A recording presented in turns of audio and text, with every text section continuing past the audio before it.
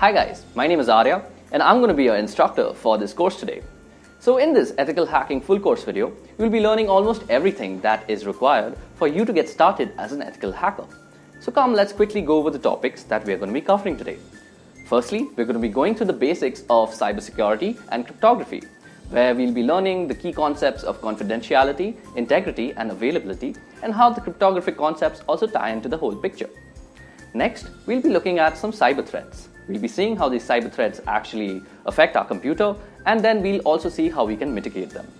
After which, we'll be looking into the history of ethical hacking. We'll learn how this all began in the Massachusetts Institute of Technology, and then we'll be looking into the fundamentals of networking and ethical hacking.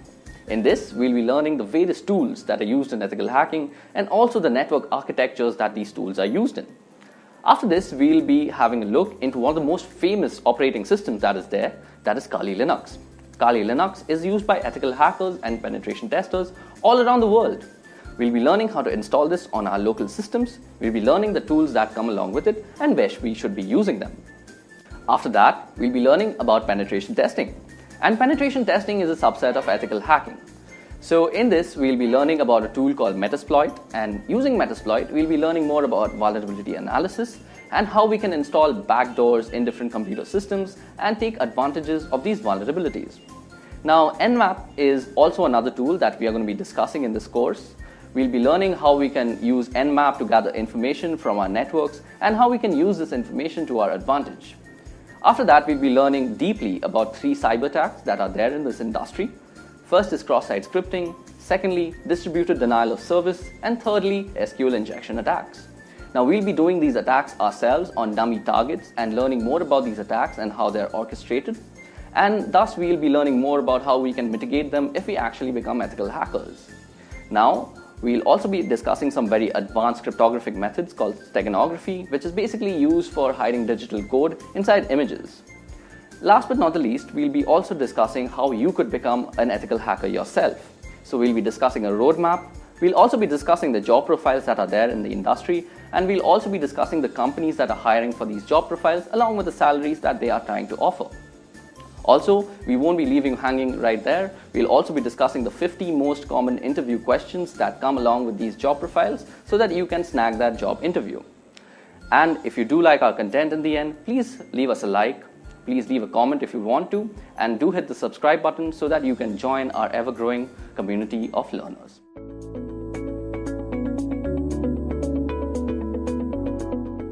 It can be rightfully said that today's generation lives on the internet, and we general users are almost ignorant as to how those random bits of ones and zeros reach securely to our computer. It's not magic, it's work and sweat that makes sure that your packets reach to you unsniffed. Today, I, Arya Paul from Ethio, I'm here to tell you guys about how cybersecurity makes this all possible. Now, before we begin, let me brief you all about the topics that we're going to cover today. So basically, we're going to ask 3 questions that are important to cybersecurity. Firstly, we're going to see why cybersecurity is needed. Next, we're going to see what exactly is cybersecurity. And in the end, I'm going to show you all through a scenario how cybersecurity can save a whole organization from organized cybercrime. Okay, so let's get started. Now, as I just said, we are living in a digital era. Whether it be booking a hotel room, ordering some dinner, or even booking a cab, we are constantly using the internet and inherently constantly generating data. This data is generally stored on the cloud, which is basically a huge data server or data center that you can access online. Also, we use an array of devices to access this data. Now, for a hacker, it's a golden age. With so many access points, public IP addresses, and constant traffic and tons of data to exploit, black hat hackers are having one hell of a time exploiting vulnerabilities and creating malicious software for the same. Above that, cyber attacks are evolving by the day. Hackers are becoming smarter and more creative with their malwares, and how they bypass virus scans and firewalls still baffle many people. Let's go through some of the most common types of cyber attacks now. So as you guys can see, I've listed out 8 cyber attacks that have plagued us since the beginning of the internet. Let's go through them briefly. So first on the list, we have general malwares. Malware is an all-encompassing term for a variety of cyber threats, including trojans, viruses, and worms. Malware is simply defined as code with malicious intent that typically steals data or destroys something on the computer. Next on the list, we have phishing. Often posing as a request for data from a trusted third party, Phishing attacks are sent via email and ask users to click on a link and enter their personal data. Phishing emails have gotten much more sophisticated in recent years, making it difficult for some people to discern a legitimate request for information from a false one. Phishing emails often fall into the same category as spam, but are more harmful than just a simple ad. Next on the list, we have password attacks. A password attack is exactly what it sounds like: a third party trying to gain access to your system by cracking a user's password. Next up is DDoS, which stands for Distributed Denial of Service. A DOS attack focuses on disrupting the service of a network. Attackers send high volumes of data or traffic through the network that is making a lot of connection requests until the network becomes overloaded and can no longer function. Next up, we have man-in-the-middle attacks. By impersonating the endpoint in an online information exchange, that is the connection from your smartphone to a website, the MITM attacks can obtain information from the end users and entity he or she is communicating with. For example, if you're banking online, the man in the middle would communicate with you by impersonating your bank and communicate with the bank by impersonating you. The man in the middle would then receive all the information transferred between both parties, which could include sensitive data such as bank accounts and personal information. Next up, we have drive-by downloads.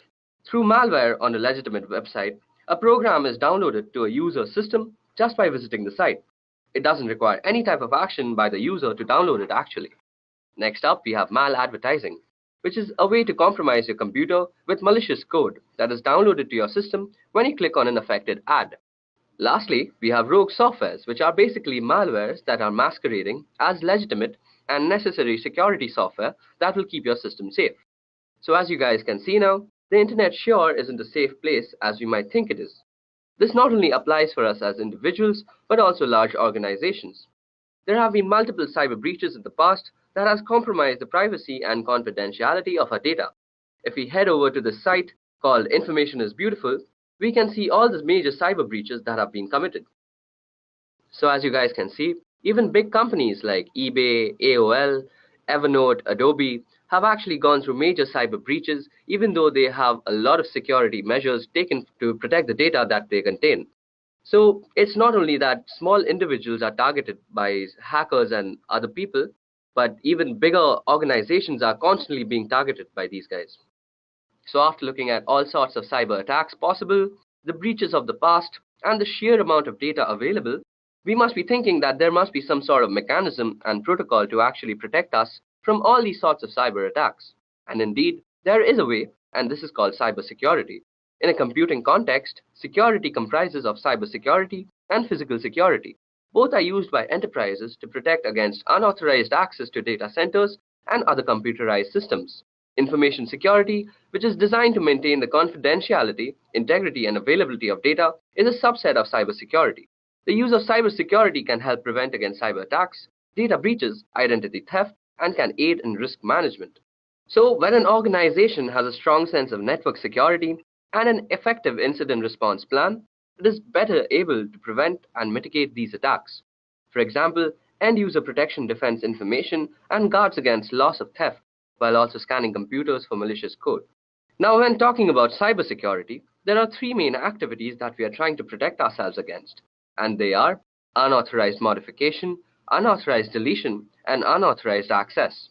These three terms are very synonymous to the very commonly known CIA triad, which stands for confidentiality, integrity, and availability. The CIA triad is also commonly referred to as the three pillars of security, and most security policies of bigger organizations and even smaller companies are based on these three principles. So let's go through them one by one. So first on the list, we have confidentiality. Confidentiality is roughly equivalent to privacy. Measures undertaken to ensure confidentiality are designed to prevent sensitive information from reaching the wrong people, while making sure that the right people can in fact get it. Access must be restricted to those authorized to view the data in question. It is common as well for data to be categorized according to the amount and type of damage that could be done should it fall into unintended hands. More or less, stringent measures can then be implemented across to those categories. Sometimes safeguarding data confidentiality may involve special training for those privy to such documents. Such training would typically include security risks that could threaten this information. Training can help familiarize authorized people with risk factors and how to guard against them.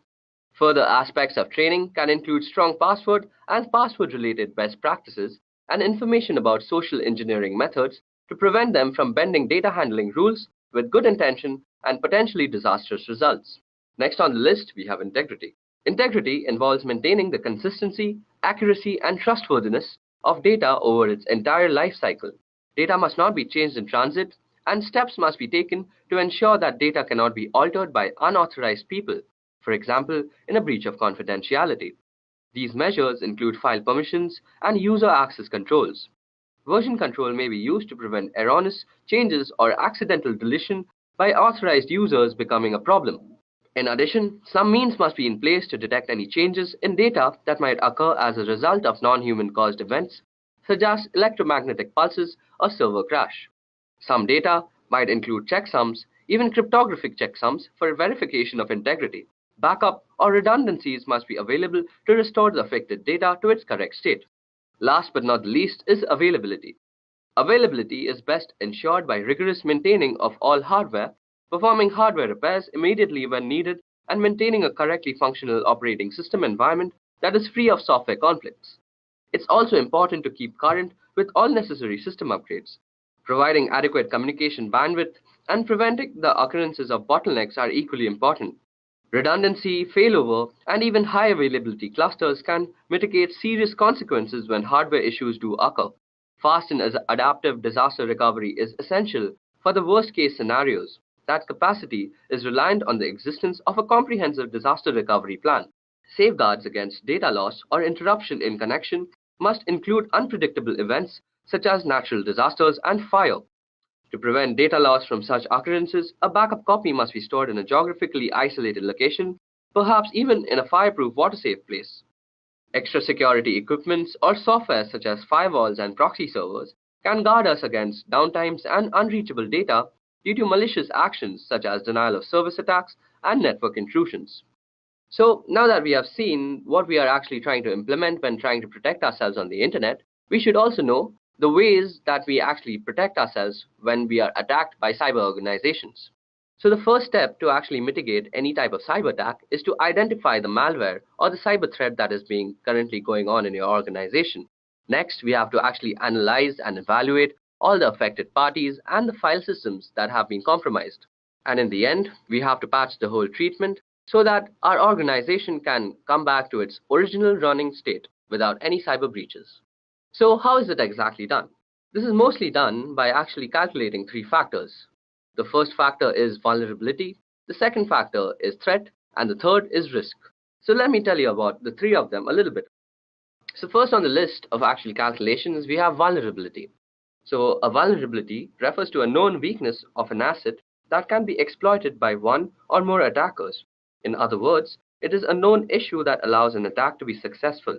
For example, when a team member resigns and you forget to disable their access to external accounts, change logins, or remove their names from the company credit cards, this leaves your business open to both unintentional and intentional threats.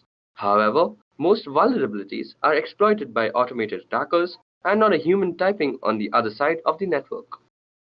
Next, testing for vulnerabilities is critical to ensuring the continued security of your systems by identifying weak points and developing a strategy to respond quickly. Here are some questions that you ask when determining your security vulnerabilities. So you have questions like, is your data backed up and stored in a secure offsite location? Is your data stored in the cloud? If yes, how exactly is it being protected from cloud vulnerabilities? What kind of security do you have to determine who can access, modify, or delete information from within your organization? Next, you could ask questions like, what kind of antivirus protection is in use? What are the license currents? Are the license current? And is it running as often as needed? Also, do you have a data recovery plan in the event of vulnerability being exploited? So these are the normal questions that one asks when actually checking their vulnerability. Next up is threat. A threat refers to a new or newly discovered incident with potential to do harm to a system or your overall organization. There are three main types of threat: natural threats like floods or tornadoes, unintentional threats such as employee mistakenly accessing the wrong information, and intentional threats. There are many examples of intentional threats including spyware, malware, adware companies, or the actions of disgruntled employees. In addition, worms and viruses are categorized as threats because they could potentially cause harm to your organization through exposure to an automated attack, as opposed to one perpetrated by human beings. Although these threats are generally outside of one's control and difficult to identify in advance, it is essential to take appropriate measures to assess threats regularly. Here are some ways to do so. Ensure that your team members are staying informed of current trends in cybersecurity so they can quickly identify new threats. They should subscribe to blogs like Wired and podcasts like the TechGenics Extreme IT that covers these issues, as well as join professional associations so they can benefit from breaking news feeds, conferences, and webinars. You should also perform regular threat assessment to determine the best approaches to protecting a system against a specific threat, along with assessing different types of threat. In addition, penetration testing involves modeling real-world threats in order to discover vulnerabilities. Next on the list, we have risk. So risk refers to the potential for loss or damage when a threat exploits a vulnerability. Examples of risks include financial losses as a result of business disruption, loss of privacy, reputational damage, legal implications, and can even include loss of life. Risk can also be defined as follows, which is basically threat multiplied by the vulnerability. You can reduce the potential for risk by creating and implementing a risk management plan, and here are the key aspects to consider when developing your risk management strategy. Firstly, we need to assess risk and determine needs. When it comes to designing and implementing a risk assessment framework, it is critical to prioritize the most important breaches that need to be addressed. Although frequency may differ in each organization, this level of assessment must be done on a regular, recurring basis. Next, we also have to include a total stakeholder perspective. Stakeholders include the business owners as well as employees, customers, and even vendors. All of these players have the potential to negatively impact the organization, but at the same time, they can be assets in helping to mitigate risk. So, as we see, risk management is the key to cybersecurity. So, now let us go through a scenario to actually understand how cybersecurity actually defends an organization against very manipulative cybercrime. So, cybercrime, as we all know, is a global problem that's been dominating the news cycle. It poses a threat to individual security and an even bigger threat to large international companies, banks, and governments. Today's organized cybercrime far outshadows lone hackers of the past, and now large organized crime rings function like startups and often employ highly trained developers who are constantly innovating new online attacks. Most companies have preventative security software to stop these types of attacks, but no matter how secure we are, cybercrime is going to happen. So meet Bob. He is the chief security officer for a company that makes a mobile app to help customers track and manage their finances. So security is a top priority. So Bob's company has an activity response platform in place that automates the entire cybersecurity process. The ARP software integrates all the security and IT software needed to keep a large company like Bob's secure into a single dashboard and acts as a hub for the people, processes, and technology needed to respond to and contain cyber attacks. Let's see how this platform works in the case of a security breach. While Bob is out on a business trip, irregular activity occurs on his account as a user behavior analytics engine that monitors account activity, recognizes suspicious behavior involving late night logins and unusual amounts of data being downloaded. This piece of software is the first signal that something is wrong. An alert is sent to the next piece of software in the chain, which is the security information and event management system. Now, the ARP can orchestrate a chain of events that ultimately prevents the company from encountering a serious security disaster. The ARP connects to a user directory software that Bob's company uses, which immediately recognizes the user accounts belong to an executive who is out on a business trip and then proceeds to lock his account. The ARP sends the incident IP address to a threat intelligence software which identifies the address as a suspected malware server. As each piece of security software runs, the findings are recorded in the ARP's incident, which is already busy creating a set of instructions called a playbook for a security analyst to follow. The analyst then locks Bob's accounts and changes his passwords. This time, the software has determined the attempted attack came from a well-known cybercrime organization using stolen credentials. Bob's credentials were stolen when the hacker found a vulnerability in his company's firewall software and used it to upload a malware-infected file. Now that we know how the attack happened, the analyst uses the ARP and identifies and patches all the things. The ARP uses information from Endpoint Tool to determine which machines need to be patched, recommends how to patch them, and then allows the analyst to push the patches to all the computers and mobile devices instantly. Meanwhile, Bob has to alert the legal departments of the breach, and the ARP instantly notifies the correct person of the situation and the status of the incident after the attack is contained. And Bob's account is secured. The analyst then communicates which data may have been stolen or compromised during the incident. He identifies which geographies, jurisdictions, and regulatory agencies cover the users and information affected by the attack. Then the ARP creates a series of tasks so the organization can notify the affected parties and follow all relevant compliances and liability procedures. In the past, a security breach this large would have required Bob's company to involve several agencies and third parties to solve the problem, a process that could have taken months or longer. But in a matter of hours, the incident response platform organized all of the people, processes, and technology to identify and contain the problem, find the source of the attack, fix the vulnerability, and notify all affected parties. And in the future, Bob and his team will be able to turn to cognitive security tools. These tools will read and learn from tens of thousands of trusted publication blogs and other sources of information. This knowledge will uncover new insights and patterns, anticipate and isolate and minimize attacks as they happen, and immediately recommend actions for security professionals to take, keeping data safe and companies like Bob's out of the headlines.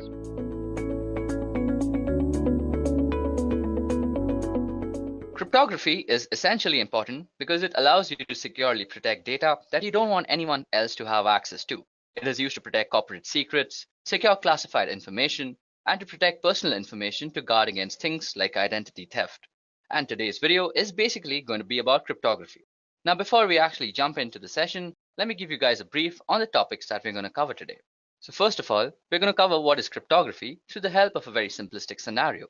Then we are going to go through the classifications of cryptography and how the different classificative algorithm works.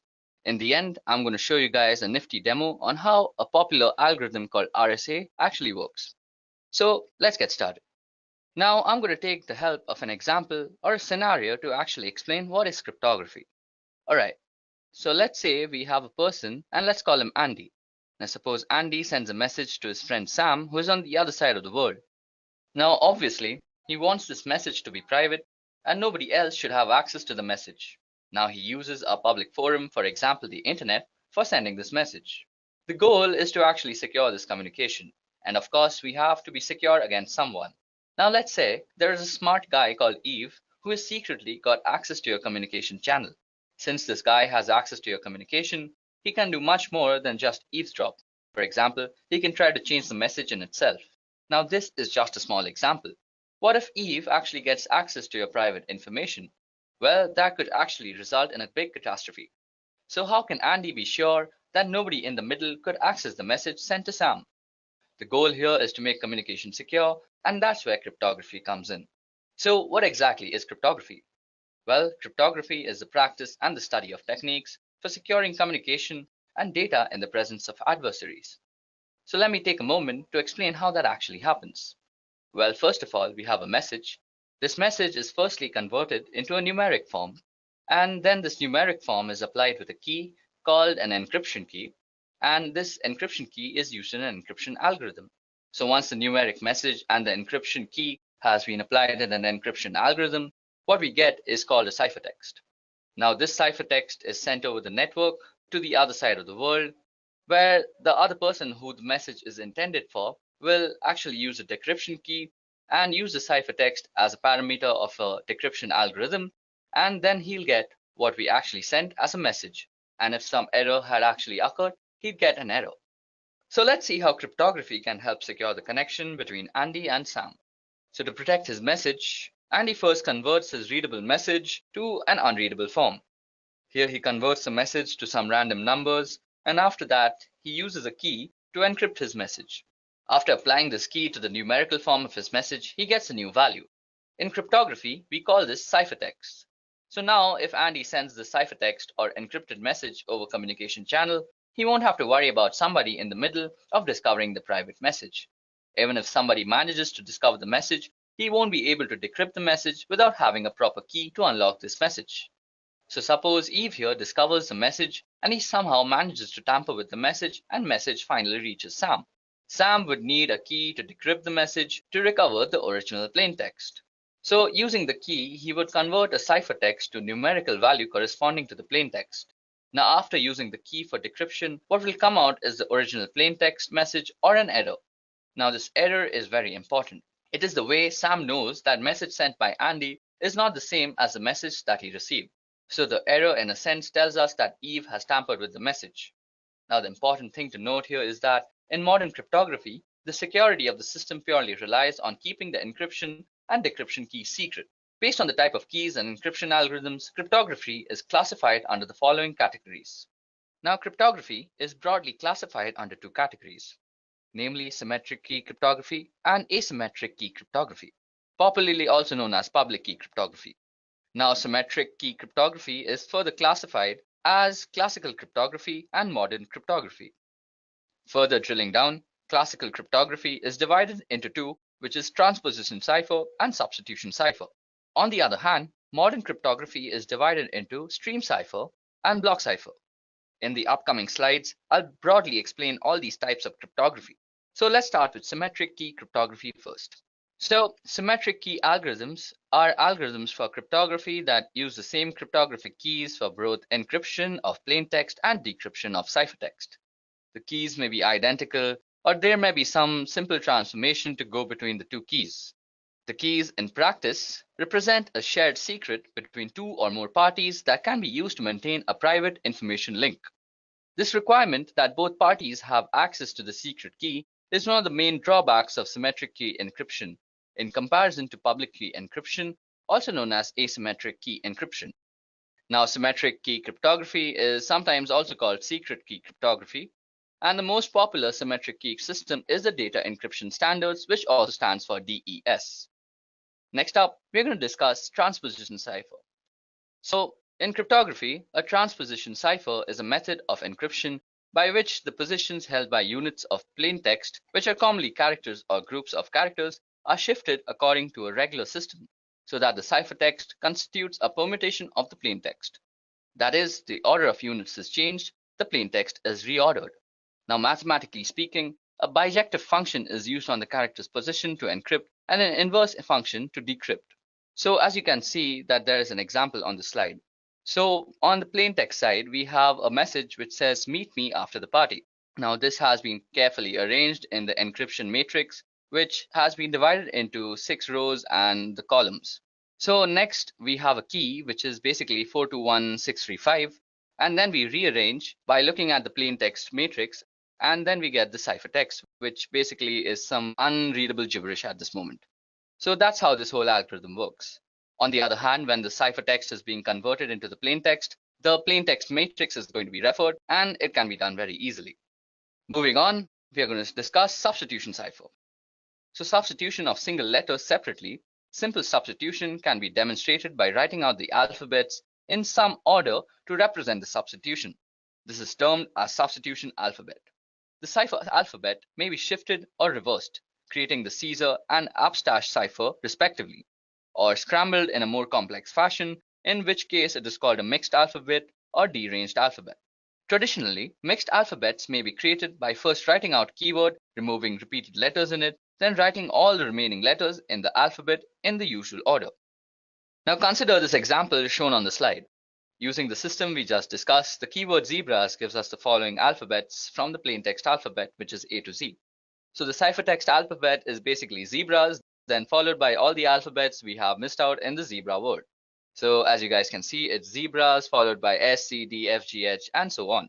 Now suppose we were to actually encrypt a message using this code. So as you guys can see on the screen, I've shown you an example, which is a message, flee at once, we are discovered, is being actually encrypted using this code. So if you guys can see out here, the F letter actually corresponds to S, and then the L letter actually corresponds to I out here. Then we actually get the ciphertext, which is SIAAZQ, using the code and the process that I just discussed. Now, traditionally, the ciphertext is written out in blocks of fixed length, omitting punctuations and spaces.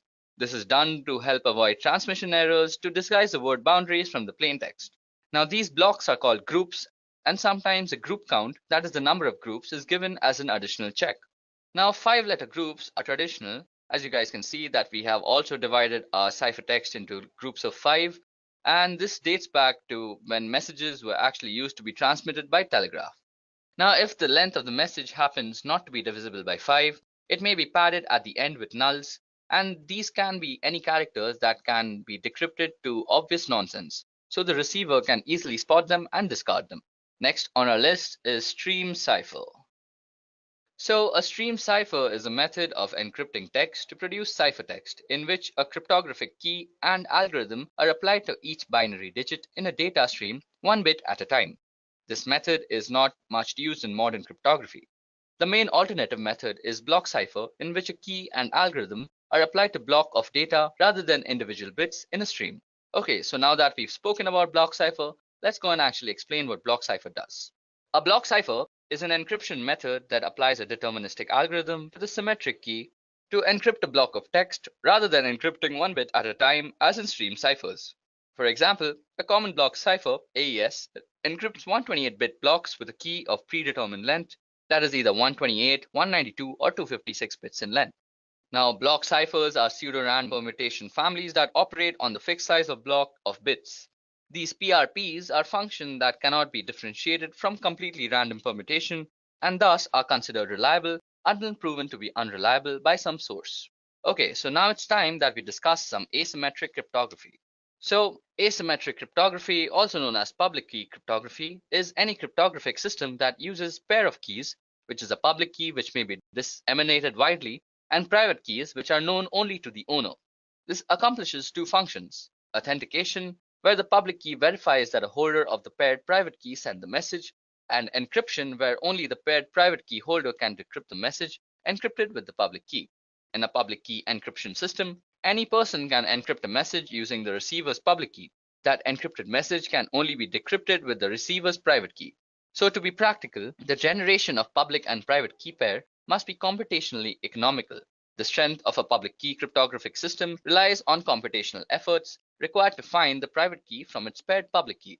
So, effective security only requires keeping the private key private, and the public key can be openly distributed without compromising security. Okay, so now that I've actually shown you guys how cryptography actually works and how the different classifications are actually applied, let's go and do something interesting. So you guys are actually watching this video on YouTube right now. So if you guys actually go and click on the secure part besides the URL, you can actually go and view the digital certificates that are actually used out here. So click on certificates and you'll see the details in the details tab. Now, as you guys can see, the signature algorithm that is used for actually securing YouTube is being SHA-256 with RSA. And RSA is a very, very common encryption algorithm that is used throughout the internet. Then the signature hash algorithm that is being used is SHA-256. And the issuer is Google Internet Authority. And you can get a lot of information about sites and all their authority key identifiers, their certificate policies, the key usage, and a lot of things about security just from this small little button out here. Also, let me show you a little how public key encryption actually works. So on the site, which is basically cobwebs.cs.uga.edu, you can actually demo out public key encryption. So suppose we had to send a message. First, we would need to generate keys. So as you can see, I just click generate keys and it got me two keys, which is one is the public key, which I will distribute throughout the network, and one the private key, which I will actually keep secret to myself. Now I want to send a message saying, hi there, when is the exam tomorrow? So now we are going to encrypt it using the public key because that's exactly what's distributed. So now as you can see, we have got our ciphertext. So this huge thing right out here is ciphertext, and it absolutely makes no sense whatsoever. Now suppose we were to actually then decrypt the message. We would use the private key that goes along with our account, and we would decode the message. And as you guys can see, voila, we have hi there, when is the exam tomorrow? So we have actually sent a message on the internet in a very secure fashion. Above that, there's also RSA that needs some explaining because I had promised that too. Now, RSA is a very, very commonly used algorithm that is used throughout the internet, and you just saw it being used by YouTube. So it has to be common. So RSA has a very unique way of applying this algorithm. There are many actual parameters that you actually need to study. Okay, so now we're actually going to discuss RSA, which is a very popular algorithm that is used throughout the internet. And you also saw that it's being used by YouTube right now. So this crypto system is one of the initial system. It remains the most employed crypto system even today. And the system was invented by three scholars, which is Ron Rivest, Adi Shamir, and Len Adelman. Hence the name RSA. And we will see the two aspects of the RSA crypto system. Firstly, generation of key pair, and secondly, encryption-decryption algorithms. So each person or a party who desires to participate in communication using encryption needs to generate a pair of keys, namely public key and private key. So the process followed in the generation of keys is as follows. First, we have to actually calculate n. Now n is actually given by multiplying p and q, as you guys can see out here. So p and q are supposed to be very large prime numbers. So out here p will be 35, but for some very strong encryption, we are going to choose very large prime numbers. Then we actually have to calculate phi. Now phi, as you can see, the formula goes is p minus 1 into q minus 1, and this helps us determine for the encryption algorithm. Now then we have to actually calculate E. Now E must be greater than 1 and less than phi, which is p minus 1 into q minus 1. And there must be no common factors for E and phi except for 1. So in other words, they must be co-prime to each other. Now to form the public key, the pair of numbers n and E form the RSA public key system. This is actually made public and is distributed throughout the network. Interestingly though, n is a part of the public key, and the difficulty in factorizing a large prime number ensures that the attacker cannot find in finite time the two primes, that is p and q, that is used to obtain n. This actually ensures the strength of RSA. Now, in the generation of the private key d is calculated from p, q, and e. For given n and e, there is a unique number d. Now, the number d is the inverse of e modulo phi. This means that d is a number less than phi such that when multiplied by e, it gives 1. So let's go and actually fill up these numbers. So n should be 35 out here, and if we generate them, we get the value of phi, which is 24, which is basically 4 into 6, and then we should also get e. Now e should be co-prime, so we are going to give it 11, as 11 is co-prime to both.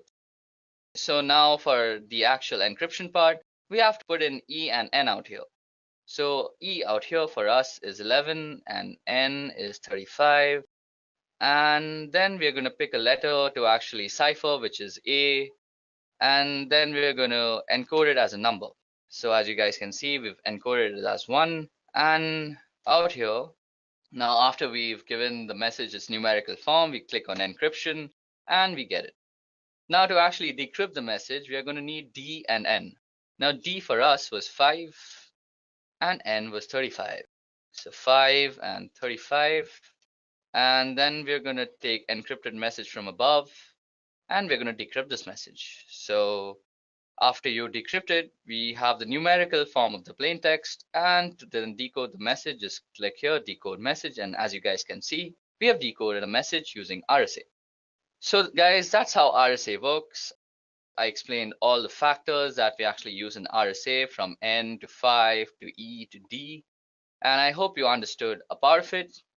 If y'all are still more interested, y'all can actually research a lot on RSA. It's a very in-depth cryptographic system. D and N. Now D for us was 5 and N was 35. So 5 and 35. And then we're going to take encrypted message from above and we're going to decrypt this message. So after you decrypt it, we have the numerical form of the plain text, and to then decode the message, just click here, decode message, and as you guys can see, we have decoded a message using RSA. So guys, that's how RSA works. I explained all the factors that we actually use in RSA, from N to 5 to E to D, and I hope you understood a part of it. If y'all are still more interested, y'all can actually research a lot on RSA. It's a very in-depth cryptographic system.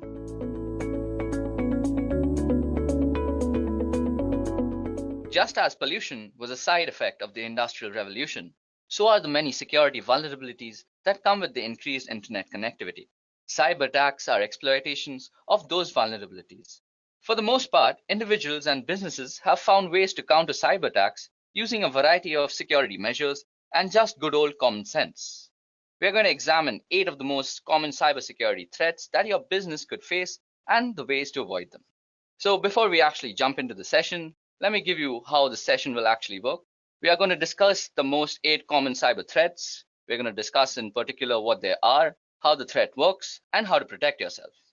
Okay, so now let's jump in. Now, cyber attacks are taking place all the time. Even as we speak, the security of some organization, big or small, is being compromised. For example, if you visit this site out here, that is ThreatCloud, you can actually view all the cyber attacks that are actually happening right now. Let me just give you a quick demonstration of how that looks like. Okay, so as you guys can see out here, these are all the places that are being compromised right now. The red parts actually show us the part that is being compromised, and the yellow places actually show us from where it's being compromised from. Okay, as you guys can see now that someone from the Netherlands is actually attacking this place and someone from USA was attacking Mexico. It's a pretty interesting site and actually gives you a scale of how many cyber attacks are actually happening all the time in the world. Okay, now getting back, I think looking at all these types of cyber attacks, it's only necessary that we educate ourselves about all the types of cyber threats that we have. So these are the 8 cyber threats that we're going to be discussing today. Firstly, we're going to start with malware. So malware is an all-encompassing term for a variety of cyber attacks, including Trojans, viruses, and worms. Malware is simply defined as code with malicious intent that typically steals data or destroys something on the computer. The way malware goes about doing its damage can be helpful in categorizing what kind of malware you're dealing with. So let's discuss it. So first of all, viruses. Like their biological namesakes, viruses attach themselves to clean files and infect other clean files, and they can spread uncontrollably, damaging a system's core functionality and deleting or corrupting files. They usually appear as executable files that you might have downloaded from the internet. Then there are also Trojans. Now, this kind of malware disguises itself as legitimate software or is included in legitimate software that can be tampered with. It tends to act discreetly and creates backdoors in your security to let other malwares in. Then we have worms. Worms infect entire networks of devices, either local or across the internet, by using the network's interfaces. It uses each consecutive infected machine to infect more. And then we have botnets and such, where botnets are networks of infected computers that are made to work together under the controller of an attacker. So basically, you can encounter malware if you have some OS vulnerabilities, or if you download some illegitimate software from somewhere, or you have some other email attachment that was compromised with. Okay, so how exactly do you remove malware, or how exactly do you fight against it? Well, each form of malware has its own way of infecting and damaging computers and data, and so each one requires a different malware removal method. The best way to prevent malware is to avoid clicking on links or downloading attachments from unknown senders, and this is sometimes done by deploying a robust and updated firewall, which prevents the transfer of large data files over the network in a hope to weed out attachments that may contain malware.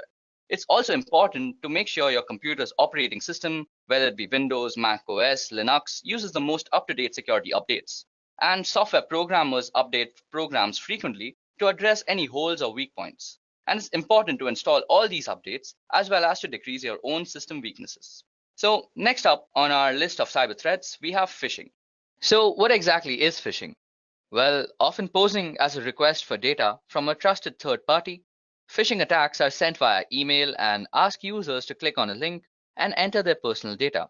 Phishing emails have gotten much more sophisticated in recent years and making it difficult for some people to discern a legitimate request for information from a false one. Now, phishing emails often fall into the same category as spam, but are way more harmful than just a simple ad. So, how exactly does phishing work? Well, most people associate phishing with email messages that spoof or mimic bank, credit card companies, or other businesses like Amazon, eBay, and Facebook. These messages look authentic and attempt to get victims to reveal their personal information. But email messages are only one small piece of a phishing scam. From beginning to end, the process involves 5 steps. The first step is planning. The phisher must decide which business to target and determine how to get email addresses for the customers of that business. Then they must go through the setup phase. Once they know which business to spoof and who their victims are, phishers create methods for delivering the messages and collecting the data. Then they have to execute the attack, and this is the step most people are familiar with. That is, the phisher sends a phony message that appears to be from a reputable source. After that, the phisher records the information the victims enter into the web page or pop-up windows. And in the last step, which is basically identity theft and fraud, the phishers use the information they've gathered to make illegal purchases or otherwise commit fraud. And as many as a fourth of the victims never fully recover. So how exactly can you be actually preventing yourself from getting phished? Well, the only thing that you can do is being aware of how phishing emails actually work. So first of all, a phishing email has some very specific properties. So firstly, you will have something like a very generalized way of addressing someone, like dear client. Then your message will not be actually from a very reputable source. So out here, as you can see, it's written as Amazon on the label, but if you actually inspect the email address that it came from, it's from management@maisoncanada.ca, which is not exactly a legitimate Amazon address. Third, you can actually hover over the redirect links and see where they actually redirect you to. Now, this redirects me to www.fakeamazon.com, as you can see out here. So basically, you know this is actually a phishing email, and you should actually report this email to your administrators or anybody else that you think is supposed to be concerned with this. Also, let me give you guys a quick demonstration on how phishing actually works from the perspective of an attacker. So first of all, I have actually created a phishing website for harvesting Facebook credentials. I simply just took the source code of the Facebook login page and pasted it, and then made a backend code in PHP, which makes a log file of all the Facebook passwords that get actually entered onto the phishing page. Now, I've also sent myself an email as to make sure this looks legitimate, but this is only for spreading awareness, so please don't use this method for actually harvesting credentials. That's actually a very illegal thing to do. So let's get started. First of all, you'll go to your email and see that you'll get some email saying your Facebook credentials have been compromised. So when you open it, it looks pretty legit. Well, I haven't made it look all that legit. It should look legit, but the point out here is to actually make you aware of how this works. So as you guys can see, it says, "Dear client, we have strong reasons to believe that your credentials may have been compromised and might have been used by someone else. We have locked your Facebook account. Please click here to unlock. Sincerely, Facebook Associate Team." So if we actually click here, we are actually redirected to a nice looking Facebook page, which is exactly how Facebook looks like when you're logging in. Now, suppose I were to actually log into my Facebook account, which I won't, I'll just use some random ID, like this is an email @gmail.com, and let's put password as admin123, and we click login. Now, since my Facebook is actually already logged in, it'll just redirect to facebook.com, and you might just see me logged in. But on a normal computer, it'll just redirect you to www.facebook.com, which should just show this site again. Okay, so once I click login out here, all that the backend code that I've written in PHP out here will do is that it's going to take all the parameters that I've entered into this website, that is my email address and the password, and just generate a log file about it. So let's just hit login and see what happens. So as you guys can see, I've been redirected to the original Facebook page that is not meant for phishing. And on my system out here, I have a log file, and this log file will show exactly. As you can see, I've fished out the email address. This is an email @gmail.com, and it's also showed the password, that is admin123. So this is how exactly phishing works. You enter an email address, and you're entering the email address on a phishing website, and then it just redirects you to the original site.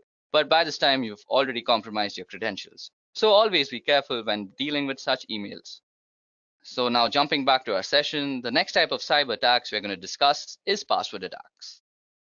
So an attempt to obtain or decrypt a user's password for illegal use is exactly what a password attack is.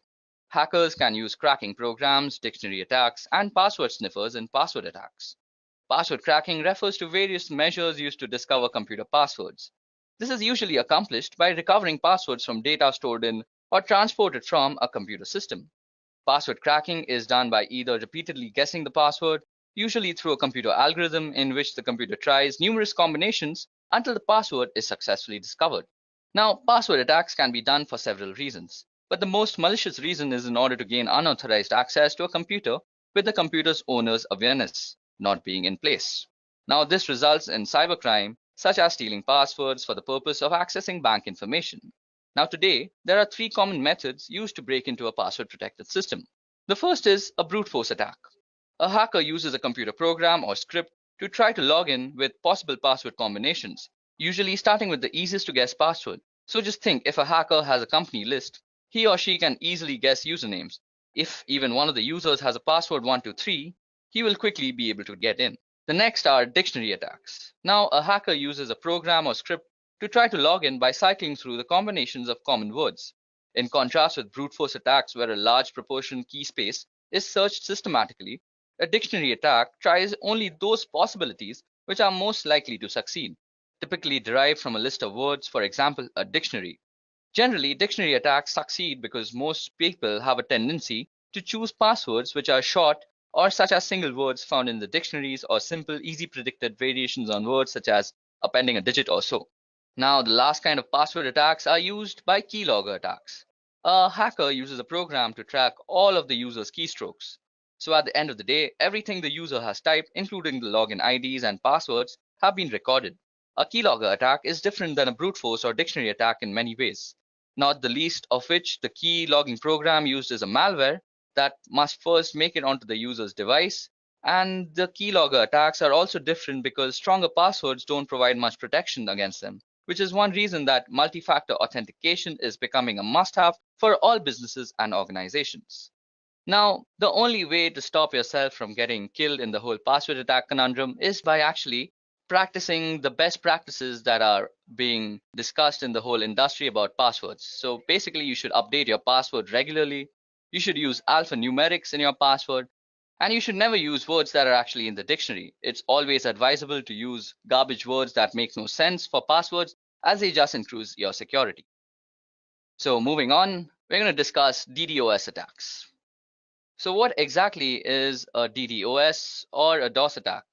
Well, first of all, it stands for distributed denial of service, and a DOS attack focuses on disrupting the service to a network, as the name suggests. Attackers send high volume of data of traffic through the network until the network becomes overloaded and can no longer function. So there are a few different ways attackers can achieve DOS attack, but the most common is the distributed denial of service attack. This involves the attacker using multiple computers to send the traffic or data that will overload the system. In many instances, a person may not even realize that his or her computer has been hijacked and is contributing to the DOS attack. Now, disrupting services can have serious consequences relating to security and online access. Many instances of large-scale DOS attacks have been implemented as a single sign of protest towards governments or individuals and have led to severe punishment, including major jail time. So, how can you prevent DOS attacks against yourself? Well, firstly, unless your company is huge, it's rare that you would be even targeted by an outside group or attackers for a DOS attack. Your site or network could still fall victim to one, however, if another organization on your network is targeted. Now, the best way to prevent an additional breach is to keep your system as secure as possible with regular software updates, online security monitoring, and monitoring of your data flow to identify any unusual or threatening spikes in traffic before they become a problem. DOS attacks can also be perpetrated by simply cutting a table or dislodging a plug that connects your website server to the internet. So due diligence in physically monitoring your connections is recommended as well. Okay, so next up on our list is man-in-the-middle attacks. So by impersonating the endpoints in an online information exchange, the man-in-the-middle attack can obtain information from the end user and the entity he or she is communicating with. For example, if you are banking online, the man in the middle would communicate with you by impersonating your bank and communicate with the bank by impersonating you. The man in the middle would then receive all of the information transferred between both parties, which could include sensitive data such as bank accounts and personal information. So how does it exactly work? Normally, an MITM gains access through a non-encrypted wireless access point, which is basically one that doesn't use WAP, WPA, or any of the other security measures. Then they would have to access all of the information being transferred between both parties by actually spoofing something called address resolution protocol. That is the protocol that is used when you are actually connecting to your gateway from your computer. So how can you exactly prevent MITM attacks from happening against you? So firstly, you have to use an encrypted WAP, that is an encrypted wireless access point. Next, you should always check the security of your connection, because when somebody is actually trying to compromise your security, he will try to actually strip down the HTTPS or HSTS that is being injected in the website, which is basically the security protocols. So if something like this HTTPS is not appearing in your website, you're on an insecure website where your credentials or your information can be compromised. And the last and final measure that you can actually use is by investing in a virtual private network which spoofs your entire IP, and you can just browse the internet with perfect comfort. Next up on our list is drive-by downloads. So gone are the days where you had to click to accept a download or install a software update in order to become infected. Now just opening a compromised web page could allow dangerous code to install on your device. You just need to visit or drive by a web page without stopping, or to click accept any software, and the malicious code can download in the background to your device. A drive-by download refers to the unintentional download of a virus or malicious software onto your computer or mobile device. A drive-by download will usually take advantage or exploit a browser or app or operating system that is out of date and has security flaws. This initial code that is downloaded is often very small, and since its job is often simply to contact another computer where it can pull down the rest of the code onto your smartphone, tablet, or other computers. Often, a web page will contain several different types of malicious code in hopes that one of them will match a weakness on your computer. So how does this exactly work? Well, first you visit the site, and during the three-way handshake connection of the TCP/IP protocol, a backend script is triggered. As soon as a connection is made while the last ACK packet is sent, a download is also triggered, and the malware is basically injected into your system. Now, the best advice I can share about avoiding drive-by downloads is to avoid visiting websites that could be considered dangerous or malicious. This includes adult content, file-sharing websites, or anything that offers you a free trip to the Bahamas. Now, some other tips to stay protected include keep your internet browser and operating system up to date, use a safe search protocol that warns you when to navigate to a malicious site, and use comprehensive security software on all your devices like McAfee All Access and keeping it up to date. Okay, so that was it about drive-by downloads. Next up is maladvertising or malvertising. So malvertising is the name we in the security industry give to criminally controlled advertisements which intentionally infect people and businesses. These can be any ad on any site, often ones which you use as a part of your everyday internet usage, and it is a growing problem, as is evident by a recent US Senate report and the establishment of bodies like Trust in Ads. Now, whilst the technology being used in the background is very advanced, the way it presents to the person being infected is simple. To all intents and purposes, the advertisement looks the same as any other, but has been placed by a criminal. Like you can see the mint ad out here, it's really out of place, so you could say it's been made by a criminal. Now, without your knowledge, a tiny piece of code hidden deep in the advertisement is making your computer go to the criminal servers. These then catalog details about your computer and its location before choosing which piece of malware to send you, and this doesn't need a new browser window and you won't know about it. So basically, you're redirected to some criminal server, the malware injection takes place, and voila, you're infected. It's a pretty dangerous thing to be in. So how exactly can you stop malvertising? Well, first of all, you need to use an ad blocker, which is a very must in this day and age. You can have ad blocker extensions installed on your browser, whether it be Chrome, Safari, or Mozilla. Also, regular software updates of your browser and other softwares that work peripheral to your browser always help. And next is some common sense. Any advertisement that is about a lottery that's offering you free money is probably going to scam you and inject a malware too. So never click on those ads. So the last kind of cyber attacks we are going to discover today and discuss about is rogue software. So rogue security software is a form of malicious software and internet fraud that misleads users into believing that there is a virus on their computer and manipulates them into paying money for a fake malware removal tool. It is a form of scareware that manipulates users through fear and a form of ransomware. Rogue security software has been a serious security threat in desktop computing since 2008. So now, how does a rogue security software work? These scams manipulating users into download the program through a variety of techniques. Some of these methods include ads offering free or trial versions of security programs, often pricey upgrades, or encouraging the purchase of the deluxe versions. Then also pop-ups warning that your computer is infected with a virus, which encourages you to clean it by clicking on the program. And then manipulated SEO rankings that put infected website as the top hits when you search.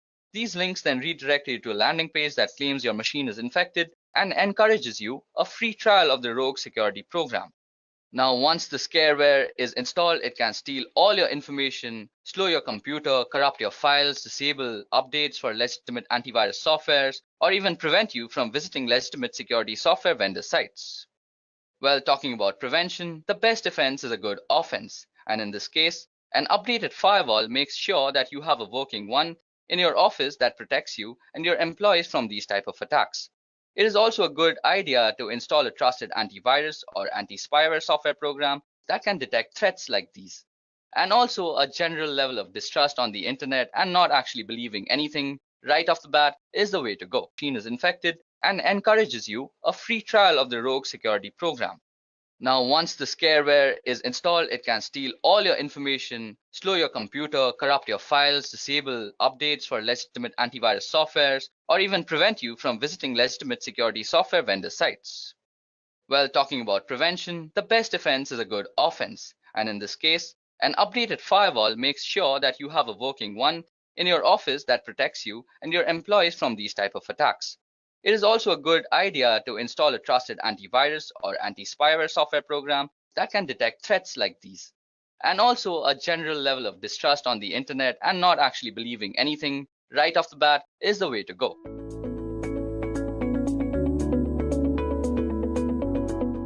The keyword of this video is ethical hacking course, but in reality, it's just an expansive video on the fundamentals of ethical hacking. There is no such thing as an ethical hacking course, to be honest, because no course can teach you a discipline like ethical hacking. All the best that you can do in creating content for ethical hacking is that you can tell people about the fundamentals that are followed in this discipline. Okay, now before we start, let me just give you a general idea of the topics that I intend to cover throughout this video. Okay, now to be honest, we're going to cover a pretty broad range of material. We are firstly going to be going over footprinting and reconnaissance, where you get an idea of what's involved in the ethical hacking engagement that you're working on and information about the target that you're engaged with. Then we're going to talk about networking fundamentals, and here we're going to get our hands dirty with packets and the understanding of TCP/IP at a deeper level, and also understanding how the different protocols work and why they work that way. Now, we are also going to be talking about cryptography, where we talk about different cryptographic ciphers. We're going to deal with web encryption to SSL and TLS. We are also going to talk about certificates and the creation of certificates and how they actually operate. We will also talk about public key cryptography, and we are also scanning and enumeration, so Nmap, and dealing with Windows servers and using SNMP and LDAP and all that sort of stuff. Then we're going to be talking about penetration, where we deal with different ways of getting into systems and also go over using Metasploit, which is an exploit framework. And we're going to talk about how to use Metasploit and you actually get into systems and make use of the exploits that they have. Then we're going to talk about malwares, viruses, and worms and rootkits and all of that sort of stuff.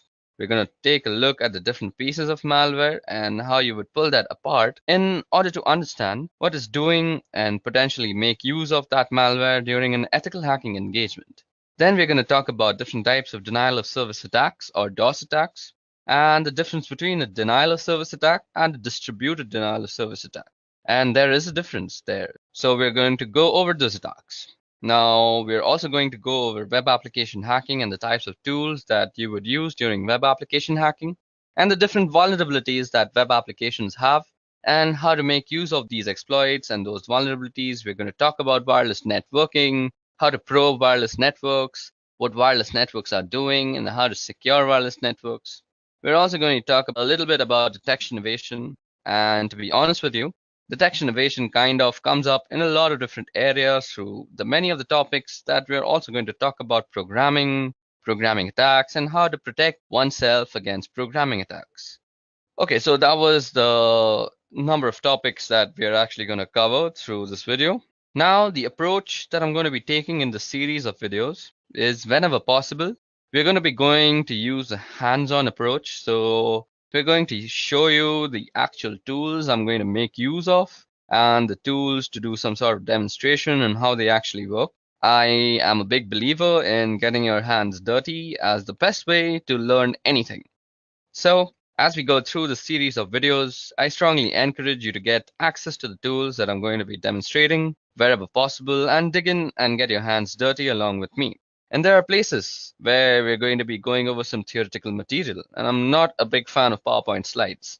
But sometimes they're a necessary evil in order to convey certain types of information. So, wherever possible, I'm going to minimize their use, but you will run across places where they're just a necessity. And we're going to have to go through some slides where, in order to get some particular points across, they are primarily of a theoretical nature.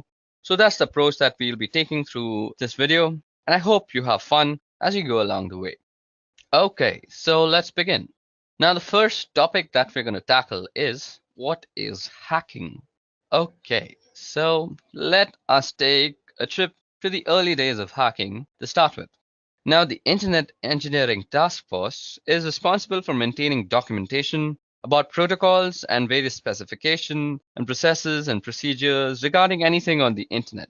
They have a series of documents called the Request for Comments or the RFCs. And according to RFC 1389, it says a hacker is a person who delights in having an intimate understanding of the internal workings of a system, computers, and computer networks in particular. While the expression hackers may go back a long time and have many different connotations or definitions, as far as computers go, some of the earliest hackers were members of the Tech Model Railroad Club at the Massachusetts Institute of Technology. And what those people did and the various things that they did and were involved in are detailed in Stephen Levy's book called Hackers for Our Purposes. Now, for our purposes, we'll be talking about other types of hackers. Although the spirit of what we do goes back to those early days, now the definition of hacking or hackers has changed, particularly in the 1980s, and in part as a result of a couple of people, namely Robert T. Morris, who was a Cornell graduate, who unleashed a piece of software that was called a worm on what was an early version of the internet worm, went on to cause a lot of damage and create a lot of downtime on systems across the country and across the world. Now, the Morris worm did end up resulting in something good, however. That is, the Computer Emergency Response Team at Carnegie Mellon was created primarily in response to the Morris worm. Now, there's also Kevin Mitnick, who is another well-known hacker who was responsible for various acts of computer crime over a couple of decades. He was the first convicted in 1988. So the definition of hacker or hacking moved from something benign to something far more sinister in popular culture. Now, we see hacking or hackers in all sorts of popular culture.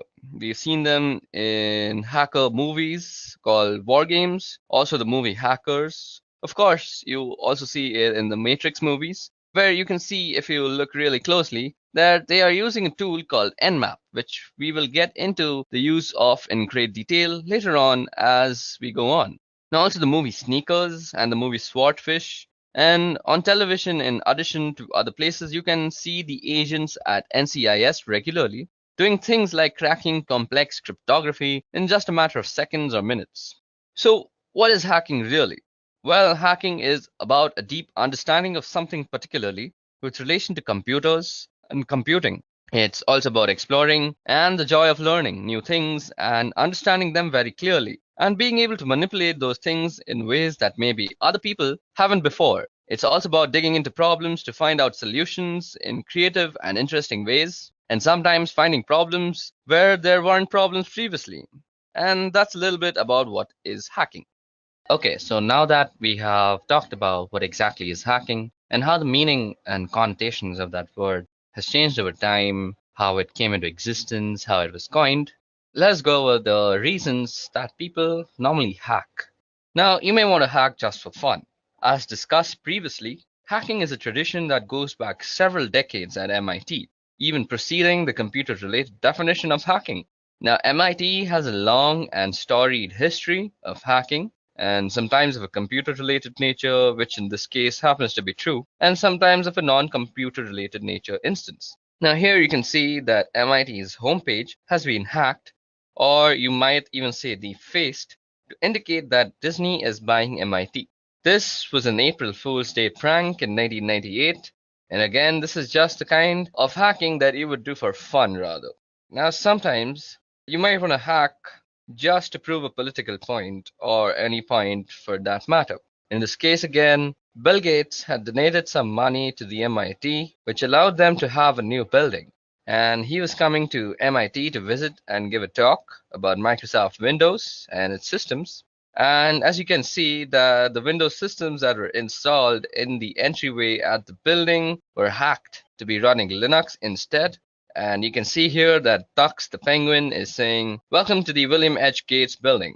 Again, that's some students who decided that they wanted to make a point about Linux and Microsoft and Windows to Bill Gates, and they thought hacking was the best way to go about it. Sometimes you hack just for the challenge. Here's an example again at MIT, where some students turned the facade of a building into a Tetris game board. Now, this was a reasonably difficult hack, and the students went after it just for the challenge of completing it. And it just so they could have some pride of ownership and to be able to say that they were able to pull this off. You know, the things that teenagers do to show off to other teenagers, it just increases with increase in scale. Now, in spite of its difficulties and its challenges and all the obstacles and planning that had to go into it, they were able to pull it off, and now they have those bragging rights. So that was one of them, and one of the instances where somebody would hack just for the challenge and for the fun in it. Now, sometimes you want to hack to prevent theft, and this is where we get more specifically into computer related hackings. You see a lot of articles and stories in the news over the last few years about cybercrime, and here's an example of data theft compromised.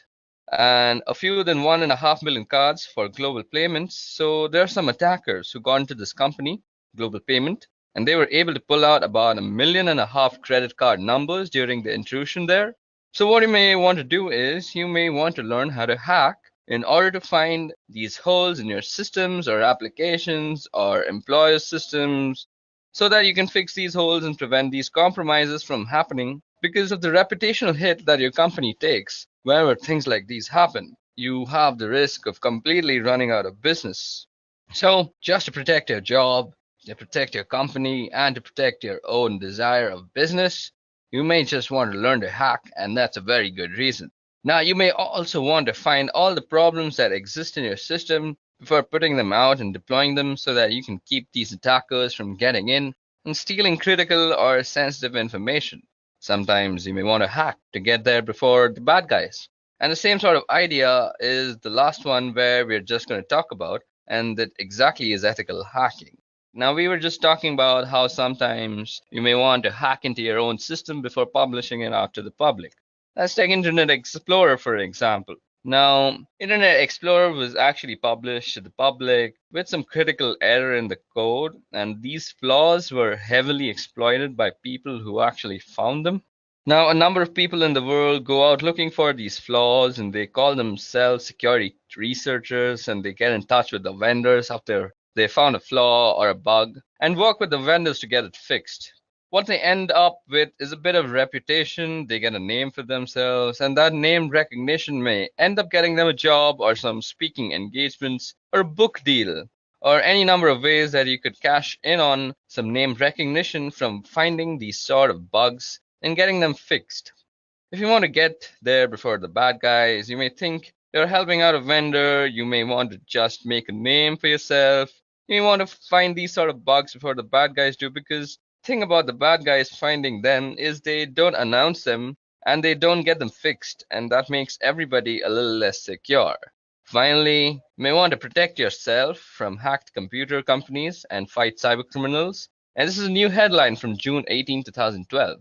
And we're starting to see these sort of news headlines show up as companies are starting to retaliate against attackers in order to retaliate against attackers. Now, in order to retaliate against attackers, you need to be able to have the same sort of skills and techniques and knowledge and experience that those attackers have. And where your company may want you to learn to hack, or the company may want to bring in people who are skilled at these sort of activities so that they can attack the attackers, and hopefully you end up with more steely exterior and you get a reputation for not being a company that people wanted to go after. Those are several reasons, and there we go. I gave you around a bunch of reasons as to why you may want to hack: for fun, to prove a point, protect yourself, to protect the company, to not run out of business, and along with another bunch of reasons. Okay, so now that we have talked about why you would want to hack, let's move on to the types of hackers that exist. Now, we're going to be talking about the different types of hacking, and the first type of hacking that I want to discuss is ethical hacking and ethical hackers, which is really what we're going to be talking about through the rest of these lessons. Now, an ethical hacker is somebody who thinks like a black hat hacker, or thinks like somebody who's intent on breaking into your systems, but follows a moral compass that's more in line with probably the majority of the population. So, their intent isn't to do bad things. Their intent is to look for bad things and get them fixed so that bad things don't happen.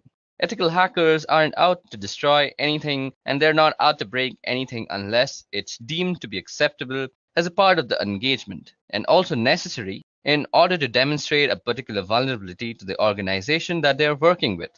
So that's an ethical hacker, and there's a certification that's available from the EC Council. It's a certified ethical hacker, and if you find certifications valuable and this sort of thing is what you want to do, pursuing a certified ethical hacker may be something you might want to look into. Now, let's talk about black hat hackers. There's plenty of cases of black hat hackers through years, and let's talk about a guy in particular called Kevin Mitnick. This guy right here is a particularly good example, probably because he was a black hat hacker for a lot of his years. His goal was to cause mischief, to steal where necessary, and just to be engaged in the lifestyle of being a hacker and doing whatever was necessary to continue doing whatever he was doing. It crossed moral boundaries or ethical boundaries. And so Kevin Mitnick here was involved for well over a decade in computer crime and was finally picked up by the FBI, and he was charged and prosecuted, and he was eventually convicted of some of the activities that he was involved with. Now, you may be able to argue that Kevin is a gray hat hacker, and a gray hat hacker is somebody who kind of skirts the line between black and white hat hacking. And white hat hacking is really what an ethical hacker is. So instead of saying ethical hacker, you could say white hat hacker. It's the same idea. A white hat hacker is somebody who hacks for good. If you want to think of it like that, if you want to think of it as a good versus evil, and what they're really doing is they're in it for the technical challenge. They're looking to make things better, make things more efficient, improve them in some way. On the other hand, a black hat hacker is out for the money, for the thrill. It's really a criminal activity. And a gray hat hacker is somebody who may employ the tactics and technique of a black hat hacker, but have sort of a white hat focus. In other words, they're going to do things that may be malicious and destructive in nature, but the reason they're doing it is to improve the security posture of an organization that they are working with. So you can see there's actually a book called Grey Hat Hacking. It's a pretty good book, and it details a lot of the tactics and strategies and techniques we'll be going over in subsequent lessons in this video. Now, one other type of hacking that I want to talk about is a thing called hacktivism, and you'll find hacktivism all over the place. And one example in the last year or so, and certainly in recent memory, is called Lulz Security. Yeah, you heard that right. It's called Lulz Security. And you can argue that Lulz is actually a response to another type of hacktivism. An organization called Anonymous started hacking companies like Sony to protest their involvement in a lawsuit regarding a PlayStation 3 hacker. Now, Lulz Security was supposedly protesting the treatment of Anonymous, or was hacking in support of this group, Anonymous. So they hacked a number of companies and did things like pulled information, usernames, and passwords from the databases at these companies. And they said that the reason was to shine a light on the security of these companies, and also theoretically to embarrass the companies with their weak or poor security postures. And the problem with that they were doing this were posting information that they had found online. And that information often included details about customers for these particular corporations. And for an ethical hacker, a white hat hacker, that would cross the boundary of causing harm. So there's no reason for me as an ethical hacker to post information in a public forum about somebody, because I could be doing damage to them. But in this case, Lal Security and Anonymous, specifically Lal Security, were engaged in a form of hacktivism, and what they were doing was not only damaging to the corporation, that certainly was detrimental to those people. So different types of hackers and different types of hacking. We've got ethical or white hat hacking, we've got black hat, gray hat, and then we've finally got hacktivism. It's really the goal and the means that vary from one to the other. Okay, so now that we've discussed the types of hackers, let's also discuss the skills necessary to become one. So, what we're going to discuss in this part are the different skills that are required or will be learned as a part of this video. So, initially, just for basic computing, you need a basic understanding of operating systems and how to work them. There are going to be several fundamental types of tasks that I won't be going into any detail at all, and you'll need to know how to run programs and do things like open up a command prompt without me walking you through and how to do that. So I am going to assume that you have some basic understanding of how to do these sorts of tasks. Also, you need an understanding of the basic system software, and you'll need a basic understanding of how to use command line utilities. There are a number of tools and programs that we're going to be going through this video, and many of them use the command line. Now, whether it's on Windows or Linux, you'll need to be familiar with typing and being able to run programs from the command line and the various command line switches and parameters that those programs or types of programs are going to use. Now, from a networking perspective, you need a basic understanding of some simple networking concepts. You need to know what cables are and switches and hubs and how systems are networked together. You don't really need a deep level of understanding. I'll be going through some protocols at a reasonably deep level because I think it's important as an ethical hacker to understand what's going on at the protocol level so that you can know better what you are doing and how to achieve the goals and tasks that you have before you. So we're going to be going over some protocols. So just understanding what protocols are and how they go together, those sort of things are necessary from a networking perspective. Now, we're going to also be learning a bunch of life skills. Yes, there are some life skills that it's important to have. I think the most important one is the ability to accept failure and persevere. And by that, I mean you're going to be just running across several things that just don't work the first time around. And it's going to take a little bit of time and stick to itiveness to plug away and keep going until you get something to work. And the way that you get things to work is having an ability to problem solve. And sometimes solving problems requires being a little creative.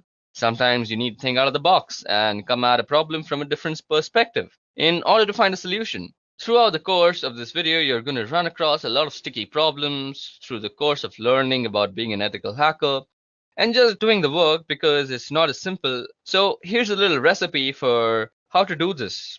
Now go follow this recipe every time and you're going to be successful. Every situation is different. Every system is different. You're going to run across some pretty sticky problems and you're going to have to just wait and get your hands dirty and keep failing and failing and failing and failing until you find a way to succeed. So I think those skills are very necessary to learn how to be an ethical hacker. Digging through some of the material that we'll be going over in this video, as far as what you're going to be learning, you're going to be learning about how to use a lot of tools. You're going to learn networking, and by that I mean we're going to be talking about different protocols that are involved in networking systems together. You're going to learn about security and security postures. Security is the heart and soul of ethical hacking. It's why we do ethical hacking in order to make systems and networks more secure than they were previously. That's the goal from a networking perspective. We're going to be talking about how to read packets from network captures. We're going to be going into TCP/IP related protocols in a fairly significant amount of detail. And you're going to understand how protocols interact with one another. So we're going to do all that, and the reading packets is going to be really important. And we're going to do a fair amount of that in addition to just a fundamental approach to learning how to read packets in several lessons. We're going to read packets as a way of understanding the different tools that we're using and how they're going to learn tactics and methodologies. And you get to learn to use the information you've gathered in order to get more information. And information is really what is this all about. You can't do anything without information. And sometimes it takes a fair bit of digging in order to find that information. And what you're going to learn is the entry points and the stepping stones to get the information that you need. And then once you have that information, you're going to be learning about ways to exploit it in order to get deeper into the target. You're going to learn security awareness. We're going to talk about risk and understanding risks and vulnerabilities.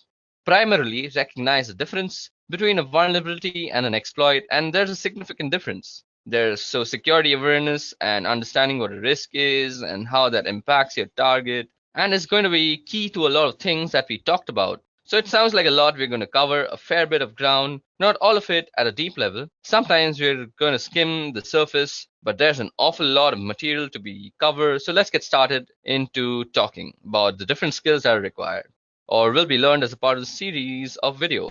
So initially, just for basic computing, you need a basic understanding of operating systems. So it sounds like a lot that we're going to cover, and a fair bit of it is going to be at a very deep level, and sometimes we're just going to skip the surface. But there's an awful lot of material to cover, so let's get started. Okay, so that was all about the skills that we're going to develop throughout this video, and that might be necessary for you to become an ethical hacker. Now let's talk about the types of attacks that you might be dealing with as ethical hacker yourself.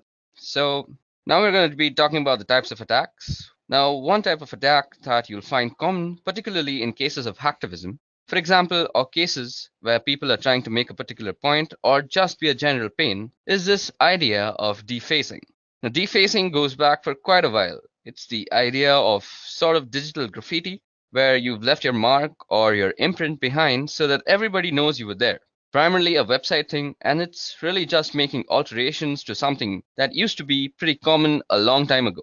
Now, it's very particular for businesses or people or just organizations in general to have their homepages be replaced by this other thing that was along the lines of, hey, I was here and I took over your web page. We also have a pretty common one, or certainly has been common over the years, and it's a pretty good path towards quality exploits and high profile vulnerabilities, and that's buffer overflow. Now, a buffer overflow is a result of the way programs are stored in memory. When programs are running, they make use of a chunk of memory called a stack. And it's just like a stack of plates. When you put a bunch of plates down, when you pull a plate off, you're going to pull the top plate.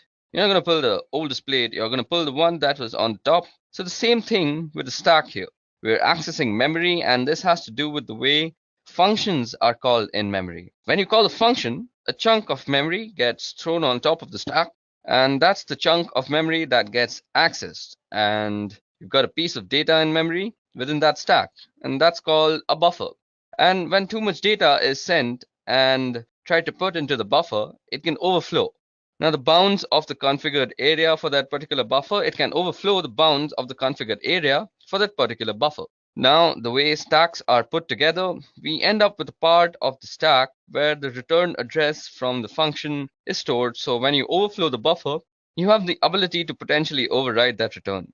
At which point you can control the flow of execution of programs, and if you can control the flow of execution of the program, you can insert code into that memory that could be executed. And that's where we get buffer overflow that turns into exploits that creates the ability to get like a command shell or some other useful thing from the system where the buffer overflow is running. So that's a buffer overflow in short. Sometimes we also have format string attacks, and sometimes these can be precursors to buffer overflow formats.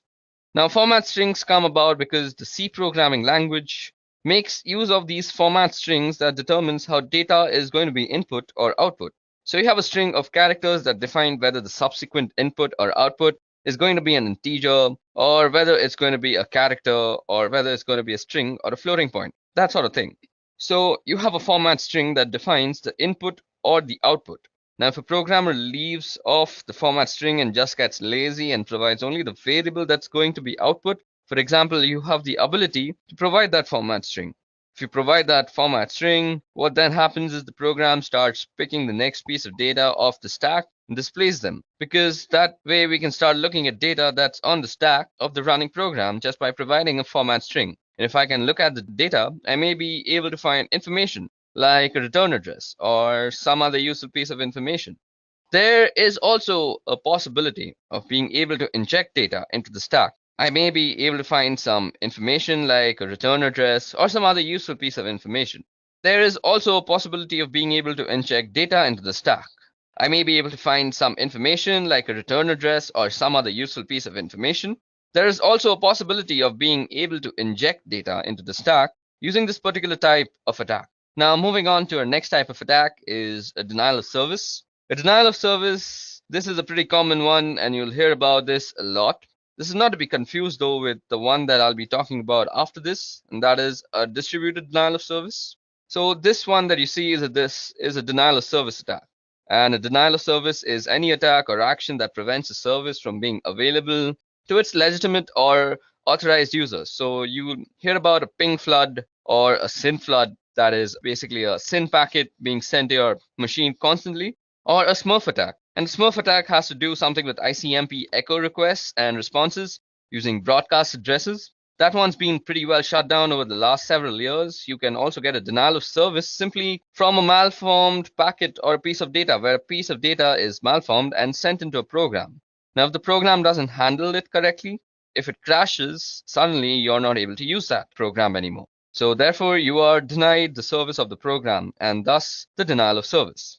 Now, as I said, a denial of service is not to be confused with a distributed denial of service. And I know it's pretty trendy, particularly in the media, to call it any denial of service a DDoS or any denial of service a DDoS. Now, it's important to note that any denial of service is not a DDoS. A DDoS, or as you might know, a distributed denial of service, is a very specific thing. A distributed denial of service is a coordinated denial of service making use of several hosts in several locations. So, if you think about a botnet as an example, a botnet could be used to trigger a distributed denial of service, where I've got a lot of bots that I'm controlling from a remote location, and I'm using all these bots to do something like sending a lot of data to a particular server. When I've got a lot of systems sending even small amounts of data, all of that data can overwhelm the server that I'm sending it to. So the idea behind a distributed denial of service attack is to overwhelm resources on a particular server in order to cause that server not to be able to respond. Now, the first known DDoS attack used a tool called Stockholm-Rot, which is German for barbed wire. Now, Stockholm-Rot came out of some work that a guy by the name of Mixter was doing in 1999. He wrote a proof of concept piece of code called TFN, which was the Tribe Flood Network. Let me just show that for you. So you can see on the Wikipedia page that the Triflood Network, or TFN, is a set of computer programs that is used to conduct various DDoS attacks such as ICMP floods, SYN floods, UDP floods, and Smurf attacks. Now, I know many people don't really consider Wikipedia a really good source of any sort of knowledge, but it's a good place to start off. So if you want to read about all these types of attacks like ICMP floods and what exactly is a SYN flood, you can always do that from Wikipedia. It's not that bad place.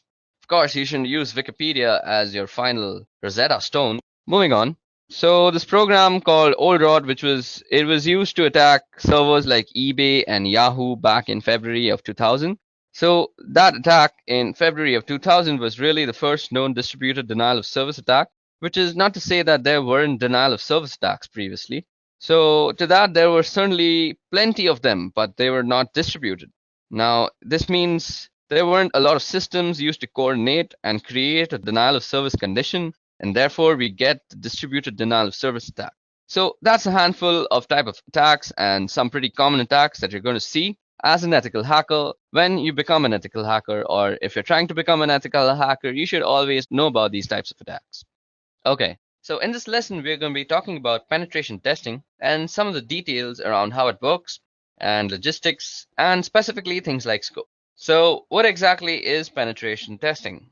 So, well, not surprisingly, it's testing to see if you can penetrate something, which means you're going to check to see whether you can break into a particular thing, whether it's a server or in applications, depending on the type of engagement you've got. You may have the ability to try to break in physically to a location, but primarily what you're going to be doing with penetration testing is you're going to be trying to break into systems and networks and applications, and that's the kind of what it's all about. And this may actually involve social engineering attacks.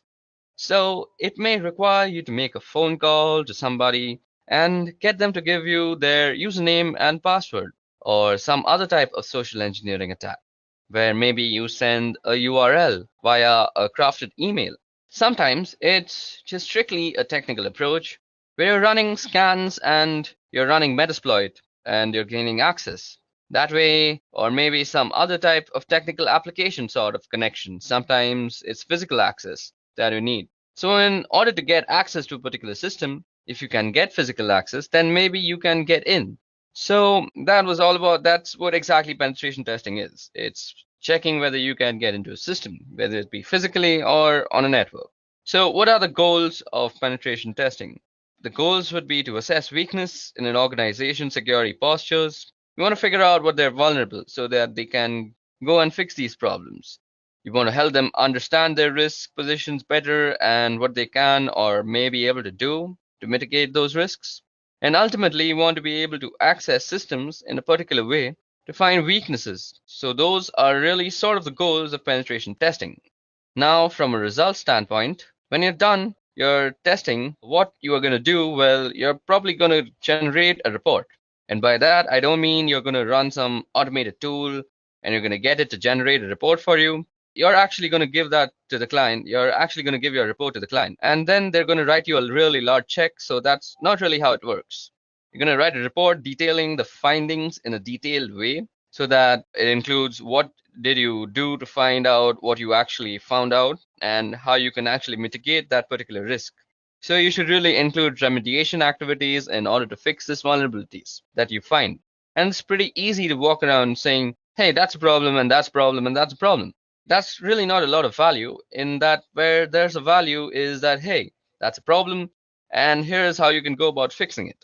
So let's talk about the scope of penetration testing. So firstly, you want to actually realize how big is the breadbox and how specifically what is it that the two of you have agreed, that being you, the ethical hacker, and the other guy being the authorized person to give you permissions to ethically hack, have specifically agreed that you can do penetration testing and you can target them as an organization or the client. And what you have agreed to are any exclusions or any sort of areas that they say you're not allowed to touch. So anything, so like if they've got a database server maybe, or there's a lot of really sensitive data on it, and there's a little hesitant, and they may put a don't touch this thing clause in the scope.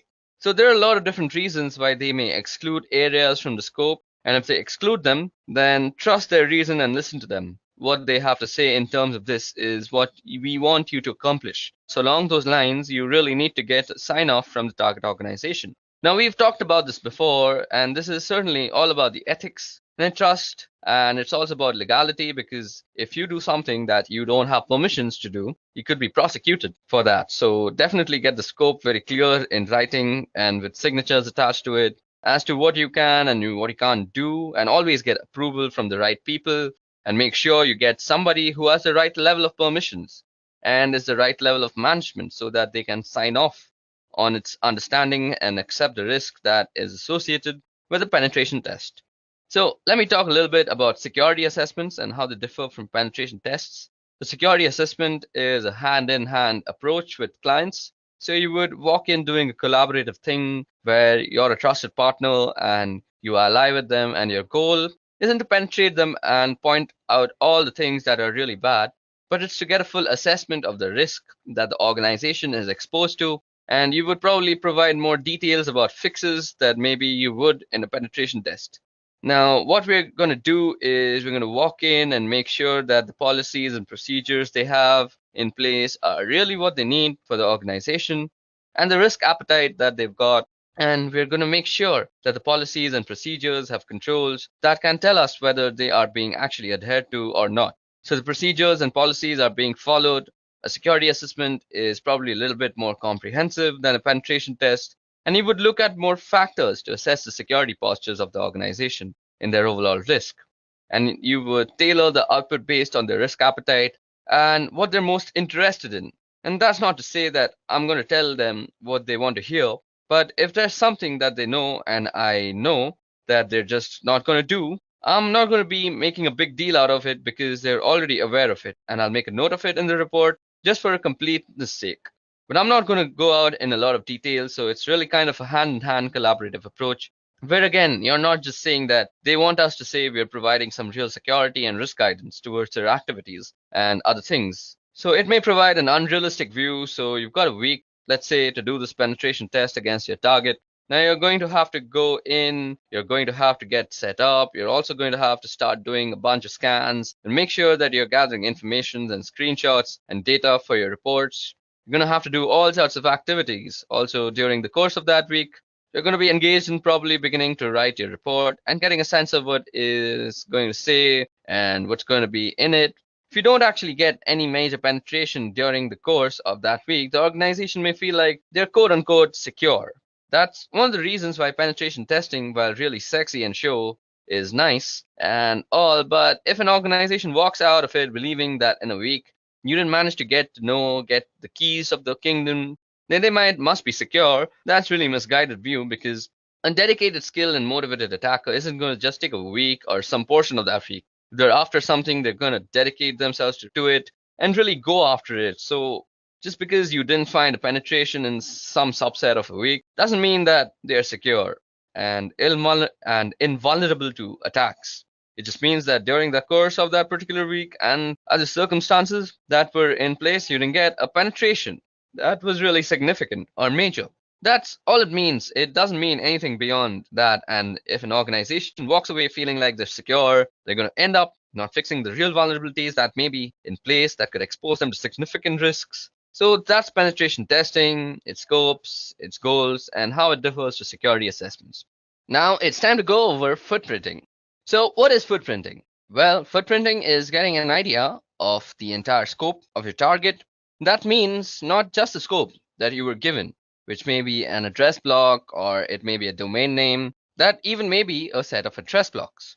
Now what you want to do is you want to figure out all the information that's associated with that in great detail as you can possibly get. So you want a list of domain names as you're going to go through this. You probably want some sort of database or Excel spreadsheet or something to keep track of all the information, because you're going to have a lot of it at the end. You want to be able to find the information quickly. So having some sort of either notepad going with your notes, or as I said, a spreadsheet or a database. So if you can get organized in that way, you want to keep all those sorts of things down.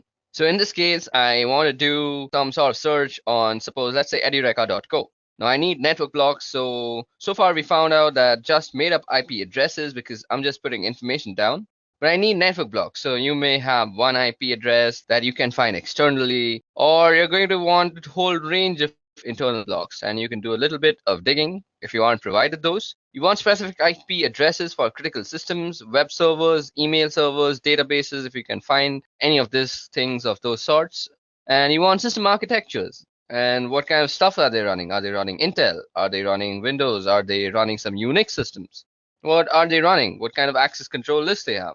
These are going to be hard to get, but you may be able to guess them. And you can guess these by doing port scans. So what sort of responses you get back from the port scans with the filters, and or what you don't get back will tell you about if there's an IDS around, or some you want to do a system enumeration, or you can get access to a system somehow. You want to know usernames, group names, so on. So the basic idea of footprinting is gathering information. Now, if you can get access to systems somehow, you want to know usernames, group names. So you want system banners, routine tables, SNMP information if you can get it, DNS host names if you can get those. So now this is for both internal and external on the side. If you're doing an internal penetration test or ethical hacking engagement, you want to know the networking protocols that are there. Are they using TCP/IP, or are they using some UDP, or are they on IPX or SPX? Are they using DECnet or AppleTalk? Or are they using some sort of split DNS? In other words, do they have internal DNS servers that give different form for their external? And will it give different information if you want to check for remote access possibilities? Now, in the footprinting process, you want to be very exhaustive. You might want to try and take out email addresses, server, domain name services, IP addresses, or even contact numbers. And you want to be very exhaustive with your approach. You don't want to miss anything out. Because if you do that, you can continue and also provide some launching points for additional attacks or tests that you may be able to do. But this is definitely a starting point of the types of information that you need to have as you go about footprinting your target. Now, next thing that we are going to see is very interesting. This is one of the many common tools that are out there on the internet, and that is the Wayback Machine, or also known as archive.org. Now, while it might not give you all the information that you need, but it certainly gives you a starting point. And what we're talking about out here is the Wayback Machine, or archive.org. So let me just give you a quick look at what archive.org looks like. Okay, I already have it open out here. So out here, what you can see is how a website looked like around some time ago. So for example, if you want to look at what Google looked like, so you just have to search for Google out here and wait for results to come back. Okay, so we see that Google goes way back to 1998. So that was the last capture, or the first capture rather. It was the first capture by the Wayback Machine, and we can see that it has a screenshot of November 11th and how Google looked. So let's see what Google looked like in November 11th of 1998. So this is what Google looked like. There was actually nothing to it. It just said, "Welcome to Google, Google search engine prototypes," and it has some link. So yeah, this is what the Google search engine looked like. It had a Stanford search, it had a Linux search, and you could do all sorts of stuff. You could just put the results. Now, what I'm trying to tell y'all is you can see the evolution of a website through time through the Wayback Machine. And this gives you rather informative look into how website has actually evolved. Okay, now that we know what footprinting is and how it falls into the whole reconnaissance process, so let's go over a couple of websites to do a little bit of historical digging about companies and the types of infrastructure that they may be using. And this information, of course, is useful so that we can narrow down our focus in terms of what we want to target against them for attacks. Now, over time, we've improved our awareness about what sorts of information we may want to divulge. So several years ago, you may have gone to a company's website and discovered that you could get email addresses and names of people in positions that you may find relevant. And there were all sorts of bits of information that could be used against the company. And over time, we have discovered that those sorts of pieces of information probably don't belong on a website where they can be used against a company, and so they've been pulled off. Now, it used to be also that Google had the ability to pull up information that it had cached so far. For example, if a website was no longer available, or if it was temporarily down and offline, there was a little cache button that you could click when you did, and a Google search, and you could pull up that cached information. So even though the website wasn't available, you could still get information from Google's servers. Now, Google's removed that, so we don't have that ability any longer. However, there is an internet archive that we can use. So this thing is called the Wayback Machine, and I have it open out here. So it's archive.org/web. So archive.org is a website that gives us information about other websites and how they looked like in years ago. And by so, I'm going to go to the Wayback Machine, which you can see is at the archive.org, and I'm going to go and try and search for edureka.co. So now we're going to take a historical look at edureka.co's website. And you can see we've got some years and they've got information going back up to 2013. So let's look at what this website looked like when it was just 2013. Okay, there don't seem to be any snapshots out here. I wonder what's going on. Okay, so let's go to 2014. And the first snapshot seems to be on the September 12th of 2014. Actually, it's on May 17th too. So let's see what that looked like. Okay, so this is what Edureka looked like back in 2013, or rather 2014, September 12th, 2014 to be actually exact.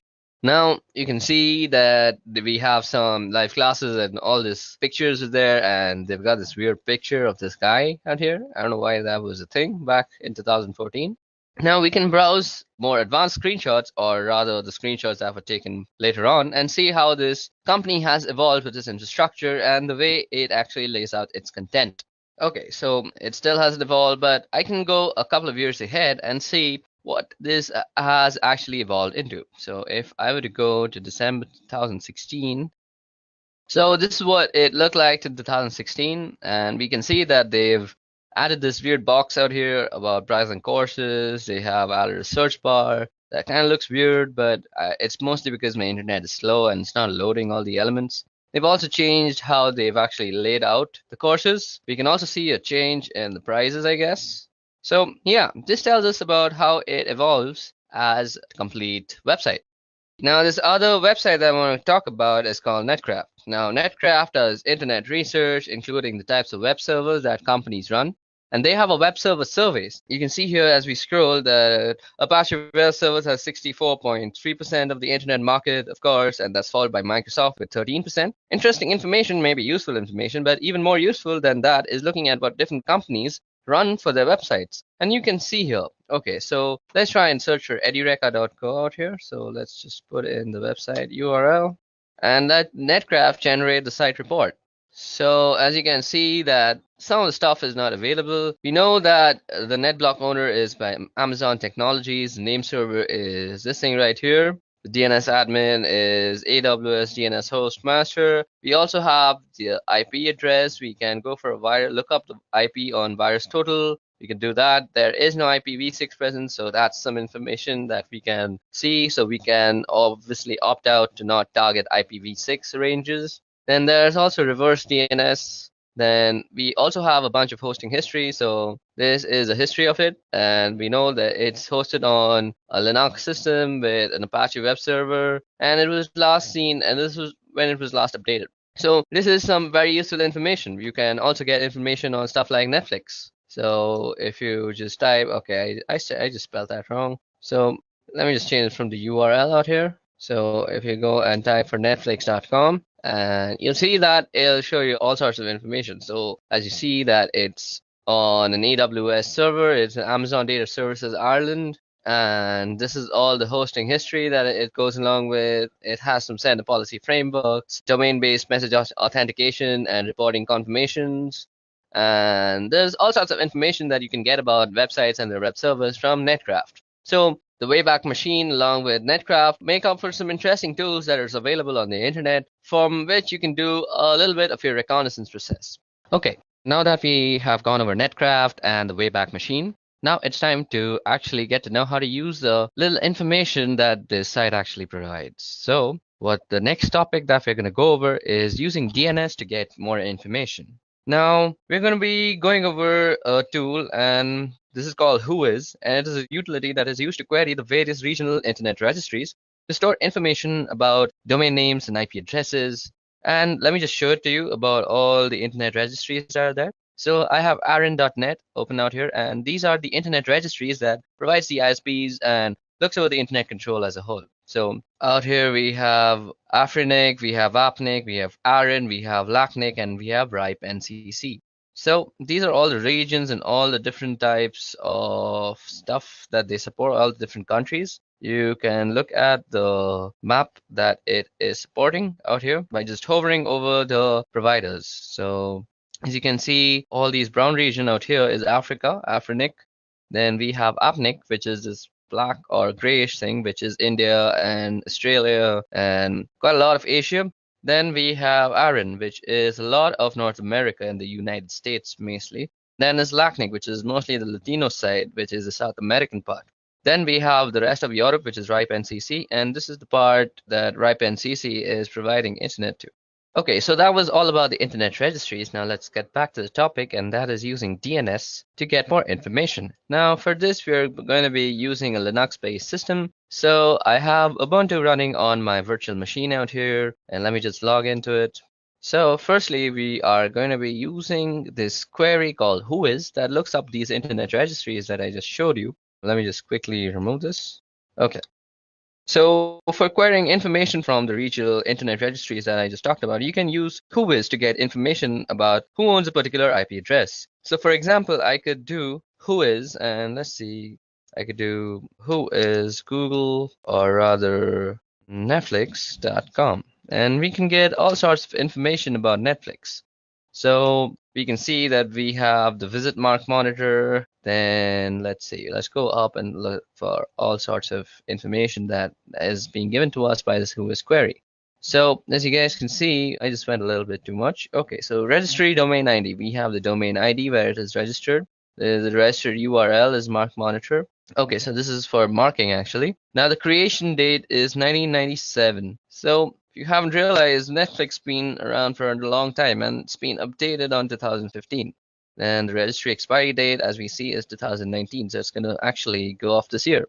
Then this is all useful information. So we can see all sorts of domain status, the name server, the URL, the DNSSEC that it says unsigned. This is very useful information that is being provided by a very simple query. Now, if you want to know who owns a particular IP address, so let's see. Did we get back the IP address out there? We should have got back the IP address, but it's kind of lost on me. So to get back the IP address also for a domain name service that you know, so you could use this command called dig. So you dig netflix.com. Now, as you guys can see, that it has returned a bunch of multiple IP addresses. These are all the IP addresses that Netflix is. So I could do something like if I was trying to check out who owns a certain IP address, and for example, I have got one of these IP addresses, but let's just assume I don't know that it actually belongs to Netflix. So I can go who is 54.77.108.2, and it'll give me some information. So as you guys can see, it is giving us a bunch of information as to who this is and how it is happening. So we see that it is from Aaron.net, and so we can very smartly assume that it's from the North American part. Now, we can also see that it's in Seattle, so our guess was completely right. So it also gives us a range. So this is something very useful. So if you see, we now have the range of the IPs that might be being used by this guy. So we indeed have 54, and it says it goes up to the 54. There's also 34. Now let's check that out and see what information we get. So who is, and let's check it out. What was the IP that we were just seeing? It's 34.249.125.167. So 34.249.165. I don't know. Let's see. You can also put in a random IP address. It doesn't really matter, and it'll give you the information. So let's see. Is this in some IP address? Even this seems to be an Aaron IP address, and it's also based in Seattle. And we get a bunch of information. So that's how you can use the whois query and the dig query to actually get all sorts of information about a domain name service and get information from a DNS basically. So now let's go over some theoretical part that is for DNS. So using DNS to get information. So firstly, what is a domain name service and why do we need it? So a domain name service is a name given to an IP address so that it's easy to remember. Of course, it's easy to remember names and mnemonics rather than a bunch of random weird numbers. Now, this was mainly so that we can map names to IP addresses and we can get a bunch of information from the hostname resolution. So that's the purpose of IP addresses. Now, we will also be looking at how to find network ranges. Okay, now before we get on to actually moving on to how to find out the network ranges, let me just show you how you can also use whois. So whois, suppose you want to know the domains with the word foo in it. So you could go whois foo, and this will give you a whole bunch of things about how foo exists and all the sorts of foos that there is on the internet. So that was one interesting flag. And if you want to know how to use more about whois, you could just go dash dash help, I guess. Yeah, so this is all the types of stuff that we can do with whois. So we can set the host, we can set the port that we want to search for, then we can set with the L flag, we can find one level less specific match, and we can do an exact match, do an inverse lookup for specified attributes. Then we can also set the source, we can set verbose type, and we can choose for a request template. There's a bunch of stuff they can do. So you could suppose say whois verbose and suppose edureka.co. And it'll give you a verbose version of this is a RIPE database query service. The objects are in RPSL format. The RIPE database is subject to. So, okay, let's try something else like whois netflix.com. Okay, I'm sorry. I was supposed to do verbose and I kept doing H. Silly me. So you do V and it'll give you a much more. Like this is a RIPE database. Again, I think I'm doing something wrong. Okay, just for that thing. Okay, V and type. Okay. Or let's just see. Let me just show you how to use it. Primary keys are returned. Only primary keys. Okay, let's see. Let's try that out. Okay, so it seems to be that this is a RIPE database query service, and the objects are in RPSL format, so it won't really work for that thing. And it also says that no entries found because it's this error, so this is for some later lesson. So for now, I hope I gave you a good idea of how to use whois. Like you could just go whois and some IP address, like 192.168.101, or some gateway address like that. Or you could just go for a domain name service like Facebook, and get all sorts of information about Facebook when the query actually returns you something. Okay, so let's move on to network ranges now. Now, in this part of the video, we're going to be going over the utility called whois, which is used for getting information from the DNS. Now, let me just show you a website out here. So this is the regional internet registries. So the internet registries are used to store information about domain names and IP addresses, and there are 5 regional internet registries. First is ARIN, which is responsible for North America, so that would be the US and Canada. Then we have LACNIC, which is responsible for Latin America and portions of the Caribbean. Then there's RIPE, that's responsible for Europe and Middle East and Central Asia. There's AFRINIC, which is responsible for Africa. And finally, we have APNIC, which is responsible for Asia Pacific Rim. So that's the regional internet registries. And as I said, WHOIS is responsible for acquiring information from the various regional internet registries, as you can use WHOIS to get information about who owns a particular IP address. So for example, let me just open up my Ubuntu system. Let me clear this out first. So as I was just saying, for example, you could go whoisfacebook.com. Okay, so as you guys can see, we could find out pretty quickly about who owns a particular IP address. So for example, I could do whois and just go facebook.com. It tells me about who it belongs to. It also gives you who owns a particular IP address and who's responsible for them. From the information, you can get email addresses that belong to a particular company. This one has an email address for tech contact of ipreg @ so you can get all sorts of email addresses, tech contacts, and all sorts of stuff out there. The registry database contains only .com and .net and all sorts of information. Now, I want to query a different IP address, and different information belongs in the different regional internet registries, of course. So if I want to go to a particular database, I would have to use the -h flag. So I could do whois ARIN net and remember the IP address, and I'm going to query that again. And of course, I get the same information back because I went there. So you could just go whois h and then follow it with an IP address. So something like 34.205.176.98. So that's just some random IP address I just made up. And it says that whois option. Okay, so it's a capital H. Okay, so let's see that. And we get all sorts of information back from that. So area 8, ARIN, and all sorts of stuff. Now I can get information about domains as well. So if I can query something like netflix.com, and I can find out that this is that actually Netflix, and there's an administrative contact and a technical contact, and you can see the different domain servers. So the servers that would have authority of information about the DNS entries for that particular domain. You can also see other information like when the record was created, and a whole bunch of different phone numbers that you can contact. And additional to storing information about IP addresses and domain names, sometimes it will store information about particular host names. And there may be other reasons why you would store a host name or particular information about a host name on a system, whether one of the RIRS. Now, if I wanted to look up something specifically, once I had found that, I could now do a lookup on whois, suppose, let's say, something like whois foo. So let's say whois foo. Now, if you already don't have whois installed, you can easily install it by just going apt install whois on your Unix system, and that should do the trick.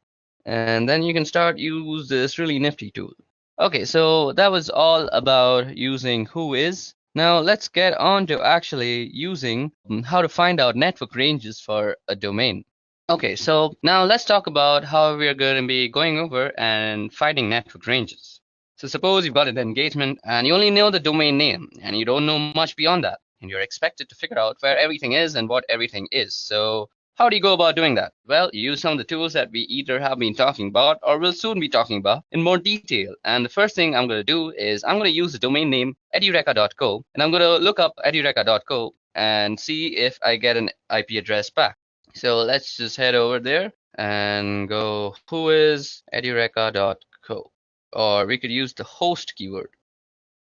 So as you see, we get an IP address back, and that is 34.210.230.35, and that is the IP address.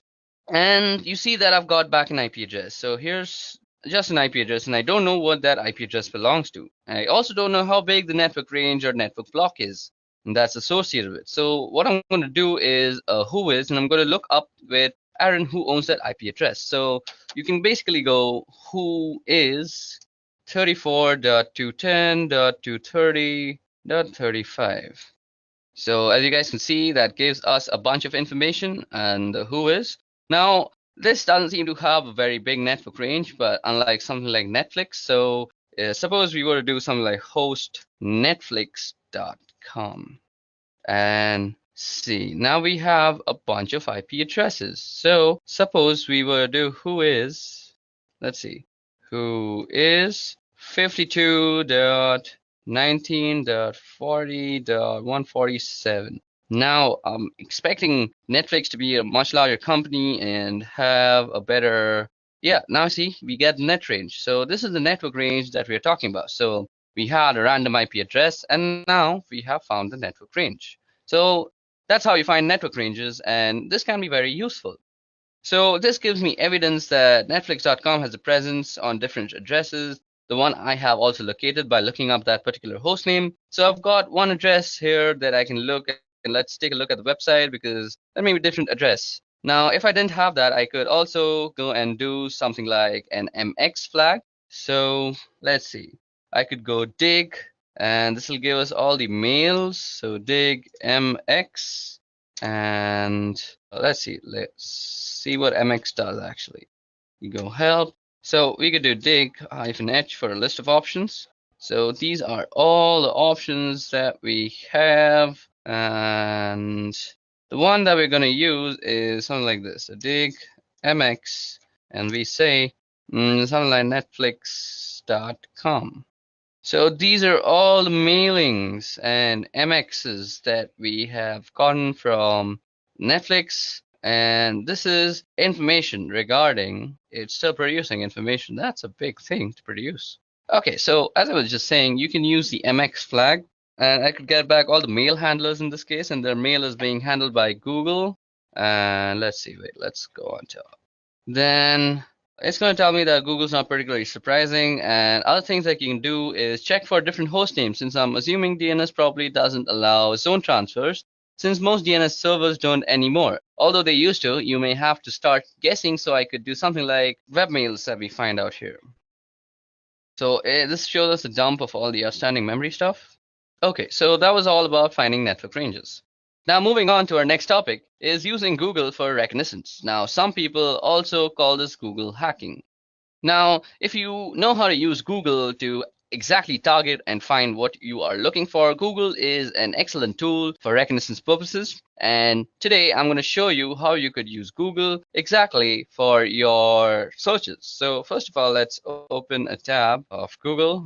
Let's open up here. So let's go to google.com. Okay, so now we're going to be talking about how we can use Google to actually gain some information or some targeted information. So this is in general called Google hacking. Now, when I say Google hacking, I'm not meaning by breaking into Google to steal information. I'm talking about making use of specific keywords that Google uses to get the most out of the queries that you submit. So for example, a pretty basic one is the use of quotations. You quote things in order to use specific phrases. Otherwise, Google will find pages that have instances of all those words rather than the words specifically together in particular order. So I'm going to pull this query up, and this shows a list of, let me just show it to you. So if you go index of, now this is showing us an index of all the films. Now this is basically all those index of sites that you want. So as you guys can see, this shows us an index of all sorts of films that are there. Now you can use the index of, and you see that we have also an index of downloads or something like that, hyphen.com/download. And it is an index of all sorts of stuff. Now you can go into some folder and check them out. G Jones, G Worthy, G Perico. I don't know what these are, but some sort of stuff. And this is how you can use Google. Now let me just show you some more tricks. So you can use this. So suppose you're using Google to find for something like a presentation. So you could use something like file type PPTX. And it'll search for every type of file there that is PPT. Okay, let's try some other site, .ppt. So config. Okay, so this brings up all the types of files that have some configs in them. So this is some gaming configuration, as we see. This is some digital configuration of Liverpool.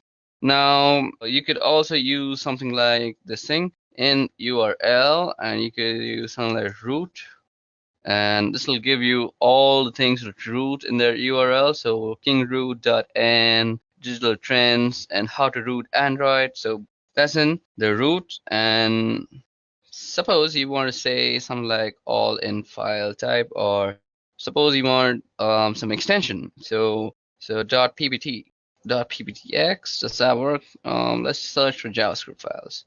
Okay, I think it's JS. Okay, that doesn't seem to work either. This shows us all the things with JS in it. No, it's just external JS. I'm doing this wrong. So you could use file type. So let's see, file type, and we go, see, doc. So these are all the documents that you could find with the file type thing.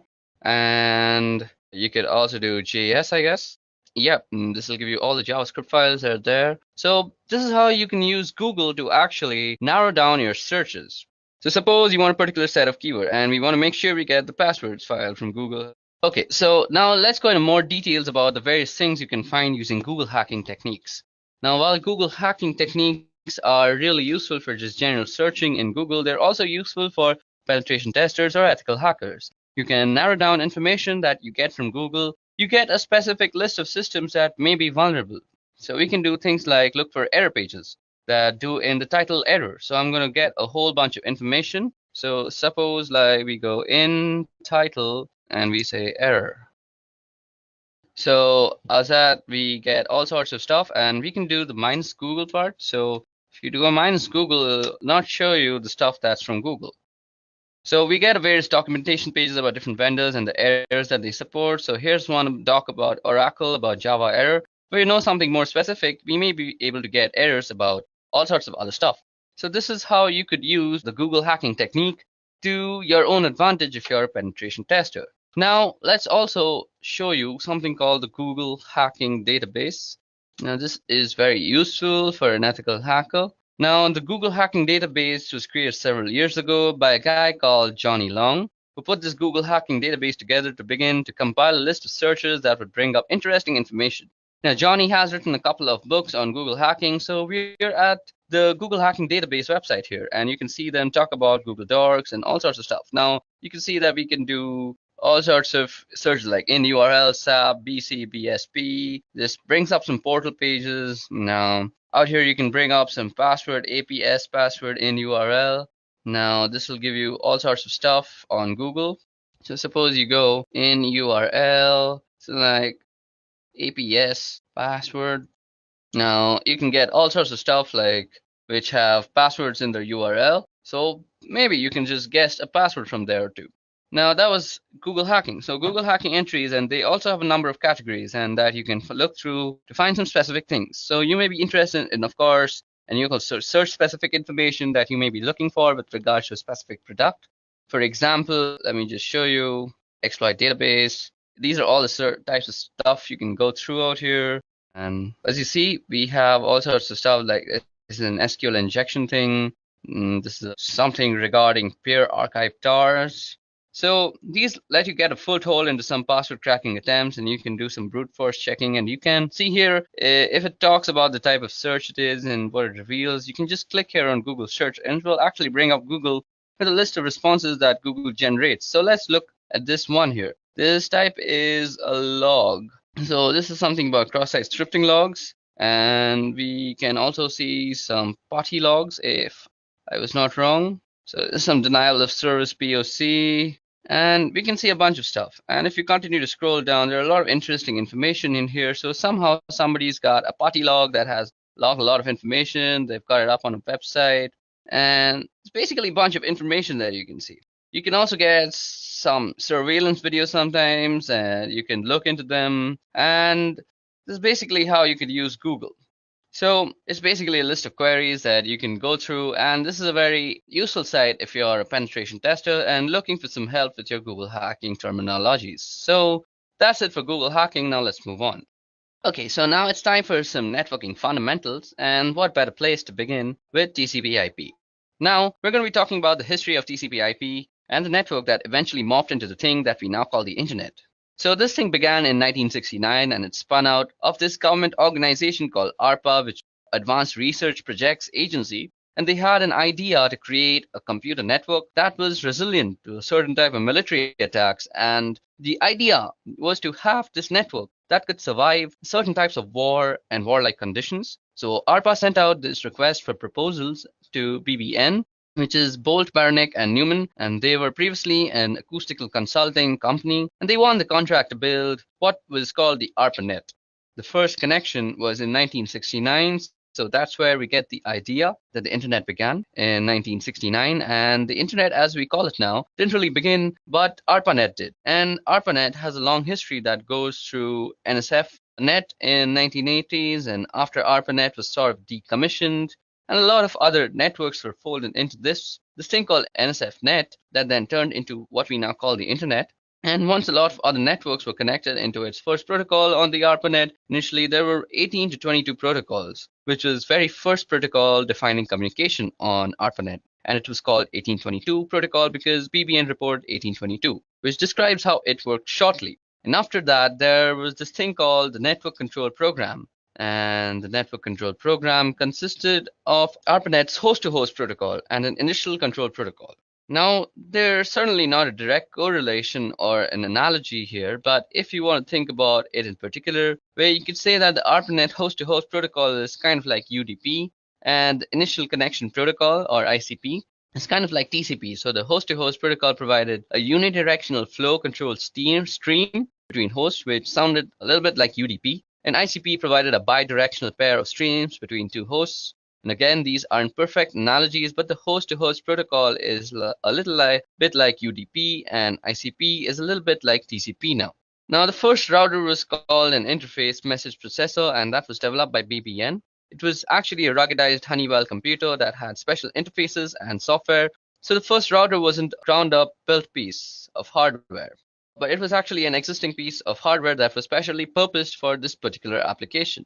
So Honeywell had this computer that they made out, and BBN took that and made some specific hardware interfaces and wrote some special software that allowed it to turn into this interface message processor, which passed messages over ARPANET from one location to another. So where did IP come in here in 1973? So IP came in here as well in 1973, as I just said, and a guy by the name of Vint Cerf and another guy by the name of Robert Kahn took the ideas of NCP and what the ARPANET was doing, and they tried to come up with some concepts that would work for the needs that the ARPANET had. And so by 1974, they had published a paper that was published by the IEEE, and they proposed some new protocols. They originally proposed a central protocol called TCP. Later on, TCP was broken into TCP and IP to get away from the monolithic concept that TCP was originally. So they broke it into more modular protocols, and thus you get TCP and IP. So how do we get to our version 4, which is IPv4, since that's the kind of internet that we're using right now? Version 6 is coming and has been coming for many, many years now, but we're still kind of version 4. So how did we get here between 1977 and 79? And we went through version 0 to 3 by 1979, and 1980 we started using version 4. And that's eventually became the de facto protocol on the internet. In 1983, when NCP was finally shut down, because of all the hosts on the ARPANET were using TCP IP by that point in 1992.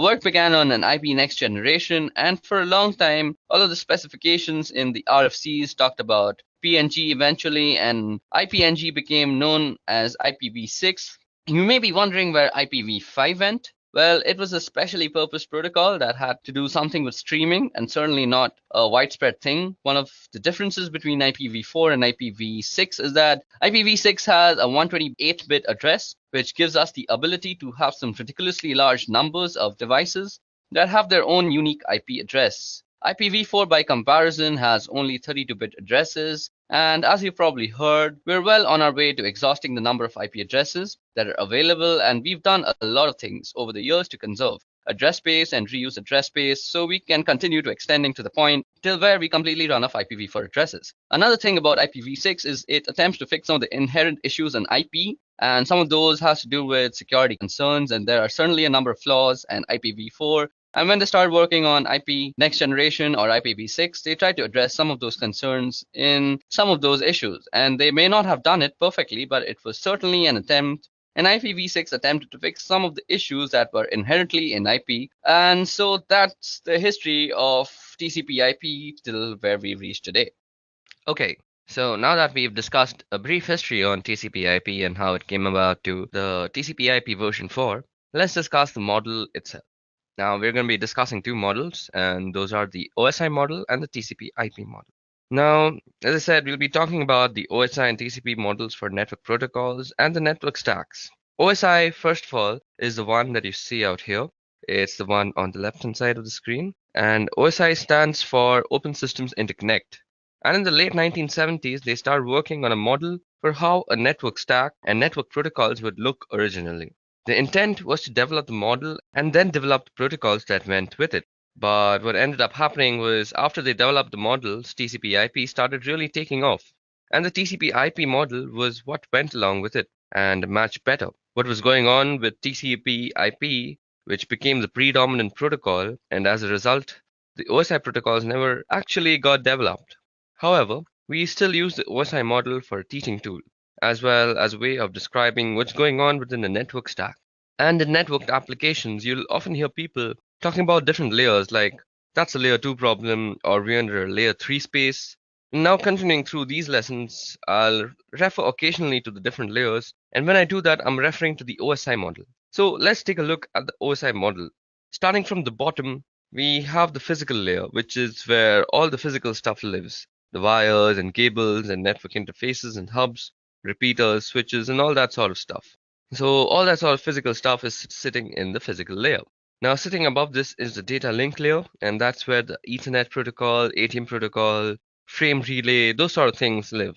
Now I mentioned the switch below the physical. The switch lives at layer 1, but it operates at layer 2. And the reason it operates at layer 2 is because it looks at the data link address and the layer 2 or physical address, and that's not to be confused within the physical layer. It does get a little mixed up sometimes, and we refer to the MAC address. Now, the MAC address is not the physical address that I'm talking about. It is the message authentication code address on a system the MAC address on a system as a physical address because it lives on the physical interface and bound physically. However, that MAC address or media access control address lives at layer 2 at the data link layer. The network layer, which is right above at layer 3, that's where the IP lives, as well as ICMP, IPX, and from IPX, SPX suite of protocols from novel routers operate at layer 3, and at layer 4 above that is the transport layer. That's the TCP, UDP, and SPX again, from the IPX, SPX suite of protocols. And above that is the session layer, and that's layer 5, and that's AppleTalk, SSH, as well as several other protocols. And then there's a presentation layer, which is layer 6, and you'll often see people refer to something like JPEG or MPEG as examples of protocols that live on that layer. Then there's a presentation layer, which is the final layer, which is layer 6, and you'll often see people refer to something like JPEG or MPEG as examples of protocol that live at that layer. And then they live at that layer, which is the presentation layer. Finally, we have layer 7, which is the application layer, and that's HTTP, FTP, SMTP, and similar application protocols, whose responsibility is to deliver and use the functionality. So that's basically the OSI model, and that's the 7 layers of the OSI model. And there's some important thing to note here. That is, when we are putting packets onto the wire, the packets get built from top of the stack from the top of the stack to the bottom of the stack, which is why it's called a stack. Each layer sits on top of the other, and the application layer is responsible for beginning the process, and then that follows through the presentation session and transport layer and down through the network data link until we finally drop it on the wire at the physical layer. When it's received from the network, it goes from the bottom up and we receive it on the physical and it gets handled by the data link and then the network and till the application layer. So basically, when a packet is coming in, it comes in from the application, goes out from the physical, and then when it's going out also, it goes from the physical through the data link, then the network, transport session, presentation, and application, and finally to the target system. Now, what we're dealing with is an encapsulation process. So at every layer on the way down the different layers, add bits of information to the datagram or the packet. So that's when it gets to the other side. Each layer knows where its demarcation point is. While it may seem obvious, each layer talks to the same layer on the other side. So when we drop a packet out onto the wire, the physical layer talks to the physical layer, and in other words, the electrical bits that get transmitted by the network interface on the first system are received on the second system. On the second system, the layer 2 headers that were put by the first system get removed and handled as necessary. Same thing at the network layer. It's the network layer that puts the IP header, and it's the network layer that removes the IP header and determines what to do from there, and so on again. While it may seem obvious, it's an important distinction to recognize that each layer talks to each layer. While it may seem obvious, it's an important distinction to recognize that each layer talks to each layer. And when you're building a packet, you go down through the stack, and when you're receiving, you come up through the stack. And again, it's called a stack. because we keep pushing things on top of the packet and they get popped off the other side. So that was detailed and brief working on how the OSI model is set up and how the OSI model works. Now let's move on to the TCP IP model, which is on the right hand side. And you'll notice that there's a really big difference here. That being that there are only 4 layers in the TCP IP model as compared with the 7 layers of the OSI model. Now we have the network access layer, the internet layer, the transport layer, and the application layer and the functionality. Now we have the access layer, the internet layer, the transport layer, and the application layer. The functionality that the stack provides is the same, and in other words, you're not going to get less functionality out of the TCP IP model. It's just that they've changed where different functionality resides and where the demarcation point between the different layers are. So there are only 4 layers in the TCP IP model, which means there are a couple of layers that have taken in functions from some of the OSI models, and we can get into that right here. The difference between the models at the network access layer in the TCP IP model that consists of the physical and the data link layer from the OSI model. So on the right here, you see the network access layer that takes into the account the physical and the data link layers from the OSI model. On the left-hand side, similarly, the application layer from the TCP IP model encompasses all the session presentation and the application layer of the OSI model. So on the right, the very top box, the application layer, encompasses the session presentation and application layer. And on the left-hand side, that of course leaves the transport layer to be the same. And in the OSI model, they call it the network layer. And in the TCP IP model, it's called the internet layer. Same sort of thing, that's where the IP lives. And even though it's called the internet layer as compared to the network layer, it's the same sort of functionality. So those are the really big differences between OSI and TCP IP model. Anytime I refer to layers through the course of this video, that I'm going to be referring to the OSI model, and in part because it makes it easier to differentiate the different functionality. If I were to say layer 1 function in the TCP IP model, you would necessarily know if I was talking about a physical thing or a data link thing. Since there's more granularity in the OSI model, it's better to talk about the functionality in terms of the layers in the OSI model, and that's the predominant model, the OSI model and the TCP IP model for network stacks, network protocols, and applications. Okay, so now that we've discussed the TCP IP model, let's go over another important protocol, and that is UDP. So what you see out here on your screen right now is Wireshark, and we'll be going over the uses of Wireshark and what it's useful for in the upcoming lessons. But for now, let me just show you a UDP packet. Okay, so before we get into the analysis of the packet while it's still filtering, let me just tell you a little bit about UDP. So UDP is a protocol in the TCP IP suite of protocols. It's in the network layer. That's the network layer in the OSI. So a 7-layer reference model, the IP network layer carries the IP address, and that has information about how to get packets to its destination. The transport layer sits on top of the network layer, and that carries information about how to differentiate network layer applications. And that information about how those network application gets differentiated is in the form of ports. So the transport layer has ports, and the network layer has, in this case, an IP address. And UDP is a transport layer protocol. And UDP stands for User Datagram Protocol, and it's often called connectionless or sometimes unreliable. Now, unreliable doesn't mean that you can't really rely on it. Unreliable means that you can't trust that what you send is reaching the other side. So what means actually that there's nothing in the protocol that says it's going to guarantee that the datagram that you send or the packet that you send is going to get where you want to send it. So the protocol has no sort of safety feature like that. So you shouldn't use this protocol, that is UDP, if you want some sort of safety net. And if you needed that type of safety net, you would have to write it into your own application. So basically UDP is a fast protocol, and that's one of the reasons why it's good. It's also one of the reasons why it's unreliable, because in order to get that speed, you don't have all of the error checking and validation that messages are getting there. So because it's fast, it's good for things like games and for real-time voice and video, anything where speed is important, and you would use UDP. So right here, I have a packet capture. So I'm using Wireshark to capture some packets, and let's check out a UDP packet. So out here, you see that there are some frames that says it's 167 bytes on wire, 167 bytes have been captured. But we're not really interested in the frame part. We're interested in the user datagram protocol part. So out here, you can see that the source port is 1853 and the destination port is 52081. Now, it has a length and it has a checksum and stuff. So as you guys see out here, well, we don't really see a bunch of information. What you only see is the source port and the destination port, the length, and there's also a checksum. So UDP doesn't come with an awful lot of headers because it doesn't need any of the things that you see in the other packet headers. The only thing it needs is to tell you how to get the application on the receiving host, and that's where the destination port comes in. And once the message gets to the destination needs to know how to communicate back to the originator, and that would be through the source port or a return message. So a return message would convert the source port to a destination port and send back to that port in order to communicate with the originator.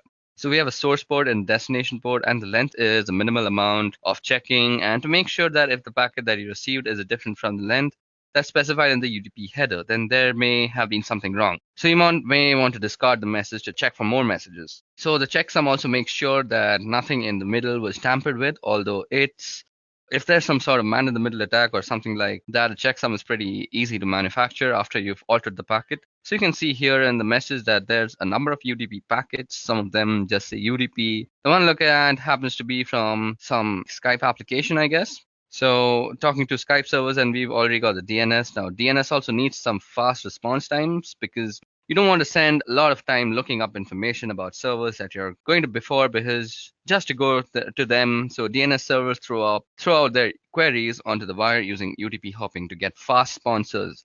They don't want to spend a lot of time setting up connections and doing all the negotiating that comes with a protocol like TCP, for example. So here you see that the DNS is using UDP, and what we've got here is another UDP packet with port destination and all sorts of stuff. So you can see it out here. So you can see the checksum, it's unverified checksum status. So you can check out all sorts of stuff using Wireshark. So that was about UDP, or the user datagram protocol. Okay, so now that we're done with the user datagram protocol, let's talk about addressing modes. So addressing modes is how you address a packet to your different destinations. So there are three kinds of addressing modes. The first kind of addressing mode is unicast. This is a pretty simple one to understand. So there is one destination and one source, and the source sends the packet to the destination. And it depends on the protocol that you're using to actually address. So if it's something like TCP/IP, you're probably using a bidirectional stream, so the blue computer can talk to the red computer, and the red computer can talk back to the blue computer. But you can also use a UDP stream, which is like one directional stream. So I'm not sure if I'm using the correct word. So it's a stream that's in one direction. I guess I'm driving home the point here. So if it's a UDP, only blue is talking, and when blue stops talking, then red can talk. But if it's TCP/IP, blue and red can talk simultaneously at the same time. Now, moving on, there's also broadcast. Now, broadcast means that you are sending your packet to everybody on the network. So, broadcast messages are very common from mobile network providers. So, when you get those advertisements saying something like you have a new postpaid plan from Vodafone or Airtel or something like that, those are broadcast messages. So, it's one server that is sending out one single message to all the other systems. Now there's also multicast. Now multicast is like broadcast but selective. Now multicast is used for actually casting your screen to multiple people. So something like screen share, when you're doing it with multiple people, is multicast because you have the option to not show a particular computer what you are actually sharing. So those are the three modes of addressing: unicast, broadcast, and multicast. Okay, now moving on. Let's look into the tool that we just used to understand UDP, that is Wireshark. So what exactly is Wireshark?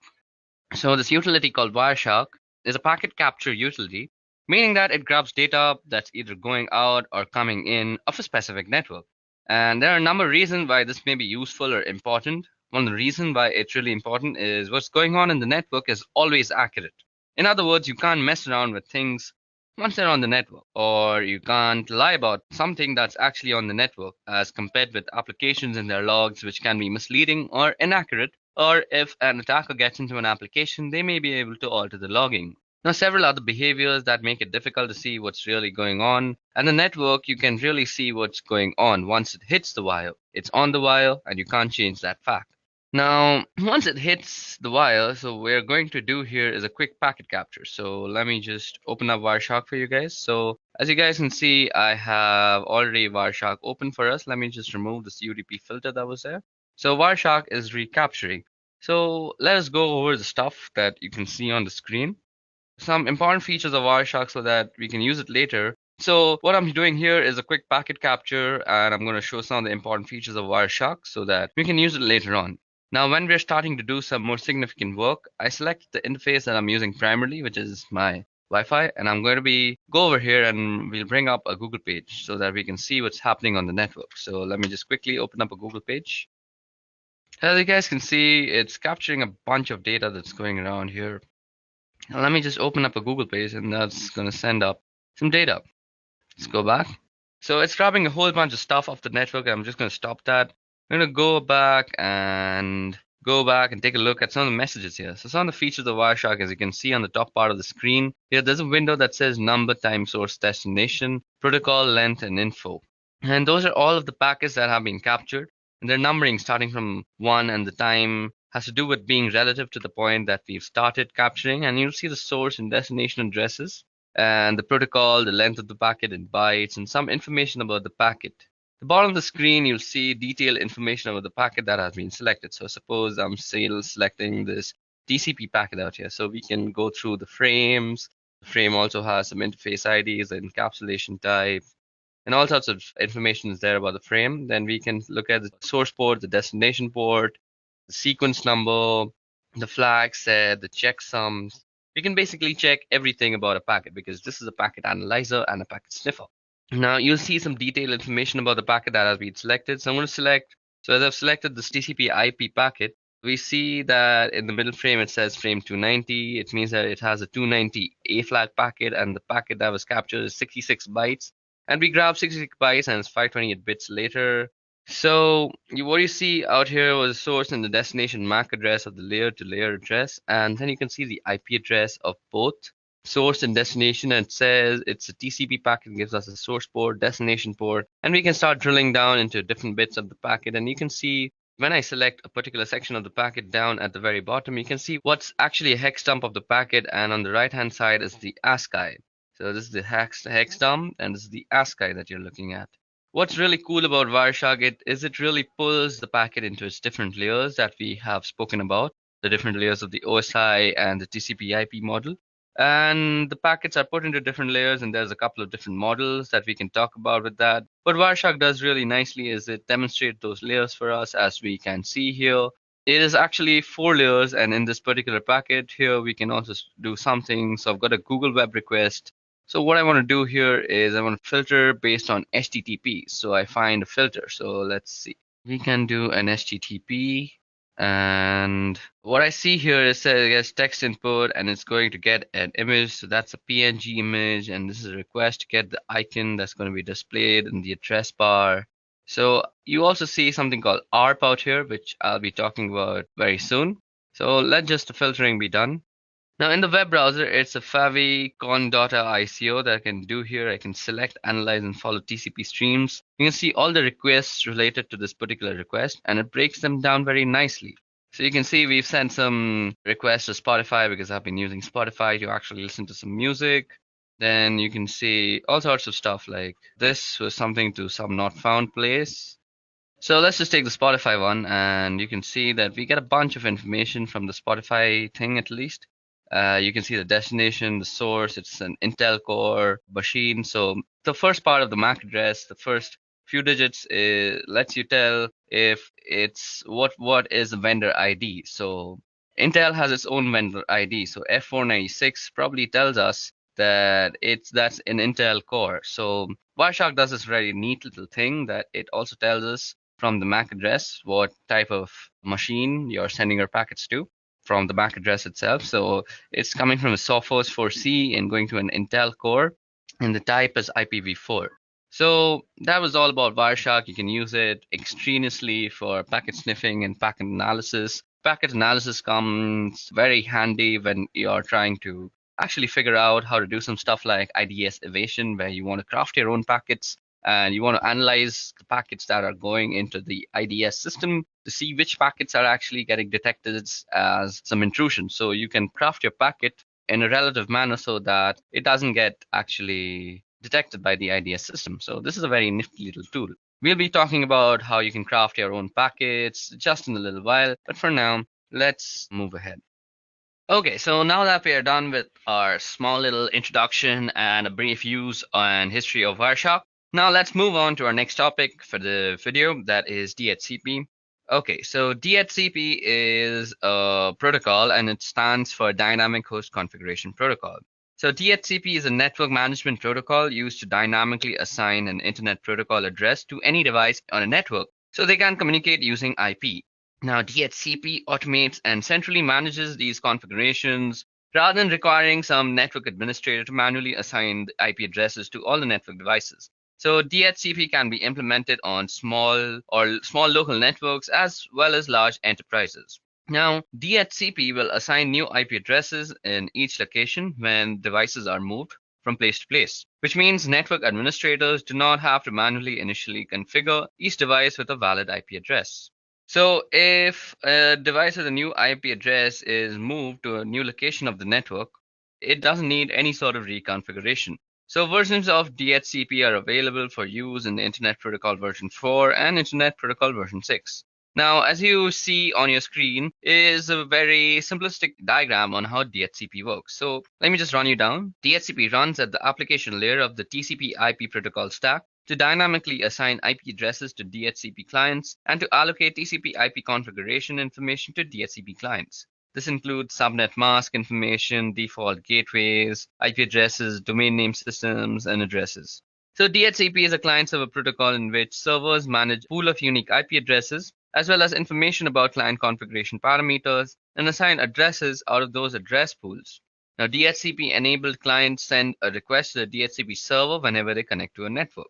The clients configured with DHCP broadcasts a request to the DHCP server and the request network configuration information for a local network to which they're attached. A client typically broadcasts a query for this information immediately after booting up. The DHCP server responds to the client request by providing IP configuration information previously specified by a network administrator. Now, this includes a specific IP address as well as for the time period, also called a lease, for which the allocation is valid. When refreshing an assignment, a DHCP client requests the same parameters, but the DHCP server may assign a new IP address based on the policy set by the administrator. Now, a DHCP server manages a record of all the IP addresses it allocates to networks, nodes. If a node is reallocated in the network, the server identifies it using its media access control address, now which prevents accidental configuring multiple devices with the same IP address.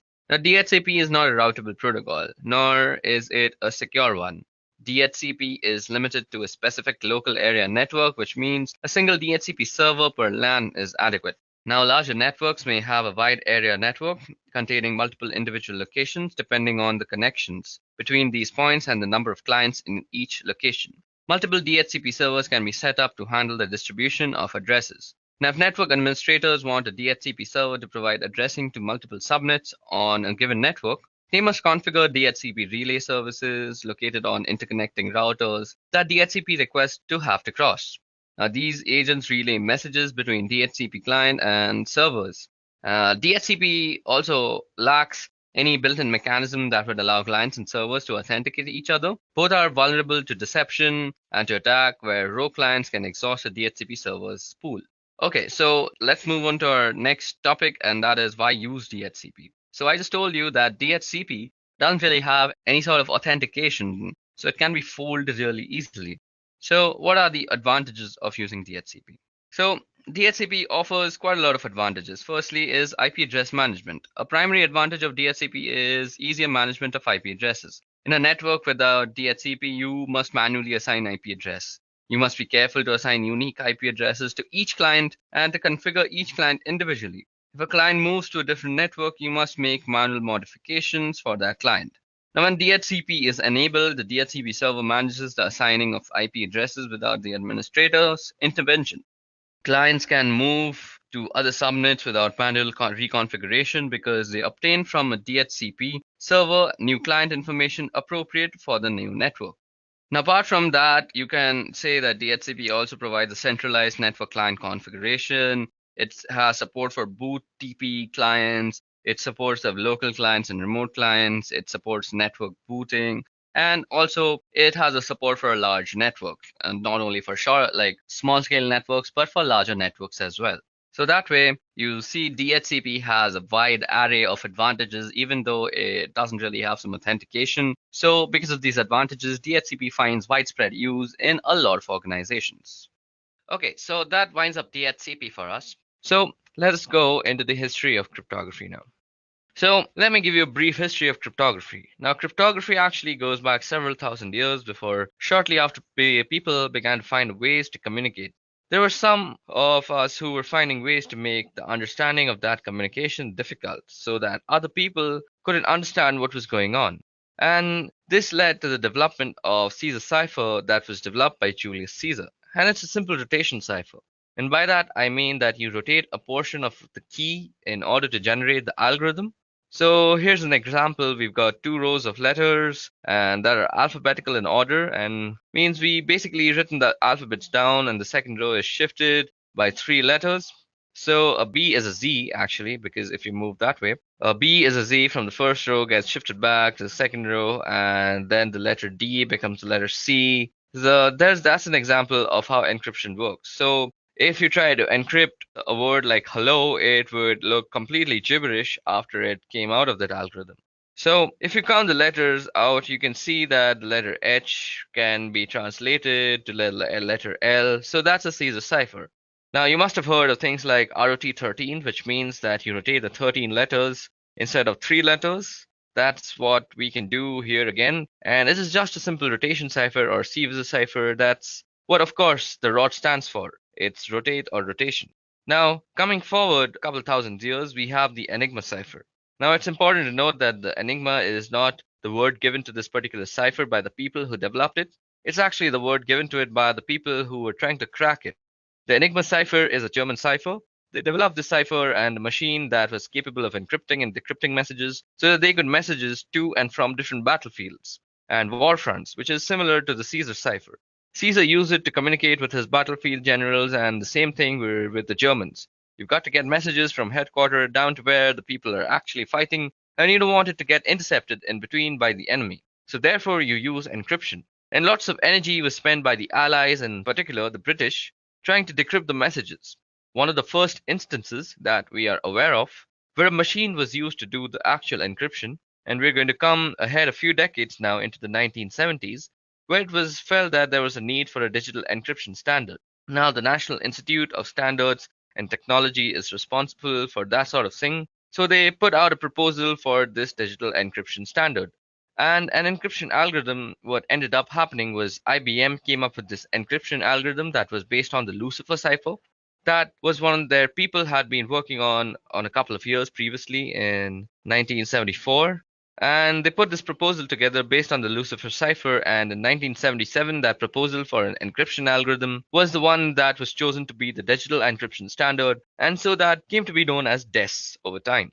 And it became apparent that there was a problem with DES, and that was it only had a 56-bit key size. And while in the 1970s that was considered adequate to defend against brute forcing and breaking of code, by 1990s it was no longer considered adequate, and there was a need for something more, and it took time to develop. Something that would last long for some long period of time. And so in the meantime, a stopgap was developed, and this stopgap is what we call the triple DES. The reason it's called triple DES is you apply the DES algorithm 3 times in different ways, and you use 3 different keys in order to do that. So here's how triple DES works. Your first 56-bit key is used to encrypt the plain text, just like you would do with the standard digital encryption standard algorithm, where it changes, and you take that ciphertext that's returned from the first round of encryption, and you apply the decryption algorithm to the ciphertext. However, the key thing to note is that you don't use the key that you use to encrypt. You don't use the first key to decrypt it, because otherwise you'll get the plain text back. So what you do is you use a second key with the decryption algorithm against the ciphertext from the first round. So now you've got some ciphertext that has been encrypted with one key and decrypted with the second key, and we take the ciphertext from that and we apply a third key using the encryption portion of the algorithm to that cipher, encryption portion of the algorithm to that ciphertext, to receive a whole new set of ciphertext, obviously. To do the decryption, you do the third key and decrypt it. With the second key, you encrypt it. And then with the first key, you decrypt it. And so you do reverse order and the reverse algorithm at each step to apply triple des. So we get an effective key size of about 168 bits, but it's still only 56 bits at a time. Now I said triple des was only a stopgap. What we were really looking for was the advanced encryption standard once again. And NIST requested proposals so that they could replace the digital encryption standard in 2001. After several thousands of looking for algorithms and looking them over, getting them evaluated and getting them looked into, NIST selected an algorithm and it was put together by a couple of mathematicians. The algorithm was called Reindoll and that became the Advanced Encryption Standard, or AES. It's one of the most advantages of AES is it supports multiple key lengths. Currently, what you'll typically see is as we are using 128-bit keys. However, AES supports up to 256-bit keys. So if we get to the point where 128-bit isn't enough, we can move all the way up to 256 bits of keying material. So cryptography has a really long history. Currently, we are in a state where we have a reasonably stable encryption standard in AES. But the history of cryptography shows that with every set of encryption, eventually people find a way to crack it. Okay, so that was a brief history of cryptography. Now, what I want to do is let's go over and talk about AES, triple DES, and DES in themselves because they are some really key cryptographic moments in history. Because there are some really key historic moments in the history of cryptography. Now, we're going to talk about the different types of cryptographic ciphers, and primarily we're going to be talking about DES, triple DES, and AES. Now, DES is the digital encryption standard. It was developed by IBM in the 1970s, and originally it was cryptographic cipher named Lucifer. And after some modifications, IBM proposed it as the digital encryption standard, and it was selected by the digital encryption standard. Ever since then, it's been known as DES. Now, one thing that caused a little bit of controversy was during the process of selection, NSA requested some changes, and it hasn't been particularly clear what changes were requested by the NSA. There has been some speculation that wondered if the NSA was requesting a backdoor into this digital encryption standard, which would allow them to look at encrypted messages in the clear. So basically, it would always give the NSA the ability to decrypt DES encrypted messages. It remained the encryption standard for the next couple of decades or so. So what is DES and how does it work? Basically, it uses 56-bit keys rather than a stream cipher. It's a block cipher and it uses 64-bit blocks. And in 1998, DES was effectively broken. When a DES encrypted message was cracked in 3 days, a year later, a network of 10,000 systems around the world cracked the DES encrypted message in less than a day. And it's just gotten worse since then with modern computing power being what it is. Since DES was actually created, we already had come to the realization that we needed something else. So along came triple DES. Now, triple DES isn't 3 times the strength of DES necessarily. It applies DES just 3 times. And what I mean by that is what we do is we take a plain text message, then let's call that P, and we're going to use a key called K1, and we're going to use that key to encrypt the message. And use a key that we will call K1, and we're going to use that to encrypt the message. And that's going to result in the ciphertext, and we'll call this C1. So C1, the output of the first round of encryption, we're going to apply a second key, and we'll call that K2 with that second key. And we're going to go through a decryption process on C1. Since it's the wrong key, we're not going to get plain text out on the other end. What we're going to get is another round of ciphertext, and we will call this C2. What we do with C2, we are going to apply a third key, and we will call this K3, and we're going to encrypt ciphertext C2, and that's going to result in another round of ciphertext, and we will call that C3. So we have 3 different keys applied in 2 different ways. So with key 1 and key 3, we do a round of encryption, and with key 2, we do a round of decryption. So it's an encrypt, decrypt, encrypt process with separate keys. While that doesn't really yield a full 168-bit key size, the 3 rounds of encryption yields an effective key size of 168 bits because you have to find 356-bit keys. So speaking of that, technical detail for triple DES, we're still using the DES block cipher with 56-bit keys, but since we've got 3 different keys, we get an effective length of around 168 bits. Triple DES was really just a stopgap measure. We knew that if DES could be broken, triple DES could surely be broken with just some more time, I guess. And so the NIST was trying to request a standard that was in 1999, and in 2001, NIST published an algorithm that was called AES. So this algorithm that was originally called Reindoll was published by NIST as the Advanced Encryption Standard. Some technical specifications about AES is that the original Randall algorithm specified variable block sizes and key lengths. And as long as those block sizes and key lengths were multiples of 32 bits, so 32, 64, 96, and so on, you could use those block sizes and key lengths. When AES was published, AES specified a fixed 128-bit block size and key length of 128, 192, and 256. AES with 3 different key lengths, but 1 block size, and that's a little bit of detail about DES, triple DES, and AES. So when AES was published, AES specified a fixed 128-bit block size and a key length of 128, 192, and 256 bits. So we've got with AES 3 different key lengths, but 1 block size. And that was a little bit of detail about DES, triple DES, and AES.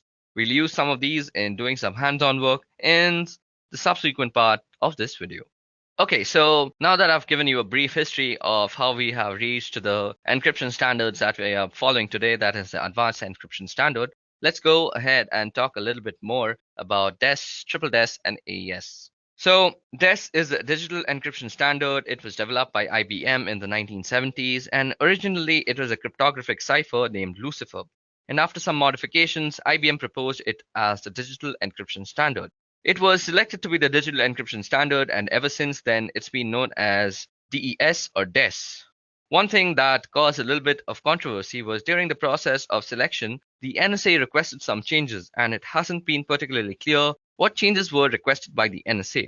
There has been some sort of speculation that wondered if the NSA was requesting a backdoor into this digital encryption standard, which would allow them to look at encrypted messages in the clear. So basically, it would always give the NSA the ability to decrypt DES encrypted messages.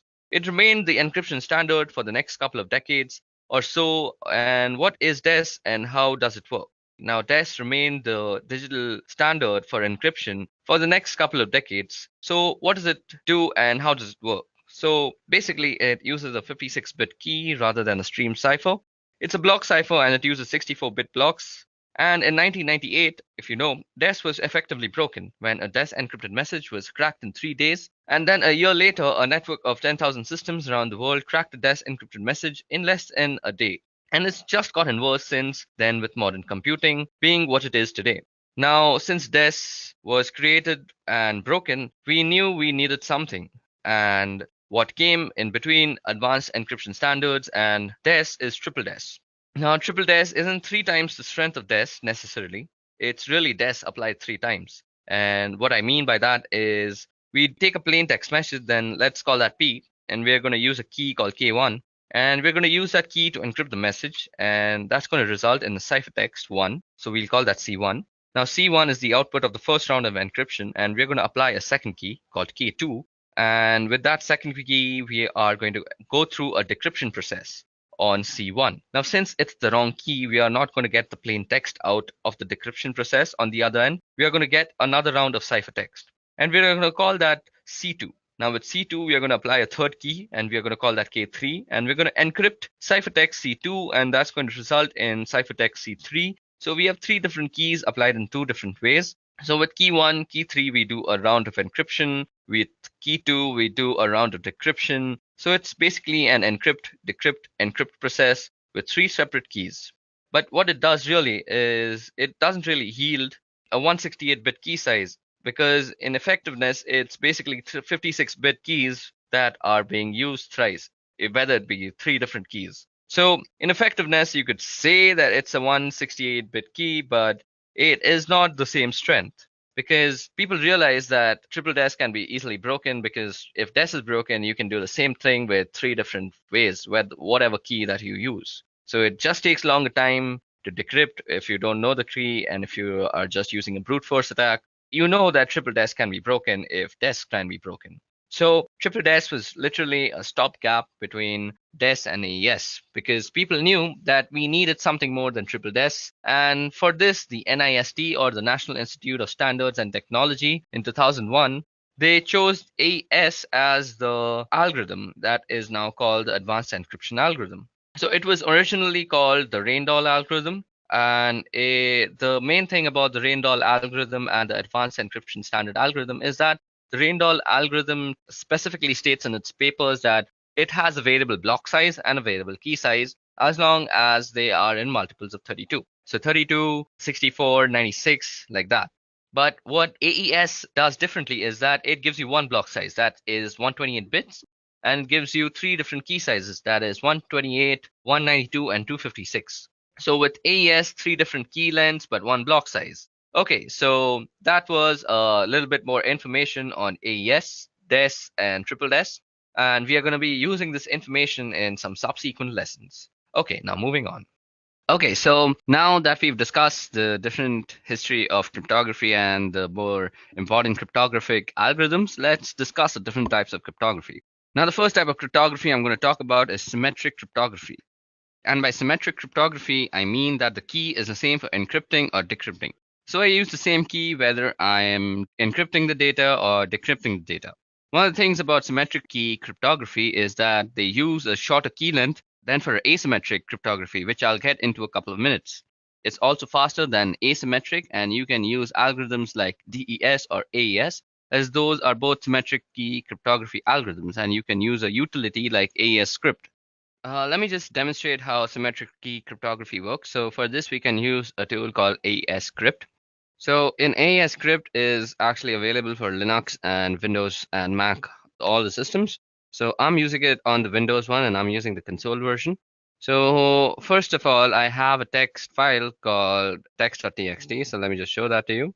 So as you guys can see, I have this thing called text.txt. Now to do text.txt, let me just show what text.txt contains. So as you guys can see, it has a sentence called "The quick brown fox jumped over the lazy dog." So that's the sentence that has all the alphabets in the English language, rather.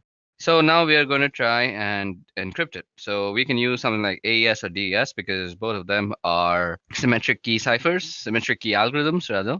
So we are using AES in this case. So what we're going to do is say AES script.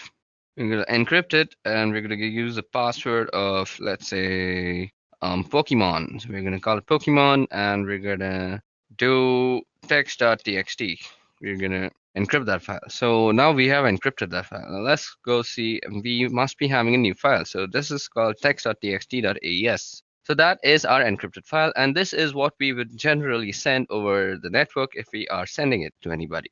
So let's assume the person who's received it also knows our encryption algorithm. I mean, encryption algorithm and the key that goes along with it.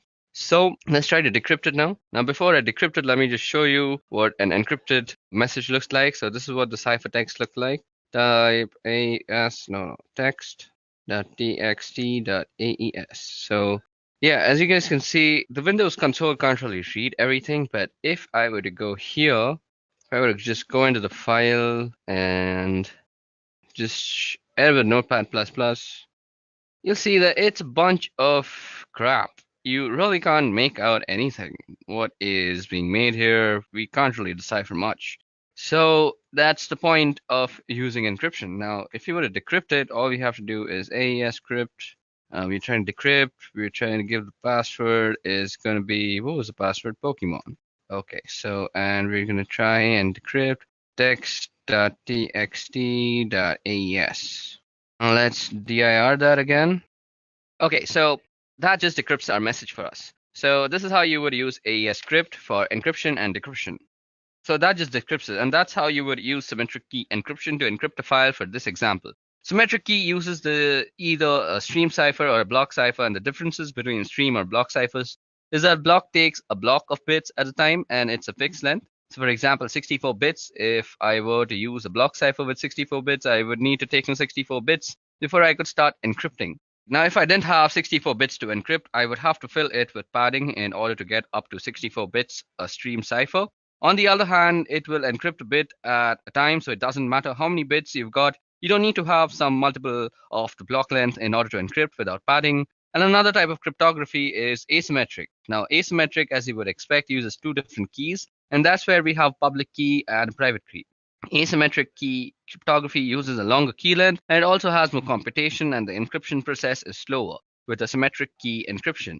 And the encryption process is slower than with the symmetric key encryption. One of the uses for symmetric key is for signing documents or emails, for example, where I would have the private key sign something, and the public key would be used to verify a signature.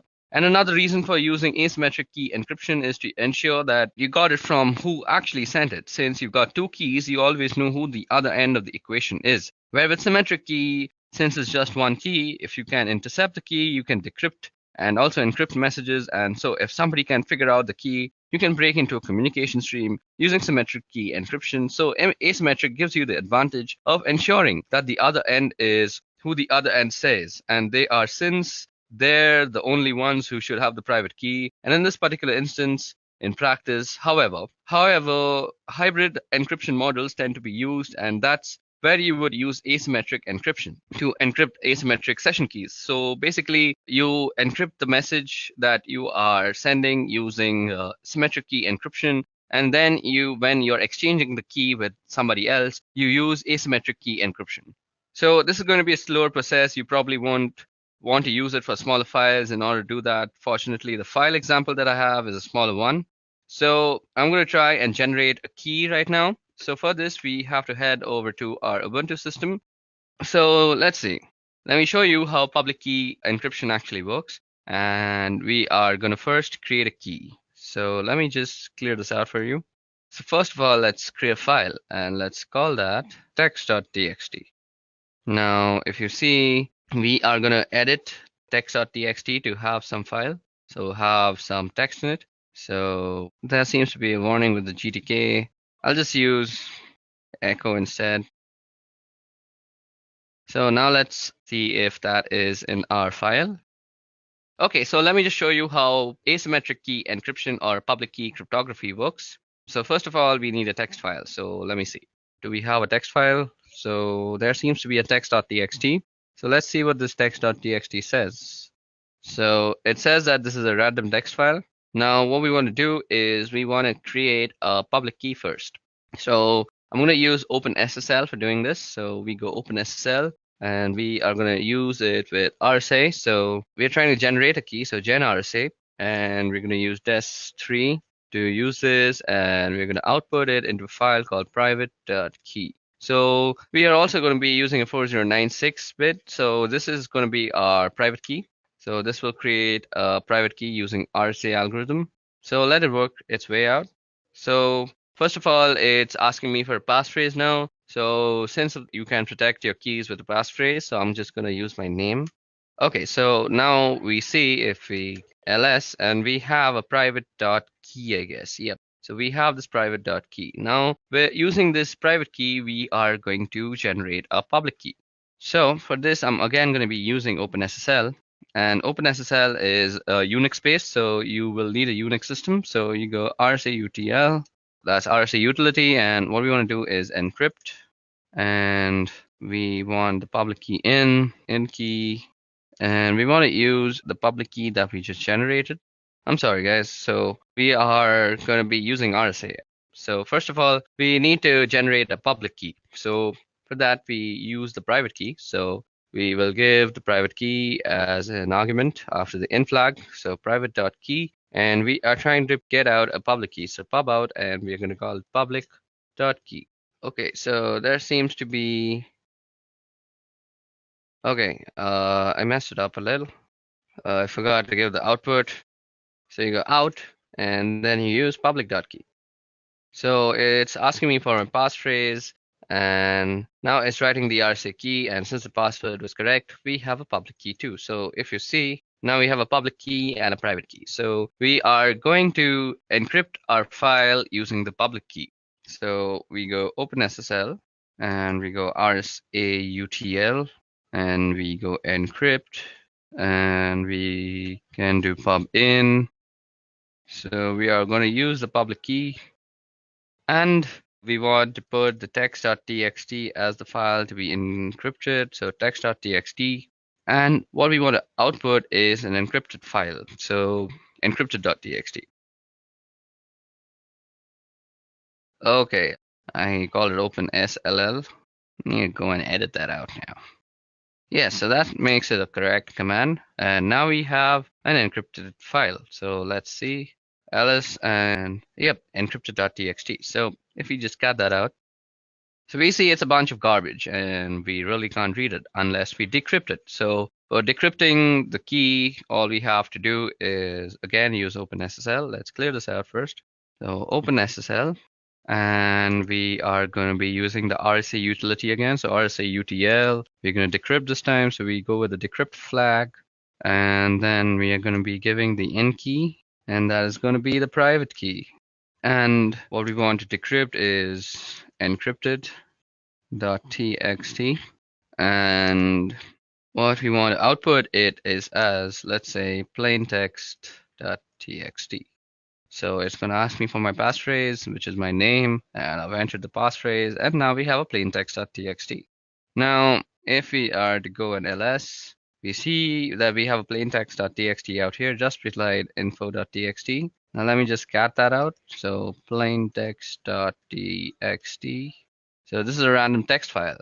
And if we go up, we see that it was a bunch of garbage, and before that, it was a random text file.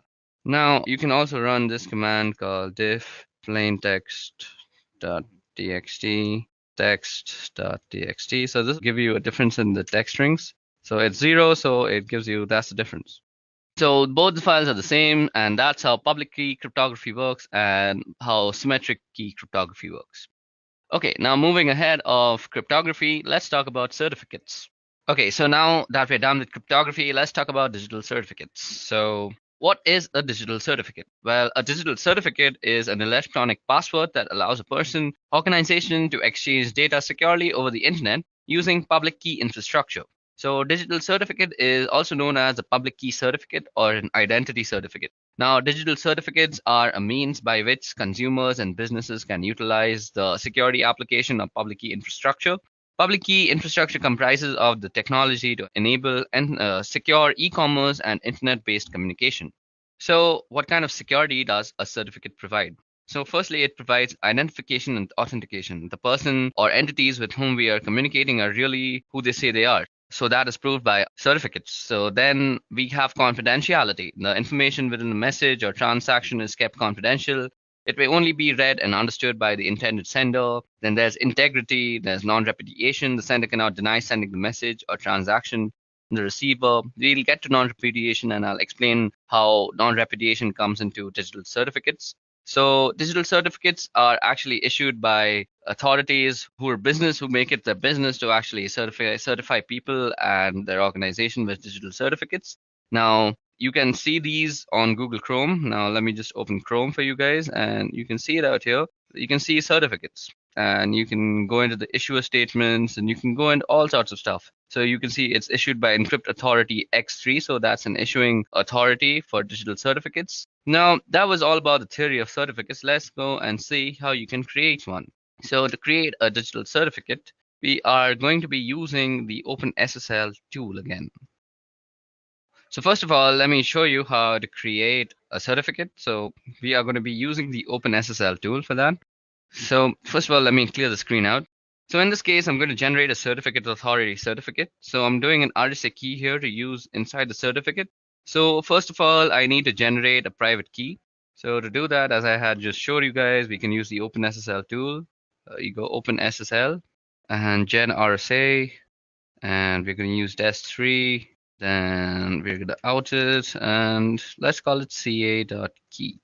And we're going to use 4096 bits. So I'm doing an RSA key here to use inside the certificate. So I'm generating a private key, and the private key is used as a part of the certificate. And there's a public key associated with the certificate. So you've got public and private key, and data gets encrypted with the public key and then gets decrypted with the private key. So they are mathematically linked at the public and private key because you need one for the end of the communication and the other for the other end of the communication. And they have to be linked so that the data that gets encrypted with one key gets to be decrypted with other key. So this is asking for a passphrase, and so I'm going to be giving my name as a passphrase. So that has generated the key for us. So now I'm going to generate the certificate itself. So I'm going to be using the OpenSSL utility. So first of all, you say OpenSSL, and you say request. So it'll be a new request, and it's going to be an X509 request. It's going to be valid for 365 days, and let's see, the key is going to be ca.key, and we're going to output it into ca, or let's call it edureka.crt. So this is a certificate that I'm producing in the name of the company that I'm working for. So that is edureka. So it says it's unable to load the private key. Let me just see, is the private key existing? I had a previous private key, so let me just remove that. Does it have a ca.key? Seems like I put the name differently. So let me just try that again. Open SSL, then we do request. So we're requesting a new certificate, and it's going to be X509, and it's going to be there for 365 days, and key is ca.key. Apparently that's what it's called out here. So, and it's going to be out into edureka.crt. Let's see if that works. So let's enter the passphrase. So it's my name. So now it's going to ask me a bunch of information that's going to be inside the certificate. So let's say it's asking the country name. Again, so let's put in the state. Okay, so IN, state, province name, some state. So Bangalore. Locality, let's say Whitefield. Organization name is Edureka. Unit name, Brain Force. Common name, let's leave that out. Email address, let's leave that out too. And we have our certificate. So if you go and list out your files, you'll see that there is a certificate called edureka.crt out here, which is highlighted. Okay, so now if you want to view this file, you could always use the OpenSSL. You could always use the OpenSSL utility. So you say you want to read an X059 request and you want it in text, and what you want to see is edureka.crt. Okay, so that is the certificate. So you see that it has all the signature, it has signature algorithm, it has all the information about the certificate, and it says signature issuer is CIN in state Bangalore, in location Whitefield, Edureka Brainforce, validity. It has all sorts of information. So that was all about digital certificates, who issues digital certificates, where are they useful. So this is basically non-repudiation. So nobody can say with this certificate that if this certificate is included in some sort of a website and that website tends to be suppose malicious and there's a complaint. Now the website can't go to a court of law and say they didn't know about this because the certificate that was included had their private key and the private key was only supposed to be known to the company. So that is non-repudiation. You just can't deny that you didn't do it. Okay, so that was all about certificates. Now moving on. Okay, so moving on, we are going to be talking about cryptographic hashing. Now, while the word cryptographic is in the term cryptographic hashing, and it does lead you to believe that there is encryption involved, there is no encryption involved in a cryptographic hash. There is a significant difference between hashing and any sort of encryption, and that is primarily that encryption is a two-way process. When I encrypt a piece of data or a file or anything else, what I'm doing is putting it into a state where I expect it to be able to get it back out again. In other words, when I encrypt a file, I expect it to be able to decrypt the file and get the original contents. Hashing is a one-way function on the other hand. Once I've hashed a piece of data or a file, there is no expectation and ability to get the original piece of data back. Hashing generates a fixed length value and different types of hashing will generate different length values. For example, MD5 will generate a different length value than SHA-1, and they're both hashing algorithms, but they generate different length values.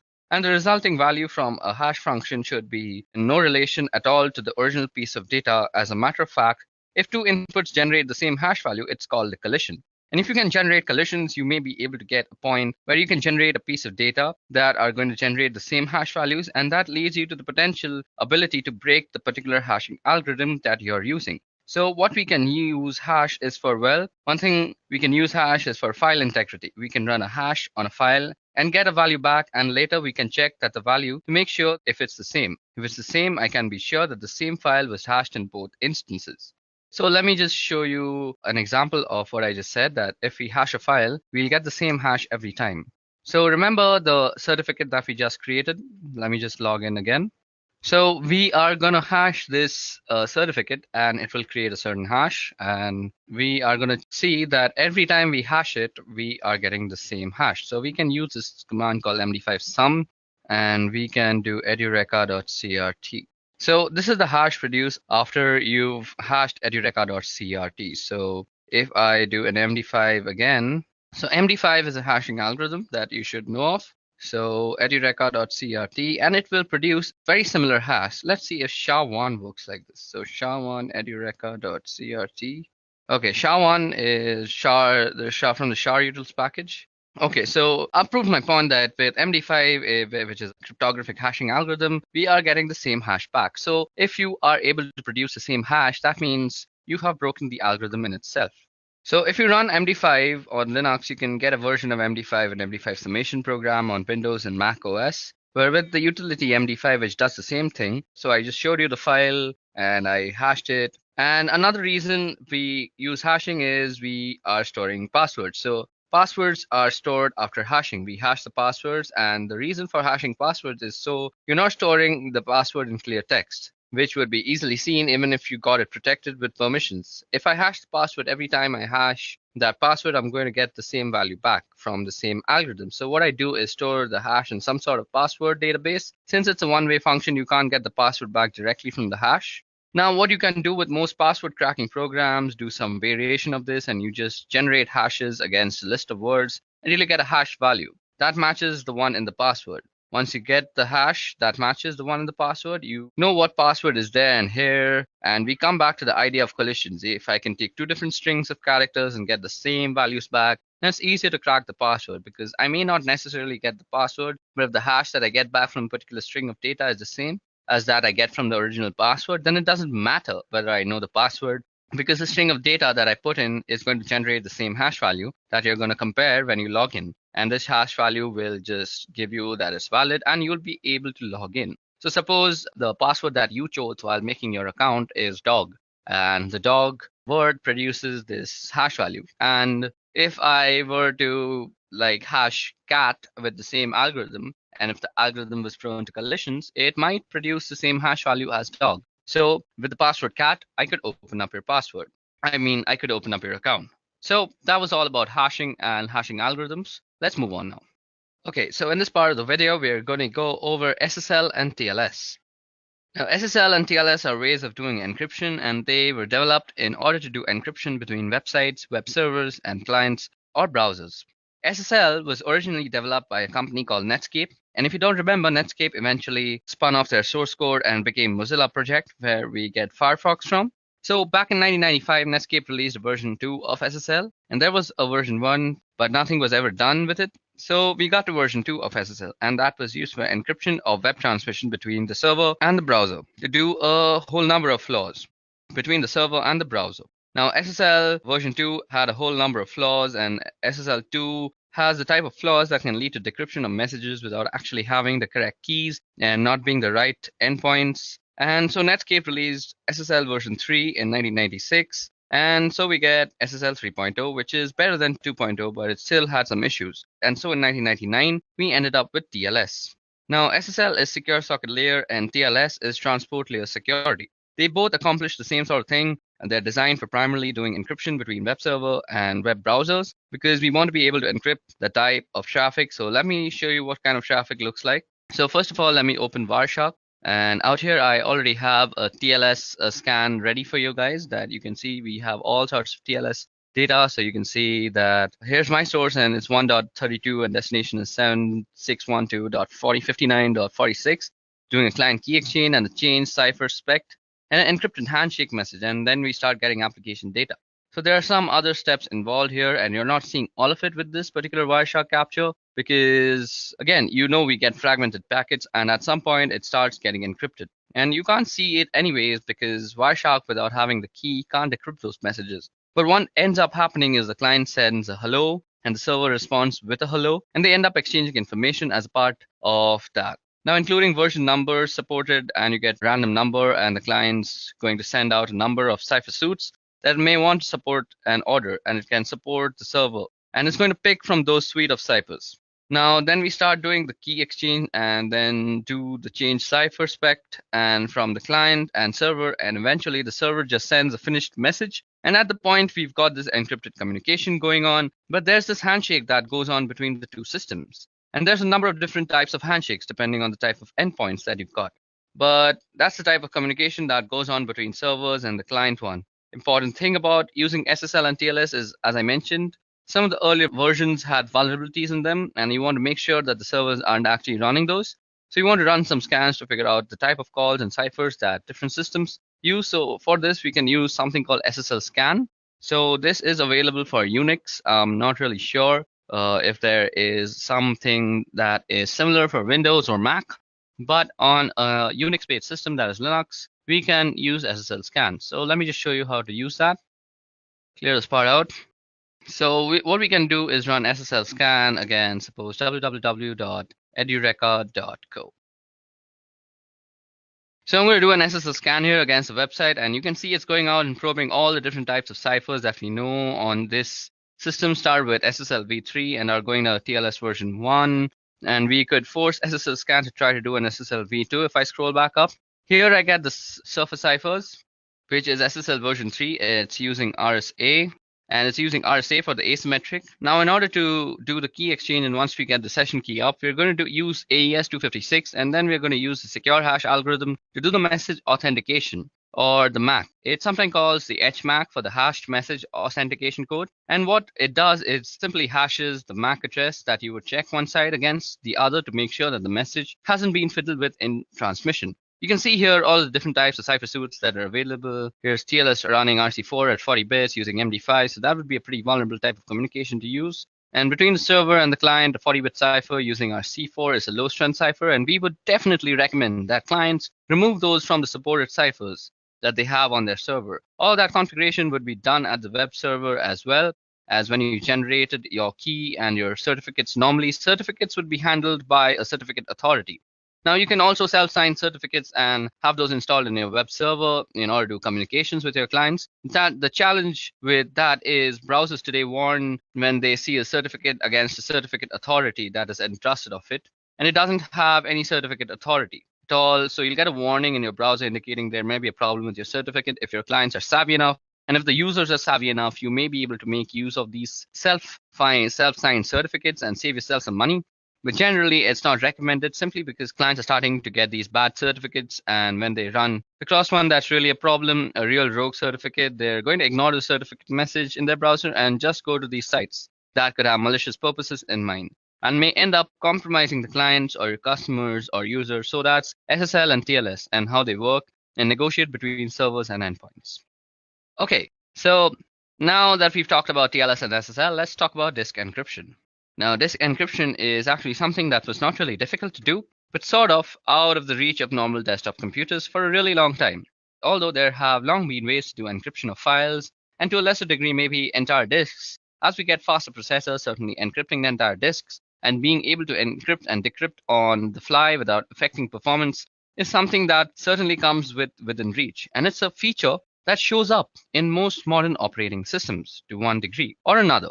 Now, these days, we're going to look at a couple of ways here of doing disk encryption. I'm going to tell you about one of them first, and it's not the one I can show. I can't really show the other one either. So with Microsoft, their Windows system have this program called BitLocker. Now, BitLocker requires either Windows Ultimate or Windows Enterprise. I don't happen to have either version, so I can't really show it to you, but I can tell you that BitLocker has ability to do entire disk encryption, and they use AES for the encryption cipher. And the thing about BitLocker is that they use a feature that comes with most modern systems, particularly laptops. They'll have a chip in them that's called the Trusted Platform Module, or TPM. The TPM chip is what it does is it stores the keys that allows the operating system to be able to access the disk through this encryption and decryption process. And they use a pretty strong encryption cipher, which is AES, but you have to have one of the couple of different versions of Windows in order to be able to use BitLocker. And it's one of those things you would normally run in an enterprise, and so that's why they included it on its enterprise version. Now, on the macOS side, they have this thing called File Vault, and you'll see in the system preferences on the security and privacy, if you go to File Vault, you can turn on File Vault. Now, if you have the little button that there says turn on File Vault, then you can turn on the File Vault and it would ask you about setting up keys, and it works similar to Windows BitLocker. Now, PGP happens to have the ability to do disk encryption, and you can see that in the case of this, you've burned the system. They've got a package called GDE Crypt, which is a GUI that allows you to map and mount a created encrypted volume. So I could run GDE Crypt, and it would help me set up the process of encrypting the volumes that I've got on my system. Now, disk encryption is a really good idea because when you are working with clients, the data is normally very sensitive. So, as I mentioned, you can always use things like BitLocker and Windows Vault or other such softwares for disk encryption. So, what I mentioned before is now not only possible, it's very much a reality with current operating systems. Now, let's talk about scanning. Now, scanning refers to the use of computer networks to gather information regarding computer systems. And network scanning is mainly used for security assessment, system maintenance, and also for performing attacks by hackers. Now, the purpose of network scanning is as follows. It allows you to recognize available UDP and TCP network services running on a targeted host. It allows you to recognize filtering systems between the users and the targeted hosts. It allows you to determine the operating systems in use by assessing the IP responses. Then it also allows you to evaluate the target host TCP sequence numbers and predictability to determine the sequence prediction attacks and the TCP spoofing. Now, network scanning consists of network port scanning as well as vulnerability scanning. Network port scanning refers to the method of sending data packets via the network to a computer system specified service port. This is to identify the available network services on that particular system. This procedure is effective for troubleshooting systems issues or for tightening the system security. Vulnerability scanning is a method used to discover known vulnerabilities of computing systems available on a network. It helps to detect a specific weak spot in an application software or the operating system, which could be used to crash the system or compromise it for undesired purposes.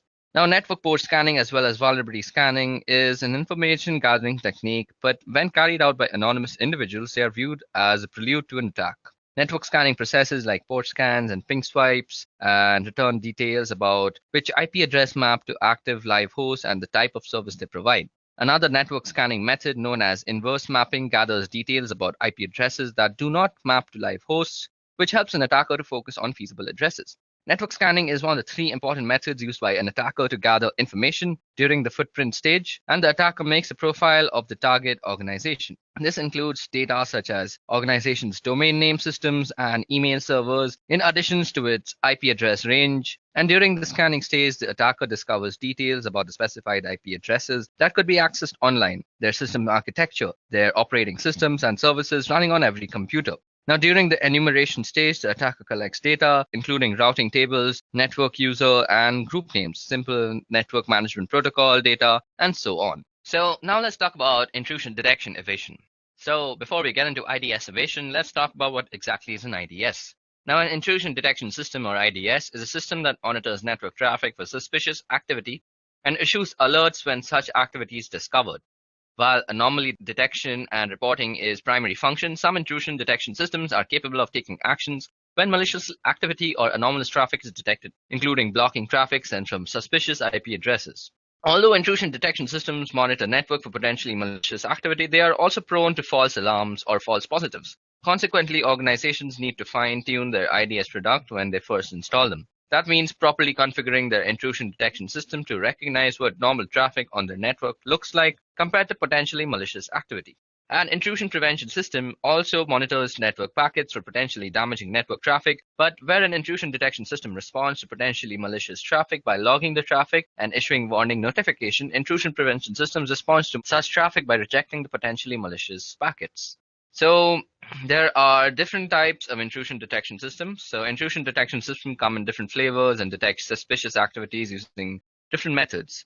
So kind of intrusion detection is a network intrusion detection system. So that is NIDS is deployed at a strategic point or points within the network where it can monitor inbound and outbound traffic to and from all the devices on the network. Then there is host intrusion detection system, that is HIDS, which runs on all computers or devices in the network with direct access to both the internet and the enterprise internal network. HIDS have an advantage over NIDS in that they may be able to detect anomalous network packets that originate from inside the organizations or malicious traffic that NIDS has failed to detect. HIDS may also be able to identify malicious traffic that originates from the host itself, as when the host has been infected with malware and is attempting to spread to other systems. Signature-based intrusion detection system monitors all packets traversing the network and compares them against a database of signatures or attributes of known malicious threats, much like antivirus softwares. So now let's talk about into IDS evasion. Okay, so now let's talk about IDS evasion. Now, IDS is an intrusion detection system, as we just spoke about, and is there to detect exactly the types of activities that we are engaged in sometimes. And sometimes you may be called in to work on a target where activities are known and should be known by the operators or the operations people involved in monitoring and managing the network. And the idea being not only do they want to assess the technical controls that are in place, but they also want to assess the operational procedures and ensure that the systems and processes are working the way that they are supposed to be working. Now, when you are engaged with a target that you are in full cooperation with, you don't need to do these types of evasion tactics. All these techniques may be actually avoided. But if you're asked to perform an assessment or a penetration on a target where they are not supposed to see your activities, then you need to know some different techniques to evade detection from an IDS. So we're going to talk about a couple of different things that you can do. So one thing that you can do is manipulate packets to look a particular way. Now, for this, there is a tool called Packeth. So Packeth is a really good way to actually manipulate traffic, and by actually manipulating the contents of a packet, like you can specify the destination and source. So it's a really useful tool to set up packets, look a particular way. One thing it can do is allow you to spoof IP addresses. So I could set a source IP address here that was something completely different from mine. Now, if I'm using TCP or UDP, I'm not going to see the response back. And in this case, TCP, I'm not even going to get the three-way connection made because the responses are going to go back to the source IP. But what you can do is, in addition to spoofing, you can set up particular ways that a packet may look, like changing the type of service or by changing the fragmentation offset or by different flag settings that may allow you through an IDS without maybe getting flagged. And it may also allow you through a firewall. Now, it's a slim possibility, but it's a possibility. Now, another thing you can do is use Packeth to generate a lot of really bogus data. And what you might do is hide in the noise generated by Packeth. So you could create some really bogus packets that are sure to set off IDS alarms, and then you can run some legitimate scans underneath and hopefully be able to get some responses different from mine. Now, if I'm using TCP or UDP, I'm not going to see the response back. And in this case, TCP, I'm not even going to get the three-way connection made because the responses are going to go back to the source IP. But what you can do is, in addition to spoofing, you can set up particular ways that a packet may look, like changing the type of service or by changing the fragmentation offset or by different flag settings that may allow you through an IDS without maybe getting flagged. And it may also allow you through a firewall. Now, it's a slim possibility, but it's a possibility. Now, another thing you can do is use Packeth to generate a lot of really bogus data. And what you might do is hide in the noise generated by Packeth. So you could create some really bogus packets that are sure to set off IDS alarms, and then you can run some legitimate scans underneath and hopefully be able to get some responses.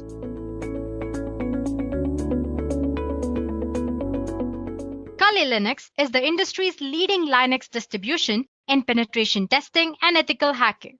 It offers tons and tons of hacking and penetration tools and different kind of softwares by default. It is widely recognized in all parts of the world, even among Windows users who may not even know what Linux is. Well, to be precise, Kali Linux was developed by Offensive Security as the rewrite of Backtrack. Backtrack, just like Kali Linux, was a Linux distribution that focused on security. It was used for digital forensics and penetration testing purpose. But the question here is, why should you choose Kali Linux when you have other choices like Parrot Security Operating System, Backbox, Black Arc, and many more out there? Let me list out few reasons as to why Kali Linux is the best choice. First and foremost, it offers more than 600 penetration testing tools from different kind of security fields and forensics. Secondly, Kali Linux is customizable.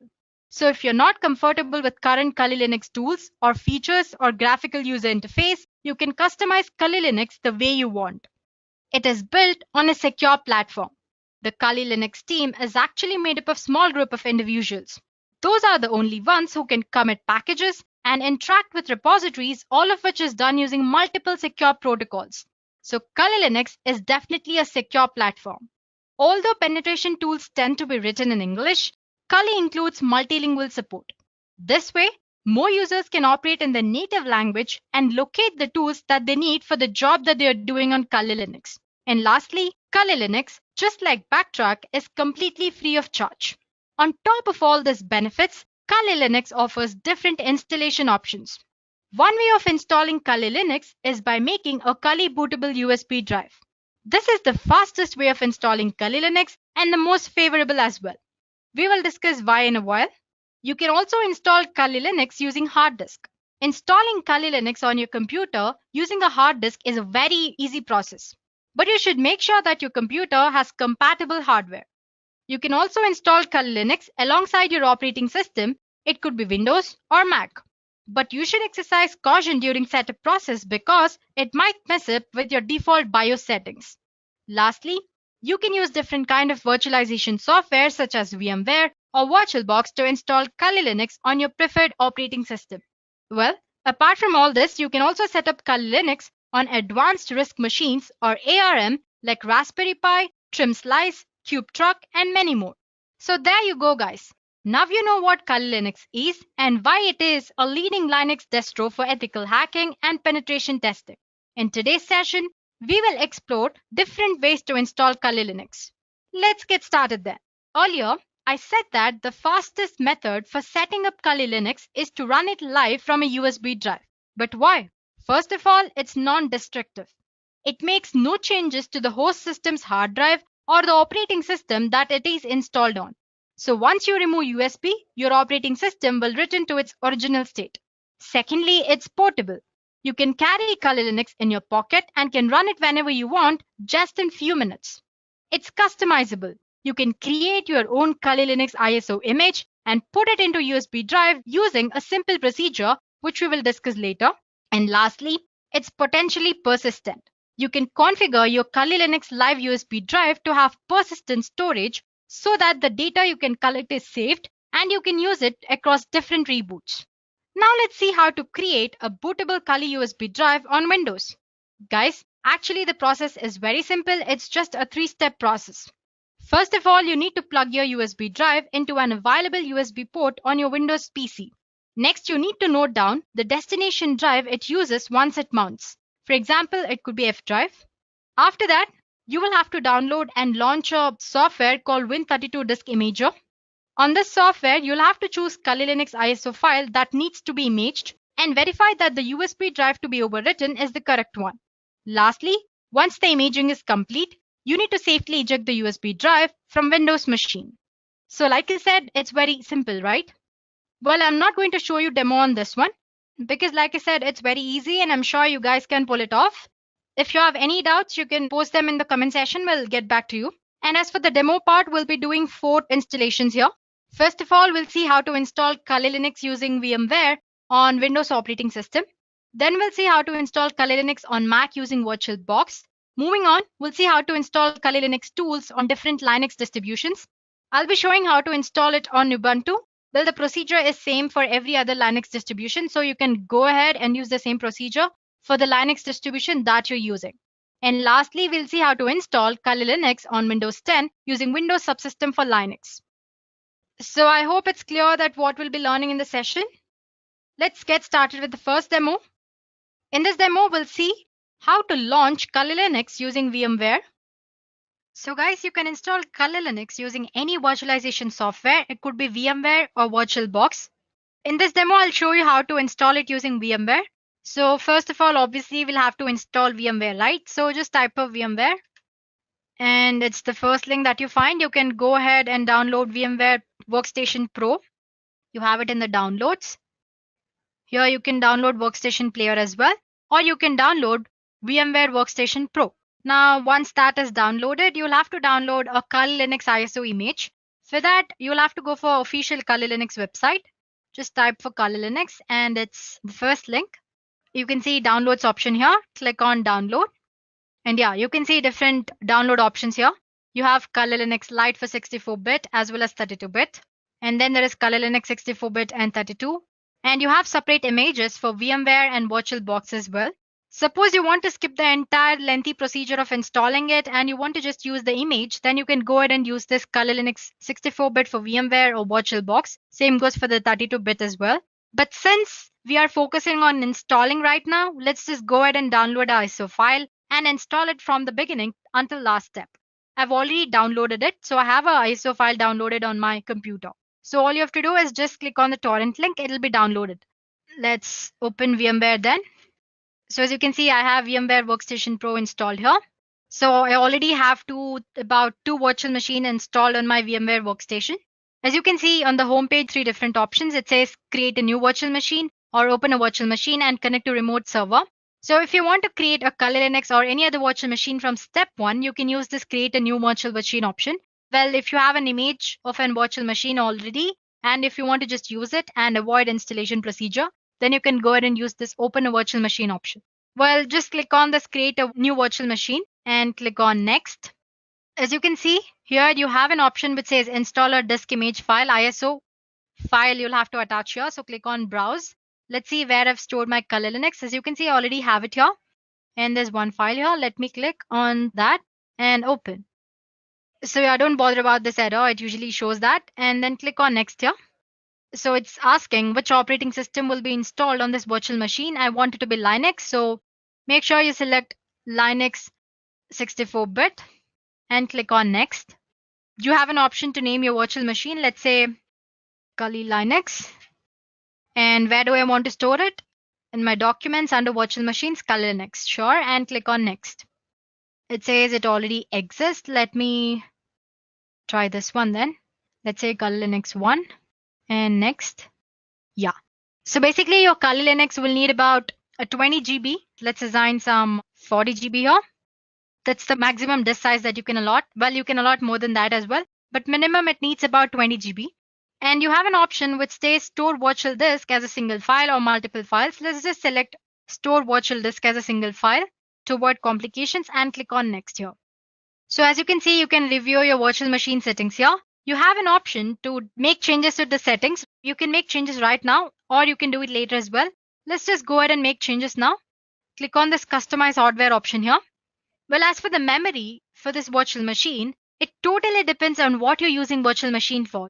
If you're not using it for heavy works, then you can assign least amount of memory. Let's say I want to assign about 2 GB. There we go.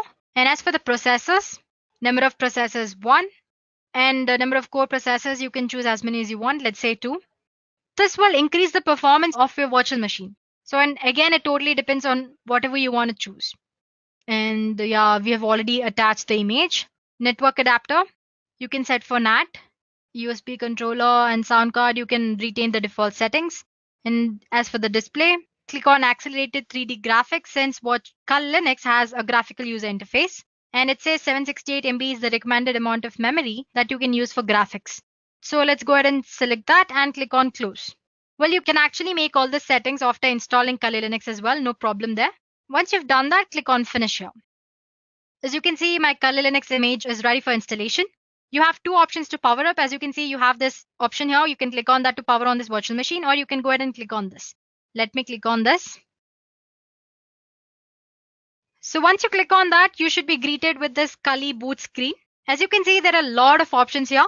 We did discuss live option earlier, right?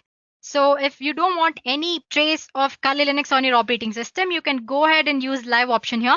You have live USB persistence mode and live USB encrypted persistence as well. Suppose you want to store some data and save it for a later reboots, you can use live persistent option here. And most of the time people get confused with this install and graphical install. Just don't go ahead and click on install option. Do it only if you're well versed with command line interface. So basically that install option is for command line interface. So you'll be greeted with Kali Linux command line interface. Since if you're using Kali Linux for the first time, go ahead with graphical install. Select the graphical install and click enter. So as you can see, it'll start mounting storage devices. Whole installation process might take about 10 minutes. So it's prompting you to select a language. So select your preferred language, then your country location. Let's say English and click on enter. And it's asking you for the country location. Just give United States and enter. And I want the keyboard to be configured with American English. You can choose any native language. Like I said earlier, it supports multilingual or it supports multiple languages. So go ahead and choose it. But it might complicate the way you use Kali Linux later. So you can always go ahead and stick ahead with English only. Well, it doesn't matter. So as you can see, it's configuring the network. So it'll detect the ISO file and load installation component and then prompt you to enter a host name for your system. Well, in this installation, let's just enter Kali and click on enter. You can give the name you want. And next it's asking you for the domain name. Suppose you have a set of virtual machines and if you want to give all of them a domain name, you can assign a domain name as well, but it's optional. Let's not give any domain name here and click on enter. The next thing it does is it'll prompt you for the password that you'll have to enter every time you launch your Kali Linux. So just give some password of your choice and click on continue. The best thing about Kali Linux is you can set up date and time as well. You can make it later as well, but you can choose it here. So just click on Eastern or whichever choice you like and click on enter. So the installer will now probe your disk and offers you 4 different choices. As you can see, it says guided use entire disk. Guided use entire disk can set up LVM, which is logical volume manager. Same thing, which is encrypted, and manual. So if you're an expert, if you've already used this Kali Linux before, you can go ahead and select any of these 3 options from the bottom. That's LVM or manual or encrypted LVM. Otherwise, you can always go ahead and choose guided use entire disk option here if you're a beginner and click on enter. So this is the disk partition where all the data will be stored and click on continue. It's asking if you want to store all files in one partition or if you want to make partitions. So depending on your needs, you can go ahead and choose to keep all your files in single partition, which is default, or you have separate partition for one or more of the top level directories. Let's just choose the first option and click on enter. So once you've done that, you'll have one last chance to review your disk configuration. Once you're sure that you've given correct details, click on enter here. It's asking if the changes that you make to Kali Linux should be written to the disk or not. So say yes. So it will start partition and install the virtual machine. It took a while, but as you can see, installation is almost done. It's asking me to configure the package manager. Well, if you select no in this session, you'll not be able to install packages from Kali repositories later. And click on continue. So suppose if you want to install other repositories or updates later on, you can always go and click on yes. Otherwise you can go for no as well. Now it's going to configure the package manager. It'll install package manager and configure it. Then it'll install grub bootloader. And it's asking if you want to install grub bootloader to master boot record. Definitely yes. So select yes and click on continue. So it's asking to select the device manually. You can click this, select the device. So yeah guys, we're done here. So you can finally click on continue option to reboot your new Kali installation. So as you can see, the entire process took about 10 to 11 minutes. So yeah, let's go ahead and click on continue here. It's going to finish the installation.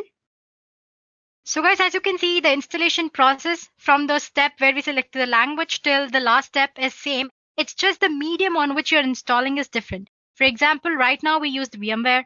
Later on, I'll show you how to use VirtualBox. But once your Kali Linux image is ready to boot, the rest of the installation process is similar to this. So it's finished installing. It's loading the image. So if you have done everything right during the installation process and according to your needs, you'll land up in this page. Username. So we've given it this Kali, right? Kali and password. As you can see, it's showing an error. It says that didn't work. Please try again. This is mostly because first time when you log in, you should use word root as your default username. But later on, once you've already logged in, you can change the username according to your need. So root and password, you can use the same password which you set during installation process. So as you can see, login is successful.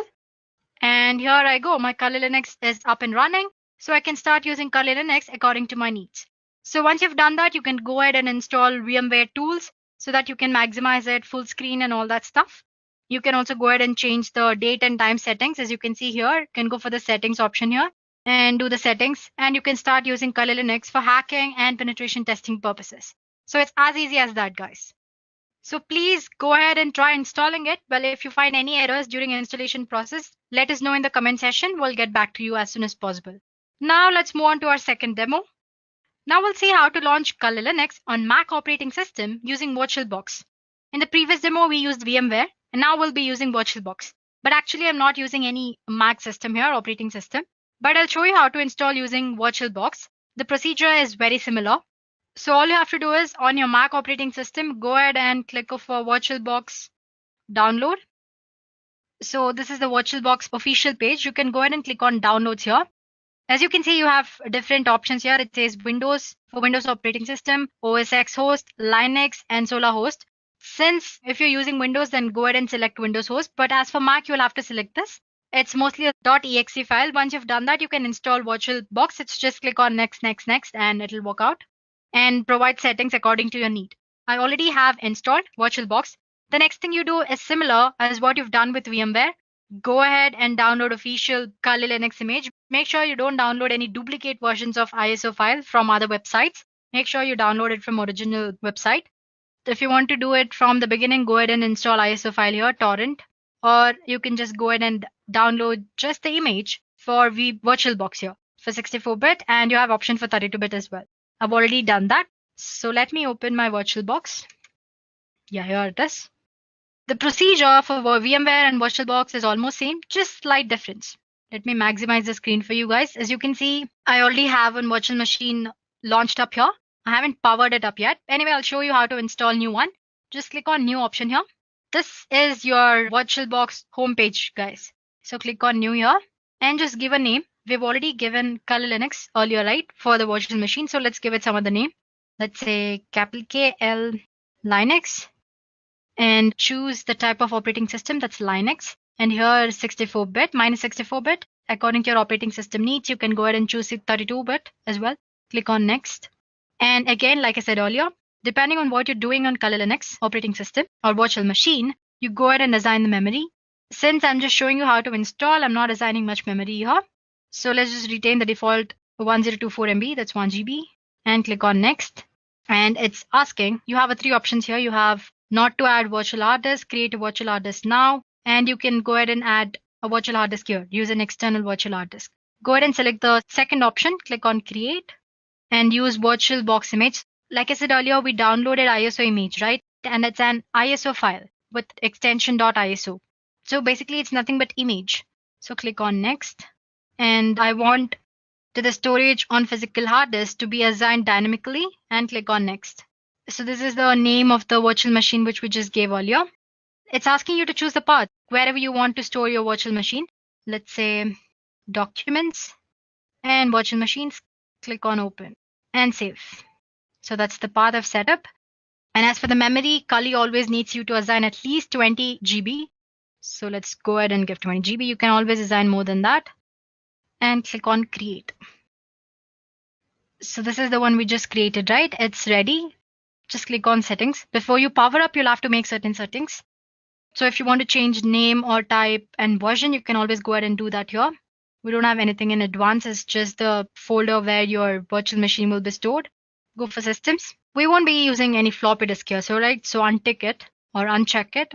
And yeah, this is memory. If you want to go ahead and change or assign more memory because the performance of your virtual machine is not that great, you can go ahead and do that. For the processor, make sure you enable this extended features. So basically, if you want to increase the performance of your virtual machine, the number of processors you assign should increase. Well, for now, since I'm just showing you how to install, I'm just going to assign one. You have option to increase, just say 2, like that. And as for the display, you can enable 3D acceleration display. Storage settings, this is the most important one. Right now, we don't have any image attached here. So click on this empty and click on the CD image that you see here and choose virtual disk. And attach the image or the ISO torrent file which you just downloaded. Click on open. And audio, no settings, default, network. By default, you can always set it for NAT since we're using only one virtual machine here. But if you want to use your Kali Linux with any other virtual machine like Metasploitable 2, you can go ahead and use this host only adapter option here. Because when you use NAT and when you have two virtual machines, both of them will be assigned with same IP address, which will definitely a problem because both of these virtual machines need to interact, right? So yeah, well, I'm just saying all this for the information. So you can go ahead and click on host only adapter if you're using two virtual machines and you want them to interact. As for now, I'm just retaining it NAT. And rest you don't have to make any changes. And click on OK. Once you've made all the settings, click on this. Or you can go ahead and click on start option here. You can right click on it and start. Again, like I said, the installation process from step 1 is very similar to that we did using VMware. So again, you'll be greeted with Kali boot screen and you have multiple options. Again, I'm not repeating the entire thing here. So go ahead and click on graphical install. And if you're a pro in using command line, you can always go for install option. And if you want to just use it for one time purpose, you can always go for live option here. That's all, guys. I'm sure you can catch up from here, right? Because it's almost similar for the ones we did using VMware. If you have any doubt, just go back and take a look at it. Yeah, well, like I said, I showed you on how to use VirtualBox to install Kali Linux on Windows operating system. Well, it's same for the Mac as well. You just have to download your stuff there instead of Windows. You have another option with this operating system. You can dual boot your Kali Linux with Windows or Mac. It's not as easy as these installation process because it will involve you setting the BIOS changes that you get to see when you power up your computer initially. So make sure you refer to Kali Linux official documentation and make sure you've done the installation properly so that you won't mess up your default settings. So guys, we are done with two ways of installing Kali Linux, one on Windows and one on Mac. We saw how to install it using VMware as well as VirtualBox. In the third part, we'll see how to install Kali tools on any Linux distribution. It could be Ubuntu, Fedora, Peppermint operating system, or any other version or distribution of Linux. The procedure is actually similar in every Linux distribution. So if you follow up on one Linux distribution, you can go ahead and do it on the Linux distribution of your choice or the one that you're using. One thing you should remember is that Kali Linux is not for the daily Linux purposes. Well, it's only for ethical hacking or web application penetration testing for these purposes. So guys, we'll be using a tool called Katulin. Let me spell it for you guys. It's Katolin. So let's just search for that. There we go. It's a script that helps you to install Kali Linux tools on your Linux distribution of your choice. So it's usually the GitHub script. So click on the first link that you find. So for those of you who like to use penetration testing tools provided by Kali Linux development team, you can effectively do that on your preferred Linux distribution using this tool, which is Katolin or Katolin. So as you can see, once you've installed Katolin properly on your operating system, you should be greeted with this page. I'll show you how to do that. Don't worry about it. So the purpose of asking you to see this page is to take a look at prerequisites. So first thing, you need to have a Python of version 2.7 or above installed in your operating system. And you need a Linux distribution system. It could be Ubuntu or it could be Fedora or Peppermint, any other Linux distribution. I have Ubuntu here. I'll be using VMware Workstation Pro. It's already open, but let me just go back. All you have to do is search for Ubuntu and click on the first link. So as you can see, there are a lot of options to install Ubuntu. Just click on this and you'll be able to download a file, ISO image. I've already done that. I'm not doing it again. Let's go back to VMware Workstation. As you can see, I already have my Ubuntu operating system installed. Installing Ubuntu is very straightforward. So just take a look at the instructions that you need to know when you're installing Ubuntu. Once you've done the installation, it should look something like this. So let me power up my Ubuntu operating system.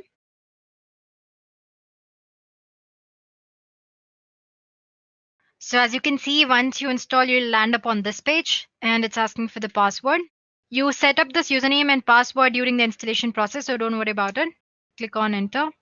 So let's say you are a Unix lover, you like using Unix platform. But right now you want to use certain tools for performing application penetration testing and ethical hacking. You just don't need all the tools, you need few tools. In that case, instead of installing Kali Linux on your operating system, installing only certain Kali Linux tools will be the best option, right? For that, like I said earlier, we'll be using Katolin. I have a set of 4 or 5 commands that you need to use to install Katolin. First of all, you need to have Git on your operating system. Let me check if I have it or not. Anyway, I have these 5 or 4 set of commands which we'll be using. I'm going to attach them in the description below. So if you want, you can use them. As you can see, install Git, first command. It says unable to use it because I have to log in as a root user. So let me it's asking for the password. Yeah, now I'm a root user. So let me try the command again. That's apt-get install Git. Yeah, installing Git. It's just going to take a few minutes. While this is happening, let's go ahead and explore Katolin tool. Let me go for Firefox here. Let's search for Katolin. So it's the first link, guys, like I said earlier. So let me scroll down. As we saw, this should be the home page, and we did take a look at the requirements. So let's just go back and see if it's done. It's still happening. So one thing, guys, make sure you have a Python of version 2.7 or above. Otherwise, the entire thing won't work at all. Yeah, guys, it's done. Now we are done with the first step. We need to install or we need to clone the Katolin, right? So what you do, like I said, I have a command right here. Just copy this and place it over there. Control C. Let's go back to terminal and let me clear the screen for you guys. Yeah, and paste. So basically, I'm cloning it here. And the next command is I'm copying the Python file to this directory and click on enter. It's done. It's just quick process. Now we'll have to change permissions so that we have access to use Kotlin. For that, basically we are giving execute permission. So chmod plus X. Make sure you take a look at that. Plus X and enter. We are ready, guys. Now our Kotlin is installed. Say lin. So as you can see, it's all ready. But the first thing that you should do is before you upgrade your system, it says please remove all the Kotlin repositories to avoid any kind of problems. So as you can see, it shows you like 5 options here. First one, it says add Kali repositories and update. Next, view categories. Like I said, Kali Linux has 600 plus tools, right? So you have different tools categorized under different headings. Then you have classic menu indicator. It's nothing here. As you can see, I have a small icon here. If you click on that, it'll just show you different menus. That's all. And if you want to install Kali menu for easy access, you can do that as well. So let me just click one. Under one, it says add Kali Linux repositories, update, remove, and view all contents. So let's try removing them. Let's try with adding repositories. It says there are certain duplicate signatures removed and all that. So let's just try to remove like they suggested earlier. They've been deleted. Now one. So if you guys want to go ahead and update the repositories, already existing ones, you can go ahead and do that. I'm not doing it now because it's going to take a while. So if you want to go back, just click back. It's as easy as that. Now let's say I want to view categories and install one tool of it. As you can see, there are like huge number of categories here. So I have web application penetration tools here. I have password attacks. I have exploitation tools. Well, if you are interested, there's an introduction video of what is Kali Linux by Dureka in the cybersecurity playlist. So go ahead and take a look at that. We have explained like about 5 to 6 popular tools in Kali Linux. Anyway, getting back to today's session, let me just say 4. As you can see, it lists all the web application tools. So if I want to install all tools, there's an option that's 0. But let's just say I want to install a tool called SQL Map. I'm sure you might have heard SQL Map. If not, it's okay. It's a tool which you use for checking out vulnerabilities that are present in application database system. So anyway, it asks insert the number of the tool that you want to install. Let's say 27. So as you can see, it's installing. So it's as easy as that, guys. So once you're done installing, I'll get back to you. Any tool, I just showed you how to install SQL Map, which is there in web application tools. You can go ahead and do that for other different types of tools as well. Suppose you want to install all the tools, you can go for 0, as in click on 0 option. So there you go, guys. I just showed you how to install one tool, so you can go ahead and do that for any kind of tool under any category. So if you just want to go back, click back and go for other types of tools. Let's say 8. There you can see. So whatever different type of exploitation tools you want, you can go ahead and install them. Let me just click back and the back. Sometimes when you try to install all the tools, you might get an error saying that the file doesn't exist or repository doesn't exist. All you have to do is go for first option here. As you can see here, you have option 2, which is update. So update your repositories. Make sure the Kali Linux mirror, which is present for the updation, is the right one. Once you've done that, you won't get any errors. All the tools will be installed properly. So suppose you want to get back from these Kotlin, easy, just press Ctrl C. And yeah, as you can see, it says goodbye. So that's as easy as it is to use Kali Linux tools on any kind of Linux distribution. While I've showed you on Ubuntu, the procedure is same on any other Linux distribution, guys. So there we go, guys. We're done with 3 things. First, we did on Windows using VMware, then on Mac using VirtualBox. And third, I showed you how to install Kali Linux tools on any kind of Linux distribution.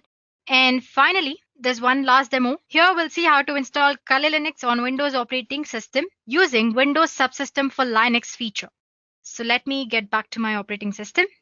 We won't be needing VMware Workstation anymore. So guys, we'll be using a feature called Windows Subsystem for Linux, which is by default present in all the current versions of Windows 10. This is actually for those who prefer using Kali Linux command line interface. So make sure to listen to me properly. Or use this option only if you are a pro in using command line interface or if you have any experience using command line interface. Otherwise, just go ahead and use VMware or VirtualBox and install Kali Linux graphical user interface option. So yeah, this Windows Subsystem for Linux allows you to run Linux distributions as subsystem on your Windows operating system. This feature is really a new feature. It exists only in Windows 10. So you need to use latest version of Windows 10 to perform this demo or use this option.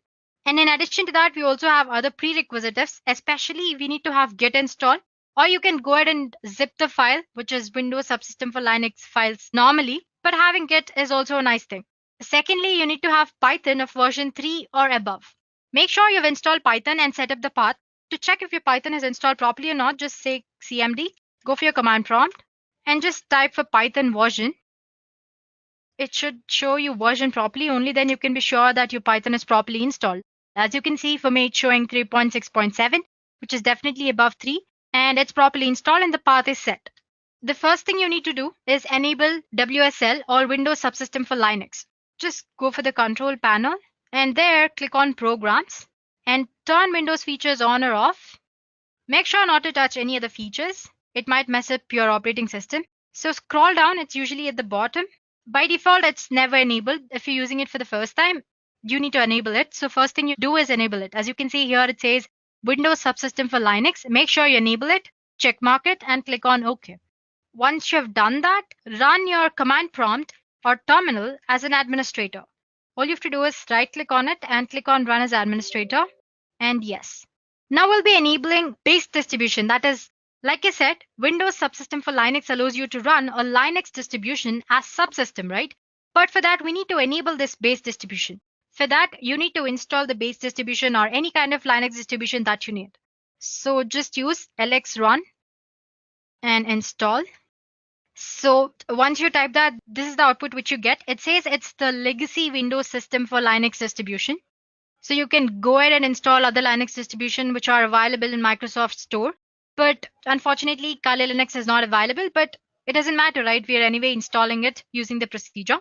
Just click on Y here, saying yes. I've already installed, so it's showing legacy Windows system for Linux distribution is already installed on my system. For you, it might take a while. After installing, the most important thing is it'll ask for you to set up a password and username. Don't skip that step, wait for a while, and make sure you set up the password and username properly. Only then the entire thing will work out. Once you've done that, we are done here. You can close the command prompt. The next thing you need to do is install Git. I already have it installed. It's very easy. Install.exe file and click on the installation process. It's very straightforward. And open Git bash. Yeah. Before that, let me go ahead and create a folder called text here. And as you can see, it's stored on my desktop. Right now it's empty. Anyway, let me go back to Git here and cd desktop test. Earlier we enabled Windows Subsystem for Linux, but now we have to download the script, right? For that, search for Windows Subsystem for Linux switcher. And the first link is the GitHub link. Click on that. There you go, guys. It says Windows Subsystem for Linux distribution switcher. It says the purpose is to let you easily download and install Linux distribution as subsystem on your Windows operating system. So yeah, as you can see, you have different options here for the base operating systems. So yeah, copy this link here, Control C, and go back to Git clone, and paste the link which you just downloaded, paste it. It shouldn't take very long. It's done, guys. So now if you check your test folder, Windows Subsystem for Linux will be downloaded properly.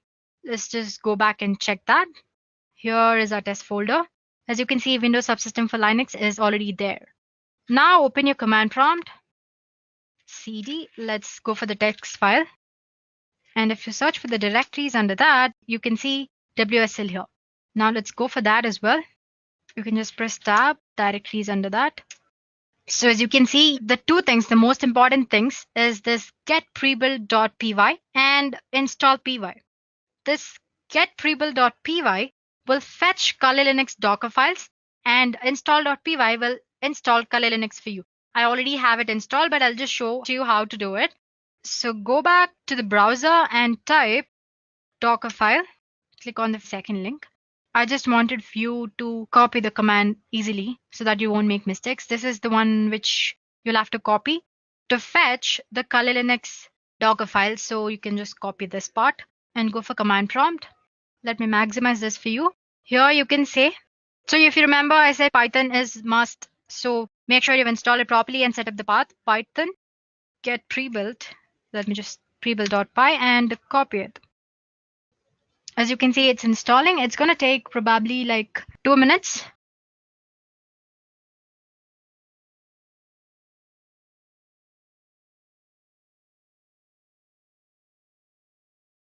So it says it's done. It says it's saved to this file in the text folder. Let's go back and check if that's happened. Here is a test folder. Under WSL, you have Python. Yeah, as you can see, you have Python folder, a zip folder of Kali Linux installed or fetched. You'll have to install it now, right? So let me now just type Python. This is the command that you want to use. That's install.py, install.py, and copy this or just type and enter tab, root fs tab, and click enter.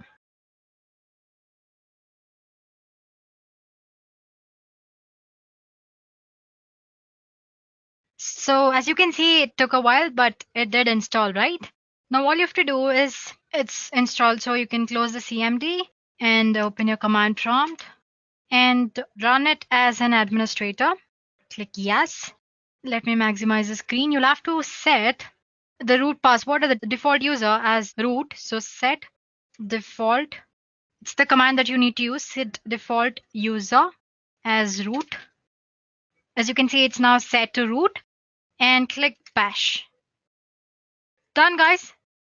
Right now we are running on Kali operating system on command line interface. If you want to make sure if you're actually running on Kali, just type cat etc and issue. It shows that Kali Linux rolling. So as you can see, we have successfully installed Kali Linux command line interface or how to use command line interface on Windows using Windows subsystem for Linux. And I'm telling it to you again, just use it if you know how to use command line interface very properly. Otherwise, it might be a little overwhelming for beginners. Default. It's the command that you need to use. Set default user as root. As you can see, it's now set to root and click bash. Done, guys. Right now we are running on Kali operating system on command line interface. If you want to make sure if you're actually running on Kali, just type cat etc and issue. It shows that Kali Linux rolling. So as you can see, we have successfully installed Kali Linux command line interface or how to use command line interface on Windows using Windows subsystem for Linux. And I'm telling it to you again, just use it if you know how to use command line interface very properly. Otherwise, it might be a little overwhelming for beginners.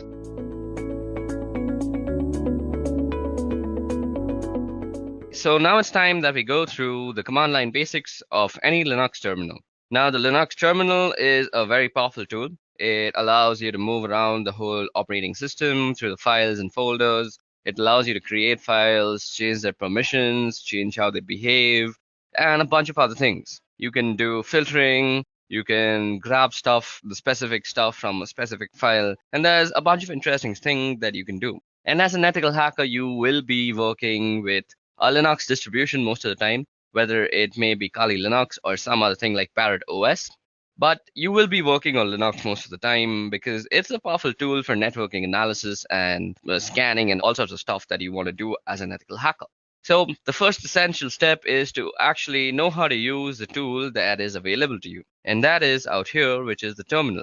Now, as I'm running this on a virtual machine, you might find it that my execution times are much slower. And that is because I have a very, very slow laptop because my virtual machine is actually eating up a lot of my RAM. And I have a bunch of other processes that are also rendering. I do this on my free time. So let's go ahead and go through the commands that we are going to actually go through. Now, let me actually make a list of commands that I want to teach you guys. So let me see if LeafPad is available. Firstly, LeafPad is basically a text editor. So the first command that we are going to start off with is cd. Now, cd stands for change directory. Now, at this moment, we are in the root directory, as you guys can see. We can print the current working directory with this thing called pwd, and that is a current working directory. As you see, it's called root. And suppose we want to change our directory to the home directory. So all we have to do is cd, which stands for change directory, as I just said, and specify the path. Now cd/home. Okay, so once we're in home, I want to make a list of commands that are used on the CLI that I want to teach to you guys. So what would I do? I would firstly see if any files are available that I can edit. Okay, so these files are available, but let's create a new file for ourselves. So firstly, let's do nano list.txt. Now what nano does is Nano will open up a small command line text editor. Now, command line text editors are very much used by ethical hackers because they save a bunch of time. If you're always switching between GUI and command line because you'll be doing a bunch of stuff on the command line, and suppose you want to write something, you're always switching to GUI, it's a waste of time. And you want to save time as an ethical hacker. So you can use this thing called a command line editor, and it can basically do most of the stuff a GUI editor would do. Now you say nano and the name of this file. So Nano basically has created this file now, and it has opened up this new fresh window, which overrides the command line that we were in, the bash. And this is the place where you can actually edit what goes into the file. Now, let's see the list of commands that I'm going to teach you. I'm going to teach you ls. ls will be the list of files. We did cd. We saw a pwd. So that was the print working directory. We'll be looking at how you can copy stuff with the cp command. Then we'll be looking at mv, which is basically move. Then we'll be looking at cat, and that's an interesting one. And also less, which is another interesting thing. Then we'll be looking at grep, which is actually used for grepping or grabbing things from files that you might want to see. You'll see what I mean in a short while. We'll see echo, which probably does what you think if you have any experience with Linux. Then we'll be doing touch, and we'll be doing make dir, which is make directory, and then we'll do in chown, chmod. Then one of the most dangerous commands has rm, and then you can do man plus help. Okay, so these are the list of commands that we are going to go through in this part of the video. So suppose I was making this video and I wanted to save this somewhere. So if you see down here, there are a bunch of options that are shown to you. Now this caret sign might be not what you're thinking, that the shift 6 one, it's not shift 6. It's actually a control. So caret is control, and then G of course means G. So if you go control G, it will actually get help. Now what we want to do is save the file, and that is control O, and that is write out. So what we want to do is say control O, and now it's going to say if we want to name the file list.txt, and we want to name the file, and it says that we have written down 15 lines.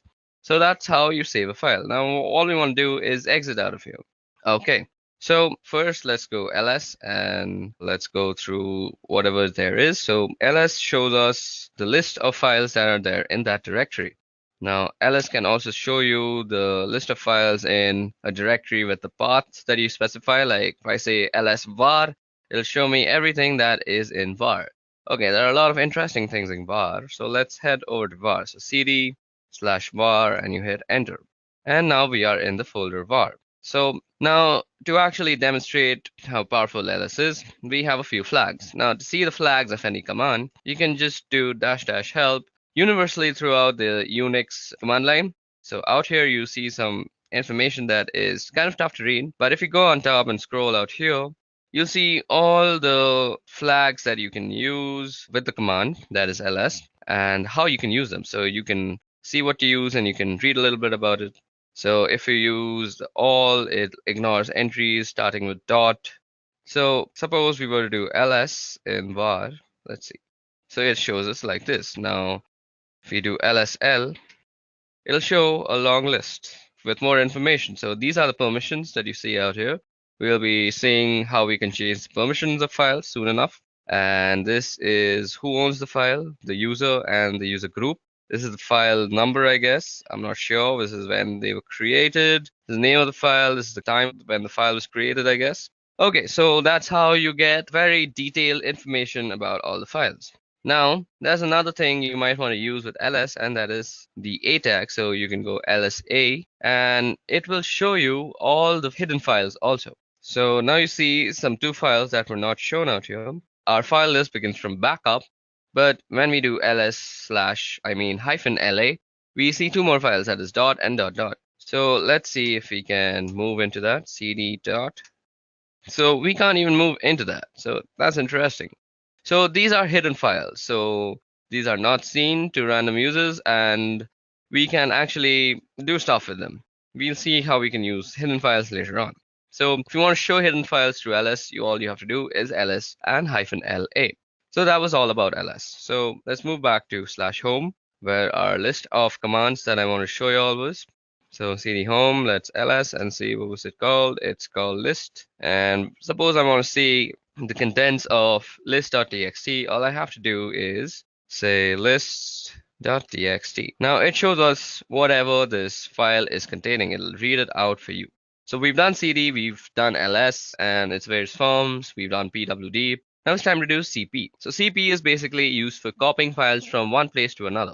So suppose I want to copy this address file that is there into some other directory, let's say var. So all I would have to do is cp name.txt, and then you specify which location you want to actually copy it to. So cd/var. So this is where I want to copy my file to, and you hit enter and it's copied. But that was a very small file. Now we can actually check if it was copied before I move on and pour some more knowledge into you. So let's go into var. So cd/var, hit enter, and you're in var again, and you see ls, and now you see a name.txt. So let's remove name.txt from here because I want to copy it again and show you all a difference between a flag that I'm going to use right now. So the hyphen and letters that you use are called flags technically in the Linux terminology. So let's go back to home. Now, instead of the name of the file and moving back to home just like I did, you can type out the complete name of the file out here. So you could have gone cd/home/name.txt and copy it to /var. But this time what we're going to do is we're going to use the -v, which is basically used for a verbose output of whatever you're doing. So most of the commands that we're going to using will have a -v with them. So let's see how this actually affects the output. So what we're going to do is we want to copy, so cp and verbose, and we want to copy the file name.txt, and we want to copy it to the folder called var, right? So now you'll see that it will give us what is being moved, rather, that is name.txt, and where it is being moved to. So this is a very good way of knowing what is actually happening, because if you do it without the verbose part, and suppose name.txt was just a 20 GB file, and you just don't know if it has finished or not. So if it's a 20 GB file, it'll continuously update you on where what is being copied. So basically, all you have to do is type -v if you want to know where your file is being copied and the exact path. Okay, so that was about how you can copy files from here and there. Now, what was the next command that we want to see? So cat. So let me just go and see the next command that is there. So list.txt. So after cat, I want to show less. Okay, so we've done cp. We also have to do mv. Now, as you guys can see, that cp is basically a copy. Copy is, as you would expect, it leaves a copy of the file that in the original directory while also maintaining a copy in the directory that you specified. But if you wanted to move the file completely, all you would have to do is use the command mv. So mv is for moving the file. Now let's see what all goes with mv. So you can type help, and as I said, you get the verbose option and you get suffixes. You can force things to happen. So suppose you don't have the permission, do not prompt before overwriting.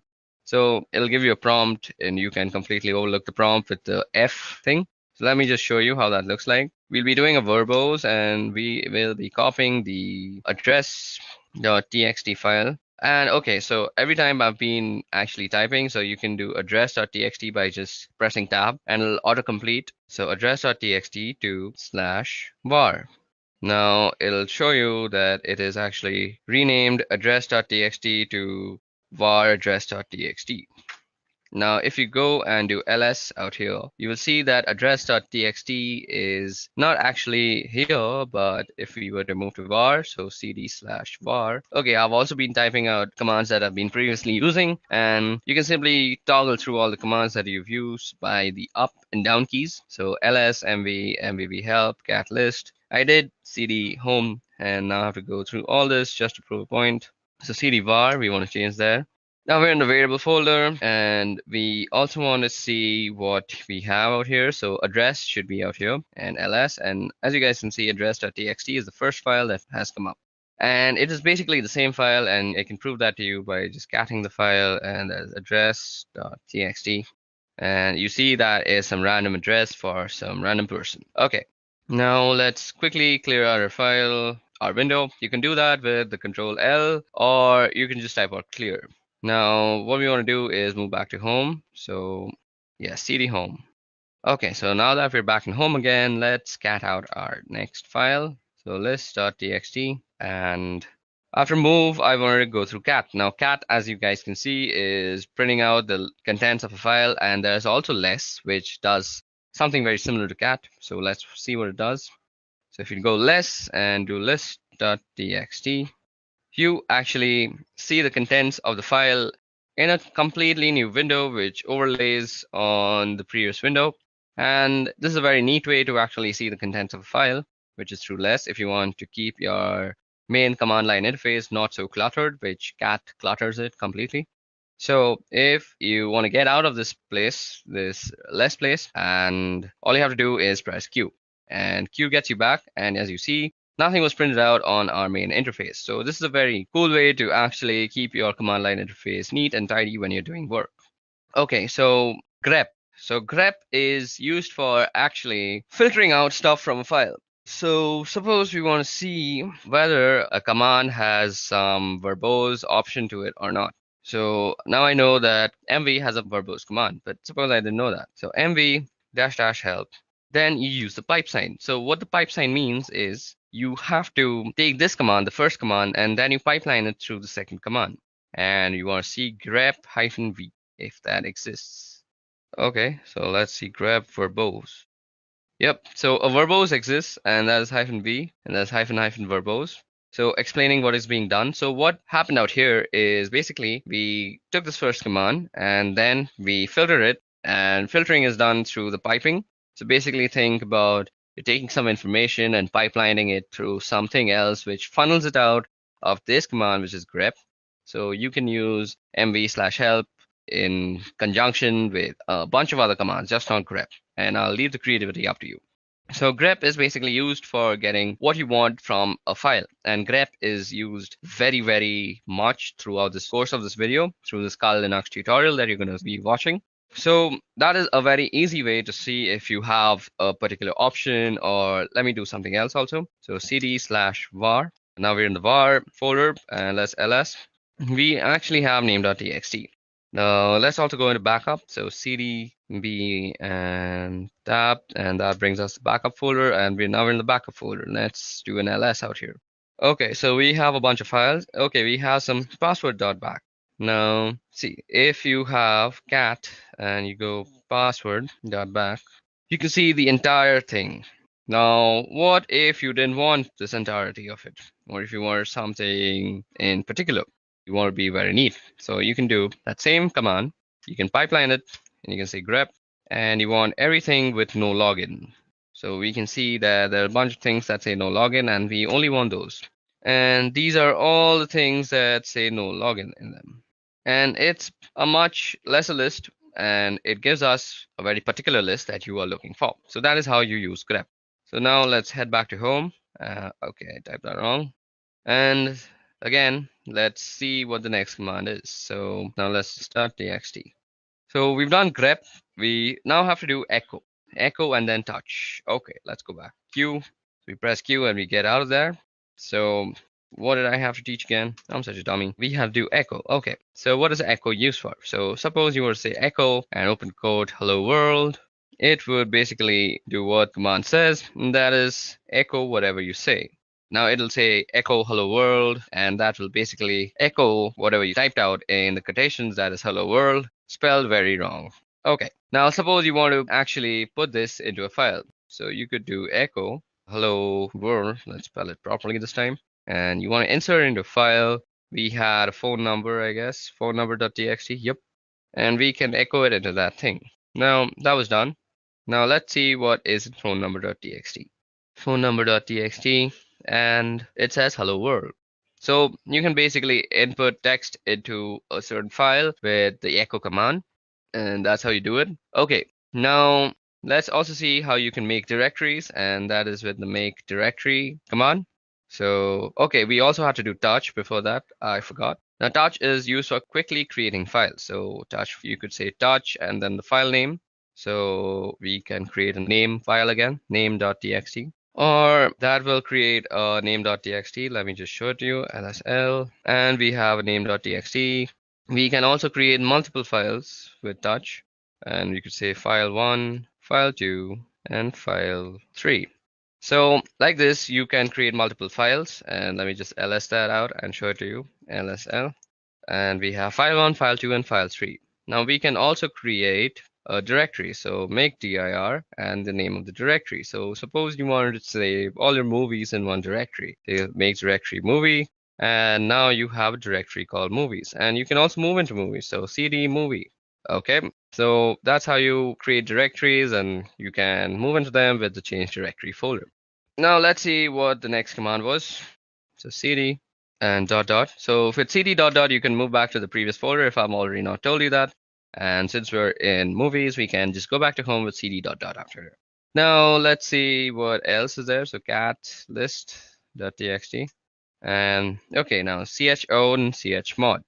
Now chown will be a little tough to show because we don't have any sort of other user out here. The root user is the only user that we have on this VirtualBox that is set up. But if you want to change the ownership of a file, let's say, so you can see the ownership of a file through the lsl command, and you see that root and root. So this is the owner name and this is the owner group, and they're mostly the same thing. So our next command that we're going to actually see is called chown. So let's see how chown is actually used. Chown is used for changing the ownership of a file. So I actually don't remember how to use chown. So if you actually don't remember or you're getting stuck somewhere, just use the help function. So if a command line argument is symbolic, so let me just go through this once. So this is how you use it, owner and then colon group. Okay, and then the file name. So you go chown, and then you want to say the name of the owner and the group you want it to belong to, that is root and root, and then you specify the name of the file. So suppose I want to change file 1. Now it already belongs to root and root, so it doesn't really matter because I don't have any other username to actually change the ownership to. So this is how you would normally change ownership. So let me just show you where you can see the ownership, and that is ls-l. And out here, the root and root you see on file 1 is basically this is the owner and this is the owner group. They're normally the same thing and the same name, but if you had some different owner like a guest, you could change it by actually using the chown method, the command. Methods are different things. I always get confused because of the programming. Okay, now the next command that is left is called chmod. To actually show you how chmod works, let me show you an interesting file. So suppose, let me just do this once. Okay, now echo. What we want to echo is, let's echo hello world. And let's put that in quotation, and we want to put this in test. Now, once we've done that, let's ls, and we see that we have a test file out here. And we want to move test to test.sh.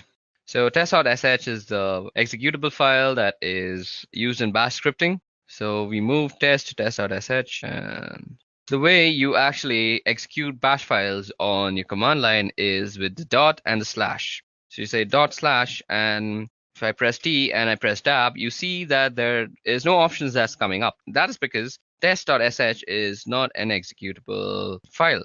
So test.sh don't have the executable permission. So let me just show that to you. ls, and you see test.sh. It doesn't have the executable. Now you see movie, it is executable. I don't know why, it is a directory, so it is an executable. You can move into it. So it's blue in color. So the way you actually can make this an executable is by changing its permissions. So the way you do that is chmod, and basically you change it to an executable. So plus X, that is making an executable. If you do plus R, it'll make it readable. And if you do plus W, it'll make it writable also. So if you do plus X and do test.sh, and now you go and do lsl, you'll see that test.sh has become green because it is an executable file now. And now if you do dot slash and you press T, you get test.sh if I press tab. So now it is an executable file, and if I execute it, it presses out hello world onto my screen. So that's how you can use the chmod, or which is basically the change of permissions of files. and we'll be changing permissions of files throughout the course of this video. It'll be very useful for us, and you'll see as we go along with this video. Okay, so the next thing that I want to show you all, only two are left, and I remember those now, and it is RM. And RM is used for actually removing files. So you should be very careful while using RM or any sort of removing command on a Linux system, because once you remove something, it is very difficult to get it back and almost near impossible. It's not like Windows where it's basically just disappeared in front of your eyes, but it's still there in the memory, cluttering it all up. That's why Linux always trumps Windows. That's one of the reasons. I'll make a video on that later on. But for now, let's focus on RM. Now, we can remove file 1. So let's see. So file 1 is going to be removed. So if we ls now, you see file 1 doesn't exist. But let me show you. RM, and if I do movie, it'll say cannot remove movie is a directory. But if you go into the help menu, I bet there will be a option that you can just forcefully remove it. So rm force will just remove. So rm/r, and you can do movie, and it'll recursively remove everything. And if you go here and do lsl, you'll see that there is no movie directory anymore, and that is how you can remove movies. Now that prompt that you see out there is actually a safety measure, because once you remove a directory and it's not retrievable, that's a very sad scenario, and you don't want to get yourself in such a scenario in whatsoever possibility. Okay, moving on, so on and so forth. That was all about the RM folder. Now you can do RM and the address of anything. So RM, I know we moved an address.txt, so into the var folder, we can go rm var and address.txt. And that will remove address.txt from the folder of var. Let me just show you that worked. So cd var and ls, and you see that there is no address.txt out here. Okay, another way to get help for any command that you want is man, and suppose you want to see about rm. It'll show everything about RM that is there to show to you. It'll show you how to use it. It'll give you a description, synopsis, the name, remove files or directories. It's a very useful way. So out here you see this is a manual page. So that is what it means, man. And you can press line 1 or H, or you can press Q to quit. So that's very much helpful. Okay guys, so that was all about the command line interface and how we can use it to go about the operating system and change file permissions, copy files, move files, and a bunch of other stuff. Now it's time to get on with the interesting stuff, and that is, firstly, we're going to be learning how you can actually stay anonymous with proxy chains. Okay guys, so now that we are done with the command line basics, it's time that we move forward with proxy chains. So before we move forward with proxy chains, let us head back to our PowerPoint presentation and see what exactly proxy chains are. Okay, so proxy chains. Now, as the name suggests, proxy chains are basically a chain of proxies. Now, where is a proxy used? A proxy is used whenever you want to anonymize yourself on the wire or the network. You do not want to know, or you do not want your others to know what the source IP address was for your client system. And to do this, all you have to do is send your packets through a bunch of intermediary systems, and these intermediary systems carry the packet out and they transmit it to the target system. And this is much slower, and let's see how we can use this in Kali Linux now. In combination with Tor, in order to anonymize traffic, not only on web browsing traffic, but rather instead on all networks related traffic generated by pretty much all your applications. But you can also change this in the settings. Now, what we're going to do is we're going to open up the proxy chain configuration file, and we're going to understand all its options that are available. So to do that, all you have to do is say nano. You go into the etc folder, and then you go for the proxy chain.conf. And what you see out here is the nano editor, and we had spoken about the nano editor when we were discussing the CLI part. I hope you haven't skipped that. Now what you see out here is a bunch of instructions and options. So let me just zoom in into this command line interface, and now you can read everything much well. So what proxy chains is, well, it gives you the ability rather to route your traffic through a series of proxy servers and stay anonymous in such a fashion by hiding behind them or by having them forward your requests, so it looks that on the other side that your requests are coming from them as opposed to you. Now, surprisingly enough, there are a large amount of these proxy servers out there that you can use, but they're not very stable. You know, they go up and down and they're not very fast. So for specific targets, they can be useful, but not for brute forcing and not for any sort of computing attack. So suppose you're doing something to a certain target. If you're trying to log in or you're already logged in, you can definitely do it through proxy chains. And it will be reasonably fast and reasonably stable as well. But if you're doing some sort of mass scanning or you're brute forcing a password or something of a kind of a proxy chain with a list of proxies selected from the internet, especially the free proxies, it's not going to work. I mean, it's going to work out eventually in a technical sense, but it will consume more time than you can spare. And by that, I mean it can be a very, very long time. It can take about months or two to do a simple scan. So that's not an option. And there are other ways of doing that. But for the time being, I just want you to know how you can use proxy chains and how you can configure it. And actually, because it's really useful and I use it fairly often. And a lot of people do. And it's a fantastic piece of software. So first off, we have the types of proxies. So you see HTTP, SOCKS4, and SOCKS5. Now, there are fundamental differences between these protocols. And you always want to find yourself a SOCKS5 proxy as that's the best possible one. And that has the ability to anonymize all sorts of traffic.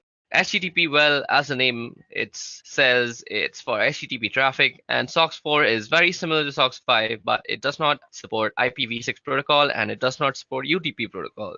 So this can be SOCKS4 and it can be rather problematic. And you always want to make sure that you're using SOCKS5 wherever and however. Anyway, down below, you have these other options, which we will go over. So basically, how you enable these options is that you don't need to type some complex lines of code or anything of any kind. Basically, all you have to do is just delete the hash out here. Let me just show you. So suppose we wanted to actually activate dynamic chains option. So all we have to do is delete the hash. But let's put in the hash right now. So after you delete the hash, all you have to do is save the file and the option is enabled.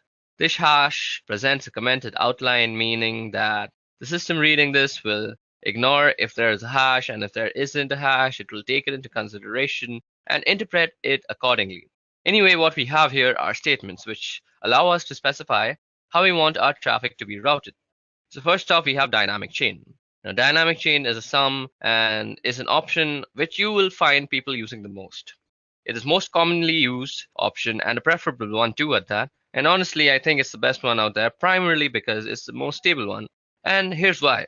Now, suppose you have ABCD proxies. So those are some servers with IP addresses, with open ports. And if you have a strict chain policy, which is enabled on this computer right now, as you see, if you have a strict chain policy, we can only be able to access any site on the internet in general by going through ABCD. So you have to go through all of them, and you have to go through them in that specific order, that is ABCD. And that's not always a good thing. I mean, if you're paying for 5 proxies, that's not a problem because they will always be operational and they will always be up. And why not? That's not a bad idea or an option. But there are, however, people who use proxies for free and they don't tend to pay for them. Why would you pay for like 5 proxies for a simple scan or something of that kind? They're not free and they cost money and they're rather expensive also. But still, I mean, the act of paying itself identifies you and kind of diminishes the amount of anonymity you have on the internet. So some complex payment methods can still be used to actually anonymize yourself, but it's fairly simpler to just use a dynamic chain. So firstly, we're going to go ahead and uncomment the dynamic chain option, and we're going to comment out the strict chain option. So strict chain will no longer be used, and I will be using dynamic chains. And one more thing to note here is that if you want to use proxy chains in combination with Tor, if you want to route all your traffic through the Tor network, not just web traffic, you must be enabling dynamic chains. I mean, there's a chance that it will work with strict chains, but due to the instant instability of Tor nodes, it is highly unlikely you will need dynamic chains, and that is why I'm using them. Anyway, if you're using dynamic chains, just give you the ability to go from ABCD to your desired destination by not having to adhere to any order. So let's say C is down and you would go a B, D, and it would work with no problems. Even if B was down, you would go to a D and you would go and still reach the destination. So as long as one single proxy is functional, it's going to work and you don't require any specific order to do it down below. Now down below you have some other options too. So first is random chains. Now random chains in effect are basically the same thing as resetting your service. I mean, if you're resetting your Tor, you will be now assigned a new IP address. I mean, Tor assigns you a new IP address every 10 minutes or so. Anyway, with the random chain, you can specify a list of IPs, and then you can tell your computer, okay, I want you to try and I want you to connect to this point. And every time you connect, every time you transmit a packet, I want you to use a different proxy. And we can do that as well. And that's one of the options definitely. And you can say, okay, use this as phone 5 times and then change to another one or some kind of like that. There are a lot of options to specify there, primarily the chain length. Anyway, down below there's quiet mode. You don't really need that. Then that's proxy DNS request no leak from DNS data. This is very important. You cannot have any DNS leak. And let me explain to you what DNS leaks are. And even though somebody cannot get your particular IP address, they can get the IP address of the DNS server that you are using. And that DNS servers do is resolve the main domain to the IP address and vice versa. So for example, if you typed in youtube.com, the DNS server of your local ISP provider will resolve that into some sort of IP address that YouTube has, and it will make a request. No problem. And you do not want that happening because your local DNS server will be discovered, and that is information that can be used in order to figure out your personal IP address. And when that is done, your physical location is pretty much compromised, and that's a no-go. And you definitely need proxy DNS here. It might slow you down a bit, but without that, you're practically not anonymous, and it's just a matter of time before somebody finds you. Now, if you go down below, we have some other options here, but we're not really interested in them at the moment. What we here are for the formats for entering proxies, and I'm going to leave it at that. So what you see out here is first the type of the proxy, that is SOX5, then the IP address, then the port number, and then 2 words, that is Llama secret, and then juice to hidden. Okay, so now what you see out here, as I just said, is how you would actually write down your proxy chains. And now, as I had already also said, you always want to be using SOX5 and you don't want to be using HTTP because they're not really that safe. And SOX5 doesn't support a lot of options anyway. And this is the IP address of the proxy server that we will enter a few of them manually later on. And this here is the port number that you see on which the proxy server is listening. And that port is open over here. These 2 words now, what some proxy servers, especially paid ones, will always have a username and password. So you can just type them here in plain text. Unfortunately, it is assumed that only you and you alone have access to this computer besides this file. And besides, this file is not everybody can read this file. Anyway, so if you can just type in the username here and password here, you will gain access to a certain proxy that you have chosen or that you have paid for. Anyway, these are just some examples, and we won't actually be using these proxies or anything of a kind. We need to go down below here. Out here you see, and at the end of the file, so if I just press enter a couple of times, there we go. So here is only one proxy active at the moment, and it says SOX4, and all traffic being routed here through Tor by default. So let's set to Tor now, and Tor default listens on this port. So this 9050 port is where Tor listens on. Now, what we want to do is we want to add a SOX5 proxy address. So what you want to do is just type in SOX5 and the same IP address, SOX5. And you want to be keeping the spacing correct, just use tab. So 127.0.0.1, and then you want to specify the port number also, so 9050. So what you see out here, the 127.0.0.1, this is the loopback address of your computer. So this is for inter-device communication, and if you ping this address in, if you're pinging yourself basically, and usually people ping this address in order to make sure that the IP protocol is set up correctly, even though they don't have internet connectivity. So let's just type in 1.27.0.0.1 and the same port number and 9050. So now we have to press Control O to save our file, and we're going to save under the same name, and we wrote 65 lines of codes down, and that's written. And now you have to press Control X and you exit out. So let's press Control L and clear out our screen. Now we just edited our proxy chains configuration in a very neat environment. So to go ahead and type in our service door status. So we want to check the status of our Tor service. So service Tor status. So Tor service could not be found. So do we have the Tor service installed? Okay, so Tor service is not installed. Just give me a little moment. I'll quickly install it. Okay, so now that we have set up our proxy chains configuration file and we have put in a SOC5 proxy chain, giving it the Tor service. Now what we need to do first is start up our Tor service. Now to actually check if Tor is running or not, or if the Tor service is running or not, let me just clear that out. We need to go service Tor status. And you see it says it's inactive. So what you have to do is say service Tor start, and that will start the Tor service. It might take some time depending on the system that you're using, and voila, there it has started it for me. Now, what you have to do to actually use proxy chains before you go to any website. So all you have to do is say proxy chains. Then you specify the browser that you're using. So we're going to be using Firefox, and you could say something like www.duckduck.com. So now here you will see how your thing is being transmitted to DuckDuckGo.com. When I say thing, I mean your packets and your requests. I'm sorry for my vocabulary. So now your packets are going to be directed through a bunch of IP addresses, but we haven't actually put a bunch. We just have put the loop back for the Tor network. So we will let Tor do the rest of the things for us. Okay, so depending on your system, this might take a little bit of time to actually open up. Okay, so let's go ahead and see what's actually happening on the terminal while this thing is loading up. Okay, as you can see, it's going through a bunch of proxies out here, and some are denying it, and some are saying it's okay. So as you guys can see, most of the time you might get denied, and it'll be a lesser number of okays, and that is exactly what we're looking for. Because primarily we have gone a great extent for the anonymity, and what you want to do is stay like that.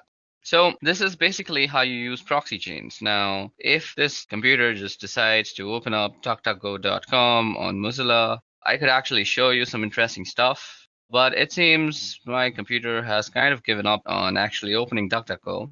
It's still waiting for DuckDuckGo's actually confirmation, but that's about it. So this is how you can actually configure proxy chains. I'm really sorry that my computer isn't working right now so well, and nothing is actually opening on Mozilla. It's mostly because my RAM is overloaded. I think I should go ahead and get myself a new RAM. But for now, let me just also say that we can put some custom proxy lists, and instead of just saying, let me just go ahead and open up that file again. As you guys can see out here, I'm going to end this right now because my computer can't really take all this pressure. See, it's lagging so hard. Okay, let me just quit out of that and let me just open up a new one. Now, as I had said that you can put up some custom proxy lists. Not really going to do that, but let me just show you how you can do that. You go nano and you go etc and proxy. So you basically have to go into the proxy chain. Okay, so I think I have to put this again. Yeah, now if you just go in and edit out here, all you have to do is set up dynamic chains, and you can go online and search for free proxy lists, and that'll give you everything with the port number to the IP address. Let me just show it to you. Free proxy server list. So all you have to do is search for free proxy server list, and you can see out here the proxy type is HTTPS, and you basically want to find a SOC5 proxy. To find SOC5 proxies, just add that into your keyword. And once you find those proxy addresses, all you have to do is take down this IP address and followed by the port number, and you go ahead and just put it down in this configuration file. And then you hit Control O, and you just save it, and then you just go back.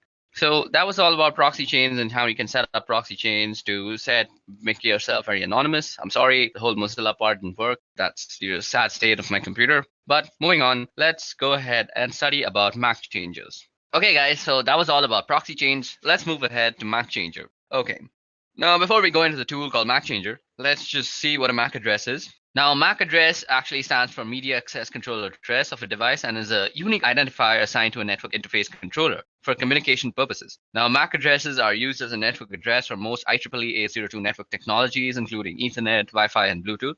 Now, in this context, MAC addresses are used in the medium access control protocol sublayer, and as typically represented as MAC addresses are not recognizable as 6 groups of 2 hexadecimal digits each. Now, these are separated by a colon, and the first 3 hexadecimals are actually the organizationally unique identifier, so they actually represent your vendor, and the next 3 hexadecimals actually represent your network card uniquely. Okay, so when you are actually on a network, you are recognized on something called an ARP table. Let me just show you the ARP table, how you can see it. Let's go in. So the password is root. So an ARP table is basically an address resolution protocol table, and well, this is a virtual machine and it doesn't really know many machines on the local network. But if I were to go on my Windows system and show you my ARP table, let's see. Okay, so if I show you the ARP table of my Windows machine, or any machine that has a TCP/IP protocol suite installed, you will have this command that is working called ARP. and you give the -a, and now you see that your IP address or somebody else's IP address is actually mapped to a physical address. Now, the MAC address is very commonly used in the ARP protocol, and this is how you are actually identified on a network. Now, sometimes what you want to do is be unknown on this network. There are various reasons why you want to do that. Let me just give you an example of a very malicious reason that was done in my college. So we as students would actually change the MAC address of our own computer to the professor's computer. So we would somehow look up the professor's IP address and then come to know about his MAC address. And then we would spoof our MAC to be his MAC address. And then we would do some sort of malicious activity on the college internet. And then the internet administrators of our college would come to know that that MAC address is doing some sort of malicious activity. And that MAC address would get permanently banned for that session on the college network. So basically, our professor would not be able to use the wireless projectors that he would use to actually show us his presentations. And we'd end up getting a free class. Now, I am not actually promoting any sort of bad activity like this. I have just experienced this in my own college life. So that was something. But there are many other reasons that you might want to spoof your Mac.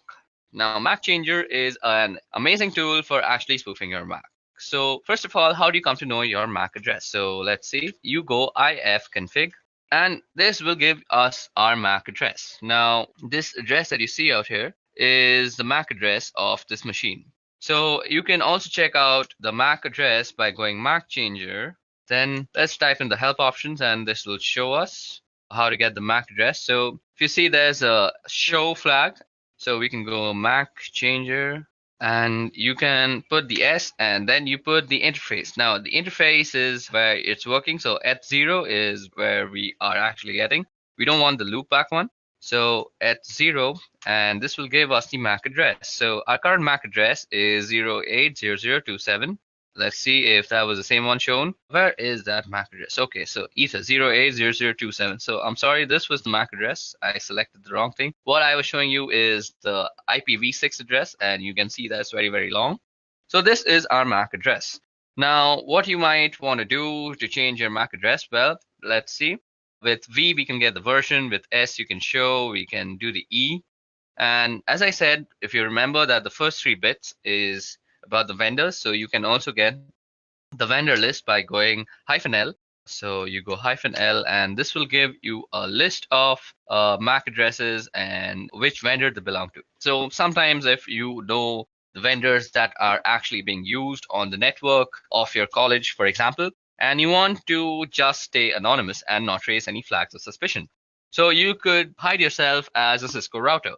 So suppose your college was using all sorts of Cisco routers, and you decided that today I'm going to spoof myself as a Cisco router and I'm going to screw around with the network. So it would not raise any flags before you actually decided to do some malicious activity. In some deeper inspection of your MAC address, people would actually realize that you are actually spoofing the address. And after some investigation, they would indeed take some time to actually reach to you and how you spoofed it. But the point of changing your MAC is not raising any flags. And that is exactly what you should try to do.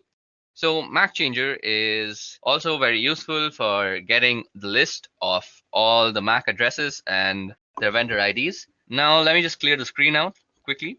So we go clear, and let's bring back the help. So we go MAC Changer and --help. Now what we want to do is give ourselves a random MAC address. Now MAC Changer, so that is done with the R flag, and we want to do it on Eth0. So once you run that, you will be given a new MAC address. So our new MAC address is F6C649. Now you can verify that by running ifconfig. Now we could just do ifconfig, and you see our new MAC address is on Ether. So we could also do something like this, ifconfig, and you could grep Ether. So that is telling you the MAC address, and this is completely new. Also, you could show it through the MAC Changer tool itself. Okay, so we need to give it the Eth0. I forgot that. Now you see that this is our current MAC address and this is our permanent MAC address, and they two are completely different. Sometimes you also might want to actually change your MAC when your laptop is or your system is booting up, because you might want to stay anonymous all the time. Who knows? And sometimes you might think, I'll actually change it when I want to change it. But let's face it, we are forgetful as human beings, and we tend to forget things that we are supposed to do.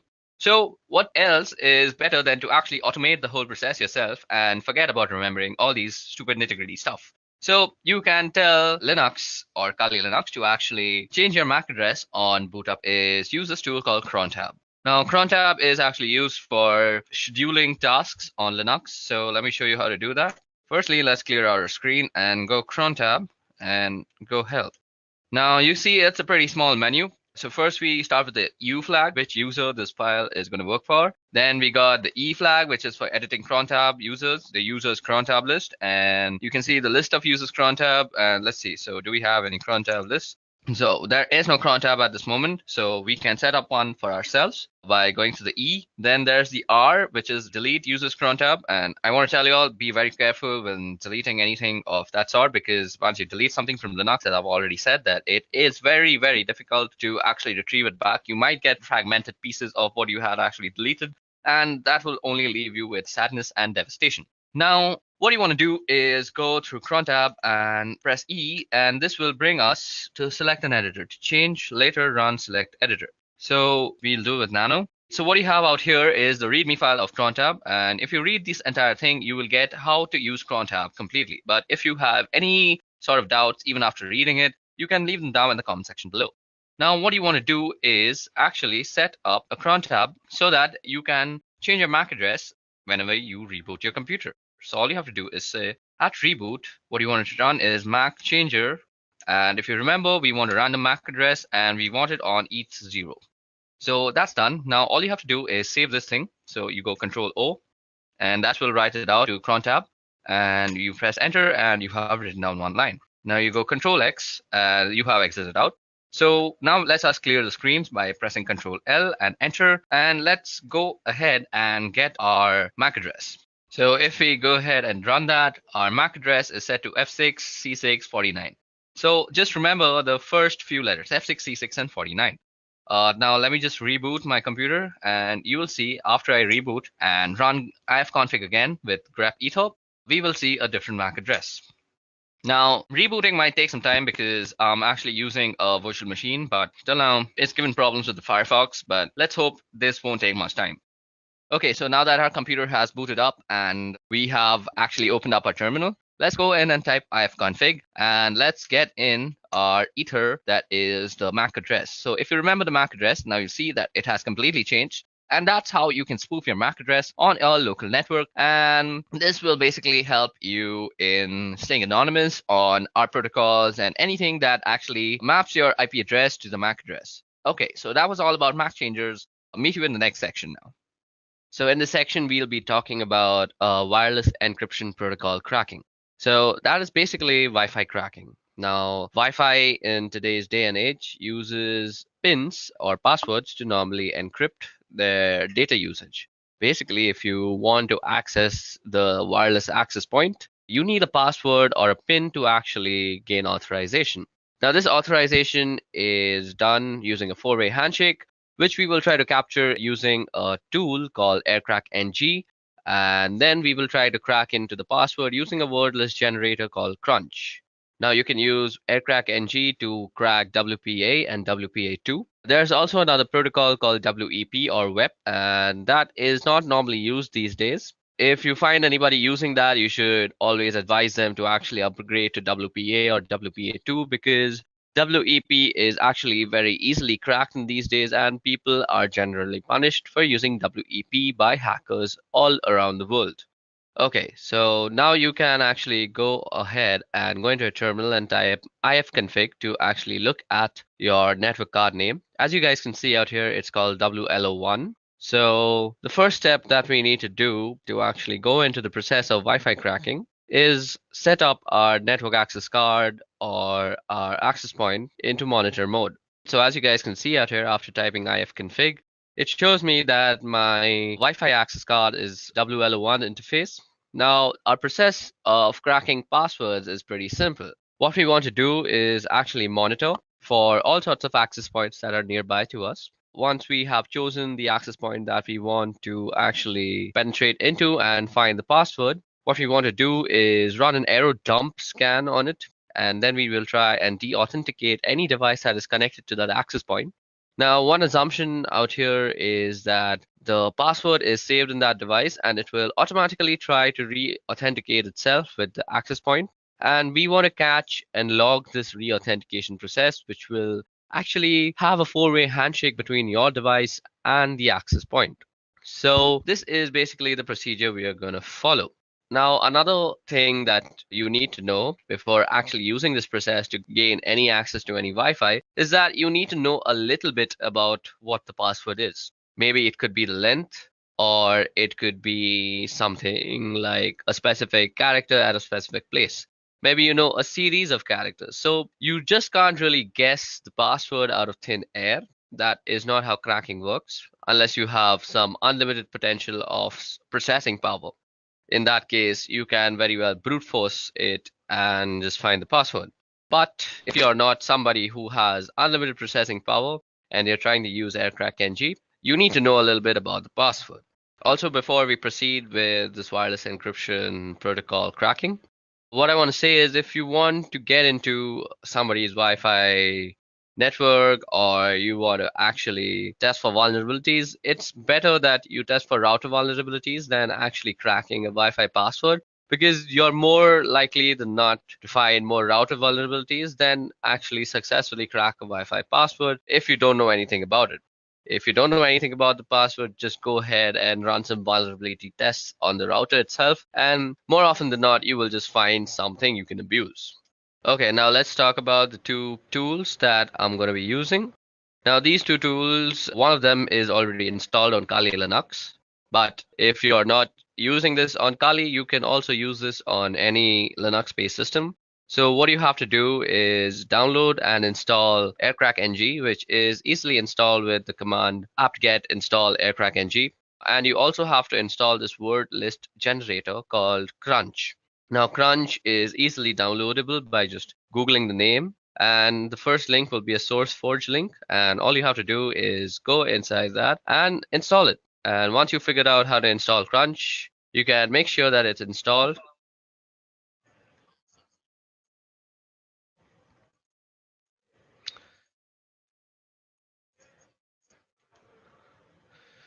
Now, once you have installed both the softwares, you can check out if the manual pages are opening up. Let me just open the manual page of Aircrack NG and show you that it has been properly installed. Now, as you guys can see, the manual page of Aircrack NG opened up and the manual page of Crunch is also opening up. So that means both of our softwares have been successfully installed on our system.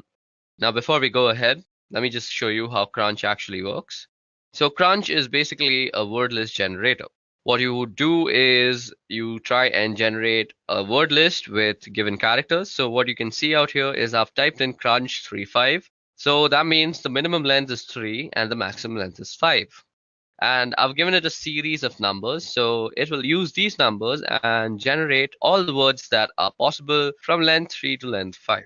So the way we are going to use Crunch in conjunction with AirCrack is that we are going to use Crunch to generate the word list. And then we're going to pipe the word list through AirCrack NG when we are actually trying to capture and crack what we will capture in a certain log file. Now, what you want to do first is actually put your network interface card on a monitor mode. Now, you can do that by typing in ifconfig and then the interface name, which happens to be WLO1. And first, you have to put it down. So, ifconfig WLO1 down. Now, to put your interface card into monitor mode, you have to type in iwconfig and you go the name of the interface and then you go mode monitor. Okay, it seems I've spelled it wrong, so let me just do it once again.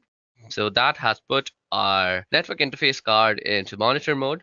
And what we need to do after that is we need to start up our network interface. So all we have to do is type in ifconfig WL1 up.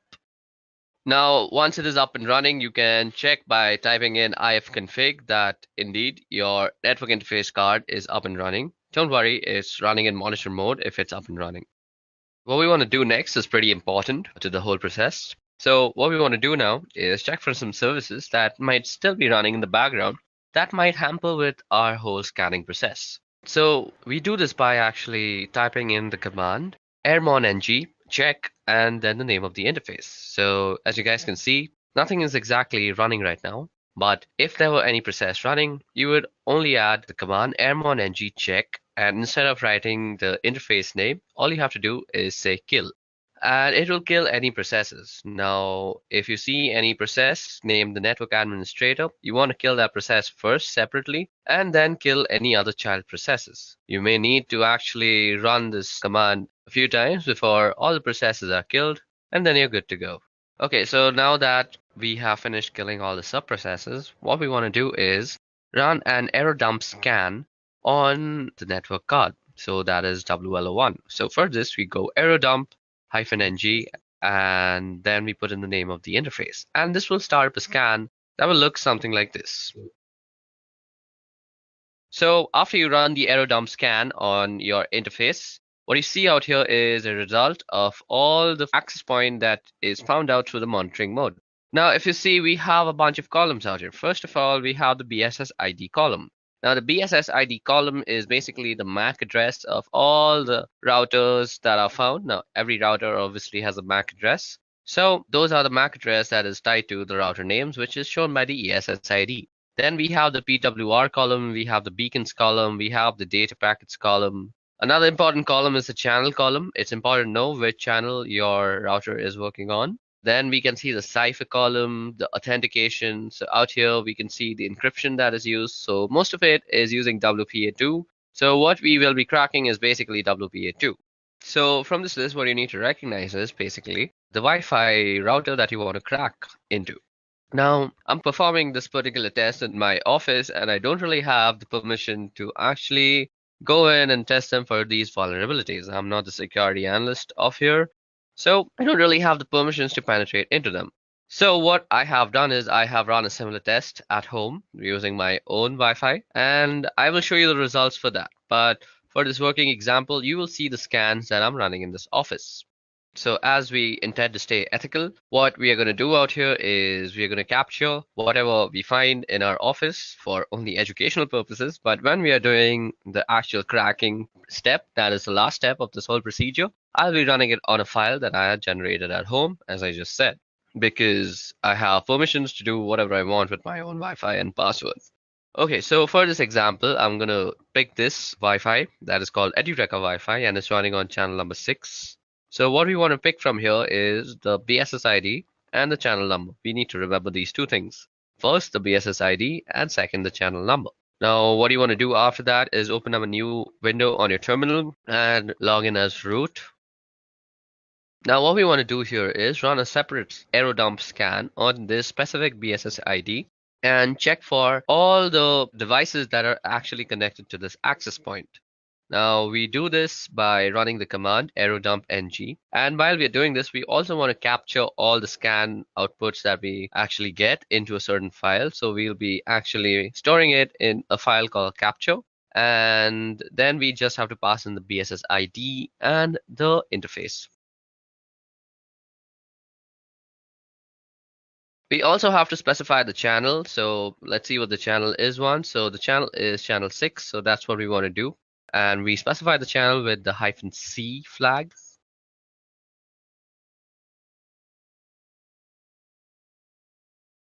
So after you have identified the MAC address, all you need to do is copy it down and place it after the BSS ID flag. Okay, so we're going to run our command out here, and we just want to say our file is going to be called test.capture. Now that our scan is up and running, all we want to do is wait till someone is actually connected to this access point. So I forgot to mention this. For this process to actually work properly, somebody needs to be connected to that access point, because what we are going to try and do is disconnect that certain device and let them reconnect and capture that log file. Okay, so it seems like nobody is actually connecting to it. So at this time, all I'm going to do is go back to our error dump scan that we had run on our network interface and look for some other MAC address or other access point to actually penetrate into. And let's see if something has actually connected to that. Okay, so, oh, voila. Now what you see out here is that somebody has actually connected to this access point, and his MAC address can be seen under the stations tab. Now, what we want to do is run a deauthentication broadcast message on that station and deauthenticate that guy. Now, to actually run the deauthentication process, all you have to do is go ahead and open up a new terminal window again and let the scan be running in the background. Don't close any scan at this moment. Okay, so the information that we need to remember is the BSS ID, or rather the MAC ID of the station. Now, you also want your monitoring to be running on the same channel so that your deauthentication message is being already broadcast on the same channel. So we can do that easily by going airmon ng and saying WL1, and you can say start on the specified channel. So what we want to be doing is running this on channel 6. Then we want to go and use the third suite of tools, that is Air Replay. Now, Air Replay is used for broadcasting deauthentication messages and all sorts of stuff. Now, you can see all this in the help menu also, and you can do that by typing in -- help. If you go down, you see that you can send a deauthentication message using the -0 flag, and that's exactly what we're going to do. Then we say 0 again because we want to constantly send a broadcast of deauthentication. So it's looping basically. And until and unless we stop the scan, nobody will actually be able to access the Wi-Fi. So it's basically like a small DOS attack. And then we want to specify the BSS ID. Okay, so it seems like I forgot the whole A tag before the BSS ID, and that should get it working. Okay, so it seems like I have copied some wrong BSS ID, I guess. So let me just go ahead and copy that once properly. Okay, so now that we have the proper BSS ID, as you guys can see, we are running a deauthentication broadcast message on that particular network access card. And now you want to run this for around a couple of minutes so that you become sure that all the devices have disconnected. Now, while this is happening, what you're doing is basically sending a DOS attack to that small little Wi-Fi, and you want to catch the handshake that occurs between devices and the router that it is connected to while reconnecting themselves. Okay, so now that we've let the scan run for a couple of minutes, let us just stop it. Let's stop this other scan too. Now, if I go and list out the files on my desktop, you should see that there's something called the test capture. Now, the test capture is given to us in various formats. We have the capture format, which is test capture -01.cap, and then we have test capture CSV. We have a Kismet CSV.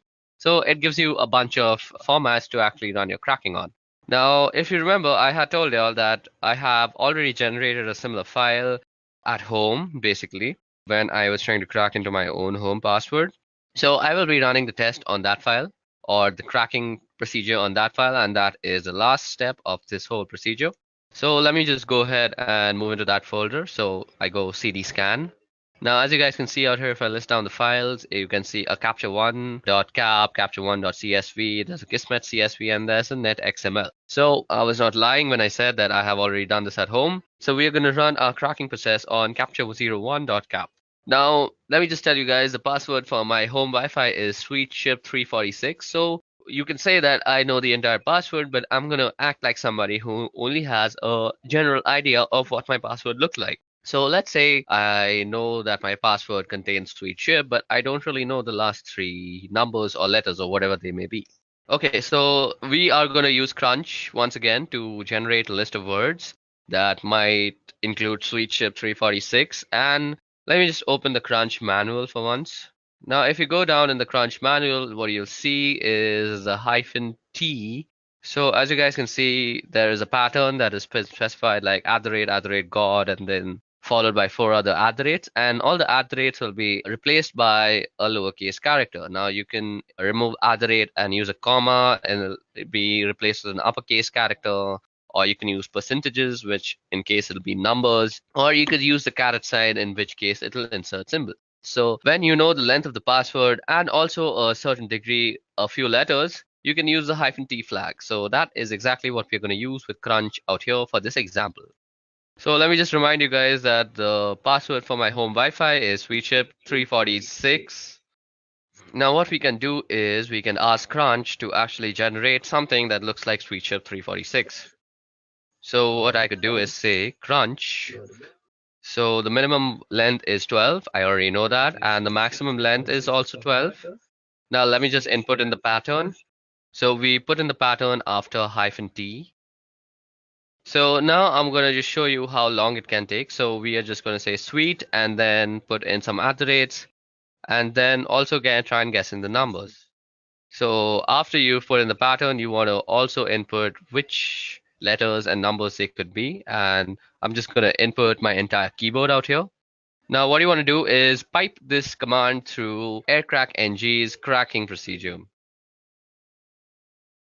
Okay, so now what we want to do is pipe this command through aircrackng, and we want to write from, or rather read from the capture file. So what we go is -w and then hyphen and then the capture file name. So capture01.cap. And then we also have to specify the ESS ID, which is given through the E flag. And the ESS ID for my home Wi-Fi is nestaway underscore C105. So that's exactly what I'm going to type in. And this will start up the cracking process on my Wi-Fi from the captured file. So as you guys can see, this is going to take a long time, and I'm not really actually going to complete it. So in this time, I'm actually just going to try and explain why this is not very feasible on a virtual network. So basically, this is not feasible because at this moment, my computer is using all 4 of its cores and all the memory that is possible. So what this means is on a virtual box, this is not really possible. Your virtual box doesn't really have that much power. If you're using a 4-core processor computer, only 2 of its maximum cores can be actually allotted to your VirtualBox machine. Above that, you can't really give it the entire memory because that will make your computer crash. So if you want to do something like this, it's better that you install Kali Linux as a dual boot or as your own daily driver, and then you can do this. So this is why I have not done this on a virtual machine and instead done this on Deepin Linux, which is my daily driver operating system. Now, as you guys can see, it is constantly trying to actually guess the password by actually going through all the permutations and combinations. That is basically, it's taking in all the words generated from Crunch, piping it into the current command, that is the aircrackng command, and it's comparing everything. So what I'm going to do is I'm actually going to end this because this will take a very long time. And what we're going to do is we're going to actually try and shorten the command of the amount of guessing that we're trying to do. So let me just try and do that. So as you guys can see out here, I have reduced the number of alphabets that might be actually tested. But even in this case, this will take a humongous amount of time. And let me just show that to you. So as you guys can see, the test is running, and there's not really much you can do. You can just let this run, go out for a cup of coffee, and then come back. And you might still see that running. It really depends on what the password is and how much time it takes to crack it. And how much processing power you have directly affects how much time this will take. So let me just show you guys that this is taking a bunch of time.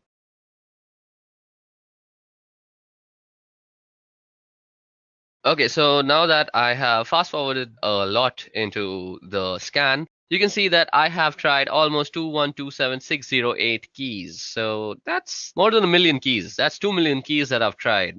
So, and it still hasn't reached SweetChip 346. So what we're going to do is just to show you for demonstration purposes that this procedure actually works. Let me just shorten our guessing even more. So what we want to do is this time we want to just guess the numbers. So we will modify our command accordingly. So we just put in SweetChip and let the algorithm just guess the 346 part. So we're going to remove the alphabets from the guessing scope also. And as you guys can see, the password is almost immediately guessed because only 456 keys were tested. And as you guys can see, it shows that the key was found and it's SweetChip 346. Now, let me also show you that it works with the guessing of letters, just because I don't think I've justified that letters are also guessed and not just numbers. So let me make it just guess the P part. That is sweet she, and then it should guess P and then 346. So let me just show you that. And as you guys can see, it guesses it almost immediately after just going through 15,000 keys. Okay, so that brings us to the end of this Wi-Fi cracking tutorial and also to the end of this video, which was regarding ethical hacking using Kali Linux. I hope you guys had a bunch of fun learning about MAC changes, proxy chains, and a bunch of stuff that we did like Wi-Fi password cracking.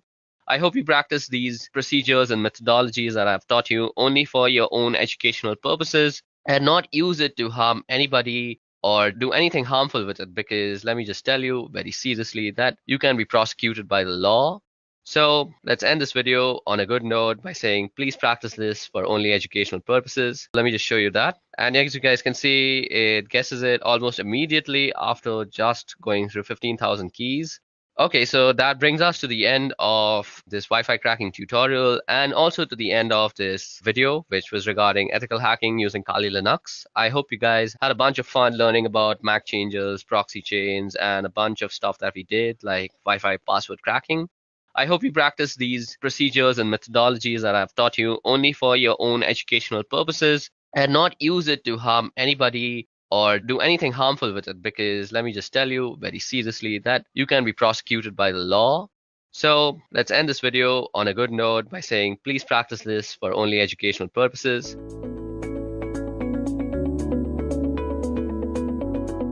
If you are a hacker, pen tester, security researcher, or just another person who pings Google in front of friends to look cool, then it's likely that you must have already known about some Linux distros which are particularly made for them. Today, we are going to explore one such Linux distro, Parrot Security OS, one of the leading Linux distribution in penetration testing and ethical hacking. So let's quickly go through today's agenda first.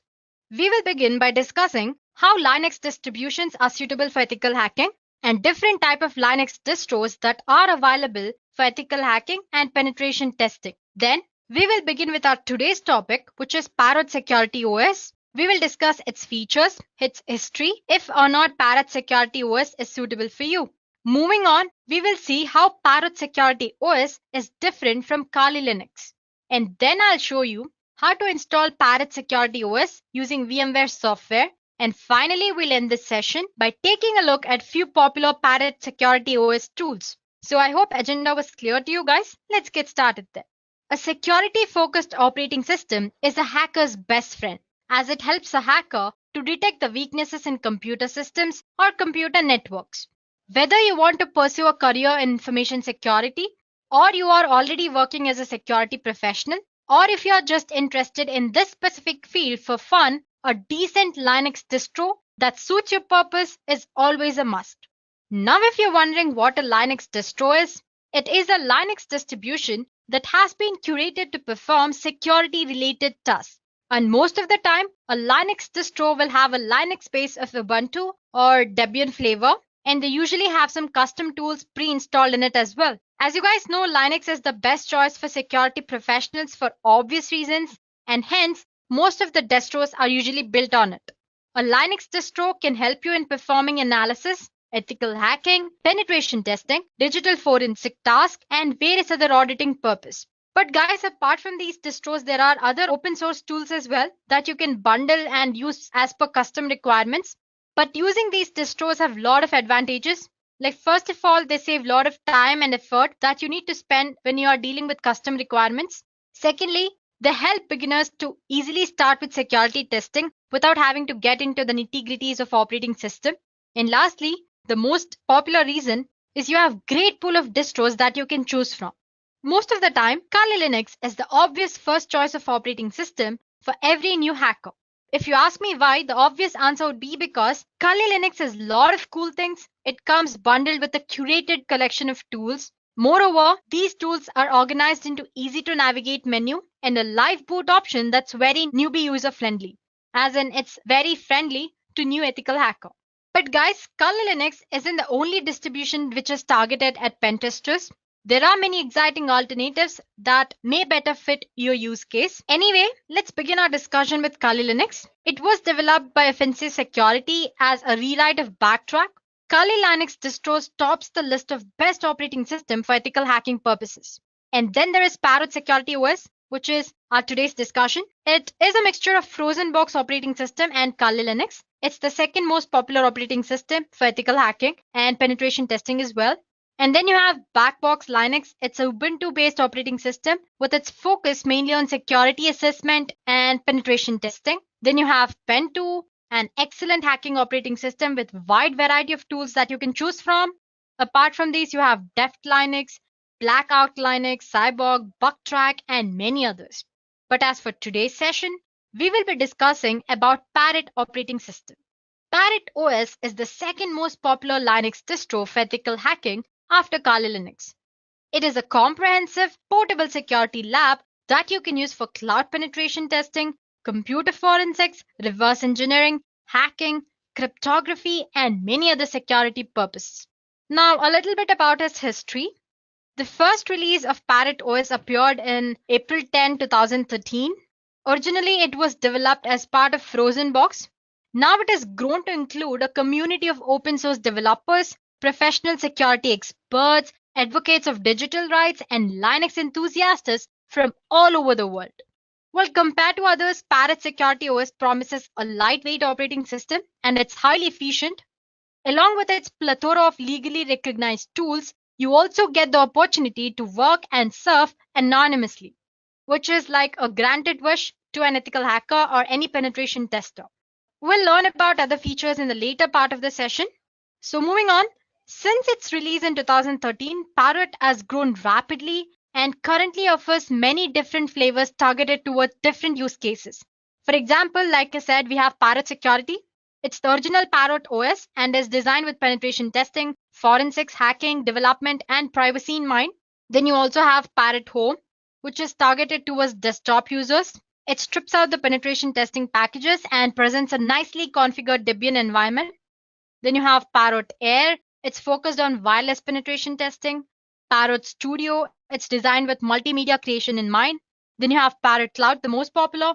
It targets server applications, giving the user access to full suite of penetration testing tools included in Parrot Security. But it doesn't have a graphical front end like we do in Parrot Security. Moving on, we also have Parrot IoT. It's designed for low resources devices such as Orange Pi, Raspberry Pi, and you have Pine64 and many others. So it's true that Parrot Security OS doesn't have large community of users behind it as Kali Linux does, but the distribution has been gaining a lot of momentum recent years, so things could be very different just a year or two from now. So let me convince you more. Let's just discuss the features of Parrot Security OS. Let's start with the system requirements. It's based on Debian 9. It runs on a custom hardened Linux 4.5 kernel. It uses a made desktop and LightDM display manager.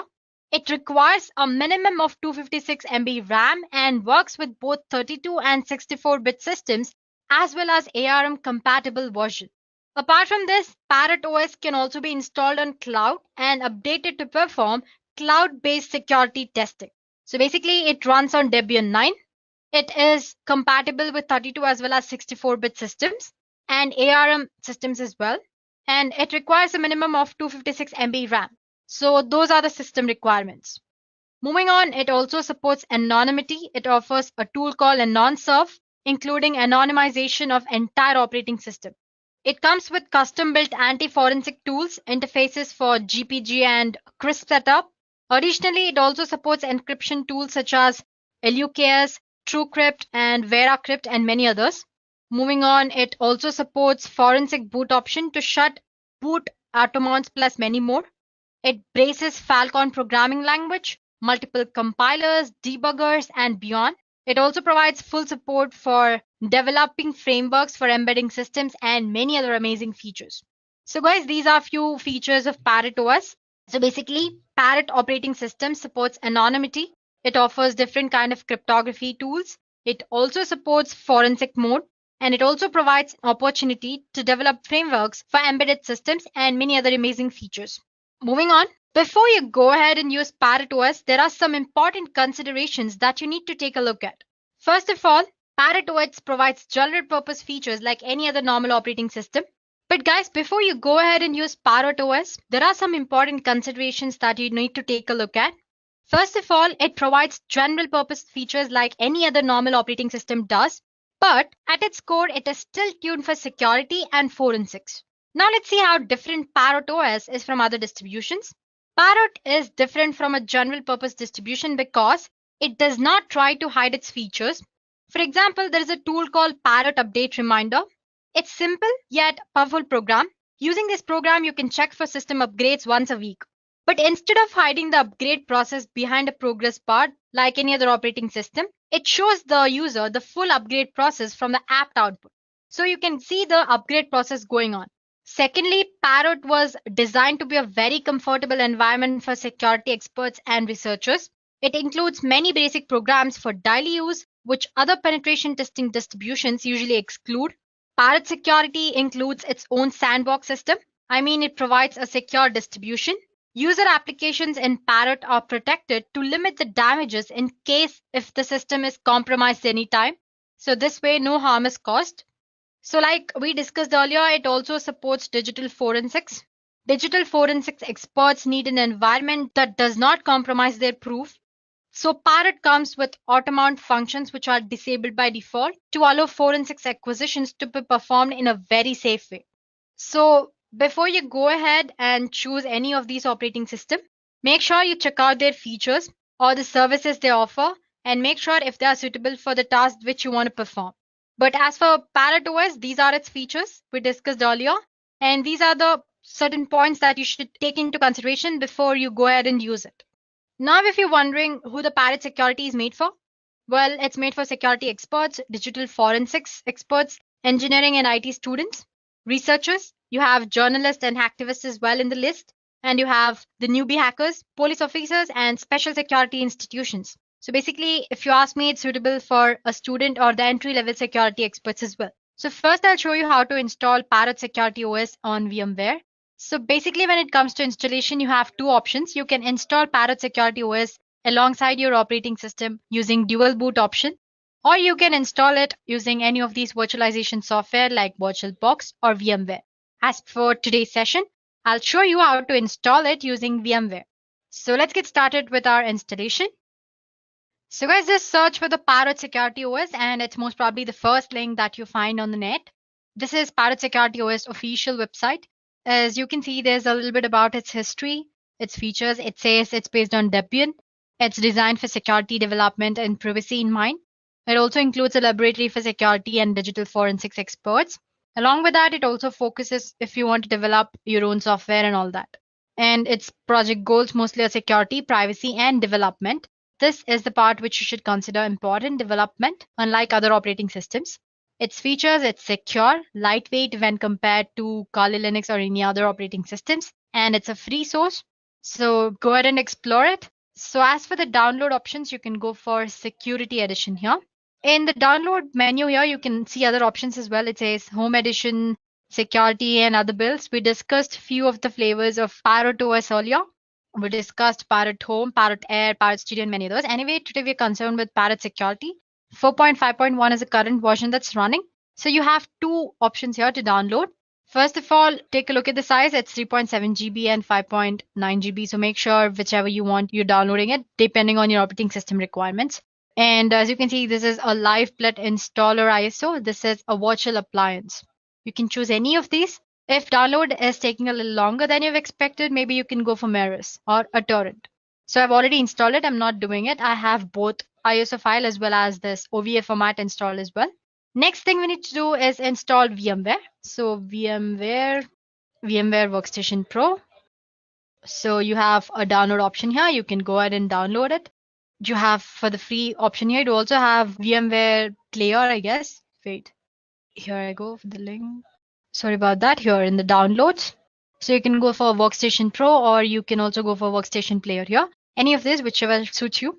I've already downloaded it. It's going to take for a while and then all you have to do is install, click on next and finish the installation process.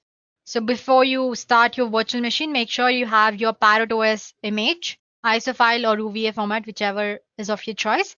And then here we go, VMware Workstation homepage. Yeah, as you can see, I already have a Parrot OS operating system installed here, a virtual machine installed here.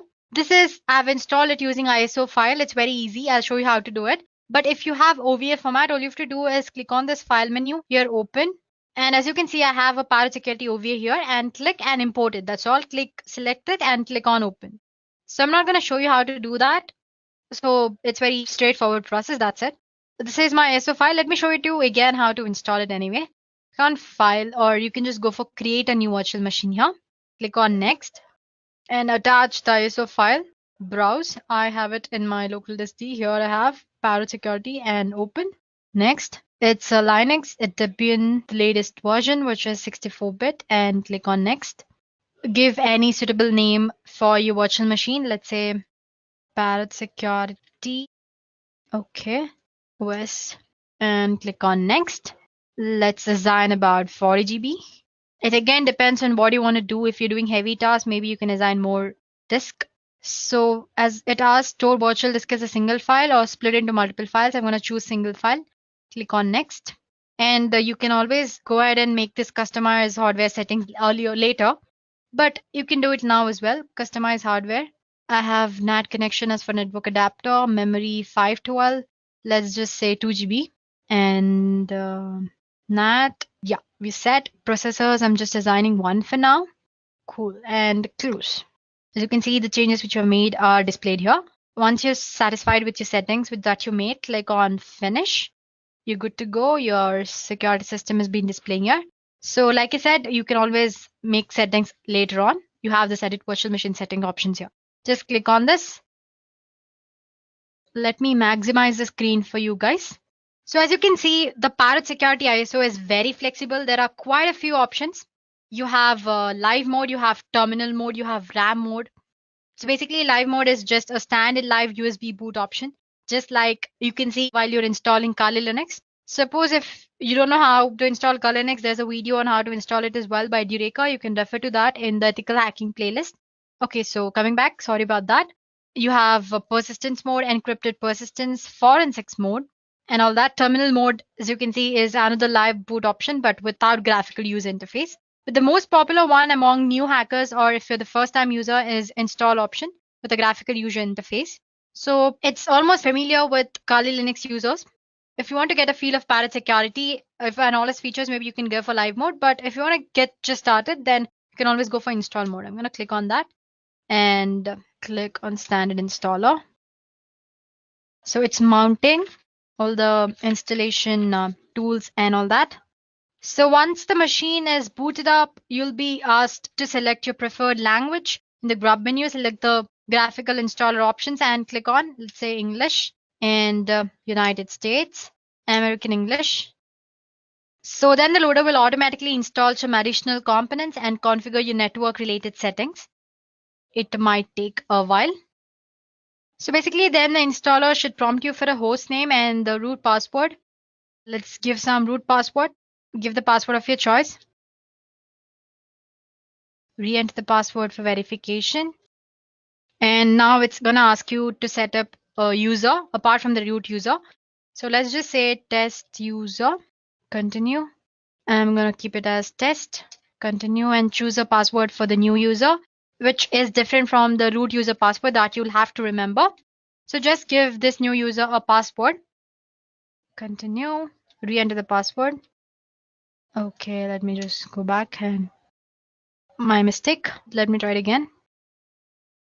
Select your time zone. So basically, after you've set your password, it's asking you for the time zone.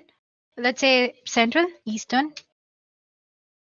So now the installer will provide you 4 choices about the partition of the disk. The easiest option for you is to use guided use entire disk option, which is the first option here. Experienced users can always go for manual partitioning method for more granular configuration options. So yeah, guided partitioning, I'm going to select that. Guide use entire disk. This is the disk where I want to store. So it's asking if you want to store all files in one partition or different. Let's just say all files in one partition and hit on continue. So now we'll have to confirm all the changes to be made to the disk on the host machine. Be aware that continuing will erase the data on the disk. So after that, you can just click on finish partitioning and writing disk thing. It's asking if you want to write the changes to the disk. Obviously, yes. So click yes. So once on confirming the partition changes, the installer will run through the process of installing the files. Let it install the system automatically. This may take a while. So I'm going to meet you guys once the installation is done.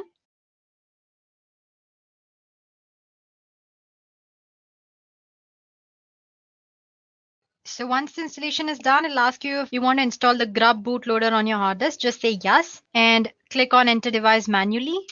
Oh, sorry, just click the device which is already there. Go back. The installation process is now almost complete. So guys, the installation is done. Once the installation is done, you can see the machine boots you into Mate desktop environment. As in, if you have chosen the install option, you'll be presented with a LightDM login screen. So basically, you'll have to enter the password and the which you set up for the test user earlier, not the root password. Please do remember that. I'm sure you remember setting up a password for the user, right? That password. And login. So here we go.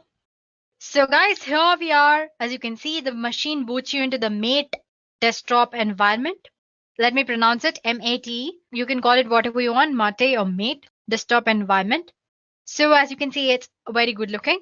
Apart from that, Parrot Security will automatically detect when updates are available and prompt you to update the system as soon as you install it. Here it's not showing it to me because I've already updated it. But otherwise, all you can do is just go to the terminal here. You can see a terminal option here, right? Go to terminal there and just say sudo apt-get update. It'll ask me for the password. Here we go. Might be I might have updated in another virtual machine anyway.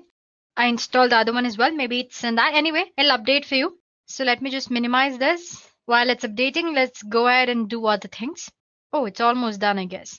Yeah, as you can see, it's almost updated. And it says 116 packages more can be upgraded. And if I want, I'll have to run update list. If I want to see which of those packets are, I have to just list out those using apt command here. I'm not showing it to you guys. So anyway, when you're making use of it, make sure your system always stays updated. Okay, let's go back to exploring Parrot OS. So as you can see, system is laid out in a very straightforward manner with a collection of tools that you might be familiar with if you've used Kali Linux before. The menu system is almost similar to Kali Linux and it's very easy to navigate. The real difference is that Parrot Security is meant to be used as a daily driver, as in your regular operating system, to do the other things as well. To prove that, you can see you have sound and video options here, a lot of programming languages options as well. You have system tools and you have graphics included. You have office applications or softwares. You have base, you have math, writer and planner, just like any other normal operating system. So while you can use Kali Linux as a desktop workstation, it is a penetration testing distribution first. I'm talking about Kali Linux. So with Kali, you need to build the system towards being a daily use system. As in, you start using Kali Linux, you need to modify or you need to customize it in such a way that you make it more plausible or easy for you to use for the daily purposes. But that's not the case with Parrot Security OS. Its interface and everything is so good, it almost appears like a normal operating system and it is like a very normal operating system. So you have your penetration testings which are there, and along with that, you have your day-to-day applications are also there in this. Now talking about the system requirements, the default Parrot Security install uses about 313 MB of RAM. So as you can see here, you can see this quite little bar. It's like a task manager, which you can find it in your Windows. You can click on that, it'll show you all the progress that's going on. First of all, it says the Parrot GNU Linux system and the release and the kernel, all the information about your ISO file. And you have made desktop environment here and the hardware which is this and the processor it's based on, available space and all that. When you click on the processes, it shows all the processes which are currently running, sleeping, just like your task manager and your Windows operating system. So yeah, like I said, it requires about 313 MB of RAM, approximately around that. But of course, this is only system related process running. When compared to Kali Linux, it's very lightweight. Kali Linux install requires about 604 MB of RAM and that too only with system related process running. So like I said, it's a very lightweight system. So yeah, the bar is a task manager. It lists all the processes that are running and all that. You obviously have a terminal, which I showed earlier. The cool thing with terminal is that it goes with their interface. Other than that, it's pretty much like any other normal terminal. And then there is appearance of the interface, I mean. My first reaction when I saw it was, wow, amazing, right? When compared to the plain Kali Linux. So yeah, you get to use cool collection of wallpapers as well. You have change desktop background here. You have fonts, interface, and see you have quite a lot of collection of wallpapers. And you can go ahead and add your customs as well. That's all about the interface. And like I said, it's like any other normal operating system. So it comes with a lot of programming languages and a bunch of text editors. You also have IDEs as well. It uses Pluma as your default text editor. So that's it when talking about the normal operating system. Now talking about the performance, almost all of us know that Kali Linux is a bit laggy, and when you run it on a low-end system, sometimes it's like a nightmare when you have brute force attack going on in the background or you're doing something else. It's gonna, what do you say, stuck or it's very slow. But in Parrot OS, it's very lightweight and doesn't lag much. As you can see, it's smooth. Now, talking about hardware requirements, pretty much both Kali Linux and your Parrot require high-end hardware, but Parrot needs low specification hardware as compared to Kali. So, if I have to conclude in one word, Parrot is a good-looking distro. It's very lightweight. It's resource friendly, and if you want to know how much resources it's consuming and all that, you can always go ahead, click on the little bar which is available there, click on the resources. You can see the CPU history, memory, network history, file systems, and all that. So basically, it's a good looking distro, lightweight, resource friendly. All these features apart, Parrot Security OS has pretty good collection of features as well, which we discussed earlier. It comes like with hell lot of tools, but if you see the sections, there are a lot of other things which are not in Kali Linux. So the most pointed tool here is that in Kali Linux, suppose if you want to say private when you're doing hacking or any other stuff, you'll have to install AnonSurf, Tor, and then enable them, or proxy chain. You also have option of proxy chains to stay yourself anonymous on the system while you're doing hacking or pen testing or anything. But with Parrot OS, you already have AnonSurf pre-installed. All you have to do is click on that start button. So let me show you how to stay anonymous. So this is one of the best feature in Parrot Security OS. It has proxy chains as well as AnonSurf to make yourself anonymous. So you can go for this AnonSurf and click on Anon Start here. Before that, you can check your IP of your system. So it says 106.51.73. Just remember it. You don't have to note it down anywhere. 106.51.73. Now, if I go and enable this, first of all, it'll ask you for the administration password. Give that. Okay.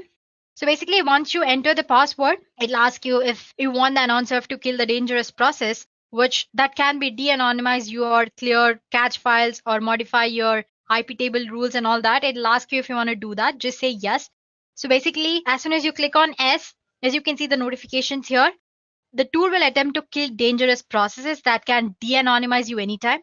It'll clear your cache files. It'll modify your IP tables, modify your resolve config file, disable your IPv6, and only allow you the outbound traffic through Tor. As you can see, it says Tor is running, started it for you. Imagine doing all this stuff by yourself if you don't have a non-surf, like in Kali Linux. This would be quite a bit of effort manually, but with the script already present here, it's just a click away. So Parrot Security also includes a similar script for I2P as well. Apart from that, once you've enabled, you can also check, like I said, your IP address now.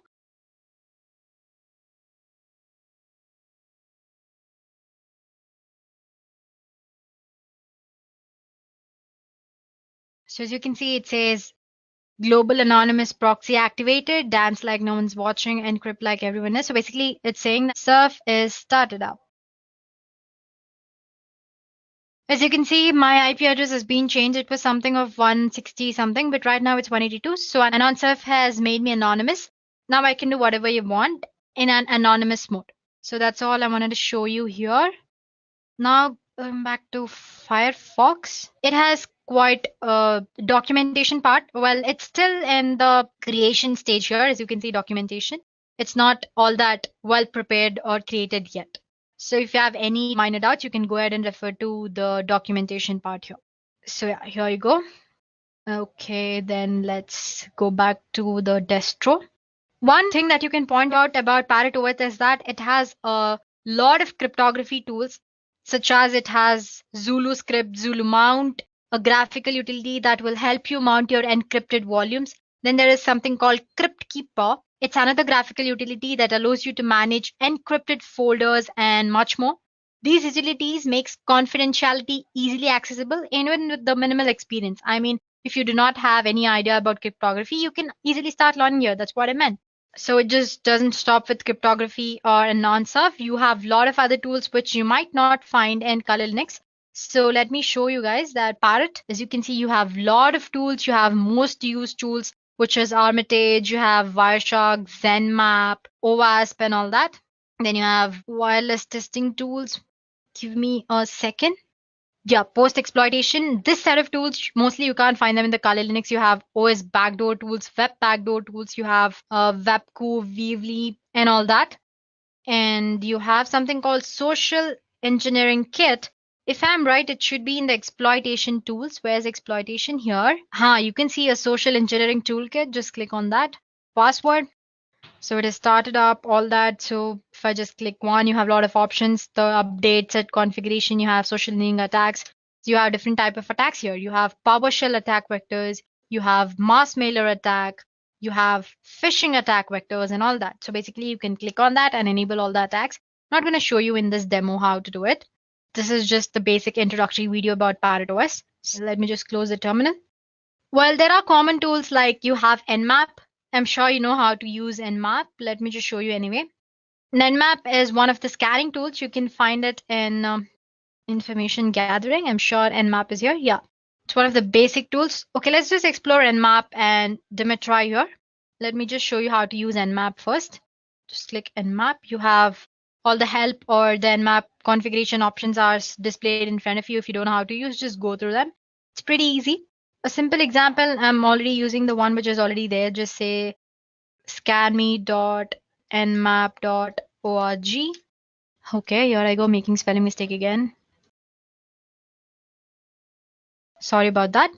It's gonna take a little while, that's all.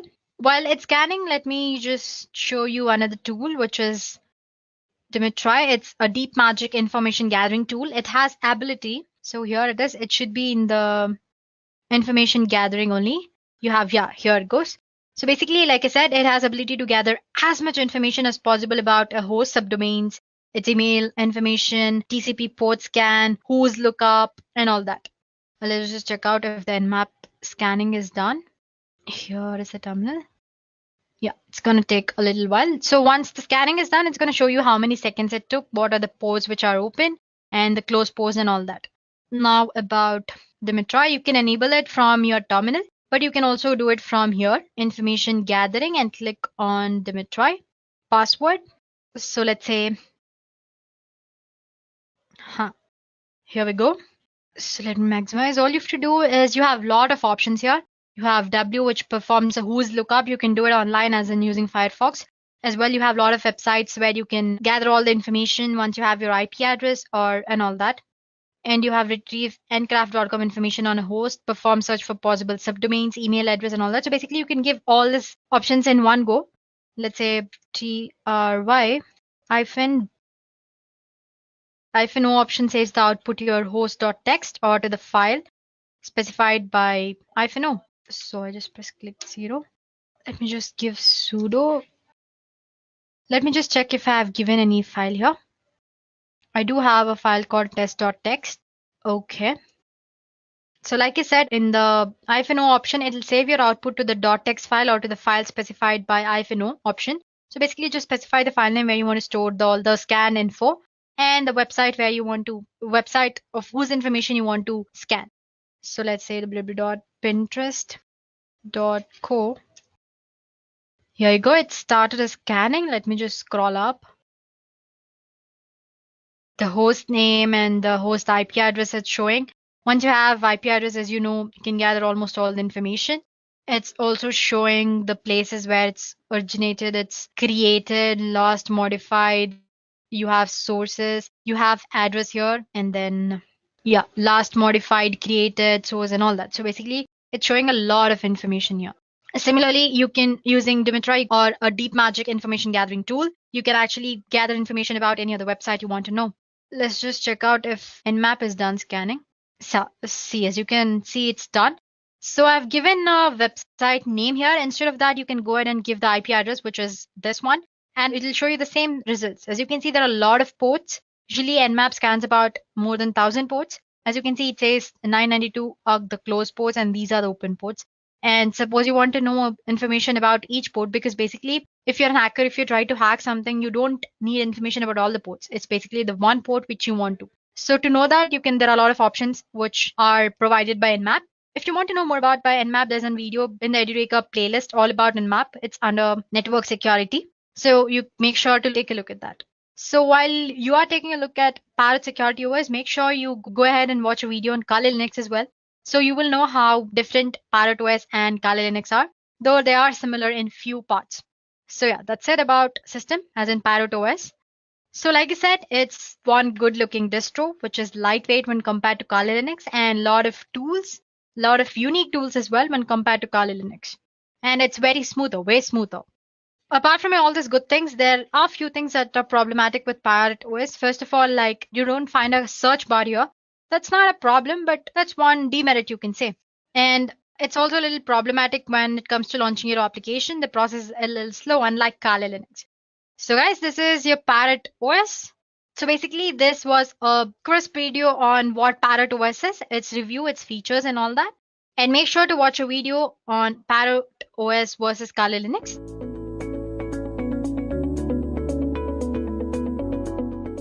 So, Linux has been known for its various distributions that cater to various needs.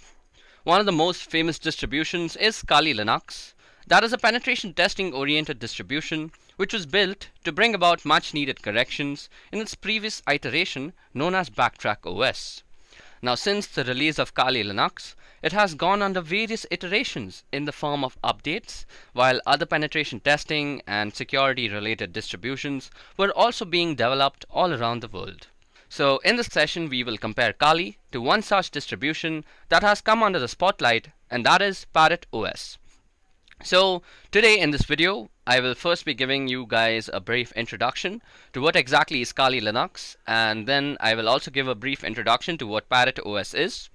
Then we will be comparing Kali versus Parrot according to various parameters. So let's move ahead. Now let me give you guys a brief introduction to what Kali Linux is. So Kali Linux is a penetration testing and security focused operating system. As the name suggests, Kali has a Linux kernel at its core. Above that, the creators of Kali, Matti Aharoni and Devon Kearns, also added the latest injection packages to help pen testers save some time. Kali Linux is developed according to the Debian development standards, and it was developed as a refined penetration testing distribution that would be served as a replacement for Backtrack OS. Currently, the development of Kali is being handled by Offensive Security, which is the organization that provides prestigious certifications like OSCP, OSCE, and OSWP. Over the years, Kali has developed its own cult following, with people who would swear by the word and by the power provided by Kali. While I may not be such a staunch believer in Kali Linux, there are plenty of reasons for one to use Kali. For one, it's absolutely free. Secondly, it comes pre-installed with tons and tons of penetration testing tools and security related tools. Above that, it can be completely customized according to your needs, as the code is an open source Git tree and the whole code is basically available to the public to be tweaked. Also, the kernel that runs Kali Linux comes with the latest injection packages, and it also comes with GPG signed packages and repositories. Above that, Kali Linux has some true multi-language support, and it was developed in an extremely secure environment. Also, Kali supports a wide range of wireless devices. Now, at this moment, Kali may seem like a very useful operating system. But as you guys might remember the great quote from Spider-Man, great power comes with heavy resource utilization. According to the official documentation of Kali, the system requirements are quite heavy. On the low end, Kali Linux needs a basic of at least 128 MB of RAM and a 2 GB hard disk space to set up a simple SSH server that will not even have the GUI of the desktop. On the higher end, if you opt to install the default GNOME desktop and the Kali Linux full meta package, you should really aim for at least around 2 gigs of RAM and around 20 GB of free hard disk space. Now, besides the RAM and hard disk requirement, your computer needs to have CPU supported by at least one of the following architectures, them being AMD 64, i386, and ARML and ARMHF, and also ARM 64. Now, even though the official documentation says 2 GB of RAM is enough, I have personally faced numerous lag and stutter issues when running Kali on a virtual machine with 6 GB of allocated RAM, which in my opinion is a definite bummer. Now let's take a moment to discuss about Parrot OS. So Parrot, much like Kali, is also a Debian-based distribution of Linux. When I say Debian-based, it means that the code repositories adhere to the Debian development standards. Parrot OS 2 comes with its own arsenal of penetration testing and security-related tools. Most of these tools are also available on Kali. Now, Parrot was first released in 2013 and was developed by a team of security experts, Linux enthusiasts, open source developers, and advocates of digital rights. The team was headed by Lorenzo Falletra, and Parrot is designed in a very unique way. While the operating system has everything that is needed for a security expert, it doesn't present itself to be a daunting learning experience for beginners who want to set foot into the world of ethical hacking and vulnerability analysis. Parrot OS can be very well used as a daily driver, as it provides all of the necessary tools to complete day-to-day tasks. So, who exactly is Parrot OS made for? Well, first of all, it is made for security experts and digital forensic experts. It can be also used by engineers and IT students who are enthusiastic about ethical hacking. Then Parrot OS can be also used by researchers, journalists, and hacktivists. And last but not the least, Parrot OS is also meant for police officers and special security institutions. Okay, so now let's take a moment to actually discuss the system requirements that one might need to run Parrot OS. So the system requirements for Parrot is much more forgiving than Kali Linux. On the CPU side, you need an x86 architecture with at least 700 megahertz of frequency. And architecture-wise, you need i386, AMD 64, or AMD 486, which is basically the legacy x86 architecture, or ARML and ARMHF, which are basically IoT devices like Raspberry Pi. On the side of RAM, you need at least 256 MB on an i386 architecture, 320 MB on an AMD 64 architecture, and as a general documentation, 512 MB of RAM is generally recommended by the ParrotSec OS people. On the GPU side, Parrot OS is very surprising as it needs no graphic acceleration. That means you can run this without a graphic card. On the side of hard disk space, Parrot OS needs at least 16 GB of free hard disk space for its full installation. That is 4 gigabytes left, 4 gigabytes lesser than Kali Linux. And for booting options, both Kali Linux and Parrot OS have the legacy BIOS preferred. Now, comparing two operating systems when it comes to Parrot OS and Kali Linux, that are both operating systems meant for similar purposes, that is penetration testing in this case, it becomes really tough. Most of the factors in such cases boil down to a matter of personal taste rather than an objective comparison. Now, before we move ahead with the comparison, let me list out a few similarities that you might have noticed between the two operating systems. So first of all, both operating systems are tuned for operating penetration testing and network related tools. And both operating systems are based on Debian development standards. Both of the operating systems support 32 and 64-bit architecture, and both operating systems also support cloud VPS along with IoT devices. And of course, both of them come pre-installed with their own arsenal of hacking tools. Now, let's get down with the differences. The first criteria of differences that we are going to discuss is hardware requirements. Now, as you guys can see on the slide, I have put down the system requirements of Parrot OS on the left hand side, and I have put down the system requirements of Kali Linux on the right hand side. So as you guys can see, Parrot OS and Kali Linux both need 1 GHz dual core CPU. When it comes to RAM, Parrot OS needs much lesser RAM than Kali Linux. Parrot needs 384 MB of RAM for its minimal running time, and Kali Linux needs 1 GHz of RAM on the other hand. In terms of GPU, Parrot OS doesn't really need a graphic card as it has no need for graphical acceleration. Kali Linux, on the other hand, if you're trying to run the GNOME desktop version, you will certainly need a graphic card. On the other hand, Parrot OS needs 16 GB of free hard disk space for its full installation, and Kali Linux needs 20 GB of free space. So basically, Parrot OS is a much more lightweight version. So we see that Parrot OS definitely wins against Kali Linux when it comes to hardware requirements due to its lightweight nature. Not only does it require lesser RAM to function properly, but the full installation is also pretty lightweight, thanks to the use of the Mate desktop environment by the developers. So basically, if you're having an older hardware configuration on your computer, Pirate OS should definitely be your choice. Now the next parameter that we're going to compare the two OSs in is look and feel. Now this section completely boils down to personal choice. Personally, I prefer the minimalistic look that is given by Parrot OS. The interface of Parrot OS is built using the Ubuntu Mate desktop environment. There are two clear sections. On top, you see a pane, which contains applications, places, systems, which is much like Kali itself. Parrot also gives some cool information about CPU temperatures along with a usage graph. And the bottom pane contains the menu manager and the workstation manager, which is a brilliant addition to the Linux system. Kali Linux, on the other hand, follows the GNOME desktop interface. While it still has the functionality that is offered by Parrot OS, it doesn't provide the same clean and refined look in my opinion. If you don't know your way around a Kali interface, it is pretty easy to actually get lost. Now, the next parameter that we're going to compare them is hacking tools.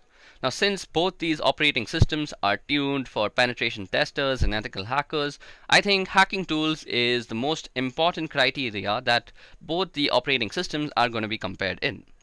So when it comes to general tools and functional features, Parrot OS takes the prize when compared to Kali Linux. Parrot OS has all the tools that are available in Kali Linux, and also it adds its own tools. There are several tools that you will find on Parrot that is not found on Kali Linux. Let's take a look at a few of them. So the first one that you see is called Wi-Fi Fisher. Now Wi-Fi Fisher is a rogue access point framework for conducting red team engagements or Wi-Fi security testing. Using Wi-Fi Fisher, penetration testers can easily achieve a man-in-the-middle position against wireless clients by performing targeted Wi-Fi association attacks. Wi-Fi Fisher can be further used to mount victim-customized web phishing attacks against the connected clients in order to capture credentials or infect the victim stations with some sort of malware. Another tool that is seen on Parrot and is much appreciated that is not seen on the Kali side is called Anon Surf. Now, being anonymous for a hacker is the first step before hacking a system. And anonymizing a system in an ideal way is not an easy task. No one can perfectly anonymize a system, and there are many tools available on the internet that say that they anonymize system. One such tool is Anon Surf. Now, Anon Surf is pretty good as it uses the Tor IP tables to anonymize the whole system. Also, if you guys have not already realized this, Tor also comes pre-installed on Parrot, while it has to be externally installed on Kali. Now, these things that you see, that Wi-Fi Fisher, Tor browser, and Anon Surf, surely they can be imported and downloaded on Kali, but they don't really come pre-installed, and that is what counts right now. So, since Parrot OS also is designed with development in mind, it also comes pre-installed with a bunch of useful compilers for various languages and IDEs for their respective development, which is completely absent on the Kali Linux side. So for this part of hacking tools, Parrot OS definitely takes the prize. Now the next thing that we are going to compare both these operating systems is release variations. Now both operating systems come with a variety of variations, but Parrot OS has much more diversity in terms of variety. So let me just explain what I mean. So as you guys can see on the left hand side, I have listed down the release variations that are available for Parrot OS. Now aside from the full editions, which is both provided by Parrot and Kali, they also both provide the light editions on Parrot side and the light edition on Kali side.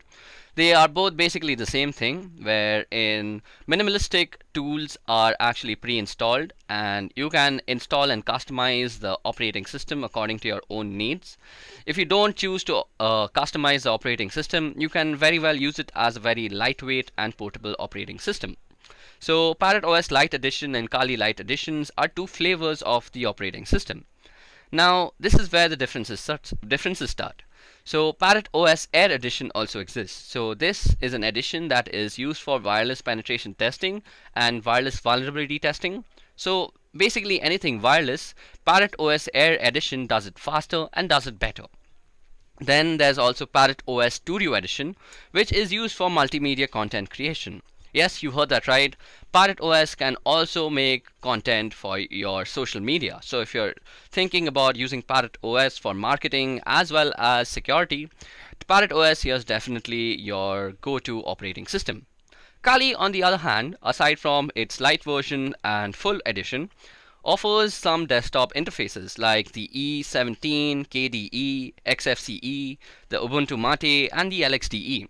So these are basically just skins that run over Kali and basically make Kali look a little different from one another. You can check out all these different customizations on the Kali documentation. Other than that, Kali has also support for cloud and IoT devices in the form of the ARML and ARMHF releases. These releases are also available in Parrot OS, so Parrot OS doesn't stand down. So as you guys see, Parrot OS provides you a lot of diversity in the variety that it is offering. So in my opinion, Parrot OS also takes the prize in this section. Now the main question remains, which of these two distributions is better for beginners? Well, it is to be duly noted that both these distributions are not exactly meant for beginners. If you want to learn about Linux as an operating system, you're better off using something like Ubuntu or Deepin. This also doesn't mean that you cannot learn the basics on Parrot or Kali. On the other hand, if you are already knowing the basics of Linux and want to get your hands on an operating system to learn ethical hacking, I'd personally recommend using the ParrotSec OS Lite edition. This is because the Lite version comes with the bare minimum of networking tools. This means as you learn your ethical hacking concepts slowly, you could develop or install tools one by one, instead of being overwhelmed with a whole bunch of them from the beginning. Not only does this allow yourself to evolve as an ethical hacker and penetration tester, but it also makes sure your fundamentals are built in a methodical manner. Now, I recommend Parrot OS over Kali for one other reason too. That is because the default user for Kali is root. This makes the environment a whole lot more aggressive, and mistakes tend to be punished and a whole lot more difficult to deal with. So, this means that Parrot OS is generally the winner in my opinion.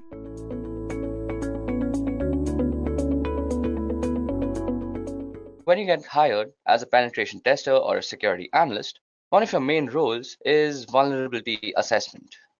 So, what exactly is vulnerability assessment?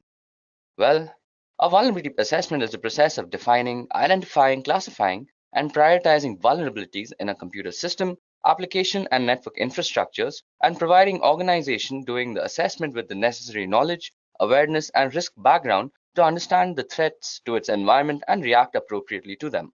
So, vulnerability is a situation that can be taken advantage of by a hacker or a penetration tester for their own misuse or actually for fixing the issue. So, vulnerability assessment has three steps. So, the first step is actually identifying the assets and the vulnerabilities of the system. The second step is actually quantifying the assessment. And the third is reporting the results. Now, vulnerability assessment is only a small part, and pen testing is an extended process of vulnerability assessment. Pen testing or penetration testing includes processes like scanning, vulnerability assessment in itself, exploitation research, and reporting whatever the results are. So, in the industry, one of the most widely used frameworks when penetration testing is Metasploit. So, Metasploit is widely used in penetration testing, as I just said, and also used for exploitation research. So, some of you might ask, what exactly is an exploit research? Well, in this world, there are tons of exploits, and the way to approach each one of them is ever so different. So, what we have to do is exploit all the research that is available to us, and we have to find the best way to approach them. So, suppose, for example, you have a secure shell login. So, the best way to actually approach a secure shell login, until my knowledge, is that you have to get a backdoor access to this from the port numbers that you can scan via Nmap or Zenmap. Okay, so without wasting much time at looking at PowerPoint presentations, let's actually get started as to how we can use Metasploit. So Metasploit is a freely available open source framework that is widely used by pen testers as we just discussed. So to actually install Metasploit, which is easily available on Linux and Windows, I guess. Let me just check it out. So you go on your browser and you type Metasploit downloads.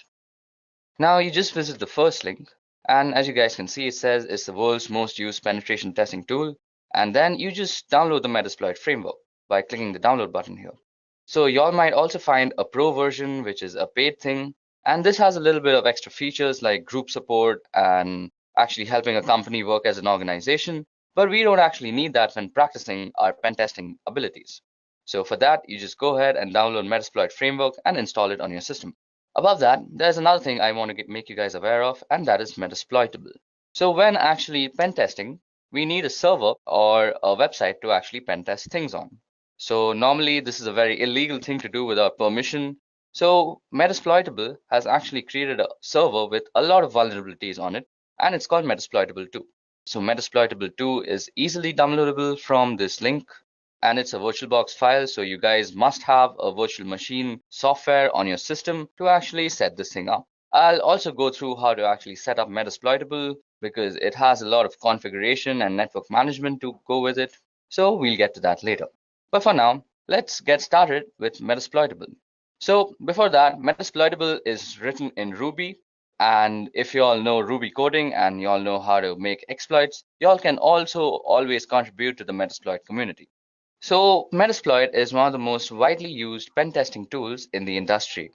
So what exactly is Metasploit? Well, it's a framework, and what a framework is it's actually a collection of tools.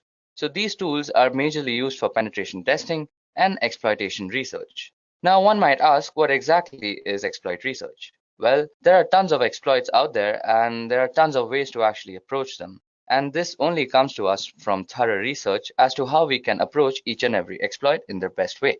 So talking about Metasploit, well, it's open source and it's free, and it's also written in Ruby. So if you guys know Ruby coding and know how to make exploits, y'all can always contribute to the Metasploit framework. Now talking about the download part, well, y'all can easily download Metasploit from its download page, which is www.metasploit.com/download. I'll be leaving the download link in the description. And once you're on the download page, you'll see two versions. One is the free version, which is the original Metasploit framework, and it's the core framework that everybody works on. And then there's Metasploit Pro, which comes with a 14-day free trial. So Metasploit Pro actually has a few extra features, which is great for an organization, like it helps you work as a team. But if you're a guy who's just practicing pen testing like me, Metasploit framework, the free version, is the absolute way to go. Now also, when pen testing, y'all will also need Metasploitable. Now Metasploitable is an intentionally vulnerable target machine for actually practicing your Metasploit skills on. So we'll go over the installation of Metasploitable later, but for now, let's go over Metasploitable. So once you guys have actually downloaded the link, y'all can actually install it on your systems, and Metasploit actually has three interfaces. So we are going to be using the command line interface, or the MSF console in other words, but y'all can also use the GUI interface, which is called Armitage if I'm not wrong. So let's get started. So first of all, I've already actually downloaded Metasploit and installed it on my computer. And y'all can just do the same by pressing the download button, as you guys can see. So to start up Metasploit, all you have to do is go on your terminal, and so to start a Metasploit, all you have to do is go on your terminal on Linux. Well, we're starting a PostgreSQL server because, first of all, the PostgreSQL server is the basis of all the Metasploit exploits that are stored, and starting it will just make it run faster. So we go service PostgreSQL and start. So that should start up a service, and indeed it has. So next thing you want to do is go in and type MSF console. And that's going to take a little bit of time because I have a very slow computer, and it's going to start up our Metasploit frame. So as you guys can see, we got a big banner out here which says Metasploit Cyber Missile, and the banner changes every time. Don't get worried if you have a different banner. And the main thing is that you should see this MSF thing out here. So this means we are in the MSF shell right now, which is the Metasploit framework shell. So let's get started by actually clearing our screen. So first things first, the first command that you might want to run on Metasploit is the help command. So help will tell us everything that we can do with this framework. So as you guys can see, there are a bunch of commands and their descriptions to go along with it.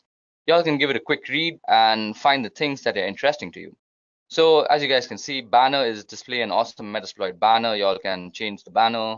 As you guys can see, there are a lot of juicy commands, like there's a banner command which I just had used. So if you go and type banner, it'll give you a nice cool banner about Metasploit. And there are other commands which work very similar to Linux, like cd, which changes the current directory. You can change the color by toggling colors.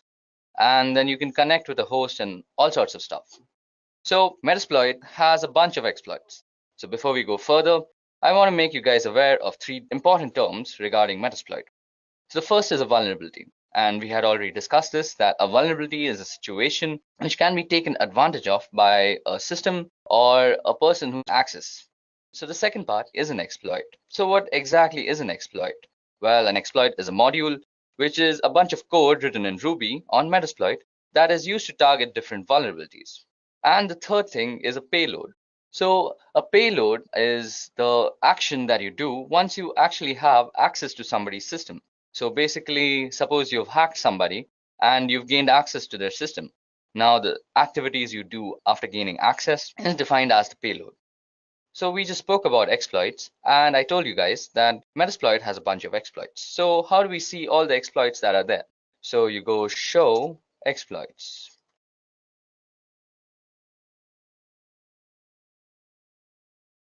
Well, as you guys can see, we've loaded up a bunch of exploits, which is basically all the exploits that Metasploit has to offer at this moment. So let me just increase the screen a bit. And let's scroll completely to the top.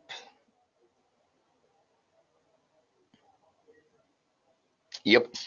So as you guys can see, show exploits gave us a bunch of exploits, and it shows their name, a description, a disclosure date, and a rank. So the name and description is, as it says, it's the name of the exploit and it's a short description about it. The disclosure date is when the exploit was actually released by Metasploit, and the rank is how it has fared against the vulnerability it was released for since it was actually released. So as you guys can see, ranks range from excellent, great, good, and stuff. And we have a bunch of exploits. So as you guys can see, there's an Android exploit, there's a Samsung Galaxy Knox Android exploit, there are a bunch of Windows exploit, Adobe Flash exploits, FTP exploits, MySQL exploits, ASP.NET exploits, and a bunch of other stuff. So as you guys can see, there are a bunch of exploits to use, and it can get confusing and rather troublesome to search for the exploit you actually want to use. So as a pen tester, you can always go for the search keyword, which is basically, suppose you know that you have a MySQL server which has a bunch of vulnerabilities and you want to test those out. So you simply go search MySQL. Now I'll search the database for all the exploits that are related to MySQL and present them to you.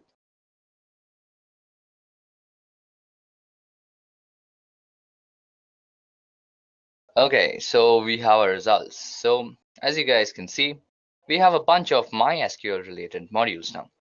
Now this makes it way easier if you're a pen tester and you're looking for MySQL exploits. Now suppose you choose your exploit and let's see. Let's choose, which one do we want to use today? We're going to just use this MySQL hash dump.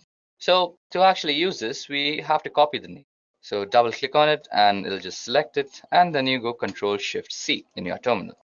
So that copies it. And so if you want some more information about it, you can always go info and then just paste in the name of the exploit. So this gives us a bunch of information, actually gives us all the information you need about the exploit. So it gives you the name, that it's a MySQL password hash dump. Its module name is auxiliary scanner and all this stuff. It's licensed by Metasploit framework in itself, and it has a normal rank. And these are all the options that you might need to set when actually using the exploit. And this also gives you a small description. So it says this module extracts the usernames and encrypted password hashes from a MySQL server and stores them for later cracking. So seems like pretty cool stuff you can do with MySQL server and its password database. So if you actually want to use this, so you have to use the use keyword. So we go use and Control Shift V. So as you guys can see, it's denoted in red out here that we are indeed in the exploit that we want to use. Now, the first thing you want to do when you're using an exploit is you want to go and say show options. Now, as you guys can see, these are the options that we actually need to set before using the exploit. Now, the options can be necessary or they can be optional. So there's a password field out here, which is not really necessary, but will help your exploit if you actually provide it. But you need to provide the R hosts, which is the targeting host machine, and the port and the threads is already set. Now, suppose you want to set the R hosts, so you can just go set R hosts and you can set it to whatever IP address you want. Like suppose you want to address 192.168.2.56, something like that. So then that will set the R hosts. You can also set the number of threads. Now, threads are actually what the threads mean in parallel processing. That means how many parallel threads you're going to run so that you have faster computation. So this means you need GPU power if you have multiple threads running. So let's set threads to 30 for now. So we've set the threads to 30, and then you can go show options again and see that you have indeed actually set your options. So we've set the threads to 30 and our host has also been set. So that was all about how you can get into a module, get some information about a module, and how you can also use the module. So once you're done using the module, or once you're done setting up the options rather, you can go ahead and run the command run or even exploit. And this will start actually running the exploit on the system that you want to. Now I've put in a very arbitrary IP address and that does not have MySQL port running, so our exploit failed. Now, once you have tested out your exploit and you want to go back to the main MSF Unix shell, just go ahead and type back. It's as simple as that. So that brings us back to the MSF command line. So let's go ahead and clear our screen now. Okay, so it's time we do something interesting. So to do that, first of all, we need to go ahead and actually download Metasploitable 2. So to download Metasploitable 2, you have to go on this link. I'll leave the link in the description. So, or rather, you can just go on your browser and type in Metasploitable 2 download. So Metasploitable, as we had earlier discussed, is a Linux-based distribution, and it's mostly meant for actually practicing your pen testing skills. So basically, it has a bunch of ports open on it. So it's basically just for your ease so that you don't go ahead and test it out on some valid website and then get thrown into jail, because that's a very illegal thing to do. So go ahead and download Metasploitable 2 and then also download Oracle VirtualBox Machine or Oracle VirtualBox. So you all can also easily download that from www.virtualbox.org. And this is because you should never run Metasploitable 2 on a system that is connected to a network. You should always use it on a virtual machine because it's protected that way so that nobody else can access it. So to actually set up Metasploitable, once you've downloaded it, you go ahead and open up your VirtualBox. So out here, you have to go into Global Tools and you create a host-only network manager. Now I've already created a host-only network manager, and then you go ahead and enable the DHCP server by pressing this out here, like enable. Then you go back and you just go new. You give it a name, like whatever you want to name it. I have already named mine Metasploitable 2, as you guys can see. So we're going to call this demo for just demonstration purposes. Choose the type to be Linux, and it's Ubuntu 64-bit. Click next, give it a gig of RAM, and you are going to use an existing virtual hard disk. So out here, you just click on this button out here, and you browse to the place where you've actually downloaded and unzipped your Metasploitable download file. Then you'll get this virtual machine disk file, which is a VMDK file, and you just go ahead and load it up. So I'm not going to do that again because that's just going to eat up my RAM, and I've already installed it out here. So that was all about the installation and the configuration. So now let's get started and let's start playing around with Metasploitable. So once you're done downloading and installing Metasploitable on your computer, all you have to do is go ahead and start it up in your VirtualBox machine. And the login ID and the password both are MSF admin. So first of all, we need the IP address of our Metasploitable server. So we go ifconfig, and this gives us the address. So as we can see out here, our address is 192.168.56.101. So once you go ahead and started up Metasploitable, it's time that we go ahead and exploit all the vulnerabilities that is presented to us by Metasploitable 2. So to do that, let's head back to our Linux terminal again. So once we have the IP address, that was 192.168.56.101 if I am correct. So let's go and quickly get a little bit of information about that.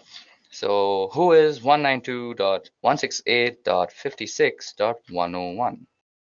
So this will give us a who is on Metasploitable 2, and it'll give us a bunch of information as to how the server is set up, where it is set up, the ports that are open, and various other things. So as you guys can see, this gave us a complete who is.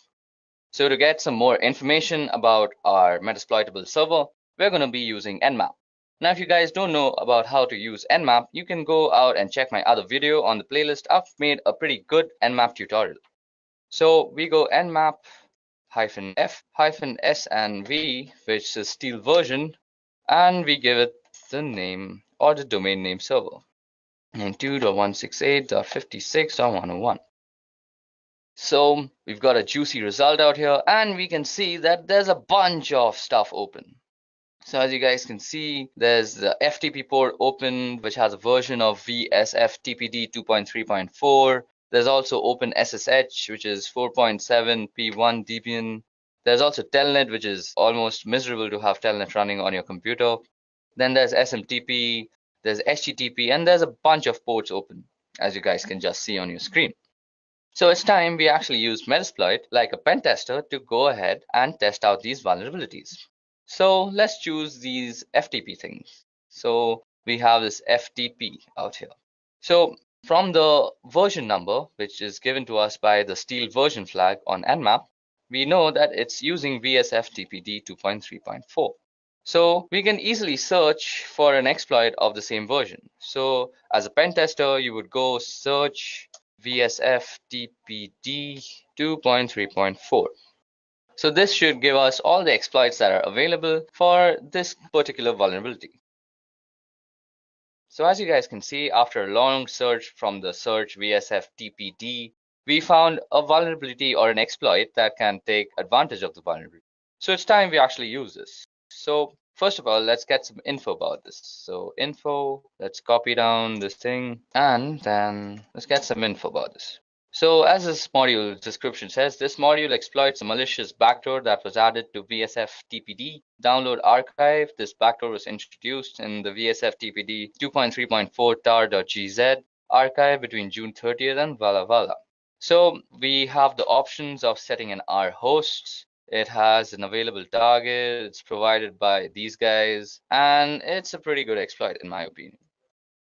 So let's go ahead and use it. So we go use and the name of the exploit.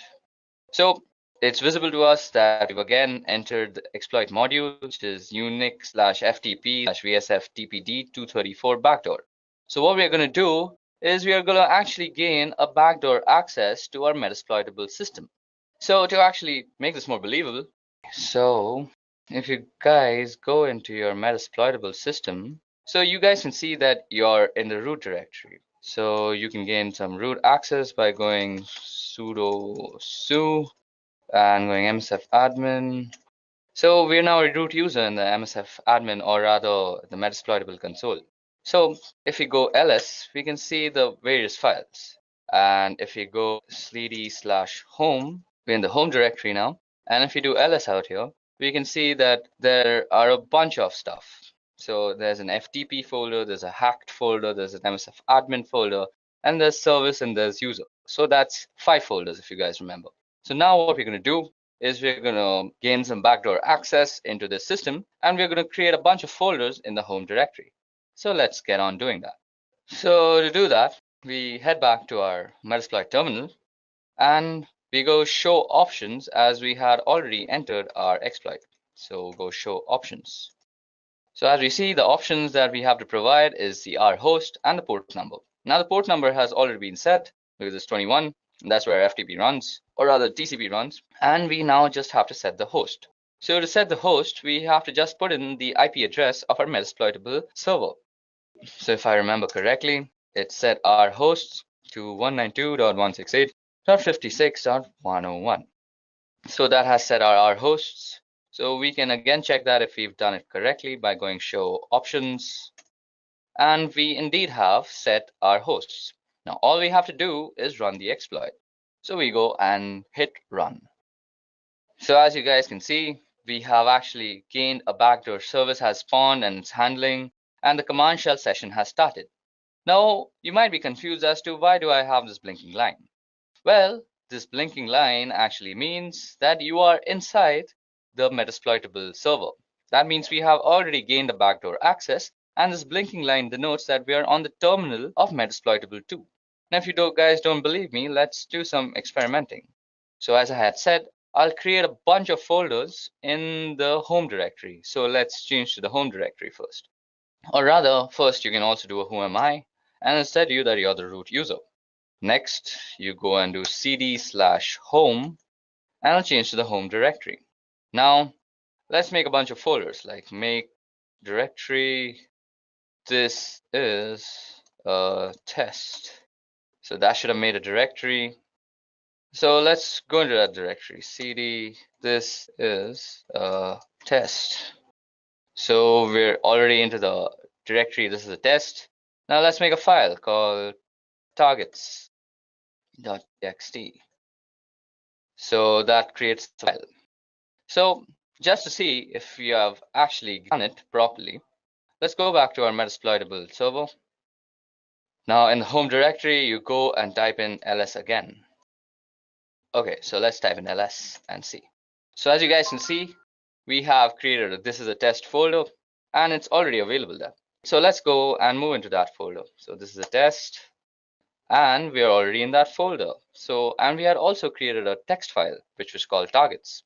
So that was ls, and it should give us a targets.txt.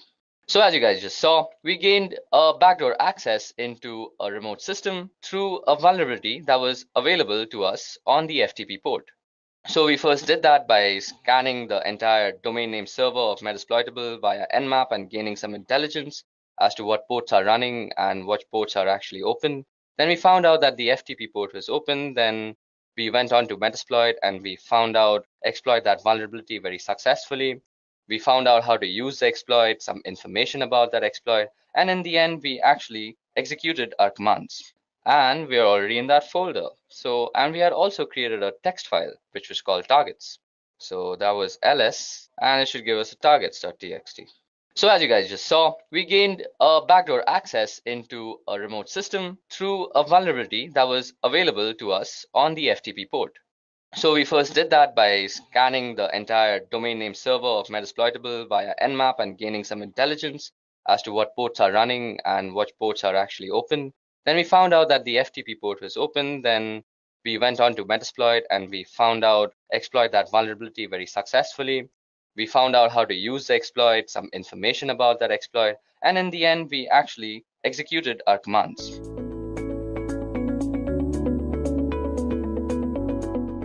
Now, you guys must be wondering what exactly is Nmap and why should I learn it? Well, Nmap is a network scanner that is widely used by ethical hackers to scan networks, as the name suggests. Now, you might wonder, why do I need a network scanner? Well, let me give you an example. So, suppose you have a Wi-Fi that has been set up in your new house, and you realize that your data is being actually consumed at a faster rate than you are using it. Now, you have suspected that it's your pesky neighbor who keeps on connecting to your Wi-Fi and eating up all your data. So to actually confirm all your doubts, what you want to do is a network scan. And Nmap is a pretty wonderful tool to do that. Now, Nmap runs on Linux, Mac OS and Windows, and I'm mostly going to be running this on Linux because that's what I do most of my penetration testing and network testing on. So let's go ahead and get on with the installation of Nmap on your computer. So what you do is go apt-get install Nmap. Now for this you have to be logged in as root. If you're not logged in as root, just add sudo before this whole command and it will install it. Now I already have Nmap installed, so I'm not really going to install it again and again, so let's just go ahead and just do a few scans on our website, that is www.edureka.co, and we are going to see what we get back as results. So first of all, let me just show you how you can scan a certain domain name service or certain DNS. So Nmap, we are going to use a flag all the time. Now let me just tell you what are flags. So if you just go into Nmap and type --help, this will give you all the flags and options that are available to actually use on Nmap.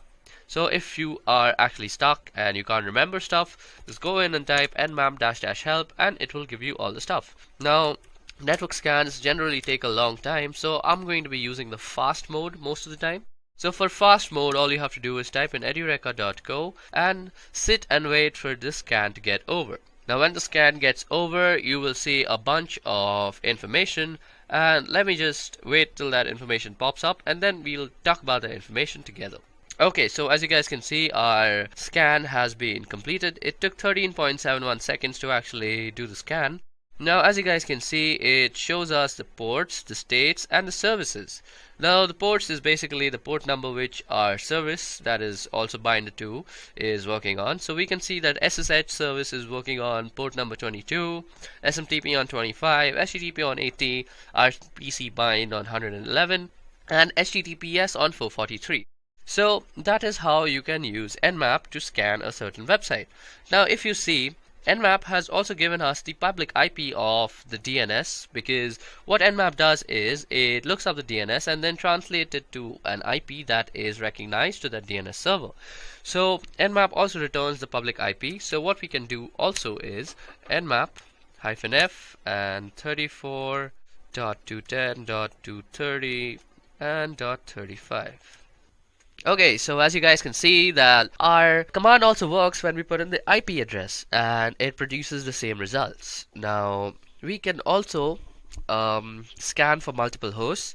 Now suppose you are on a network and you want to scan for multiple hosts. Now you don't really want to run different commands for that. Now what you can do is just go in and type nmap and a bunch of IP addresses like 192.168.1.1 and 192.168.1.2 and 192.168.1.3. And what this will do is it will run an nmap scan on these three different IP addresses, and you did this in just one command. So that's a way that you can do this. Now you can also know about how much of your scan is left by just pressing the up button. So that will tell you and give you a constant update on how your scan is going. Like mine is 32.4% done and 34.7 now, and also show you kind of the time remaining. Okay, so till this port scan is going on, let me just tell you about the states. Now states can be of two types: open, closed, and unavailable. Sometimes you'll see that it is unavailable, and that's because some sort of firewall or something is running out there. States can also be closed. In that case, mostly Nmap will not return you any result unless you're explicitly finding something of the closed state. So that was a little trivia on states and how they work. Let's see how much our scan is done. So our scan is done 81% and it takes around another 20 seconds. It should be done soon. Now this scan could be significantly made faster with just the F tag, but I really want to give you all a good look into how this works. 97, 98, 99.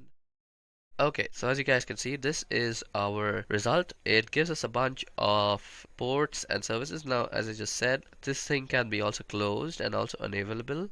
So open and closed, we see both the examples. Okay, so that was about how you can scan multiple ports. So you can also scan multiple ports with this command, as I will show you. So 192.168.1.1 to 30. Now what this will do is basically scan everything from 192.168.1.1 to 192.168.1.2 up till 30, like that. So this is a very useful way of actually scanning multiple IP addresses, and let me just show you how that works. Since we have used the F flag, this is going to work considerably faster. Now as you guys can see out here, this had taken around 119 seconds, so that's around 2 minutes.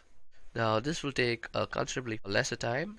So let's see, this was done in 29.91 seconds and we did 30 IP addresses. So we see that -F surely speedens the whole scanning process. Now you can also give nmap a target list. Now let me make a target list. So targets.txt.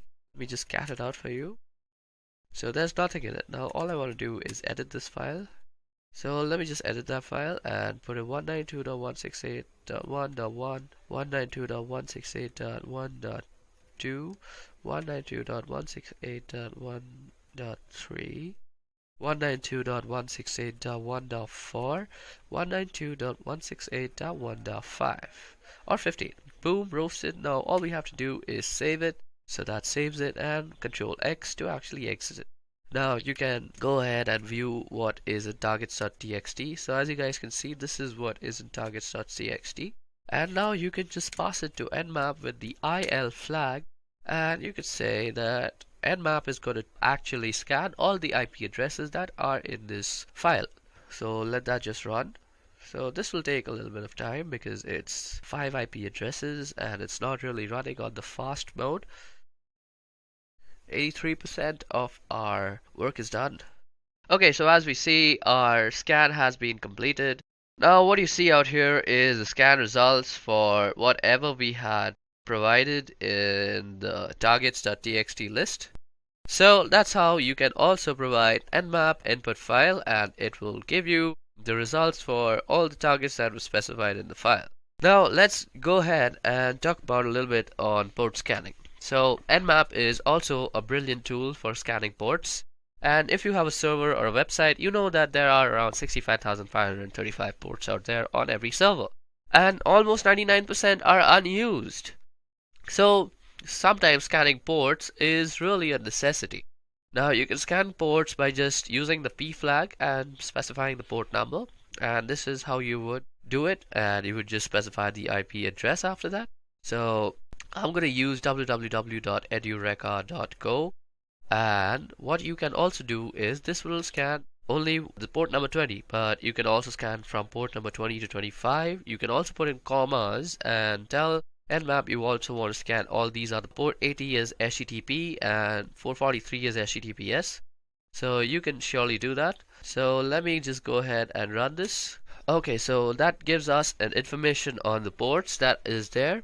Now something about ports also, you suppose you know you want to scan for some HTTP ports, so you can just say nmap, and with the -p you can just say that I want to scan the HTTP port on www.edureka.co.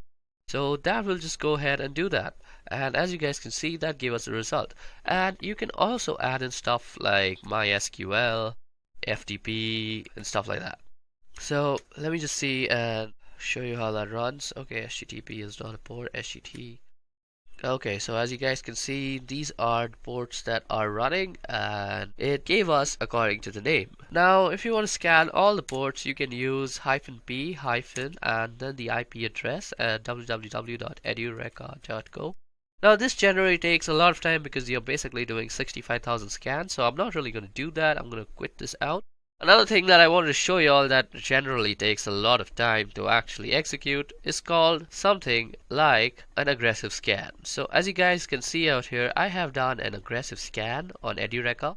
So to do that, all you have to do is nmap -a and then you go edureka.co.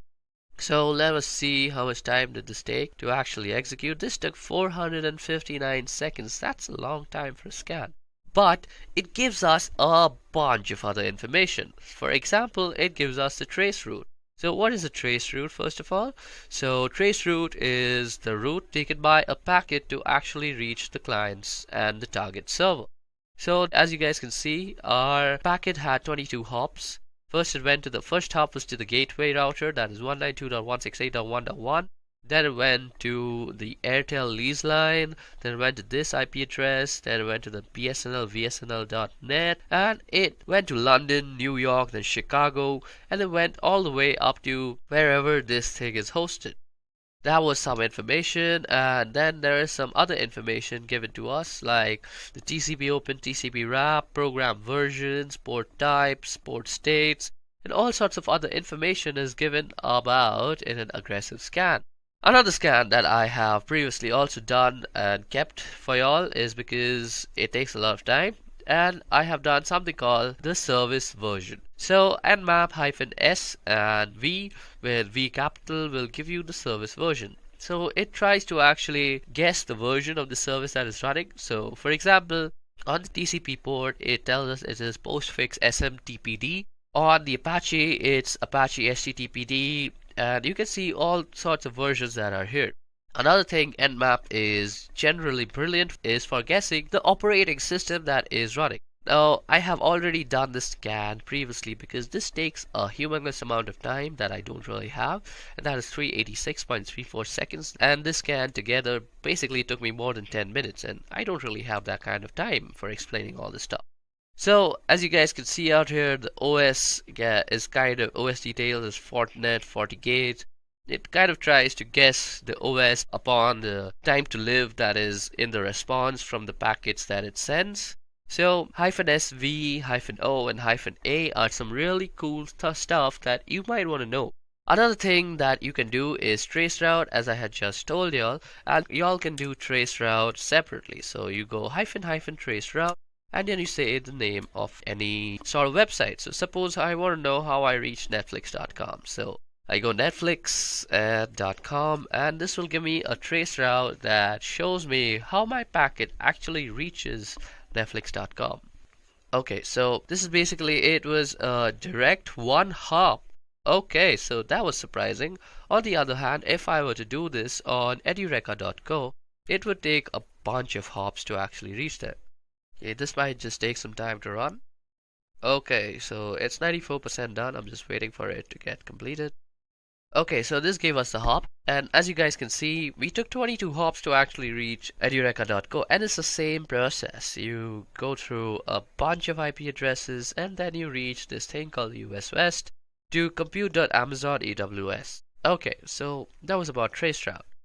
Now, just to end this tutorial, let me just tell you guys that you all can also save a file to Nmap, and that is basically save all whatever you found from a search into a file, and let me just show you how to do that. Now, sometimes when you are working as a security analyst, you will have to perform network scans on a wide area network that is huge. It's basically huge. And these scans take a lot of time, and you don't really have the space on your command line to actually store that and see that in a way that is feasible for analysis. So what you want to do is actually save it in a file.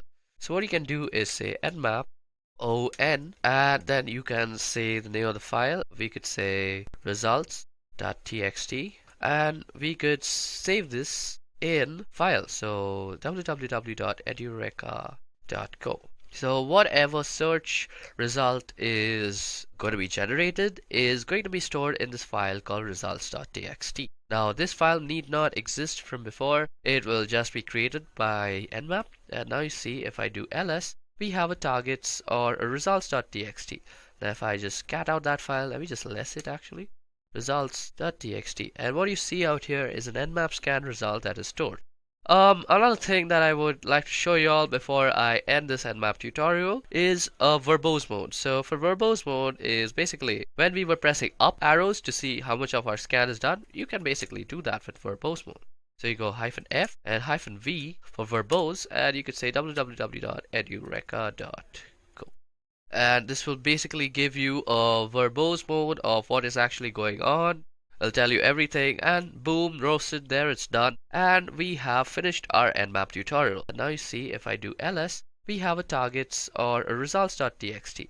Now if I just cat out that file, let me just less it actually, results.txt. And what you see out here is an Nmap scan result that is stored.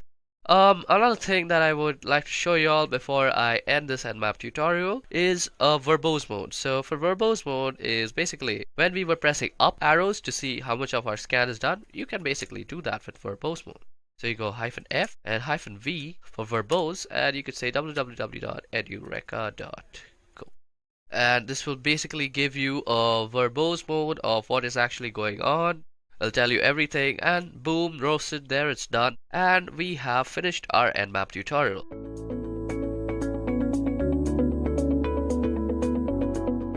So first of all, what exactly is cross-site scripting? Well, cross-site scripting refers to client-side code injection attacks wherein an attacker can execute a malicious script, also commonly referred to as a malicious payload, into a legitimate website or web application. Now, XSS is amongst the most rampant of web application vulnerabilities and occurs when a web application makes use of something like an unvalidated or unencoded user input within the output that it generates. Now, by leveraging XSS, an attacker does not target a victim directly. Instead, an attacker would be exploiting a vulnerability within a website or something like a web application that the victim would visit, and essentially using the vulnerable website or the web application as a vehicle to deliver a malicious script to the victim's browser. Now, while XSS can be taken advantage of within a VirtualBox script, ActiveX, and Flash, unquestionably the most widely abused is JavaScript.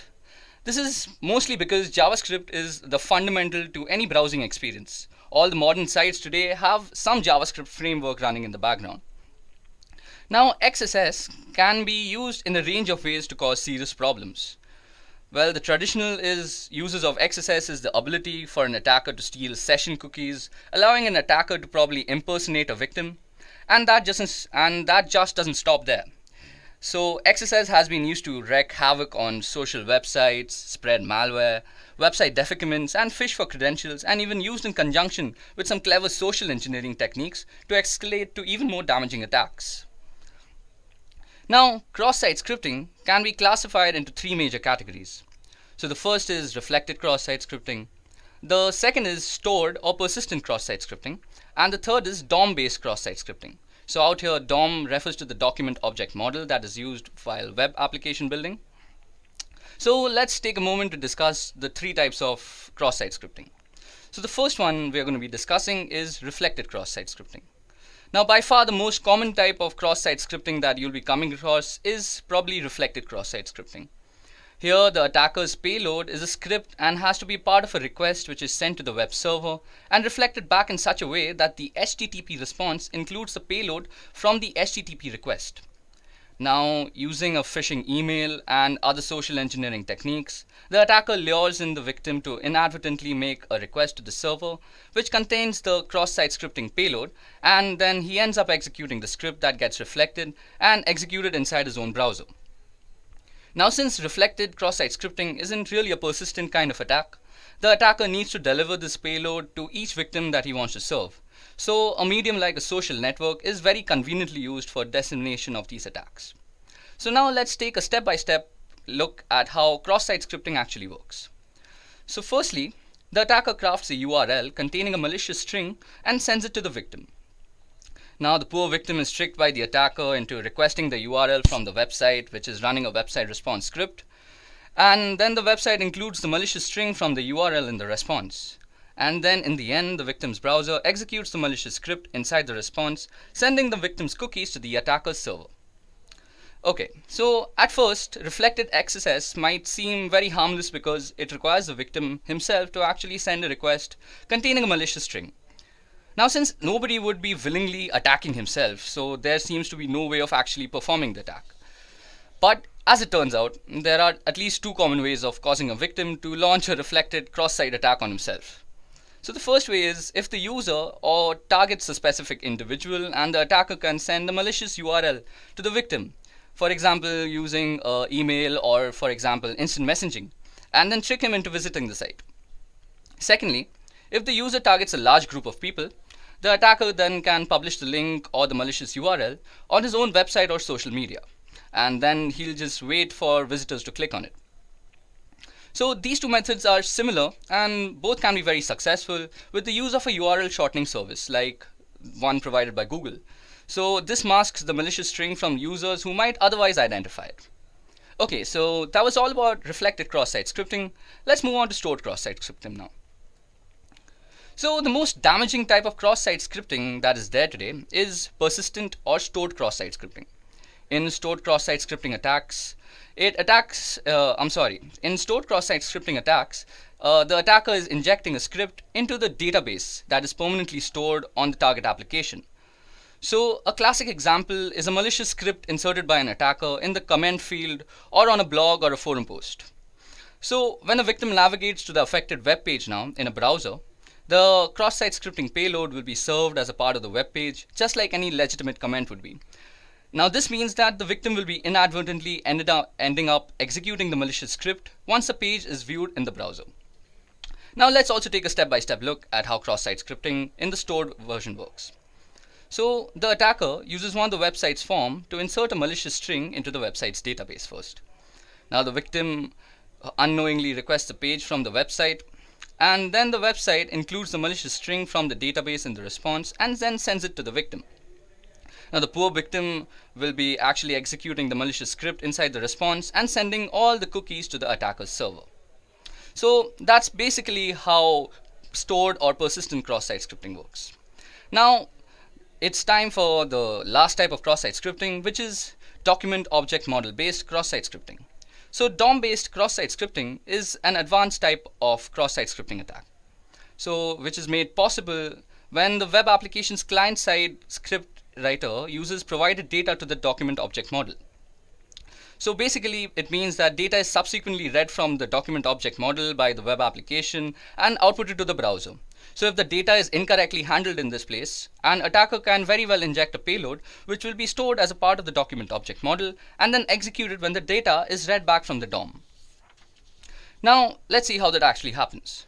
So first the attacker crafts a URL containing a malicious string and sends it to the victim.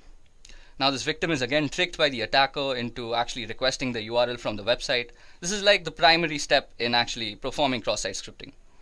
Now the third step is that the website receives the request but does not include the malicious string in the response. Here's the catch of DOM-based cross-site scripting. So now the victim's browser executes the legitimate script inside the response, causing the malicious script to be inserted into the page. That is basically into the inner HTML attributes. And the final step is then the victim's browser then executes the malicious script inserted into the page and then just sends the victim the cookies to the attacker's server. Now, if you guys must have realized, in the previous examples of persistent and reflected cross-site scripting, the server inserts the malicious script into the page, which is then sent as a response to the victim. Now, when the victim's browser receives the response, it assumes that the malicious script is to be a part of the page's legitimate content and then automatically executes it during page load as with any other script would be. But in a DOM-based attack, there is no malicious script inserted as a part of the page.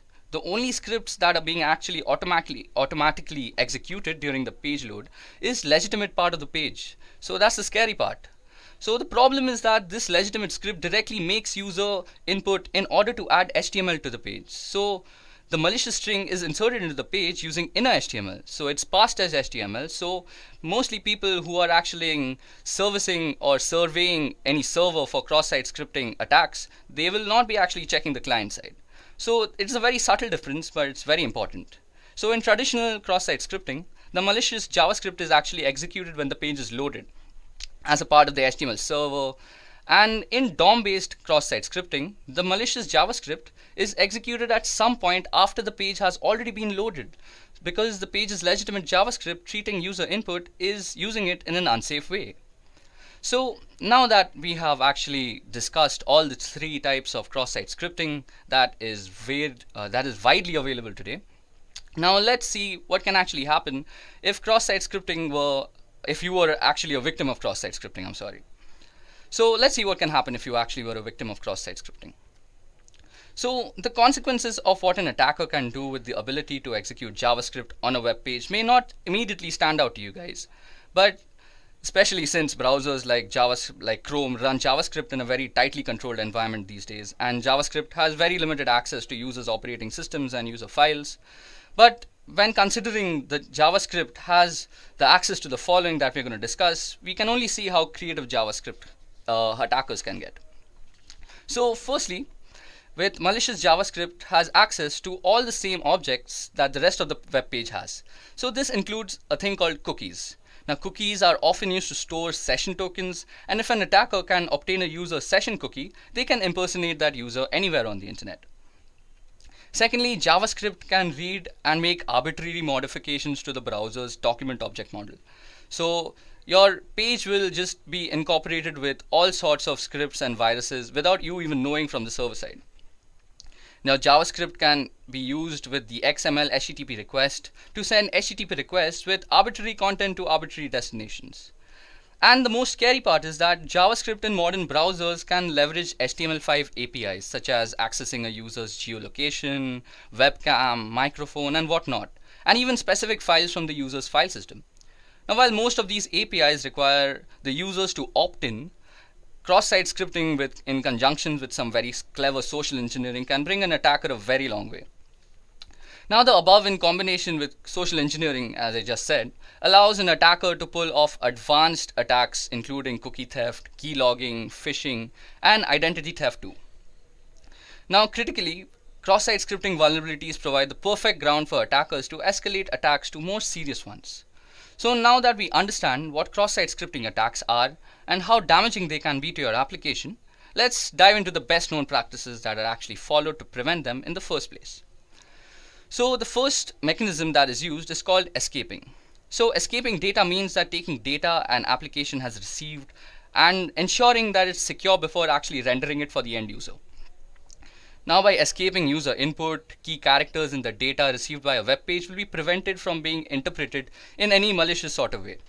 Now, in essence, you're censoring the data your web page receives in a way that will disallow characters, especially those brackets that begin the HTML attributes, like in HTML and IMG. So these will be stopped from being rendered, which would otherwise cause harm to your application and users and database. But if your page doesn't allow users to add their own code to the page, a good rule of thumb is normally to escape any and all HTML, URL, and JavaScript entities. However, if you are running a forum and you do allow users to add rich text to your content, you have a few choices.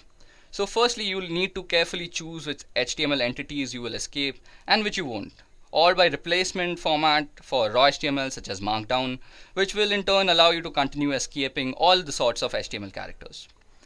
Now, the second method that is normally used is called validating input. So validating input is the process of ensuring an application is rendering the correct data and preventing malicious data from doing harm to the site, the database, and the users. So while whitelisting and input validation are more commonly associated with stuff like SQL injection, they can also be used as an additional method of prevention for cross-site scripting attacks. So input validation is especially helpful and good at preventing cross-site scripting in forms, as it prevents a user from adding special characters into the fields instead of refusing the request completely. But input validation is not the primary method of prevention for vulnerabilities, such as cross-site scripting and even SQL injection for that example, but instead they help to reduce the effects should an attacker actually discover such a vulnerability in your system. Now, the third way to prevent cross-site scripting attack is to sanitize user input. So sanitizing data is a strong defense, but should not be used alone to battle cross-site scripting attacks. It's totally possible that you find the need to use all three methods of prevention in working towards a more secure application.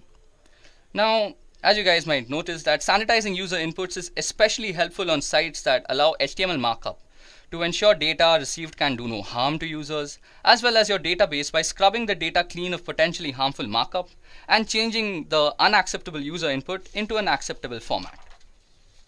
Okay guys, so that was all the theory about cross-site scripting. It's time for the demo right now. So for the demonstration now, I'm going to be showing you guys the three types of cross-site scripting that we have discussed throughout the course of this session.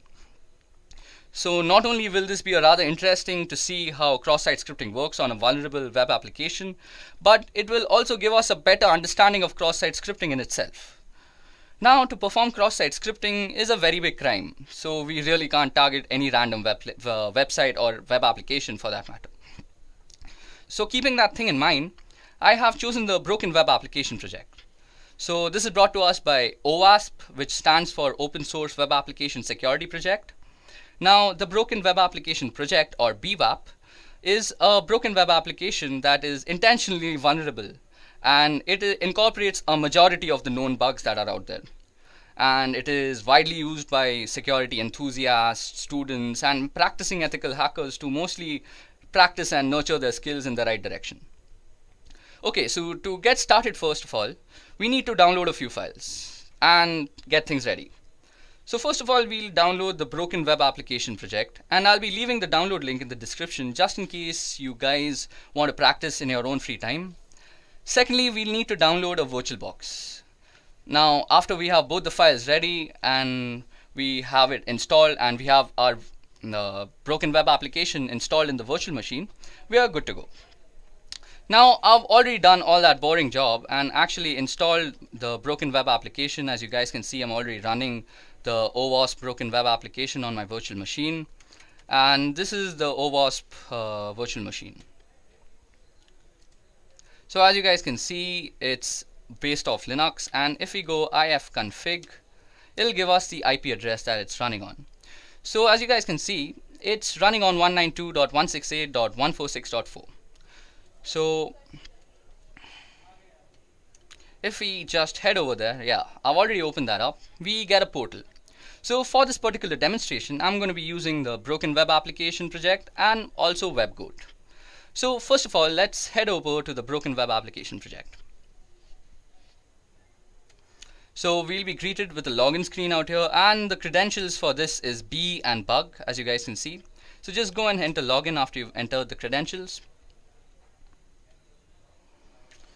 Okay, so you all will be welcome with a place where you can choose your bug, and you can also choose the amount of security that you want to practice with.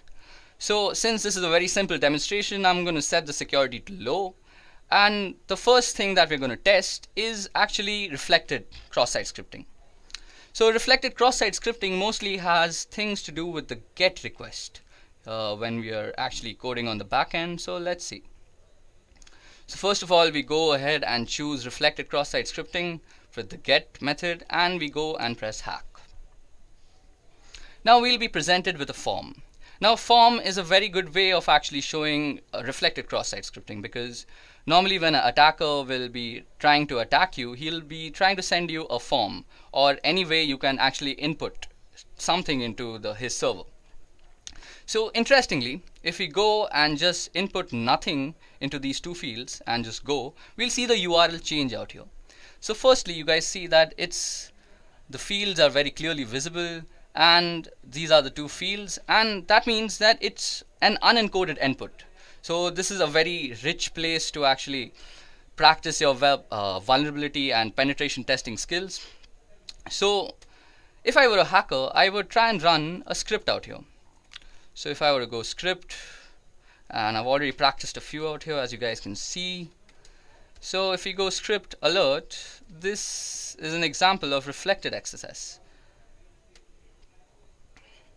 Yeah, and if we go and just end the script out here, this is going to actually render the JavaScript input as a part of the page, and we are going to get an output because of this. So that's how reflected cross-site script is actually working. So as you guys can see, what am I saying? As you guys can see, the web application has actually rendered our JavaScript, and now we can see that reflected cross-site scripting is actually working out here. So now you guys must have realized that in a practical scenario, this form must be sent to the victim and must be tricked into filling the form for the attack to be successful. Also, in more practical scenarios where sites are also having forms, they're going to be putting filters to the content of the input parameters such that you cannot run JavaScript in them, and you cannot also input any unencoded inputs into them. So that was all about reflected reflected cross-site scripting. So now let's move on to stored cross-site scripting, which is the most dangerous form of cross-site scripting. Okay, so as I had discussed, the comment sections are normally the best place for actual stored cross-site scripting. So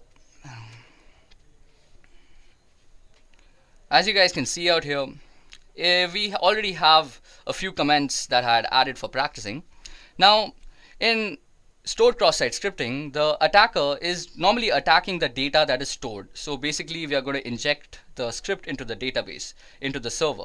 So if the script has some malicious intent, and it can do a multitude of things if it has a malicious intent, we'll not get into that. So for that reason, let's first add a normal comment out here. So let's say if this was a blog, I'd say good job there, like I had said, or something like, hey man, nice work. And if you go and press submit, okay, it's showing this is an example of persistent cross-site scripting because I had already inserted a malicious script. So this is that script out here, the second input. But just for demonstration purposes, let's go ahead and put it again. So we can also input raw data, that is unencoded input, in the form of a script. So let's go alert. And let's just print hello world.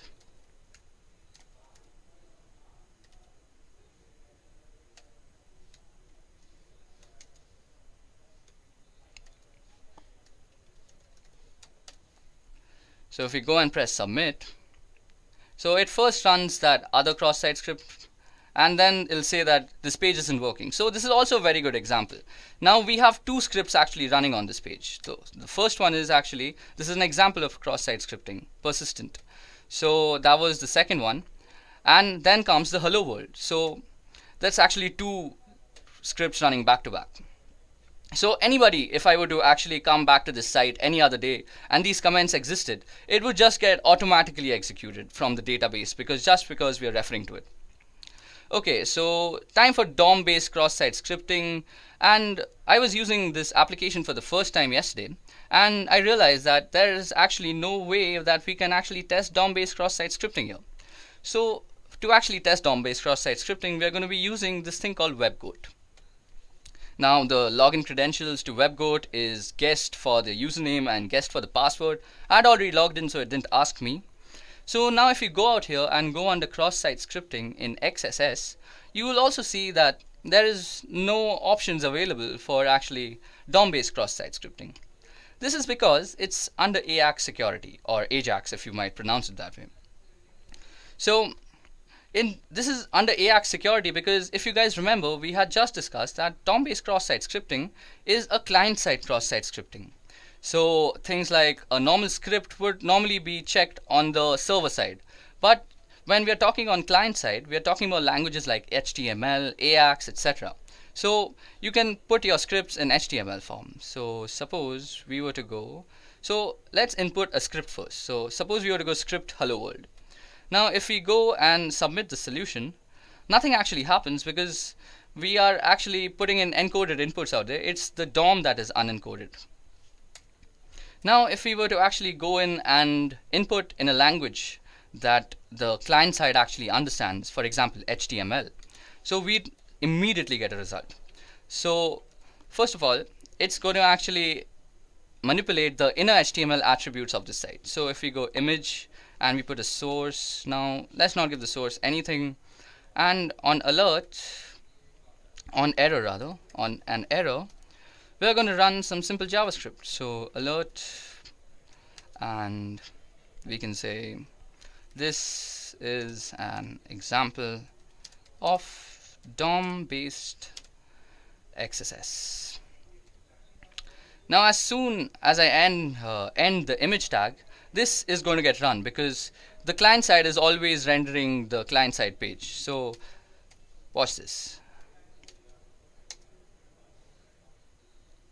I'm sorry, I think I mistyped somewhere. Okay, let's go again. So image. Okay, let's use something I've already used. And you can see that it says hacked. And out here, we've not even pressed submit solution. So out here you can see that as soon as we completed it, it's again saying hacked. So that means as soon as you complete the query or the client side HTML language, so that will completely trigger the cross-site payload, image tag. This is going to get run because the client side is always rendering the client side page. So it's again saying hacked. So that means as soon as you complete the query or the client side HTML language, so that will completely trigger the cross-site payload, image tag. This is going to get run because the client side is always rendering the client side page. So watch this. I'm sorry, I think I mistyped somewhere. Okay, let's go again. So image. Okay, let's use something I've already used. And you can see that it says hacked. And out here, we've not even pressed submit solution. So out here you can see that as soon as we completed it, it's again saying hacked. So that means as soon as you complete the query or the client-side HTML language, so that will completely trigger the cross-site payload.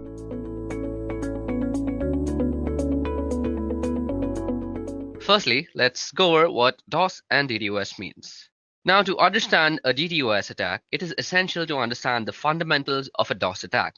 DOS simply stands for denial of service. This service could be of any kind. For example, imagine your mother confiscates your cell phone when you are preparing for your exams to help you study, without any sort of distraction. While the intentions of your mother is truly out of care and concern, you are being denied the service of calling and any other service offered by your cell phone. Now, with respect to a computer and computer networks, a denial of service could be in the form of hijacking web servers, overloading ports with requests, rendering them unusable, denying wireless authentication, and denying any sort of service that is provided on the internet. Attacks of such intent can be performed from a single machine. While single machine attacks are much easier to execute and monitor, they are also easy to detect and mitigate. To solve this issue, the attack could be executed from multiple devices spread across a wide area. Not only does this make it difficult to stop the attack, but it also becomes near impossible to point out the main culprit. Such attacks are called distributed denial of service or DDoS attacks. Now let's see how they work. The main idea of a DDoS attack, as explained, is making a certain service unavailable. Since everything that is attacked is in reality running on a machine, the service can be made unavailable if the performance of the machine can be brought down. This is the fundamental behind DOS and DDoS attacks. Now, some DOS attacks are executed by flooding servers with connection requests until the server is overloaded and is deemed useless. Others are executed by sending unfragmented packets to a server which they are unable to handle. These methods, when executed by a botnet, exponentially increase the amount of damage that they are doing, and their difficulty to mitigate increases in leaps and bounds. To understand more about how these attacks work, let us look at the different types of attacks. Now, while there are plenty of ways to perform a DDoS attack, I'll be listing down the more famous ones. These methodologies have become famous due to their success rate and the damage they have caused over time. It is important to note that with the advancement in technology, the more creative minds have devised more devious ways to perform DOS attacks. Now, the first type of methodology that we're going to discuss is called ping of death. Now, according to the TCP/IP protocol, the maximum size of a packet can be 65,535 bytes. The ping of death attack exploits this particular fact. In this type of attack, the attacker sends packets that are more than the max packet size when the packet fragments are added up. Computers generally do not know what to do with such packets and end up freezing or sometimes crashing entirely. Then we come to reflected attacks. This particular attack is more often than not used with the help of a botnet. The attacker sends a host of innocent computers a connection request using a botnet, which are also called reflectors. Now, this connection that comes from the botnet looks like it comes from the victim, and this is done by spoofing the source part in the packet header. This makes the host of computers send an acknowledgement to the victim computer. Since there are multiple such requests from the different computers to the same machine, this overloads the computer and crashes it. This type of attack is also known as a Smurf attack. Another type of attack is called mail bomb. Now, mail bomb attacks generally attack email servers. In this type of attack, instead of packets, oversized emails filled with random garbage values are sent to the targeted email server. This generally crashes the email server due to a sudden spike in load and renders them useless until fixed. Last but not the least, we have the teardrop attack. So in this type of attack, the fragmentation offset field of a packet is abused. One of the fields in an IP header is the fragment offset field, indicating the starting position or offset of the data contained in a fragmented packet relative to the data in the original packet. If the sum of the offset and the size of one fragmented packet differs from that of the next fragmented packet, the packets overlap. Now, when this happens, a server vulnerable to teardrop attacks is unable to reassemble the packets, resulting in a denial of service condition. Okay, so that was all the theoretical portion of this video. Now it's time to actually perform our very own DDoS attack. Okay, so now that we finished the theoretical part of how DDoS actually works and what it actually is with its different types, let me just give you guys a quick demonstration on how you could apply a denial of service attack on a wireless network anywhere around you. Like this could be somewhere like Starbucks where you're sitting, or this could be a library also, or your college institution. No matter where you're sitting, this procedure will work. So the first thing we want to do is actually open up a terminal, as because we will be doing most of our work on a command line basis. Now for this particular demonstration, we will be actually using two tools. First is AirCrackNG, which is a suite of tools which contains AirCrackNG, AirmonNG, AirReplayNG, and AeroDumpNG. So these are the four tools that come along with it. And the second one that we'll be using is called MacChanger. Okay, so let me just put my terminal on maximum so you guys can see what I'm actually writing out.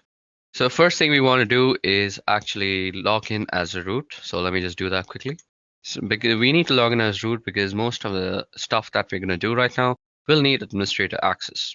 Now, the first thing we want to do is check out our wireless network card's name, and we can do that easily by typing ifconfig. Now you can see that my wireless card is called WLO1, and we get the MAC address and we also get the IPv6 address. So that's my wireless network card, and we'll be actually setting that up in monitor mode. Now, before we actually go into and start up our network card in monitor mode, let me just show you how you can install the two tools that I just spoke about, that is AirCrackNG and MacChanger. So to install AirCrackNG, you can just go apt-get install AirCrackNG, hit enter, and this should do it for you. I already have it installed, so it's not going to do much. To install MacChanger, you could just go the same command, that is apt-get install MacChanger. And you can check if both the tools have been installed properly by opening the manual pages by typing man aircrackng, and this will open up the manual page for you. And let's also do the same for MacChanger. So what we're going to do first is set up our network interface card into monitor mode. So to do that, all we have to do is type ifconfig, and we need to put our network interface card down. So we go WLO1 down, and with the command iwconfig, we go mode monitor. Don't forget to specify the interface that you're working on. So iwconfig WL1 mode monitor. And all you have to do now is put it back up. So what we are going to type is ifconfig WL1 up. You can check the mode. It'll say managed if it's in monitoring mode. So as you guys can see, it says mode managed. So that's how we're going to go ahead. So you can check that just for your own purposes. So we can also check for only WL1 by specifying the interface. Or you could also check the mode only by passing it through a pipe function, and that is using grep mode. So iwconfig WL1 grep and mode. Well, mode begins with a capital M, so that's how you would probably return it. So as you guys can see, that has returned the mode for us, along with the access point and the frequency. Okay, so that was a little fun trivia on how you could fetch the mode from a certain command, that like iwconfig, by passing it through a pipe and grabbing it with mode. Grab basically means grab. Okay, so now moving on, we'll get to the more important stuff now. So firstly, we need to check for some sub-processes that might still be running and that might actually interfere with our scanning process. So to do that, what we do is airmonng check and then the name of the interface. Now, as you guys can see, I have the network manager that is running out here, and we need to kill that first, and that can be easily done by going kill with the PID. After that, you can run a general command called airmonng check and kill. So whatever it finds, it will kill it accordingly. And when it produces no results like this, that means you're ready to go, as there are no sub-processes running that might actually interfere with our scan. Now what we want to do is we want to run a dump scan on the network interface card and check out all the possible access points that are available to us. So as you guys can see, this produces a bunch of access points, and they come with their BSS IDs. They also have the power, which is the PWR, that is the power of the signal. And let me go down back again. So yeah, you can see the beacons, you can see the data, you can see the channels available. And what the BSS ID is, it's the MAC ID that is actually tied in with the ESS ID, which basically represents the name of the router. Now what we want to do from here is we want to choose which router we want to actually DOS. Now the whole process of DOSing is actually we will continuously de-authenticate all the devices that are connected to it. So for now, I have chosen Ethio Wi-Fi to actually DOS out. And once I send a de-authentication broadcast, it will actually de-authenticate all the devices that are connected to it. Now, this de-authentication is done with a tool called Air Replay, which is a part of the AirCrackNG suite of tools. Now, let us just see how we can use Air Replay by opening up the help command. So we go --help, and this opens up the help command for us. Now, as you guys can see, it shows us that we can send a de-authentication message by typing in the -0. and then we need to type in the count. So what we are going to do is type in -0, which will send a deauthentication message, and now we can type 1 or 0. So 1 will send only one deauthentication message, while 0 will continuously loop it and send a bunch of deauthentication messages.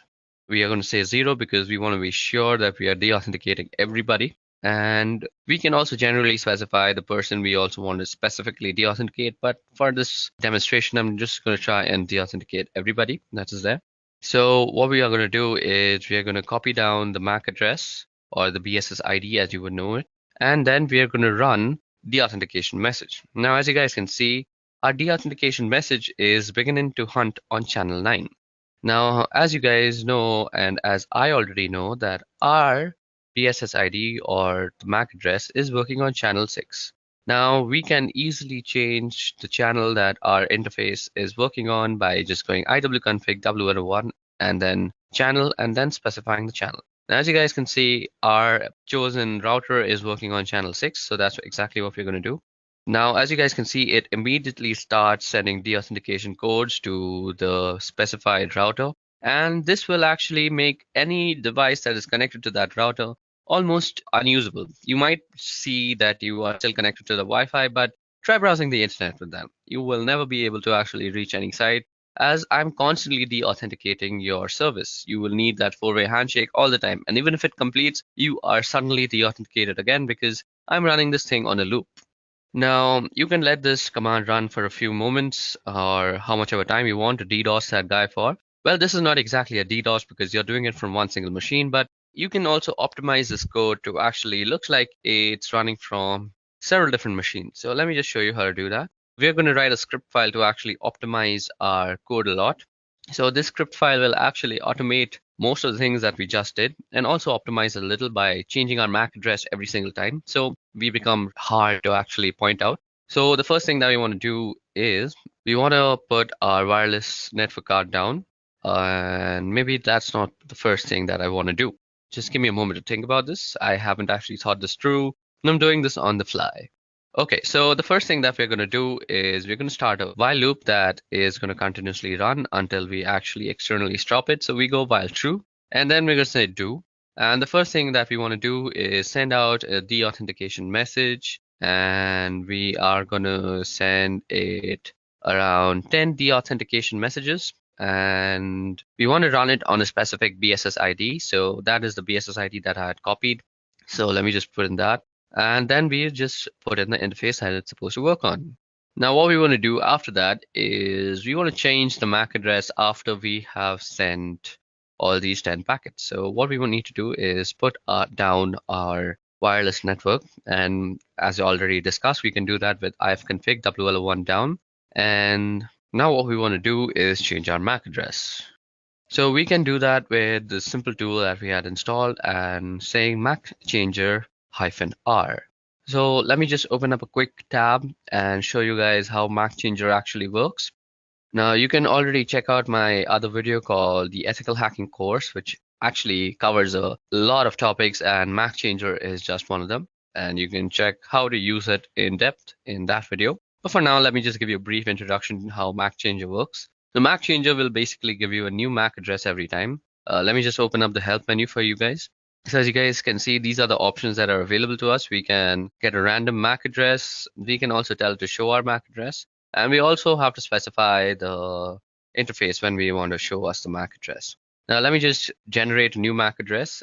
So you see out here that interface up or insufficient permissions is being shown. So this means we always have to put down our interface first. So let me just do that quickly. ifconfig w1 down. And now what we want to do is give ourselves a new MAC address. And boom, roasted, we already have a new MAC address, as you guys can see from the new MAC part. Now, if we put back our network interface card and then try and show our MAC address again, we see that our current MAC and our permanent MAC are two completely different MAC addresses. And our current MAC and the new MAC are identical. So this is how you can actually generate new MAC addresses to spoof your own identity on the wire. And that is very useful in this case because the person you're attacking will be so confused as to what to do because your MAC address is changing every time. And there's no real solution to the situation that you're creating for him. At least I don't know of any solution. If you do know how to stop this for yourself, please leave it down in the comment section below and help the world a little bit. Now we want to also get to know what our MAC address is every time. So let me just pipe my function through the whole thing, and let me just try and grab the new MAC address. So MAC changer are 001 and grep MAC, and then we want to put our network card in the monitor mode, and then we also want to put up our network interface card. Now what we want to do out here is optimize it. So we can't be attacking constantly. So let us put a sleep timer. So this will make our program sleep for a particular amount of time. I'm going to make it sleep for 5 seconds. So after every 5 seconds, it's going to send that particular BSS ID 10 deauthentication messages. Then it's going to bring down my interface card. It's going to change my MAC address. It's going to put back the interface card into monitor mode and sleep for 5 seconds, and then repeat the entire process. And to end the script, let's just say done. So that will denote when the loop is done. Now let me just save it. Control O, Control X to exit. And there we go. Okay, so first of all, to actually run this, we need to give it some more permissions. So as you guys can see, we already have it. Let me just put it in a much more readable format. Okay, so as you guys can see, our dos.sh doesn't really have executability. So we can do that with the command chmod. So I'm going to give it some executable permission. So chmod plus x and then the name of the file. So this will actually change our dos.sh into a executable bash script. Okay, so it seems that we have done some error. So let's just go back into our bash script and check for the error that we have probably done. So nano-dos.sh. Okay, so the thing that I am missing is that I forgot the -a that I'm supposed to put before putting the BSS ID in the air replay ng part of the code. So let me just go ahead and quickly do that. Okay, so now that that is done, let me just save it and quickly exit and see if this thing is working. Okay, so now we are trying to work out our script. Now, you guys should know that this EduReca Wi-Fi is my company's Wi-Fi, and I have complete permission to go ahead and do this to them. Also, my company's Wi-Fi is kind of secure, so every time it senses that a deauthentication message is being sent like that, it kind of changes the channel that it is working on. So these guys are really smart, smarter than me most of the time. And this time, I'm just going to try and force them to work on channel 6. So let me just go ahead and run my script once. Okay, so let me just check that they're still working on channel 6. Yep, they're still working on channel 6. Let me just check my script once if it's correctly done, if I have the perfect MAC ID. Let me just copy in the MAC ID just to be sure once again. So there you go, we've copied it. Let's go into the script and let's paste it out. Okay, so now that that is done and we have the MAC IDs and everything set up properly, let me just show you how to run the script. So you go dot and backward slash, and then you said dos.sh. Now you see that our thing is working on channel 8. So this will definitely not work, and will say that BSS ID is not there. So what we need to do, as I had showed to you guys earlier, we can go iwconfig w01 and change the channel to channel 6. Oops, I changed it to channel 8 again. This will not work. I'm sorry, that was my bad. So now that we have changed it to channel 6, you can see that it is sending everything immediately. Okay, so that is actually running our script very well. And as you guys can see, the security measures that are taken by my company, it will not always work on channel 6.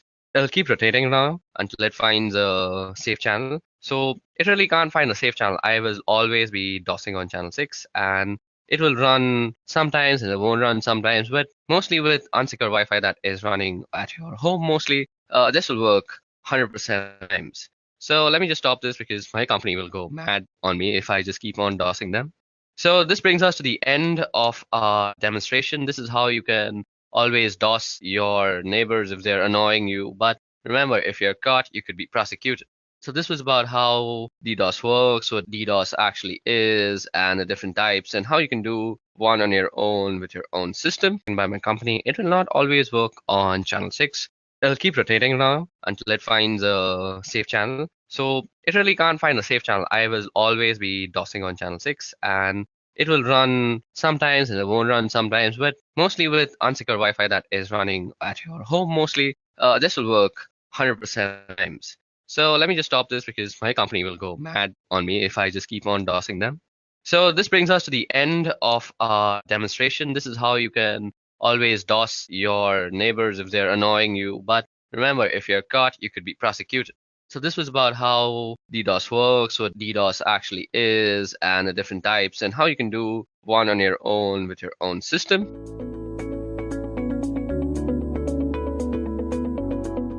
In early days of internet, building websites was straightforward. There was no JavaScript, no backend, no CSS, and very few images. But as web gained popularity, the need for more advanced technology and dynamic websites grew. This led to development of Common Gateway Interface, or CGI as we call it, and server-side scripting languages like ASP, JavaScript, PHP, and many others. Websites changed and started storing user input and site content in databases.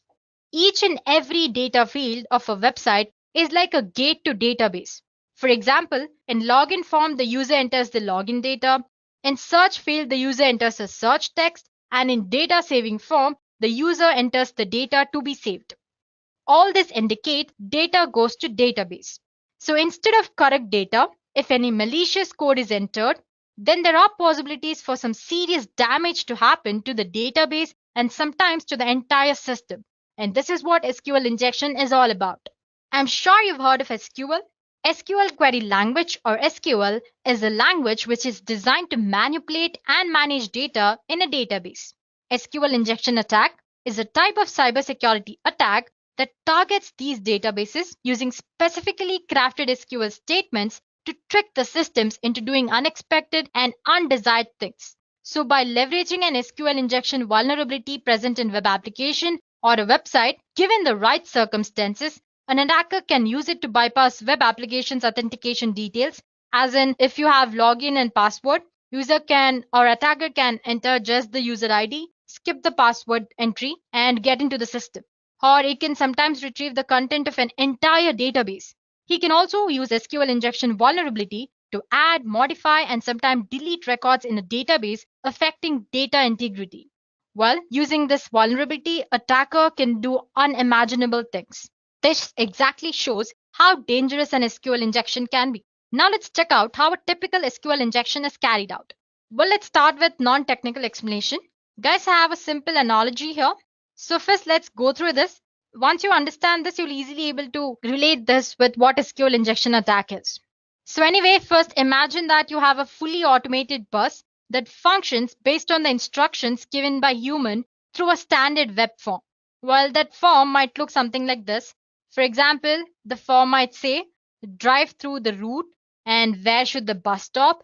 If, when should the bus stop? This route and where should the bus stop and this condition, that's when should the bus stop, or the user inputs. This is where user have to enter the input into the form.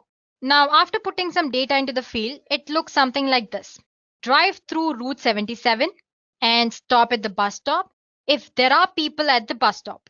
Well, that looks simple enough, right? So basically here the human or the person is trying to give three instructions. That is, bus should stop at Route 77. It should stop at the bus stop if there are people at the bus stop. Well, that sounds harmless. Now imagine a scenario where someone manages to send these instructions, which look something like this. Drive through Route 77 and do not stop at the bus stop and ignore rest of the form if there are people at the bus stop. And now since the bus is fully automated, it does exactly as instructed. It drives up Route 77 and does not stop at any bus stop even when there are people waiting, because the instruction says do not stop at the bus stop and ignore the rest of the form. So this part, which is if there are people at the bus stop, is ignored. We were able to do this because the query structure and the supply data are not separated properly. So the automated bus does not differentiate between the instructions and the data.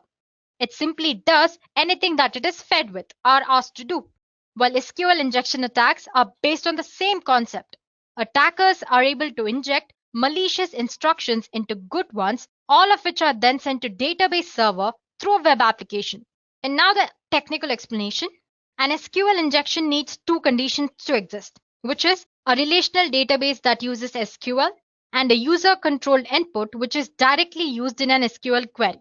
Let's say we have an SQL statement, a simple SQL statement. The statement says select from table users where username is so and so and password is so and so.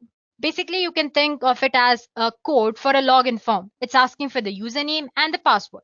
This SQL statement is passed to a function that sends the entire string to connected database where it will be passed, executed, and returns a result at the end. If you have noticed, the statement contains some special characters, right? We have asterisk here to return all the columns for selected database row. And then there is equals to only returns values that match the search string. And then we have single quote here and here to tell the SQL database where the search string starts or ends. So for user, you have starting here, ending here, and for password here. So basically a pair.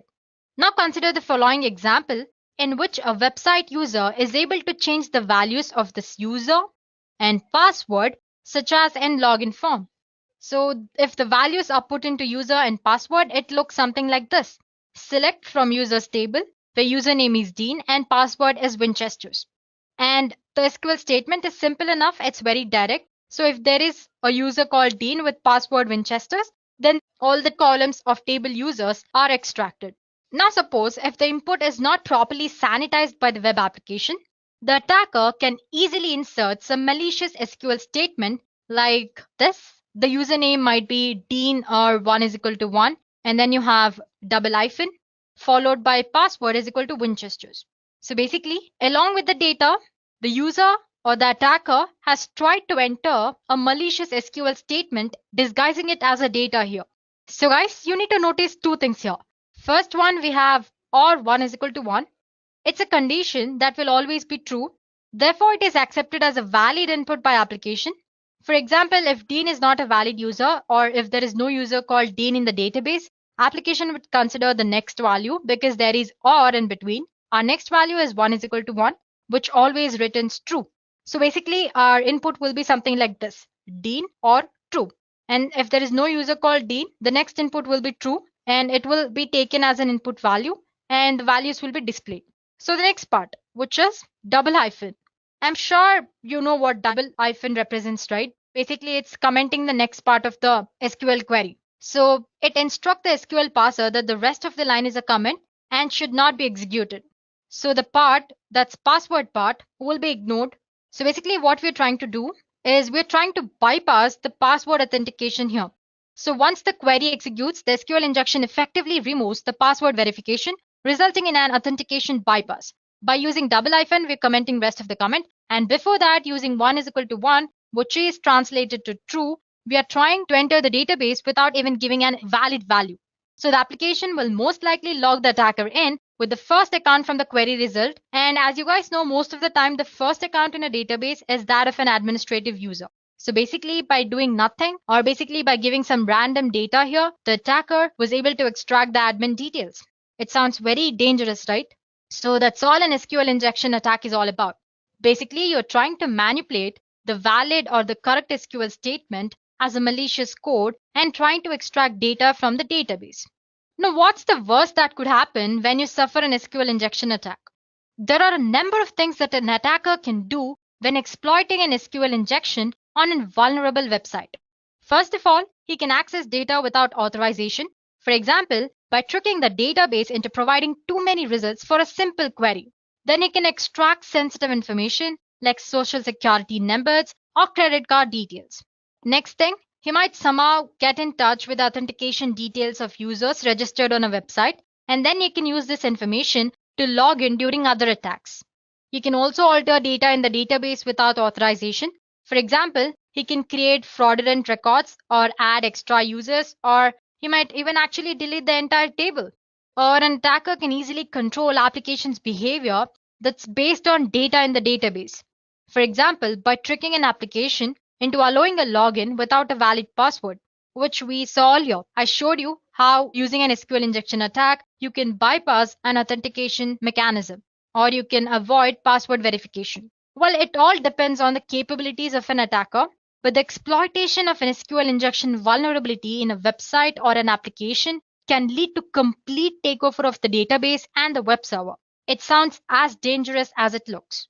Well, guys, there are different types or categories in SQL injection. Attackers can exfiltrate data from servers by exploiting SQL injection vulnerabilities in multiple ways.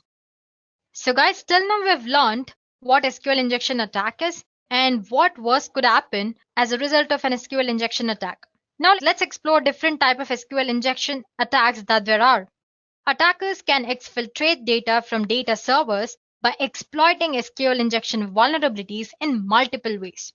SQL injection mainly can be classified into three major categories, and that would be in-band SQL injection, inferential SQL injection or blind SQL injection, and then there is out-of-band SQLI. So let's begin with in-band SQL injection. In-band SQL injection is one of the most common and very easy to exploit when compared to other SQL injection attack types. In-band SQL injection occurs when an attacker is able to use same communication channel to both launch the attack as well as gather the result. It's further divided into error-based SQL injection and union-based SQL injection. Now talking about the next type, which is blind SQLI, or we can also call it inferential SQL injection. It usually takes much longer when compared to in-band SQL attack, but it is just as dangerous as any other type of SQL injection.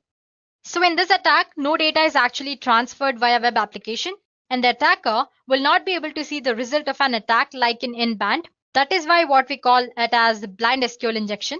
So basically here, an attacker reconstructs the entire database structure by sending payload, by observing the web application's response, and by resulting behavior of database server. So basically he observes and then attacks based on the data he finds out. It is further divided into blind Boolean based SQLI and then blind time based SQLI. And lastly, we have out of bound SQLI, which we'll discuss at the end. Okay, let's get started with error based and then we'll move forward with the other types. Okay, so here we go. Error-based SQL attack. It's type of in-band SQL attack. It is a technique that relies on error message thrown by a database server to obtain information about the structure of the database. So basically, here an attacker will rely on the error message which is sent by the database server to manipulate the database. So an attacker can retrieve information such as table names and other content from visible database errors. If you guys notice, most of the times the errors are too detailed. Well, it's not necessary for the errors to be so detailed. Well, that's one, you can say, a drawback of database errors here. For example, let's consider this query. Well, don't get overwhelmed by the complicated way it looks. Anyway, you have a request here. With this valid data, I'm attaching an injection point, which says extract the version basically. That's all it is doing. The above query returns an error in which it displays version of MySQL that I'm using. So guys, as you can see, basically I'm using version parameter here, and this is my entire injection point. And using this version parameter, the query will result an error. In the error, it will display version of MySQL that I'm using. Similarly, I can fetch existing database, tables in the database, and finally the content which is present in the table. So the best way or the way to avoid here is you can avoid displaying database error messages in very detailed format, which in turn prevents hackers from fetching the information. So basically make errors as little informative as possible, up to the point. So that's all about the error-based SQL attack. So in simple terms, the attacker makes use of the information which is provided in the error to extract data from the database. Next type of attack is union-based. I'm sure you can understand by the name itself. Anyway, in this attacker, the attacker uses union SQL operator to combine the results of two or more select statement into a single result. And this result is then returned as a part of HTTP response. So here's an example.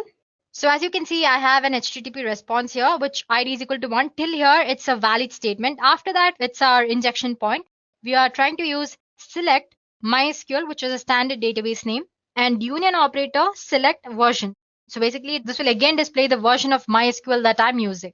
So these are two different kind of in-band SQL types. Moving on to next type, which is Boolean.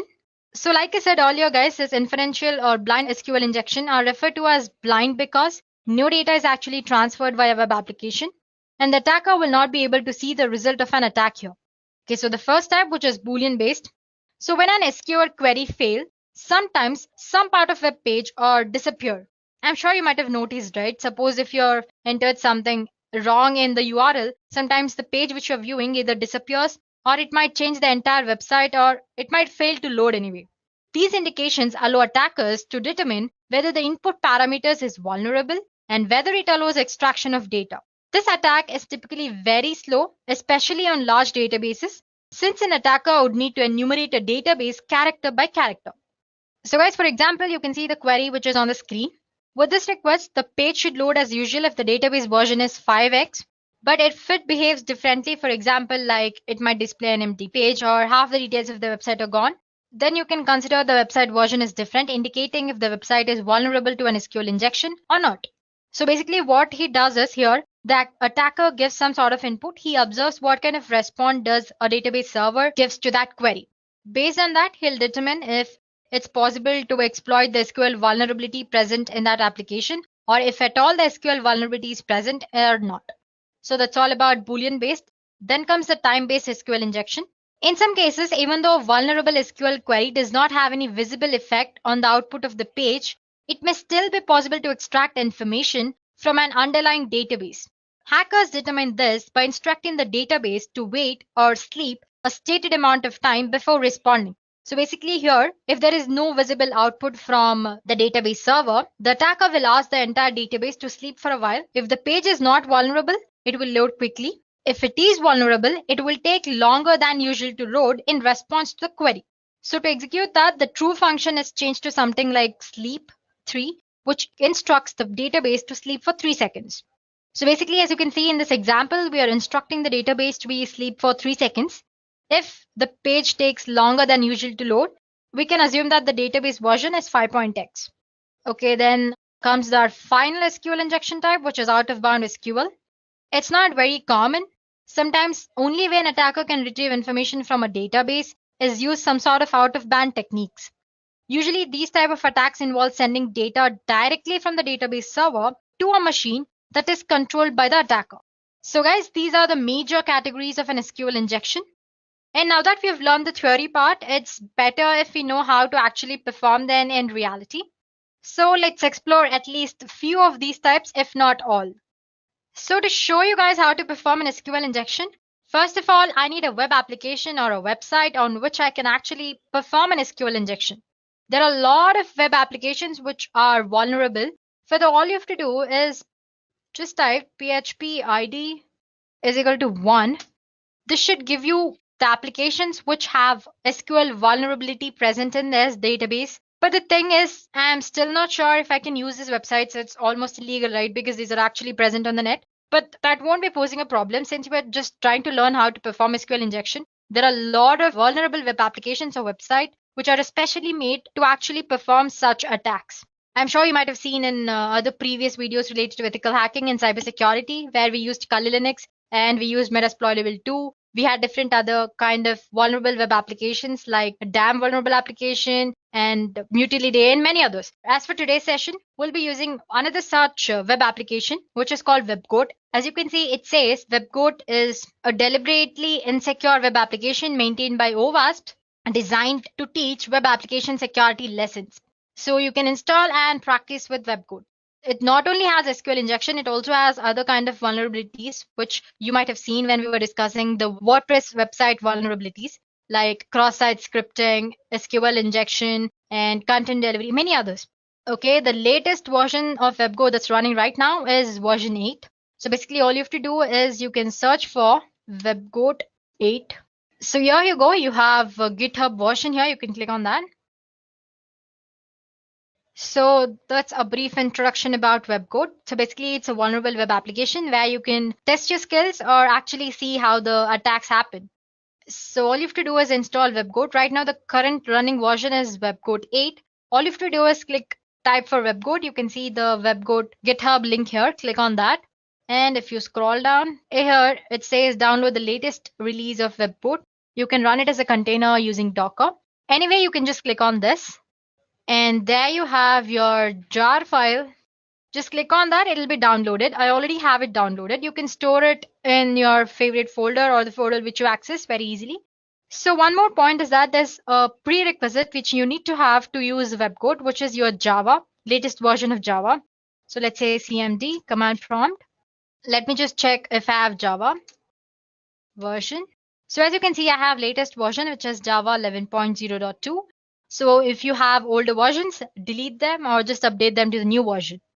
And sometimes it also says that to actually use WebGoat, you need to have Tomcat, but it runs without Tomcat as well, as when it comes with the pre-installed JVM and Tomcat. But to be on the better side, please do make sure you are using JVM. Okay, guys, I have my WebGoat stored in my D folder. So all I have to do is and dir. Let me maximize the screen for you guys. So here you go. You can see my WebGoat jar file here.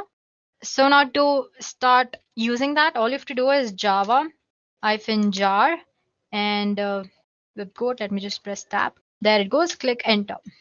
Well, it starts a WebGoat application for us. It might take about like half a minute.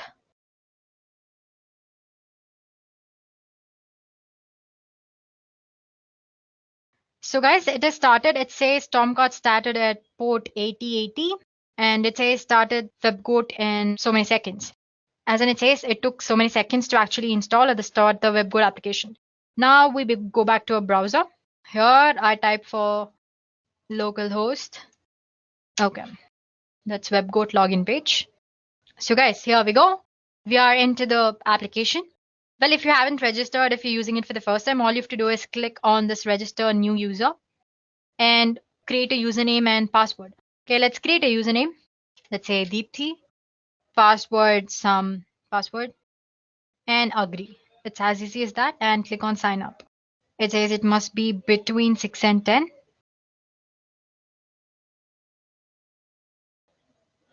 So yeah, and I'm gonna say save. Here you go. This is the WebGoat application. As you can see, it's a deliberately insecure application that allows interested developers just like you to test vulnerabilities, which are commonly found in Java-based application that use common and popular open source components like SQL and other components. So you have different other kinds of vulnerabilities here as well discussed. You have insecure deserialization, you have access control flaws, you have cross-site scripting. Under that, you have different categories. And then you have authentication flaws like JWT tokens. Then you have authentication bypass. You have password reset. And then there is injection flaws, which we're going to discuss today. Under that, you have cross-site scripting as well, or XXE. And then other general like HTTP basics and proxies. So let's go for our today's topic, which is SQL injection. The first thing that you want to do is not go for advanced. It's a little complicated. So just click on injection here, SQL injection. You will land upon this page. So basically the first page is all about what SQL query languages, that's SQL is about. Different type of SQL injection, not the types which you discussed. String-based SQL injection and numeric-based SQL injection. And then just click next. Ignore this, it's mostly because of the network error anyway. It's all about basic SQL details, that DML, data manipulation language, data definition language, which includes create, alter, drop, and truncate. Then you have data control language, which is grant and revoke. So it basically described what an SQL injection attack is. Basically, if you recall, SQL injection is basically entering a malicious data into an actual data, this way getting access to the database content. So the things that you can do using SQL injection, you can read and modify sensitive data from the database. You can execute administration operations on the database by getting access to admin data. You can shut down the entire database. You can truncate the tables, and you can add malicious users as well. You can recover the content of a given file from the file system. You can issue commands to operating system as if the application is of your own. There you go. Then what all you can do, you can spoof identity, you can tamper with existing data, you can destroy, you can pick an administrator. And it says SQL injection is more common in PHP, Classic, ASP, Cold Fusion, and other languages. If you remember, we just use PHP ID equals 1 to check if the application is SQL vulnerable or not. So yeah, it's more common in PHP. Moving on to next thing. So like I said, the extent to which a damage can be created by an SQL injection attack totally depends on the attacker and his level of knowledge and what countermeasures you have taken to avoid SQL injection attacks and all that, and the database technology that you're using. Moving on for the sixth. So this also we discussed in the theory part, as in I showed you an example on how to actually perform an SQL injection attack. So this is string-based SQL injection attack. You can see there's an SQL query which says select from user table where name is username. But you can see it's using some sort of quotations here. It's using single quotes to indicate that's the start of the content and a single quote here to indicate the end of the content. Using this misplaced quotations or unnecessary quotations is how an injection attack can be easily performed. So same for the ID, it's just that there are no single quotations because it's not a string. So instead of giving some normal output like maybe a Dean or something, user can give something like this, a name which ends with quotation or 1 is equal to 1. Basically, by making use of the quotations or actual characters which are present in the string, an attacker can perform SQL injection. Or you can also give it as some this way. So yeah, basically you can give malicious SQL statements. Let's start with our first exercise, which is this one. Okay, so it says try it SQL injection attack. This is the user or the SQL query. It says this SQL query can be used to fetch all the information about a user if you know a username. So you don't need to know any specific username to get a complete list. But I've given a sample value, which is Smith. But let's say I don't know Smith. Let me give some other value. So as you can see, I've already done it before. So there are other values. So let's say Dean. But it doesn't give me anything because there's no user called Dean in the database.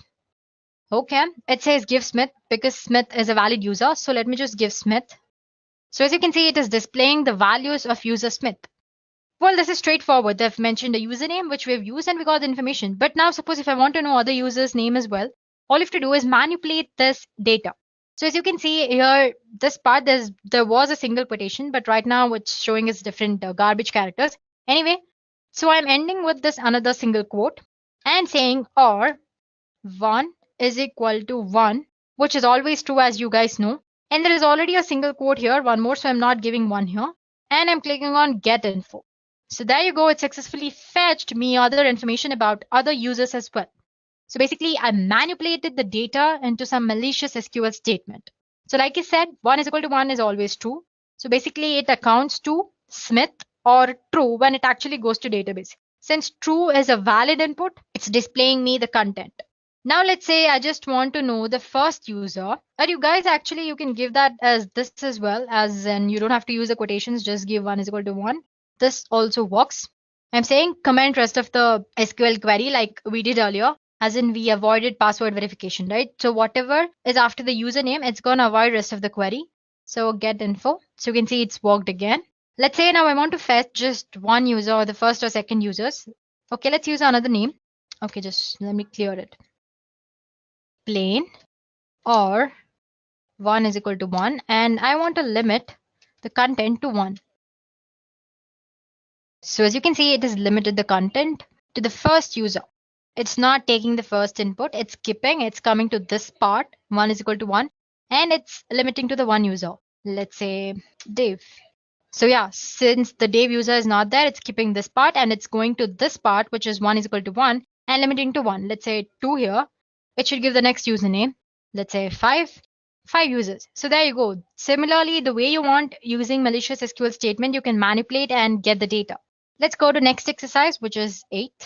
It's same as the previous one. Before it was string and now it's just number. So they say give 101 for the valid user. Let's give 100. But as you can see, there's no result because there's no user with 100 as user ID. And if I give 101, it's giving me the user 101. Let's say, let me give 110. I don't know if the user is there or not. Or 1 is equal to 1 and comment. I want to limit, let's limit to 3 users. Okay, it says it's number, right? My mistake. So yeah, it's displaying 3 users. So guys, this is a simple explanation of an SQL injection attack, or you can say an error-based injection attack. Now moving on to next exercise. So this is a basic SQL injection. Now going to advanced.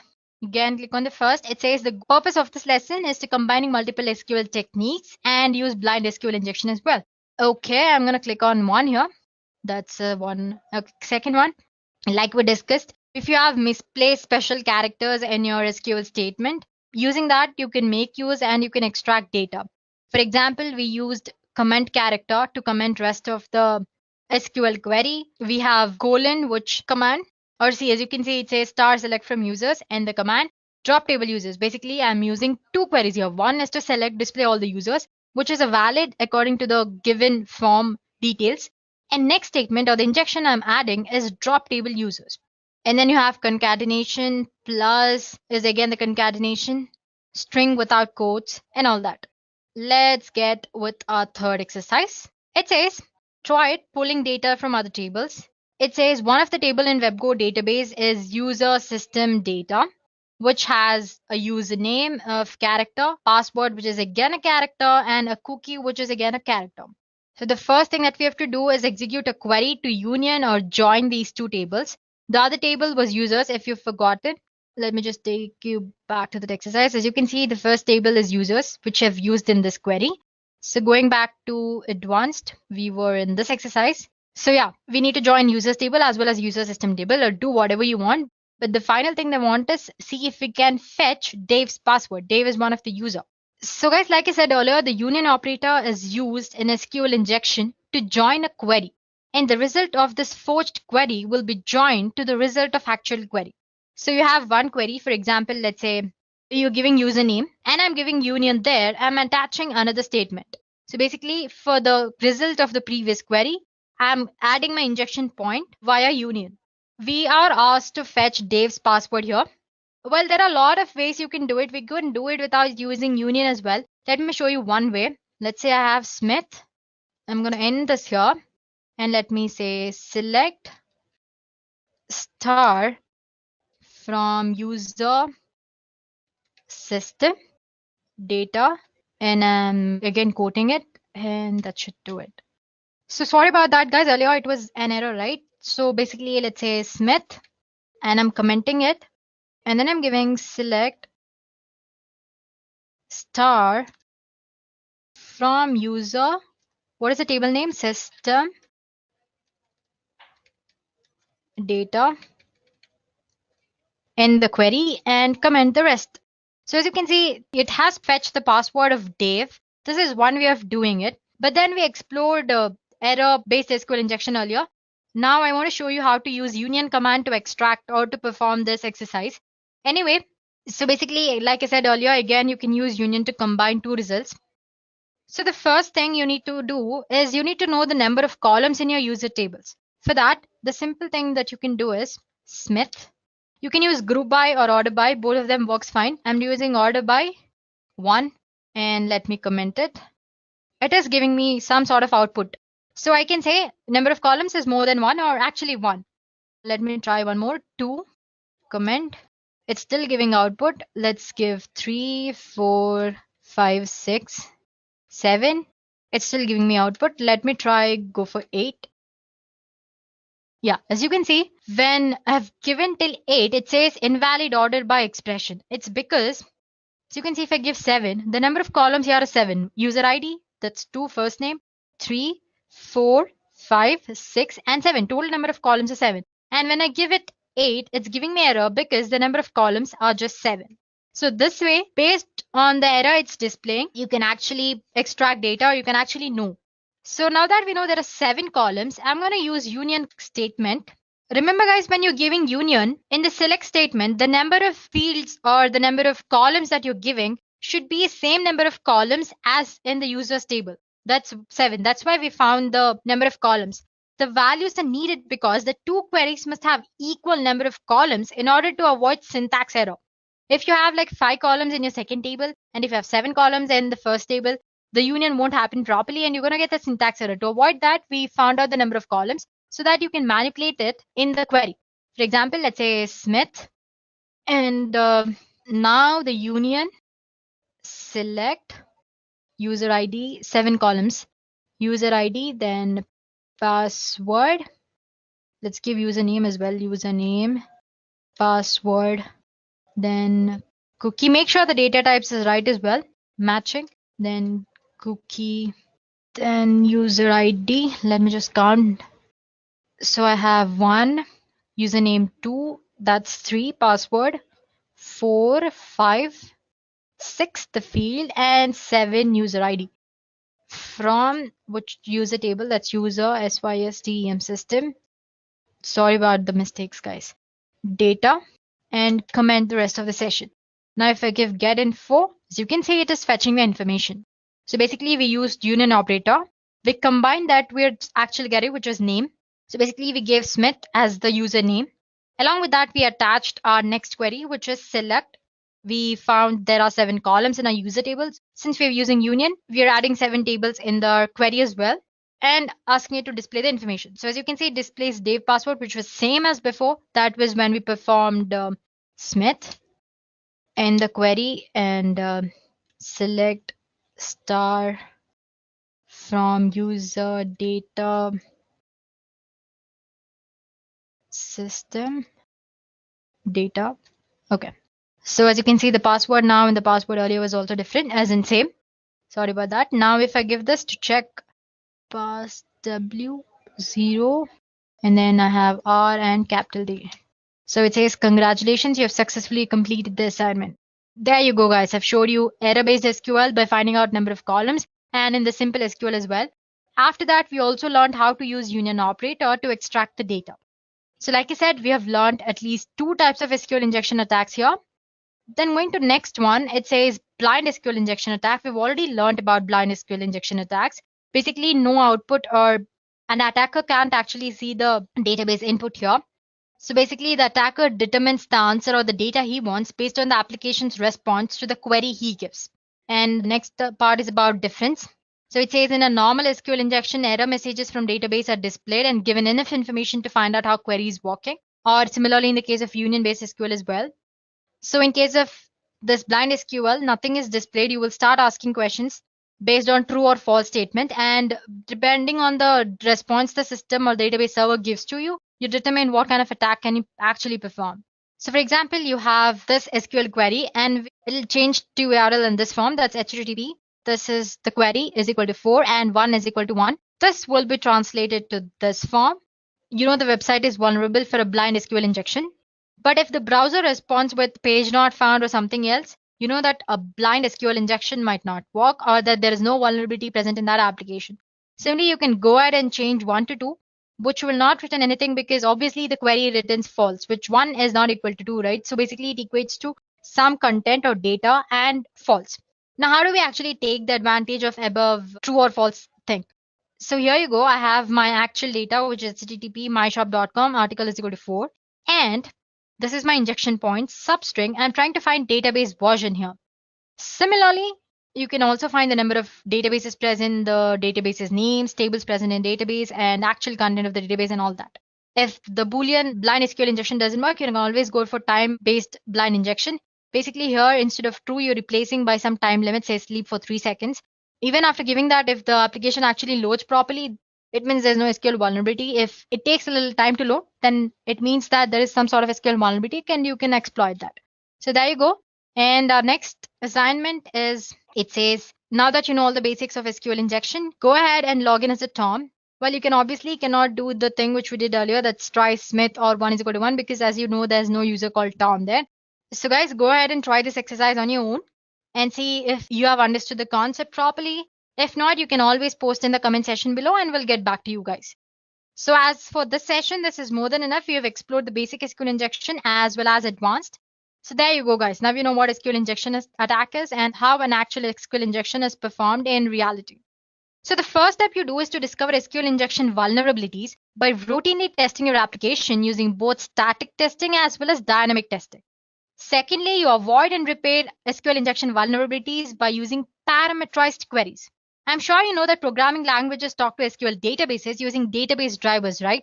These database drivers allow an application to construct and run different type of SQL statements against the database, extracting and manipulating data as they need it.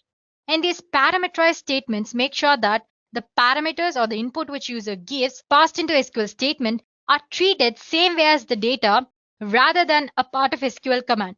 So what I'm saying is that earlier I said that all you have to do in SQL injection attack is insert malicious data into a actual proper data, right? So, and this malicious data is treated as an SQL statement. So if you used parameterized queries, this malicious SQL code won't be treated as an SQL statement. Instead, it will be treated equal as some data, input data. And there's one more way you can protect against SQL injection. Many development teams prefer to use object relational mapping or ORM frameworks to make the translation of SQL result sets into code object more seamless.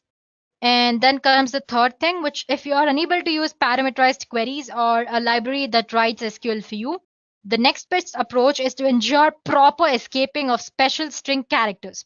So basically, you can use escape characters in your data. Well, escape symbol characters is a simple way to protect against SQL injection attacks, and many languages have standard functions to achieve this. You can enforce principle of least privilege. Application should ensure that each process or software component can access and affect only the resource it needs. as in it can't access the other data which is not actually related to it. Well, you can think of it in the same way that only certain bank employees have the access to an actual vault. So applying this restricted privileges can help mitigate a lot of risk around injection attacks. Sensibly designing access management in this way can provide a vital second line of defense. So no matter how an attacker gets access to your system, it can mitigate the type of damage that they can possibly do.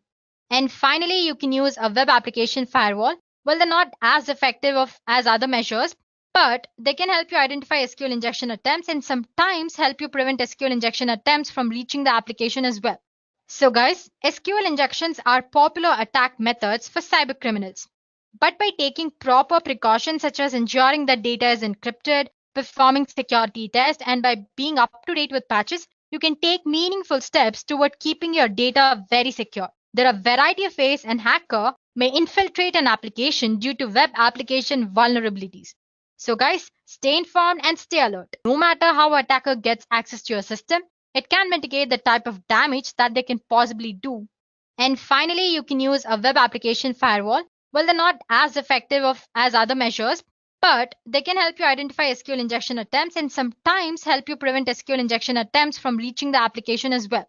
So guys, SQL injections are popular attack methods for cybercriminals. But by taking proper precautions such as ensuring that data is encrypted, performing security tests, and by being up to date with patches, you can take meaningful steps toward keeping your data very secure. There are a variety of ways an hacker may infiltrate an application due to web application vulnerabilities. So guys, stay informed and stay alert.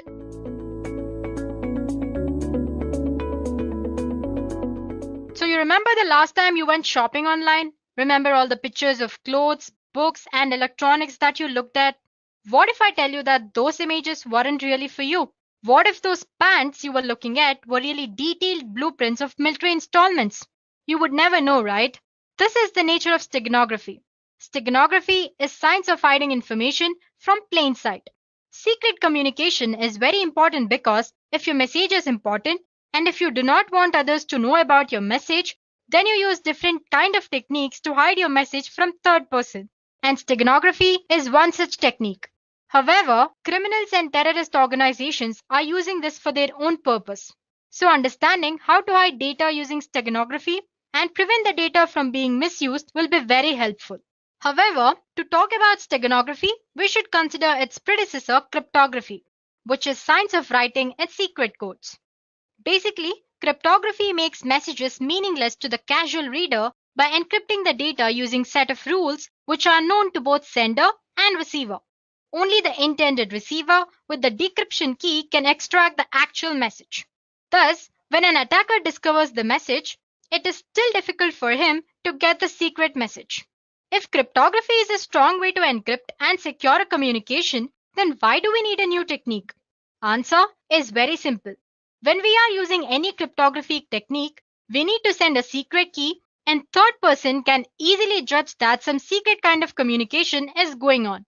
In simple terms, cryptography does not try to hide the fact that secret message is being sent. This is where steganography comes into picture. The main reason of using steganography is that you are hiding your secret message behind an ordinary file. No one will suspect the fact that a communication or some sort of secret message is being sent. People will generally think it is an ordinary file and your secret message will go without any suspicion. Unlike cryptography, which conceals the content of a secret message, steganography conceals the very fact that message is being communicated.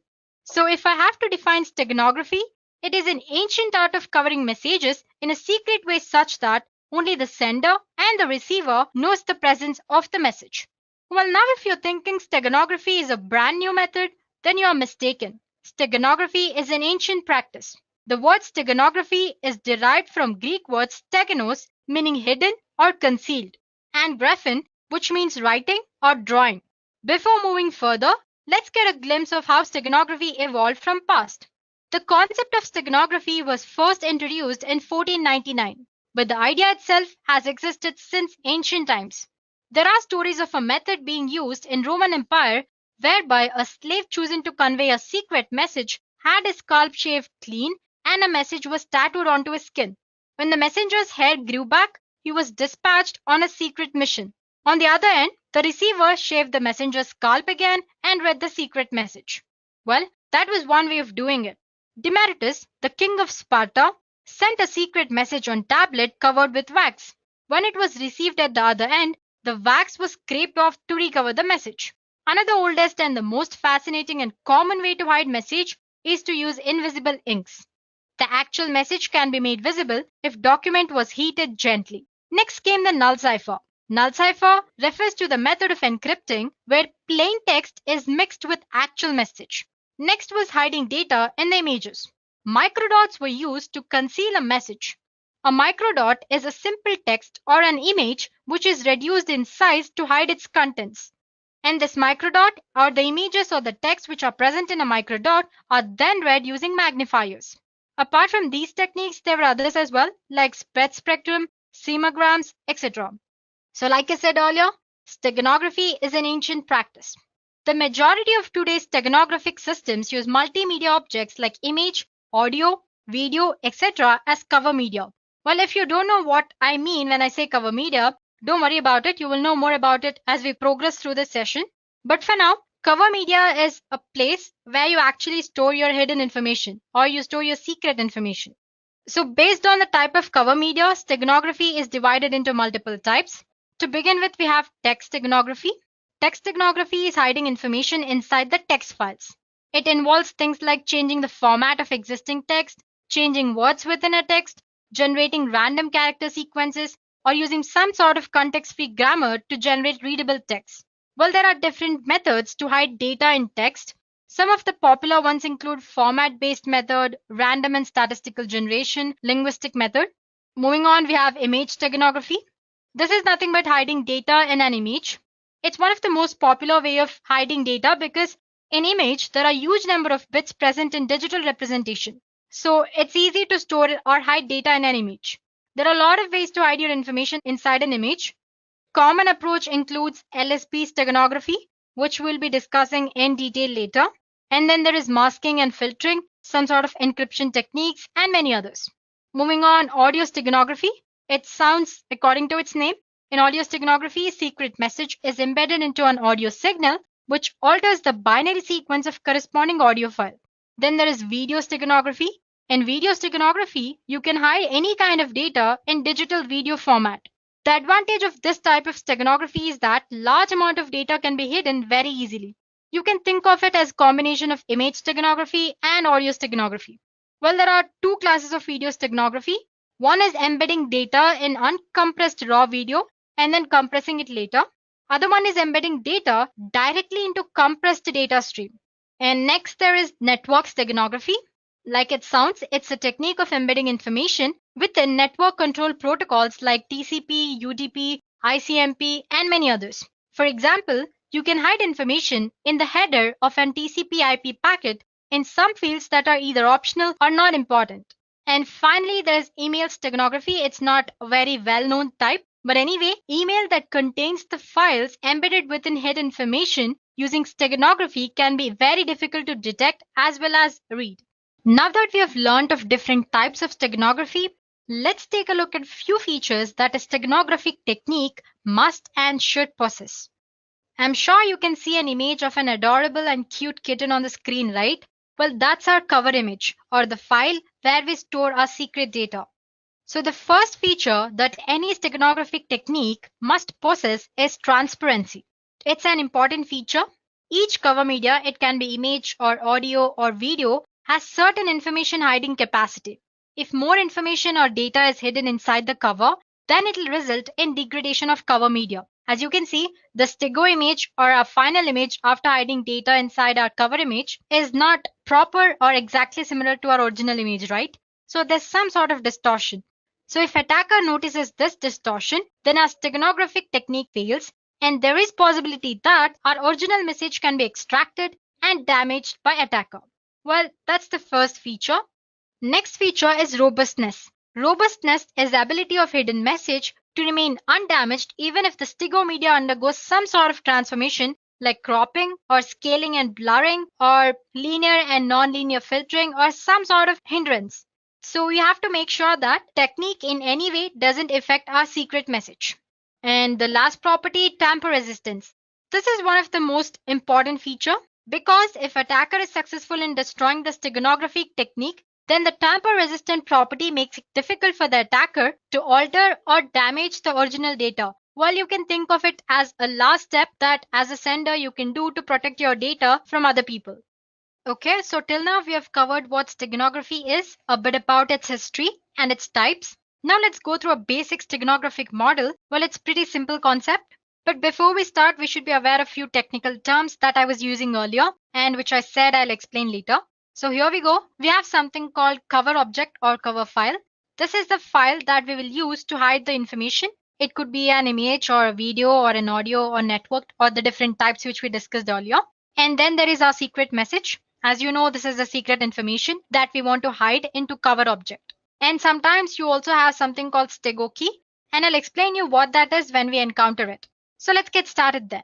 So there is a steganographic encoder, which uses some sort of steganographic method or function to embed the secret message, which is represented by M, into our cover object or cover file X. So as you can see, there's a function which takes X, which is our cover file, M that is secret message, and another input that's K.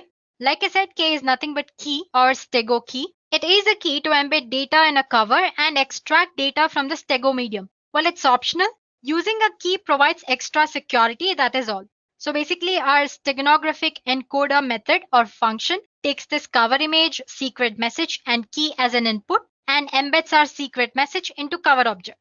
Embedding process generates a stego object and the stego object looks exactly like our cover object. Now, this stego object is sent to receiver through the network without any encryption here. So this is where our steganographic encoding process ends.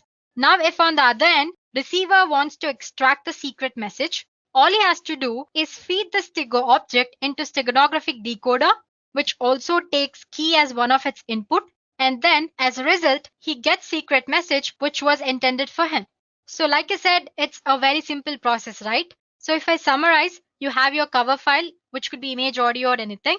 And then you have your secret message. Both of them, along with the key, if you want, are fed into steganographic encoder. As a result, you get your stego object, which looks exactly same as cover object. And this stego object is sent to receiver through secure communication channel with or without encryption.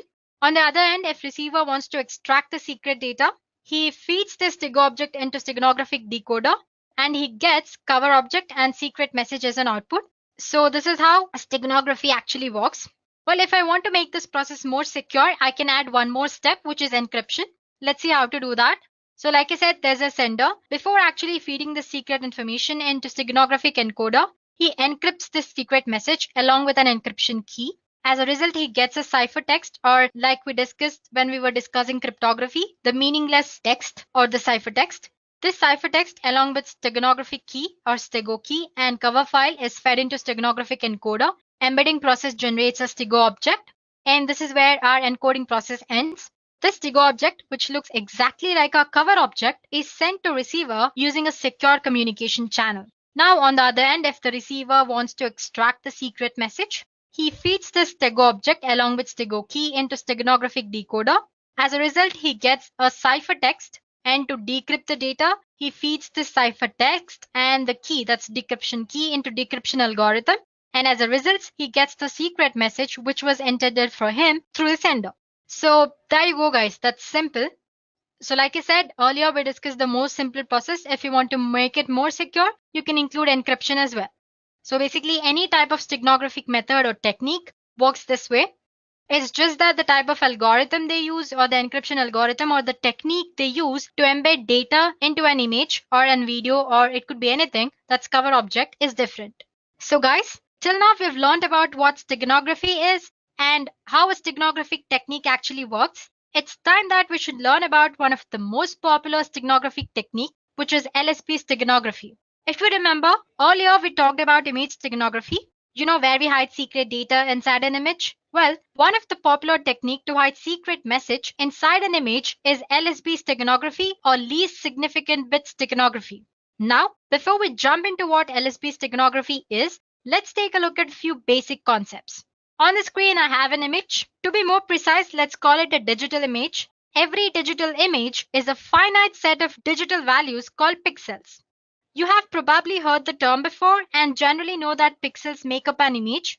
Pixel is actually short for picture element. Well, you can think of them as dots of illumination, typically so small that you're unable to see them. Thousands or even millions of individual pixels together make up an image. So each pixel can be one color at a time. However, pixels are so small that often blend together to form new colors. In this session, we will work with RGB color model. The RGB color model is an additive color model in which red, green, and blue light are combined together in different ways to reproduce a broad array of colors. And each of these can be represented using a binary code. So like I said, I have three values, which are R, G, B, that's red, green, and blue. And each of this value is represented in a binary code. So by mixing the 8-bit binary red, green, and blue values, pixel can be any color. And the color is usually determined by number of bits used to represent it. Well, in this case, we are using 8 bits. So we can display for about 250 colors. Moving on, when we are working with binary values, we have more significant bits and less significant bits. The leftmost bit is the most significant bit. On the other hand, rightmost bit is the less significant bit. Now, if we change the leftmost bits, that is most significant bit, it will have a large impact on final value. For example, let's say I have 255 and its binary representation, which is 8 ones in 8-bit representation. Now, if we change the leftmost bit from 1 to 0, the decimal value will change from 255 to 127. As you can see, the amount of change is very huge here. It has made a large impact on final value. On the other hand, the rightmost bit is the less significant bit. Now, if I change the rightmost bit, it will have less impact on final value. For example, if we change the leftmost bit, which is 1, to 0, it will change the decimal value from 255 to 254. And you can note that the change is about decimal 0.002%, which is very less when compared to most significant bit. So the point I want to state here is that if we change most significant bit or MSB, it will have larger impact on final value. But if we change LSB, the impact on final value is very less. This very point is made use by LSB steganography. So in this method, which is LSB steganography, least significant bit of an image or of a pixel in an image is replaced with a bit of a secret image. The result of this process alters the original output very slightly. So your cover image and your stego image, that's your final result, after hiding the data, look exactly same without any difference. This technique works very good for image, audio, and video steganography. Well, let's consider a simple example. Suppose we want to insert letter A into an image. The binary representation of A is 1 followed by 5 zeros and again 1. Now, like I said earlier, we are using RGB color model here. So, and I'm using 8 bits to represent each of these values, which is red, green, and blue. So, I'll be needing about 3 consecutive pixels. That's about 9 bytes to replace all the least significant bits by the bits of the letter A. Well, don't worry about it. You'll understand once you see the next image that I show you on the screen. So like I said, I'm considering 3 pixels, which is about 9 bytes. So these are the pixels before insertion. I've picked like random pixels. So as you can see, I have 3 pixels, 1, 2, 3, and 9. So totally 9 bytes I have here. And now if we replace the last bit or LSB for each byte with a bit from binary representation of A, what we get is this. So as you can see, I have replaced the 0 with this 1 here. So as you can see, 0 is replaced with 1. And then I have 5 zeros, 0, 0, like 5 zeros followed by 1, 1, which is already 1, so I'm not replacing anything here. So as you can see, all the color bits have been replaced here. So once you're done with replacing, you'll find that the final result or the stego image is very much identical to your actual image. That's your cover object. On an average, LSB requires that only half of the bits in the image can be changed. As you can see, I've like left 3 or 4 bits unchanged here. For example, this one, and the 0 here. The 0 in the first line, in the last line, I have 2 ones left without changing it. So if need required, you can hide data in the least and the second least significant bits as well. And still, the human eye would not be able to discern it. So guys, that's all about least significant bit steganography. Well, that's the concept. So to summarize, every pixel can be represented using different color models. Well, in this demo, I've used RGB color model, and each of these values are represented using 8 bits. while you can use different number of bits as well. And this number of bits used usually determine the color which pixel displays. Like I said, we have used 8 bits here. And in a binary format, we have least significant bit and most significant bit. Like I said, changing most significant bit makes more changes to our final value, but that does not happen when we change the least significant bit. So we made use of that point. So basically the least significant bit steganography make uses of the fact that changing LSB doesn't make much change to our actual image. So it replaces the LSBs in the cover object by the binary bits of secret message. So there you go, guys. Now you know the theory part of the concept. It's time to perform a small demo. In this demo, we'll see how to use the concept of LSB steganography and hide secret text in an image. So here are the steps involved. First, to encode the text into image, the program loads an image and looks or considers each pixel hexadecimal's value. Then the program asks you for the secret text and converts it into its binary form. And then one by one, it stores the secret message bits into LSB of image pixels, which is our blue value bits of RGB model. After the message is embedded into an image, program adds delimiter to the end to determine when the text ends. So here ends the encoding process. Suppose you want to retrieve the data, then the program extracts all the zeros and ones from the stego image until delimiter is found, and there goes our secret message. So these are the steps we'll be performing in the program. So guys, this is what our program does. Well, to summarize, it takes our image, it converts that into hexadecimal values, it takes our secret text and converts it into its binary value, then replaces the LSB of cover image with the bits of secret message. Once it does that, it adds some delimiter at the end so that we know that this is where the text ended. So this is how encoding is done. Suppose you want to retrieve the message, all you have to do is extract zeros and ones from the stego object and convert the binary form into string format. That way you can get your secret message, or the receiver can extract the secret message. Well, I'm using the code which I found in GitHub. And suppose if you guys want to experiment as well, please do post your email IDs in the comment section below and we'll get back to you with the code. Now let's get started with the demo. So guys, I'll be using my Ubuntu system here. So as you can see, I have a code. Let me show it to you guys. I have code here and I have certain images of different formats. I have one of JPG and one of PNG as well. Okay, let me delete this file, move to trash. So going back to terminal, let me show you guys the code first. The file name was hide.py. Okay, I think I've misspelled it wrong anyway. Let me just check it anyway. It's HID. Silly mistake, hide.py. Here we go, guys. I already have code because I've already extracted it from Git and I'm using it here. So I'm just going to explain you the basic concept of how this code works actually. So like I said, we're going to convert our image into its hexadecimal format. So I have a code which converts RGB values to hexadecimal values. Before that, since we're using images here, we need to import certain libraries. We need Python library image or PIL, which is below. Well, if you're using Windows operating system, you need to separately download it. But if in Ubuntu, it comes by default. And suppose if it doesn't work, let me go back. Well, if it doesn't work, all you have to do is make sure you have Python 3 version installed. For that, check Python 3 version and make sure you have pip installed. Again, you can check using version command itself. Okay. So as you can see, I have pip installed. And suppose if you don't have, please do install it. The command is simple. All you have to do is sudo apt install python 3 pip. That's it. Just click enter and it'll install. I'm not doing it again because I already have it installed like you guys saw. And once you've done that, to install pillow, sudo pip install pillow. That's all. And then it'll work. That's just the way of installing pillow library. Let me clear the stuff. Let's go back to program. So since we're using images, like I said, we need to use certain libraries. Here we'll be using pillow library. So if you get an error while using this program, please do install pip and pillow. So getting back to program, like I said, here we're using an image and converting that to its hexadecimal format. And similarly, while retrieving it, we're using the inverse function of it. And our secret message, which is in string format, we're converting it to binary and binary to string.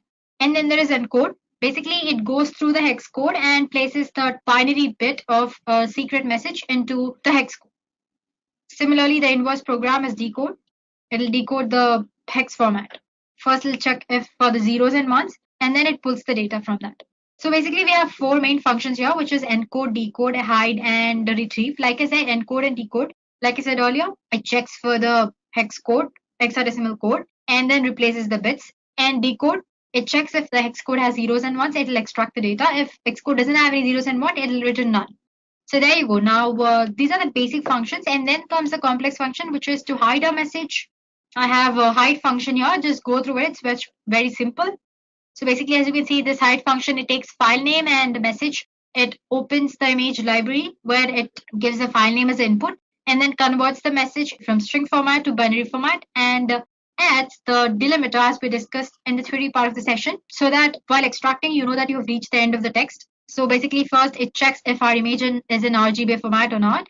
If it doesn't, and then it converts to it. And then there it goes. And basically, it takes each and every bit, checks if the bit is in proper format, if the actual bit of the secret message can fit into this and all that, and then replaces the bit. And once it has encoded the secret message completely into our image, it returns a message saying completed. If the mode of the image or if your file doesn't exist, and for all that, it returns a message saying incorrect image mode, couldn't hide. Now, the retrieve function is as very simple, the most simple one. It's taking the file name from which you'll have to extract the data. If it checks first, it checks if it's in the RGA format. I mean, that's red, green, blue format. And if it's not, it's going to convert into it properly. And from there, it's going to extract the data.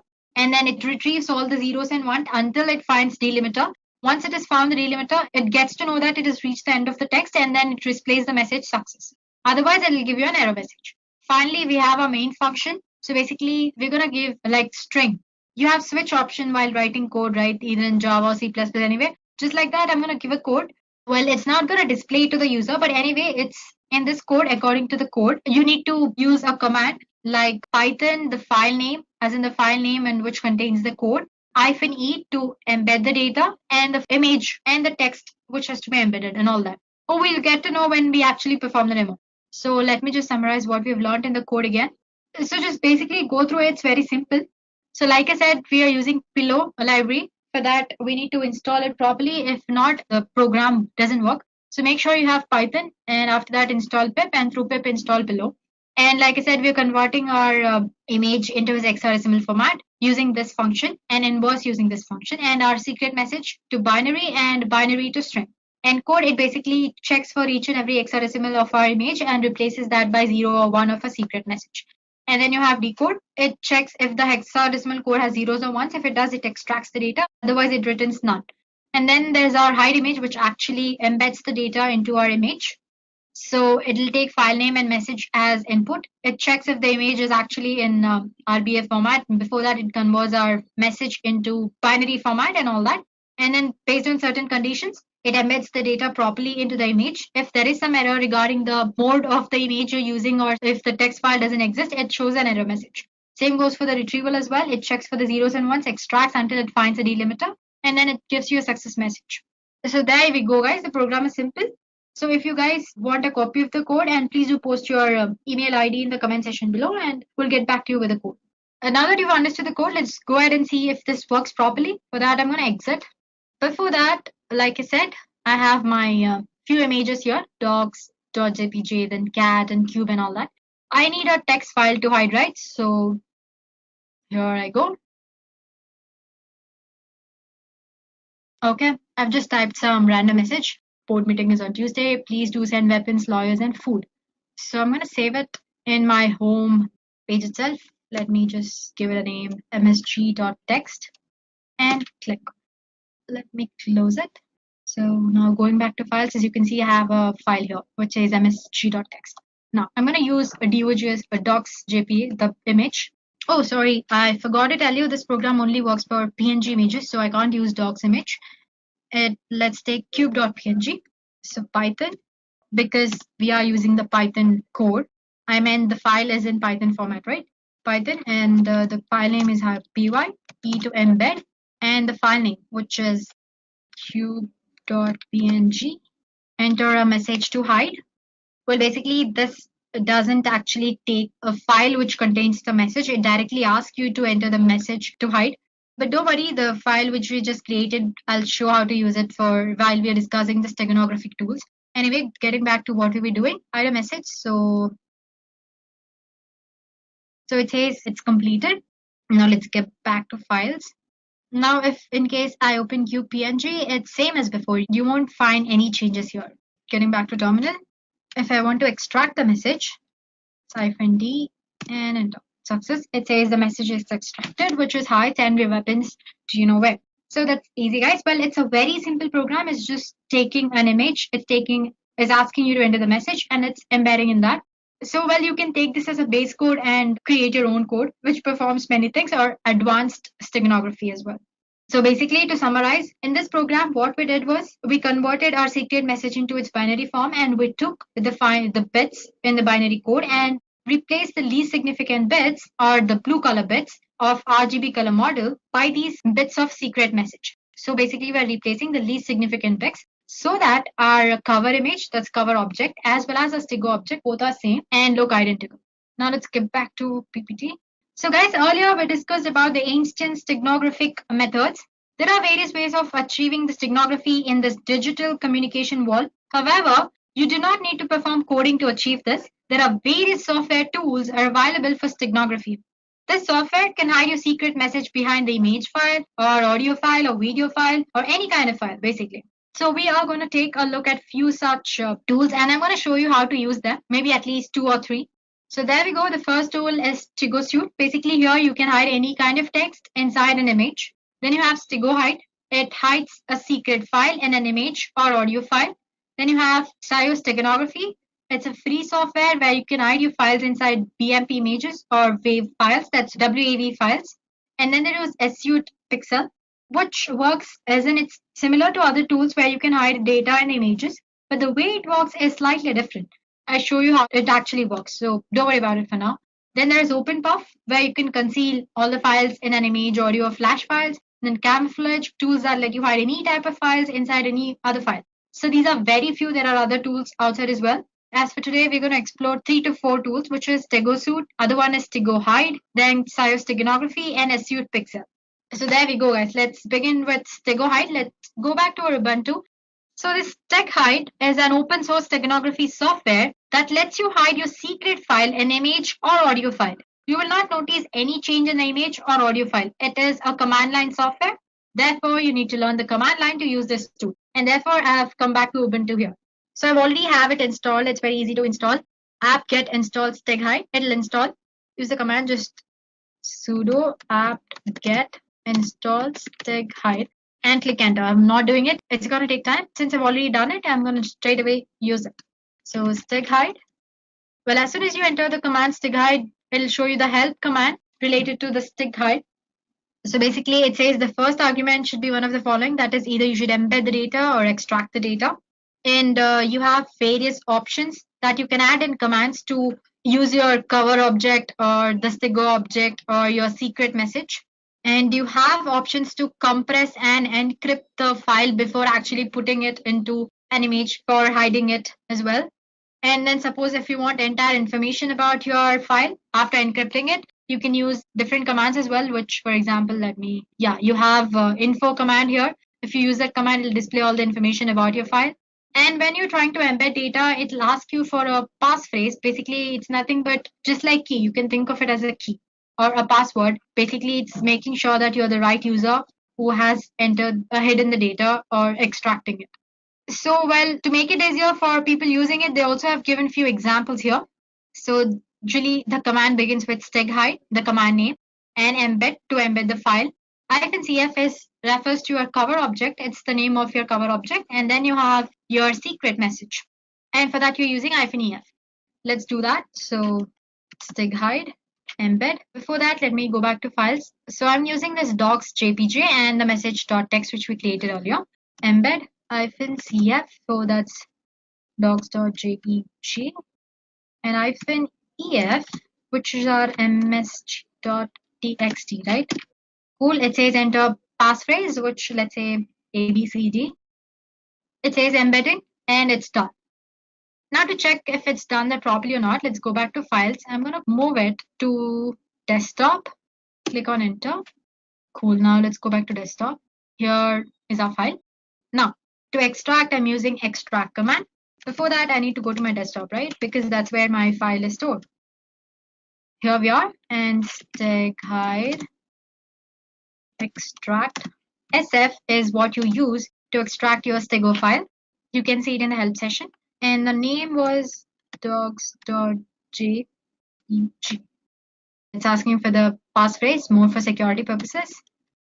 So it says extracted to message.txt. Now to check the file, you need to go back to desktop because that's where our file should be. And if you open that with editor, there you go. We have successfully extracted the data from the image. Now let's try a few other commands. Let me come back. Okay, let me try it here. Tag hide. What was that? Info command, right? Info. And let's say, so as you can see, it's extracted the information about the file. It's in format, its capacity, and it says you want to get information about the emitted data as well. Why? Could not extract any data with the data phrase because it's already extracted the secret message from that file. Well, if you hadn't extracted, then maybe it would have showed the embedded content as well. So that's how you use a stay guide. You have multiple other options as well. Like for example, when you're trying to embed, it asks you for the passphrase, right? Instead, if you don't want it to ask like this, you can use -p command and enter the passphrase. You can add it in the command itself here. And then it actually skips that step and actually goes back to this embedding message done step. So yeah, that's all about stay guide. Now let's go back to other tools. So the next tool we'll be using is a Stego Suite. It is a free steganography tool which is written in Java. And with Stego Suite, you can easily hide in confidential information and image files. So I have a file called sample here. I have certain images. It's in JPG format. It's a BMP file. And then there is a PNG file as well. So first tool that we're going to explore is Stego Suite. So Stego, yeah, there we go. This is the Stego Suite tool. It looks very simple. Basically, there's nothing here. So click on File, Open, and select the file in which you want to embed the text or the secret data. Let's go back to sample, and here I'm using this PNG image. Open. Here it's ask you for the text which you want to embed in the image. So this is the secret text I want to hide. If you want, you can give the password and embed. It says embedding completed. The file is saved to desktop sample image embed.jpg. Let's go back and check sample, and here we go. You have an image and properties. It's a JPG file. Let's try opening it. There you go, guys. It looks similar to our actual message. Well, it doesn't look different at all, but the data is actually hidden inside it, right? To know that, all you have to do is let's just rename this. Let's say image E. That's the embedded format of our image. It says the image is open. Okay, I'm gonna close Stego Suite. So yeah, you can see the image here. Let's rename it image E. Now, if you want to retrieve the message, Stego Suite, file, open, select the file in which the text was embedded, which is image E, and open. Enter the password, which is and extract. So as you can see, it has extracted the text message, which earlier I hid into the image. Hey, this is a secret test I want to hide. Well, go ahead and try to use it. It's fun. It doesn't have any other functionalities apart from these. It's a very basic, simple tool. Let's go to our next tool, which is Steganography. Well, it's a free software that can be used to hide secret files in BMP, that's bitmap images, or WAV files. Use of this tool is very easy. You can just open the software, load any BMP image or WAV file to its interface, and then add a file which you want to hide. And this also supports encryption, multiple formats. Well, instead of telling all this to you, let me just show it to you. So as you can see, I have it already installed. It's just one-step installation. And to add the file, as in to encode, you need to click on this add files option. To extract, you can use this. First, let's try to add files. So the first name, all you have to do is load your BMP or WAV file. And sample, I have one BMP image. I'm gonna load it, open. Well, as you can see, this size is slightly bigger. Click on next here. So now that you've loaded your cover image, you'll have to load the image or the file which you want to store in this cover image. For that, you click on add file option here. Let's say I want to store this image. Let's try open and next. So as I said, it shows different encryption formats here. So you can select from various algorithms like RC4. Then you have triple DS, DS, triple DS with 1112 and many other formats. It's asking for the password. Give some password. Click on next. So the embedding is done. It's asking you to name the file. Let's say bird and save. So the final file is similar to the actual BMP image. You can't make out any changes, right? But there is a secret data which is hidden inside it, which is another image. Now let me close, finish. Let's try to extract it. Click on this extract files and load the source file, which should be a bird. Then open, next. It's asking for the password, so A, B, C, D, that's what I'd give it. And extract file, image2.j, save. File extract successful, okay. Finish. Let's go back to the location and see. So here we go. We had tried to store this image2 in the bird, but after that we tried to extract it. So there we go, guys. The image has been successfully extracted. This way you can store any kind of file. It can be your Excel file or Word file, document file or PowerPoint file or image or anything. So that's your Xios steganography tool. So like I said, you can add the files, but to extract the message, you'll have to start using this file from the beginning again. Then let's go back to our next tool, which is Ethio Pixel. It's here. Let me just check. I have installed it. I'm gonna extract all. Let's store it in our desktop. And okay. Now, if we go to desktop, this is our application, Pixel. Click on that. So guys, even this is a tool where you can store any kind of hidden information, but it has a different approach when compared to other tools. It uses image file as a key to protect your hidden text inside an image. That is, to hide and unhide text inside an image, you need to enter another image as a key. So as you can see, you have three images here: original image, that's your target image, and delta image, which acts as a key. Instead of giving some password or anything, it takes another image as a key or passphrase. So open original image, desktop, let's go to samples. Let's try flying. Now you need to enter the message, hi. This is the text I want to hide. And here I'm clicking on encrypt message. Save image. Let's try and save it somewhere else, desktop. Let's store it in the documents. File name, my image, and save. Now let me open the thing again, or you can just say reset, exit here. Now if I open the application again, let's try to extract what we just hid. So open the original message, which is in desktop, right? Sample, that's flying, open, decrypt image. So there you go. So let me show it to you again. All you have to do is reset, click on the open original image, give the original image which you try to encrypt, that would be flying, and open, and then say decrypt image. So like I said, it uses an image as a key to extract or hide anything inside your image.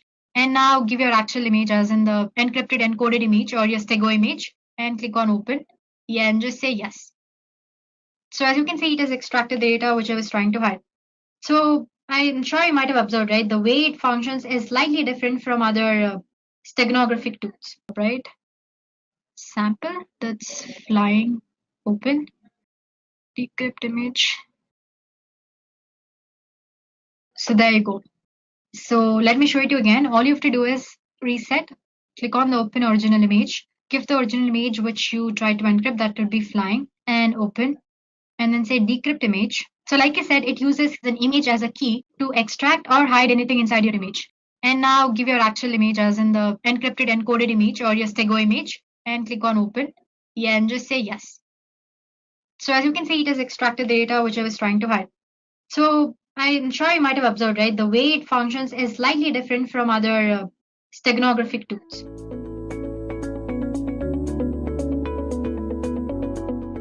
Now let's talk about the roadmap to become an ethical hacker. How your ethical hacking career begins depends on your current field of work. If you're not in an information technology field, you should definitely try shifting into one. Even though most jobs require you to have a bachelor's degree in computer science or cybersecurity related fields, exceptions are made for people with sound knowledge of operating systems, databases, and networking. Also, it is nigh impossible to directly become an ethical hacker. Most ethical hackers begin their career as tech support engineers who climb their way up by earning certifications like CCNA and CISSP before working towards the ultimate CEH certification. After earning your CE certification, it is time to market yourself as an ethical hacker. Okay, now let's go over the roles and responsibilities of an ethical hacker. Now, there seems to be a general misconception that a person with an ethical hacking career is only responsible for penetration testing of systems and applications. This is not true, and an ethical hacker is responsible for much more. For example, he is responsible for scanning open and closed ports using reconnaissance tools like Nessus and Nmap. Scanning is a set of procedures for identifying live hosts, ports and services, discovering operating systems and architecture of target systems, identifying vulnerabilities and threats in the network. Network scanning is used to create a profile of the target organization.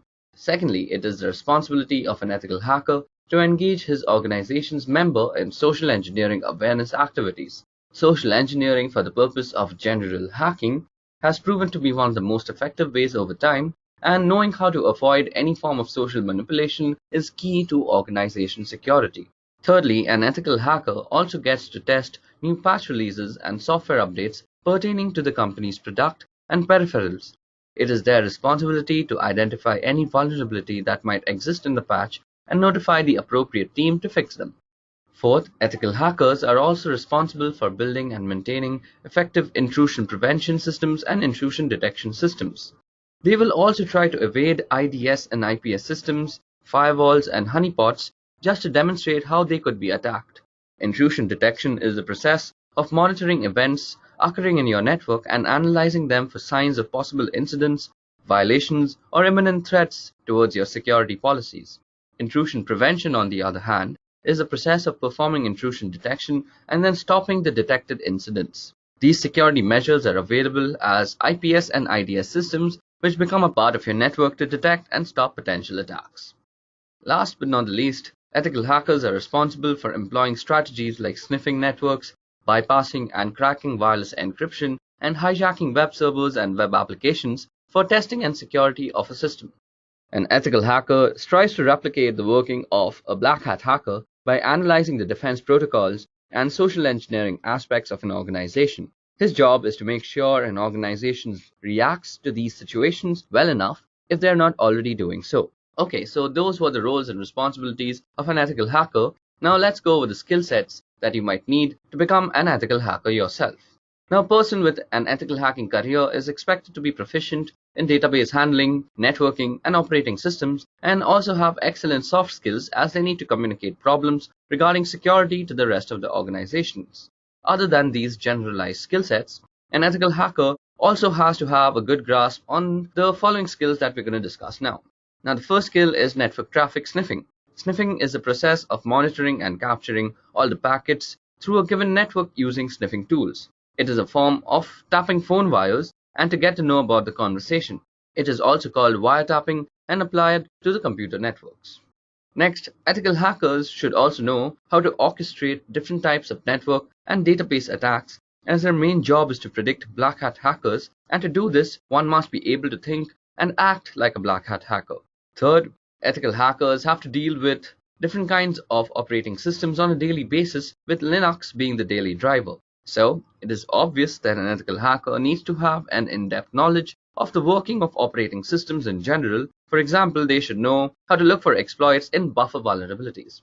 Next, ethical hackers also have to deal with different kinds of database formats, whether it be SQL, PostgreSQL, NoSQL. An ethical hacker at least needs to have a general knowledge of their working and architecture. Fifth, an ethical hacker should also be proficient in cryptography and cryptanalysis, which is basically the deciphering of ciphertext without knowing the key. This is also the fundamentals of password cracking using different methods like brute force, dictionary attacks, rainbow table attacks, and so on. Now, ethical hackers generally are endowed with the responsibility of network traffic monitoring. Therefore, they must be proficient in intrusion detection and prevention techniques, session hijacking knowledge, and an overall in-depth knowledge of networking in general. Last but not the least, ethical hackers also need to make custom softwares to tackle the use case specific security flaws that might be affecting the company. Now, this requires a general knowledge of programming languages so that you can execute the solutions to the problems that you find in the organization. Above that, programming will also help you automate a lot of tasks that would generally take a lot of precious time. Apart from all this, an ethical hacker must be a creative thinker, because black hat hackers are constantly coming up with ingenious ways to exploit the system, and it is an ethical hacker's job to predict and prevent such breaches. Now let's talk about the job trends that is in ethical hacking industry. Now, as I had discussed in the beginning of this video, cybersecurity has emerged as a high growth field of 2017 and possibly of the entire decade. During the 5 years between 2012 and 2017, listings of cybersecurity jobs increased by a whopping 75% according to the analysis made by Bureau of Labor Statistics. Now, this has led to a lot of unfilled positions, so jobs are plenty and they pay well too. Now, let's go with the companies that are hiring ethical hackers. Now, an ethical hacker finds a job in any company which has an internet-facing site or anything to do with the web. These include college institutions like MIT and even private companies ranging from logistics services to data warehousing companies, for example, Wipro, Ernst & Young, Infosys, and even IBM. Now, apart from these, you can also get a chance to work for the military and top secret intelligence gathering agencies like CIA, Mossad, or NSA. Now coming to the final question, that is, how much money does an ethical hacker make? So a certified ethical hacker makes an average annual income of $88,000 according to payscale.com. Now the average starting salary for a certified ethical hacker is around $95,000 according to the EC Council Senior Director Stephen Graham. Also, the founder of Novaya Security, Eric Geyer, estimates a more or conservative $50,000 to $100,000 per year in the first years of working depending on your employer, experience, and education. And those with a few years of experience can pull up to $120,000 and upwards per year, particularly those who work as an independent consultant. Okay guys, so that was all about ethical hacking and a career in ethical hacking. We spoke about how you can become an ethical hacker yourself, and the roles and responsibilities and skills of an ethical hacker.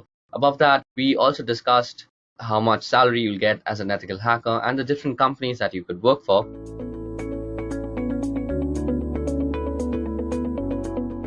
So the first question is, what do you mean by cybersecurity? So as an interviewee, I'd expect that the candidate should first tell me the need for cybersecurity, his views on cybersecurity. So the candidate should be like this. Today's generation lives on the internet, and we general users are almost ignorant as to how those random bits of ones and zeros reach securely to our computer. For a hacker, it's a golden age. With so many access points, public IPs, and constant traffic and tons of data to exploit, black hat hackers are having one hell of a time exploiting vulnerabilities and creating malicious software for the same. Above that, cyber attacks are evolving by the day. Hackers are becoming smarter and more creative with their malware, and how they bypass virus scans and firewalls still baffle many people. Therefore, there has to be some sort of protocol that protects us against all these cyber attacks and makes sure our data doesn't fall into the wrong hands. This is exactly why we need cybersecurity. Now for defining cybersecurity, here goes. Cybersecurity is a combination of processes, practices, and technologies designed to protect networks, computers, programs, data, and information from attack, damage, or unauthorized access. Okay, so moving on to the next question is, what do you have on your home network? So a home network gives you a test environment for experimentation. Active Directory domain controller, a dedicated firewall appliance, and a net-attached toaster. As long as you are learning and fiddling with it, that's what matters. I've augmented the router my ISP provided with an Apple AirPort Extreme, which provides better wireless performance to some devices. From there, I've extended the wired part of the network into two parts of the house using 5-port Ethernet switches, my office and living room, each with 4 devices. In the office, I have a network-attached storage device which provides shared data folders to every device for movies and TV streaming anywhere in the house as well as backups. In the living room is a range of gaming consoles, a TiVo box, and an Android media player. Despite owning a smart TV, it's not hooked into my network simply because the device we own do a far better job of anything the smart TV offers. Okay, now moving on to the next question is, what is encryption and why is it important? Well, a process of converting data into an unreadable form to prevent unauthorized access and thus ensuring data protection is called encryption. Encryption is important because it allows you to securely protect data that you don't want anyone else to have access to. Businesses use it to protect corporate secrets, governments use it to secure classified information, and many individuals use it to protect personal information to guard against things like identity theft. Okay, so that explains encryption and why it is important. Moving on, tell me the difference between symmetric and asymmetric encryption.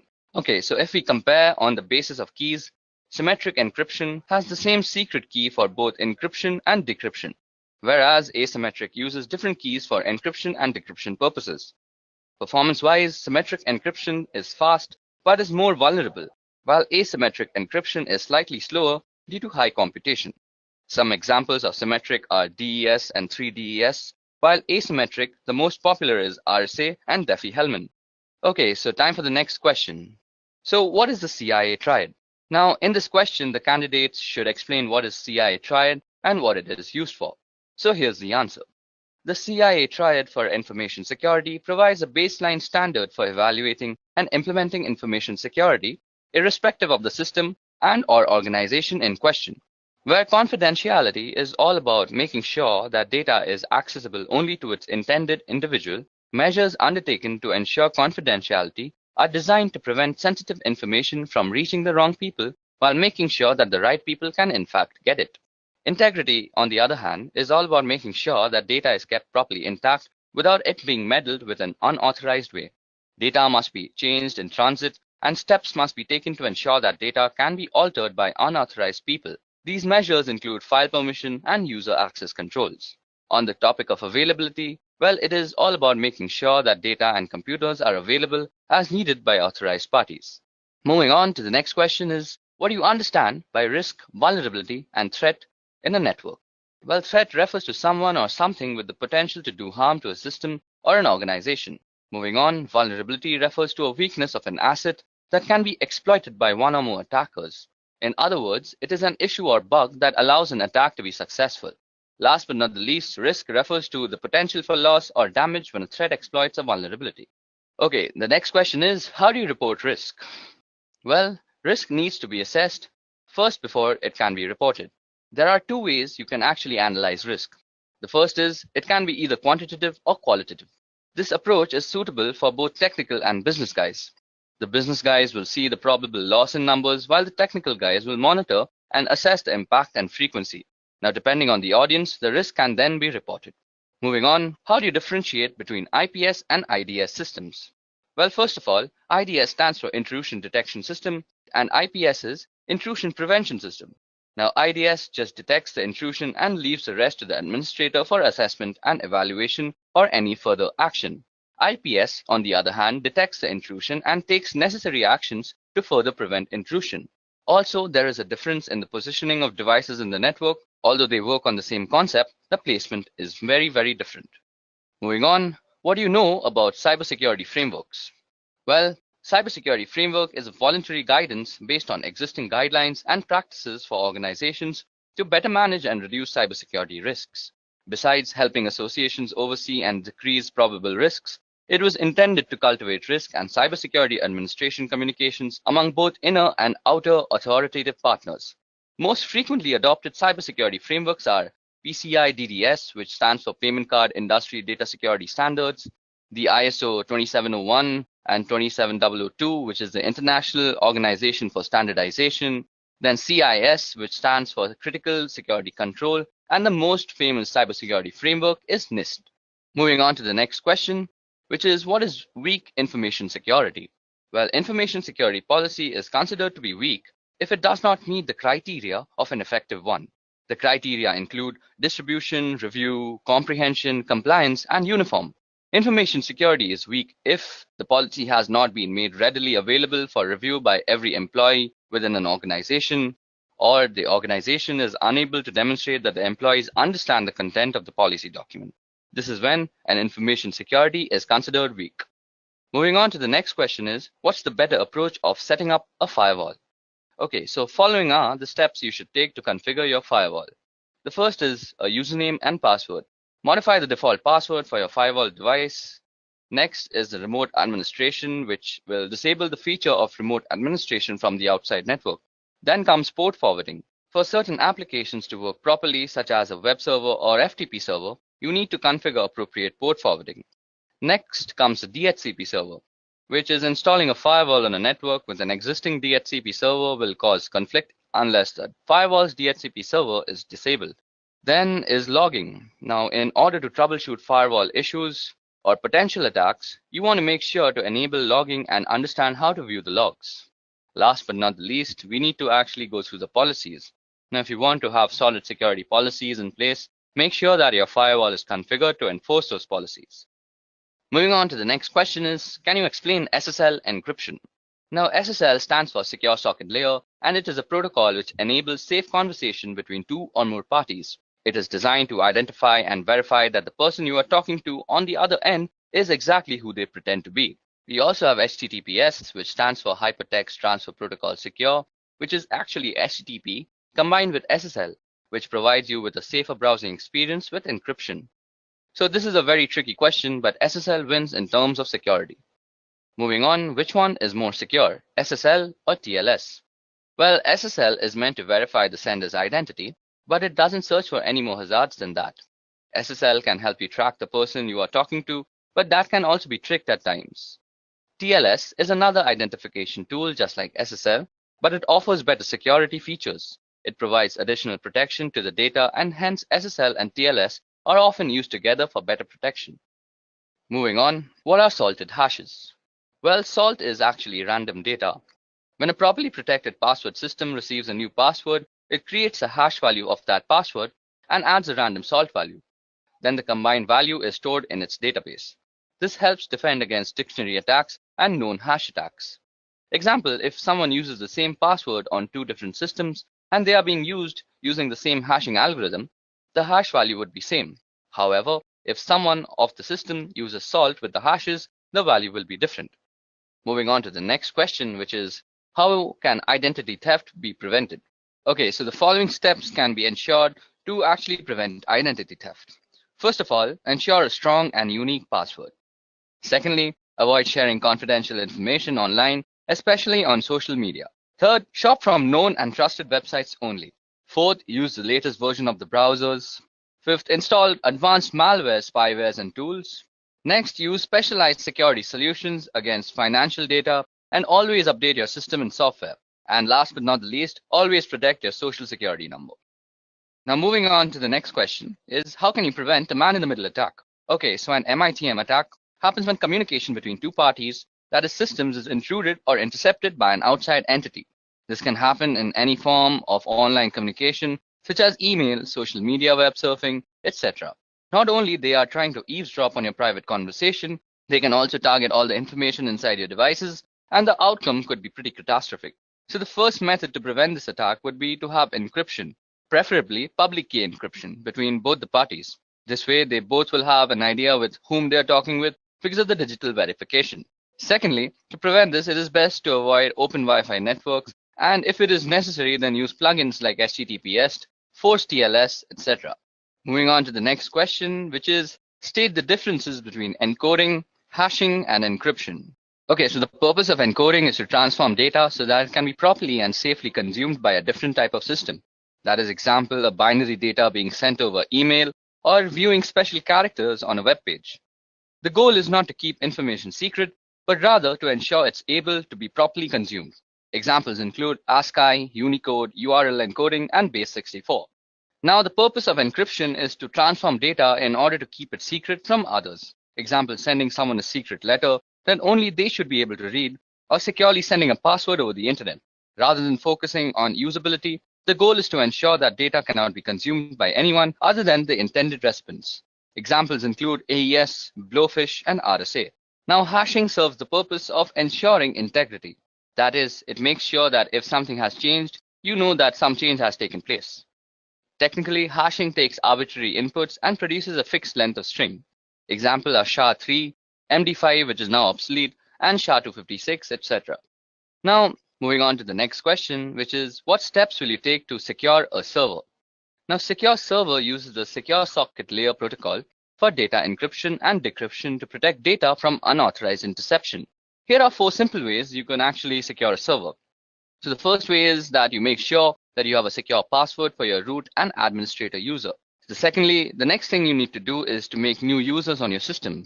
These will be the users you'll use to manage the system.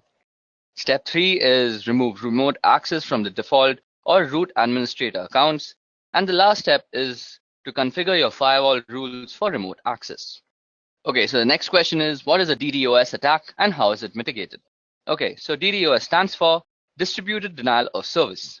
When a network is flooded with large number of requests, which is not recognized to handle, making the server unavailable to the legitimate request senders. DDoS can be mitigated by analyzing and filtering the traffic in the scrubbing centers, and the scrubbing centers are centralized data cleaning stations wherein the traffic to a website is analyzed and malicious traffic is removed. Okay, so the 20th question is, why do you need DNS monitoring? The domain name system allows your website under a certain domain that is easily recognizable also keeps the information about other domain names. It works like a directory for everything on the internet. Thus, DNS monitoring is very important since you can easily visit a website without actually having to memorize their IP addresses. DNS has an important role in how end users in your enterprise connect to the internet. Inspecting DNS traffic between clients' devices and your local recursive resolver could be revealing a wealth of information for forensic analysis. DNS queries can reveal both botnets and malwares connecting to the CNC server. So this is why DNS monitoring is very essential. Moving on, what is a three-way handshake? The TCP three-way handshake in transmission control protocol is the method used by a device on a network to set up a stable connection over an internet protocol-based network. TCP's three-way handshaking technique is often referred to as the SYN, SYNAC, or more accurately SYN, SYNAC, and ACK because there are three messages transmitted by the TCP to negotiate and start a TCP session between two computers. Moving on to the next question is, what are black hat hackers, white hat hackers, and gray hat hackers? So like all hackers, black hat hackers usually have extensive knowledge about breaking into computer networks and bypassing security protocols. They are responsible for writing malware, which is a method used to gain access to these systems. Their primary motivation is usually for a personal or financial gain, but they can also be involved in cyber espionages, protests, or perhaps just addicted to the thrill of cybercrime. Now, white hat hackers choose to use their power for good rather than evil. Also known as ethical hackers, white hat hackers can sometimes be paid employees or contractors working for companies as security specialists that attempt to find security holes via hacking. They employ the same method of hacking as black hats with one exception, that is they do it with permission from the owners of the system first, which makes the process completely legal. Now there comes grey hat hackers. As in life, they are grey areas that neither black nor white. Grey hat hackers are a blend of both black hat and white hat hackers. Often grey hat hackers will look for vulnerabilities in a system without the owner's permission or knowledge. If issues are found, they will report them to the owner, sometimes requesting a small fee to fix the issue. Okay, now moving on. How often should you perform patch management? Well, patch manage should be done as soon as it is released. For Windows, once the patch is released, it should be applied to all machines not later than 1 month. Same goes for network devices. We should patch it as soon as it is released. And proper patch management process should be followed too. Question number 24. What do you know about application security? Application security is the practice of improving the security of applications using software, hardware, and other procedural methods. Countermeasures are taken to ensure application security, the most common being an application firewall that limits the execution of files or the handling of data by specific installed programs. Moving on to the next question, which is differentiate between penetration testing and software testing. Now, penetration testing helps identify and address the security vulnerabilities, whereas software testing focuses on functionality of the software and not the security aspect. A good penetration tester truly thinks differently than the other two. They don't care about the proper behaviors of the system or software, and they are crafty, looking for that one small chink of vulnerability that was not mitigated. And software security testers generally have a fair amount of crossover, as they usually know the full details of the system or software, and they know how it's supposed to properly behave when properly used, and they can test for a lot of the common end user misbehaviors. Moving on, when to use traceroute or traceroute. So traceroute is a command which can show you the path a packet of information takes from your computer to the one you specify. It will list all the routers it passes through until it reaches its destination, or fails to and is discarded. In addition to this, it will tell you how long each hop from router to router takes. Now, when you connect to a website, say howtogeek.com, the traffic has to go through several intermediaries before reaching the website. The traffic goes through your local router, your internet service provider's router, onto larger networks, and so on. Okay, so moving on to question number 27, which is tell me something about the common cyber attacks that plague us today. I'm going to be discussing 8 cyber threats. Firstly, it's malware. Now, malware is an all-encompassing term for a variety of cyber threats, including Trojans, viruses, and worms. Malware is simply defined as code with malicious intent that typically steals data or destroys something on your computer. Next is phishing. Now, phishing, often posing as a request for data from a trusted third party, phishing attacks are sent via email and ask users to click on a link and enter their personal data. Phishing emails have gotten much more sophisticated in recent years, making it really difficult for some people to discern a legitimate request for information from a false one. Phishing emails often fall into the same category as spam, but are more harmful than just a simple ad. Next is a password attack, and a password attack is exactly what it sounds like. That is a third party trying to gain access to your system by cracking a user's password, usually using some algorithm like brute force, dictionary attacks, or a software which is a keylogger. Next is a DDoS attack, and a DOS attack focuses on disrupting the service to a network. Attackers send high volumes of data or traffic through the network until the network becomes overloaded and can no longer function. Next is a man-in-the-middle attack, and a man-in-the-middle attack is an attack where somebody is impersonating the endpoints in an online information exchange. For example, if you're a banking online, the man in the middle would communicate with you by impersonating your bank and communicate with the bank by impersonating you. Next is drive-by downloads, and this is a malware which is actually implanted into a legitimate website, and a program is downloaded to the user's system just by visiting the site. It doesn't require any type of action by the user to actually start to trigger the download. Next is malvertising, and malvertising is actually malicious code which is hidden behind advertisements on websites, and it is also downloaded to your system without your knowledge. Last but not the least is rogue software, which is malware that masquerades as legitimate and necessary security software that will keep your system safe. Okay, so moving on to the next question is, what are different OSI layers and what is the job of the network layer? Okay, so OSI or Open System Interconnection is a reference model for how applications communicate over a network. A reference model is a conceptual framework for understanding relationships, and the purpose of the OSI reference model is to guide vendors and developers so the digital communication product and software programs they create can interoperate, and to facilitate a clear framework that describes the function of a network or telecommunication system. The 7 OSI layers are application layer, presentation layer, session layer, transport layer, network layer, data link layer, and the physical layer. Okay, so the network layer is actually used for controlling the operations of the subnet, and the main job of this layer is to deliver packets from a source to a destination across multiple links. Moving on to the next question, which is, how would you reset a password-protected BIOS configuration? Now, since BIOS is a pre-boot system, it has its own storage mechanism for its setting and preferences. In the classic scenario, simply popping out the CMOS battery will be enough to have the memory storing these settings lose its power supply, and as a result, it will lose all its setting. Other times, you'll need to use a jumper or a physical switch on the motherboard. Still other times, you'll need to actually remove the memory itself from the device and reprogram it in order to wipe it out. The simplest way by far, however, is if the BIOS has come from the factory with the default password enabled, try the whole word password. Now for question number 30. What is cross-site scripting or XSS? Now XSS refers to client-side code injection attacks wherein an attacker can execute malicious scripts, also commonly referred to as malicious payload, into a legitimate website or web application. XSS is amongst the most rampant of web application vulnerabilities and occurs when a web application makes use of unvalidated or unencoded user input within the output it generates. By leveraging XSS, an attacker would exploit a vulnerability within a website or web application that the victim would visit, essentially using the vulnerable website as a vehicle to deliver a malicious script to the victim's browser. Now, what is data protection in transit versus data protection at rest? So the answer to that is that data in transit or data in motion is data actively moving from one location to another, such as across the internet or through a private network. Data protection in transit is the protection of this data while it's traveling from network to network or being transferred from a local storage device to a cloud storage device. Wherever data is moving, effectively data protection measures for in-transit data are critical as data is often considered less secure while in motion. Now, data at rest is data that is not actively moving from device to device or network to network, such as data stored on a hard drive, laptop, flash drive, or archived/stored in some other way.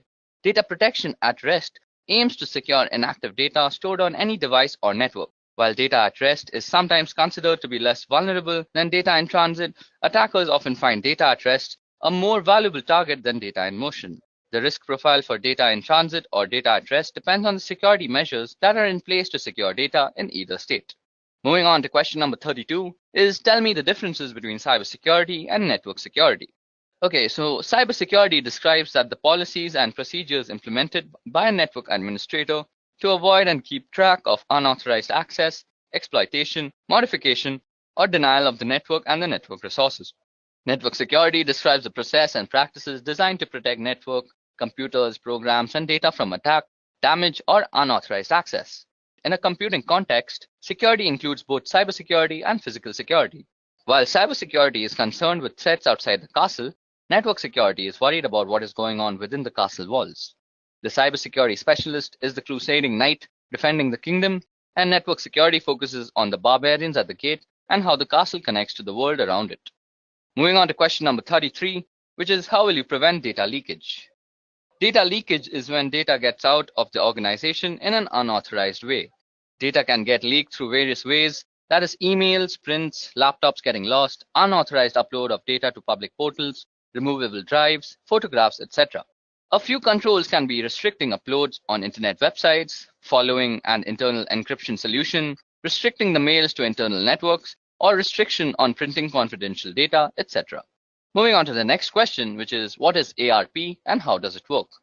Okay, so Address Resolution Protocol, or ARP, is a protocol for mapping an internet protocol address to a physical machine address that is recognized on the local network. On the topic of how it works, when an incoming packet destined for a host machine on a particular local area network arrives at a gateway, the gateway asks the ARP program to find a physical host or MAC address that matches the IP address. Now the ARP program looks into the ARP cache, and if it finds the address, it provides it so that the packet can be converted to the right packet length and format and send it to the machine. Now if no entry is found for the IP address, ARP broadcasts a request packet in a special format to all machines on the LAN to see if one machine knows that it has the IP address associated with it. So for question number 35 is what is 2FA and how can it be implemented for the public websites? So an extra layer of security that is known as multi-factor authentication requires not only a password and username but also something that only that user has on them. That is a piece of information only they should know or have immediately to hand, such as a physical token. Authenticator apps replace the need to obtain verification code via text, voice call, or email. For example, to access a website or web-based service that supports Google Authenticator, the user types in their username and password. That is a knowledge factor. Okay, now time for question number 36, which is what techniques can we use to prevent brute force login attacks? So here the attacker tries to determine the password for a target through a permutation of fuzzing process. As it is a lengthy task, attackers usually employ software such as Fuzzer to automate the process of creating numerous passwords to be tested against target. To avoid such attacks, password best practices should be followed, mainly on critical resources like servers, routers, exposed services, and so on. Okay, so now time for the next question, which is what is cognitive cybersecurity? Now, the applications of artificial intelligence technologies pattern on human thought process to detect threats and protected physical and digital system. Self-learning security systems use data mining, pattern recognition, and natural language processing to simulate the human brain, albeit in a high-powered computer model. This is exactly what cognitive cybersecurity is. So what is port blocking within LAN? Well, restricting the users from accessing a set of services within the local area network is called port blocking.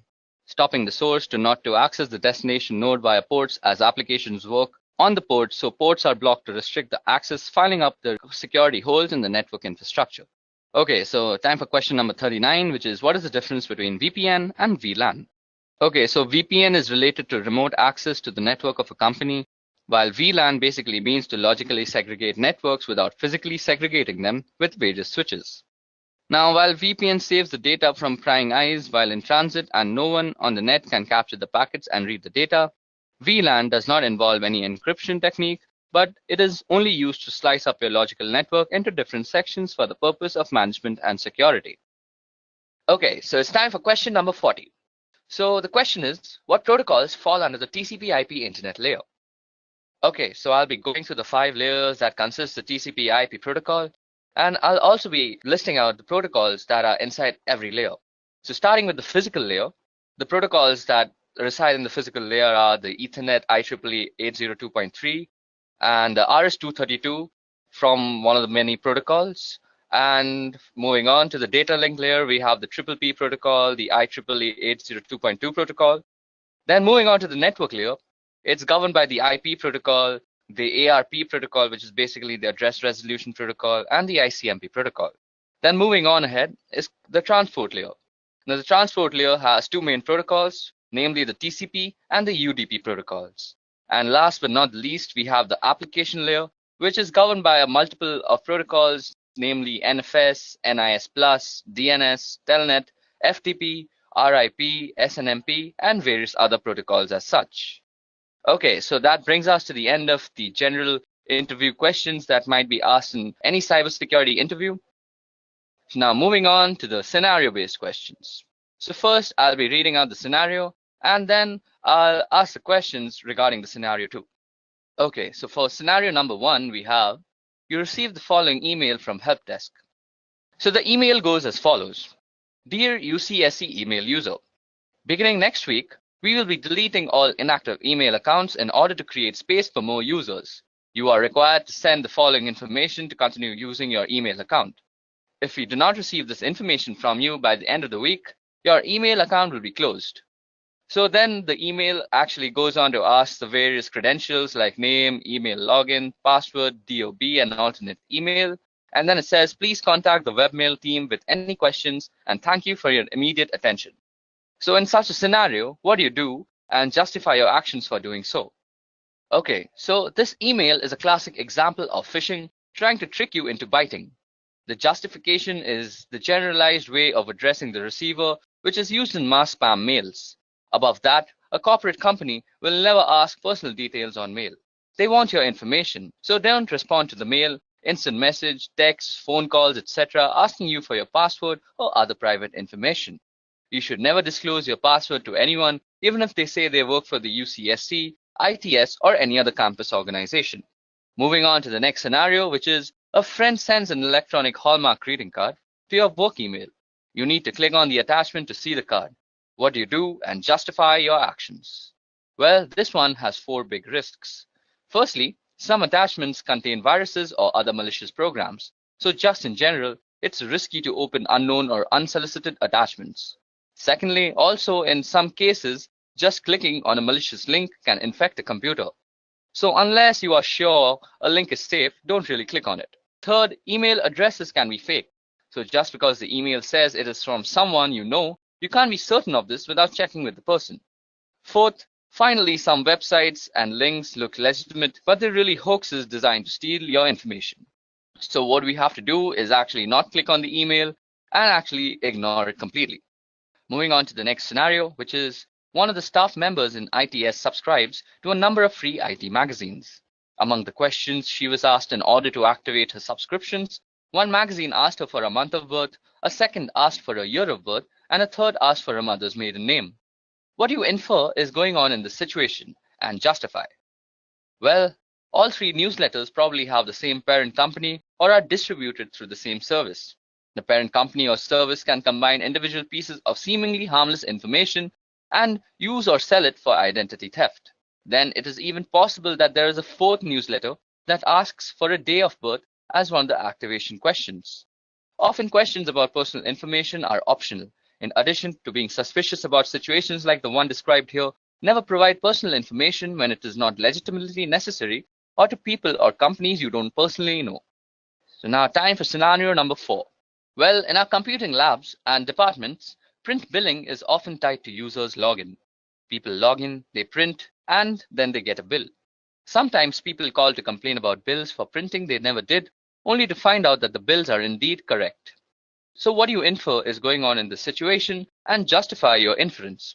Sometimes they realize they loaned their account to a friend who couldn't remember his or her password, and the friend did the printing and thus the charges. It's also possible that somebody came in from behind them and used their account.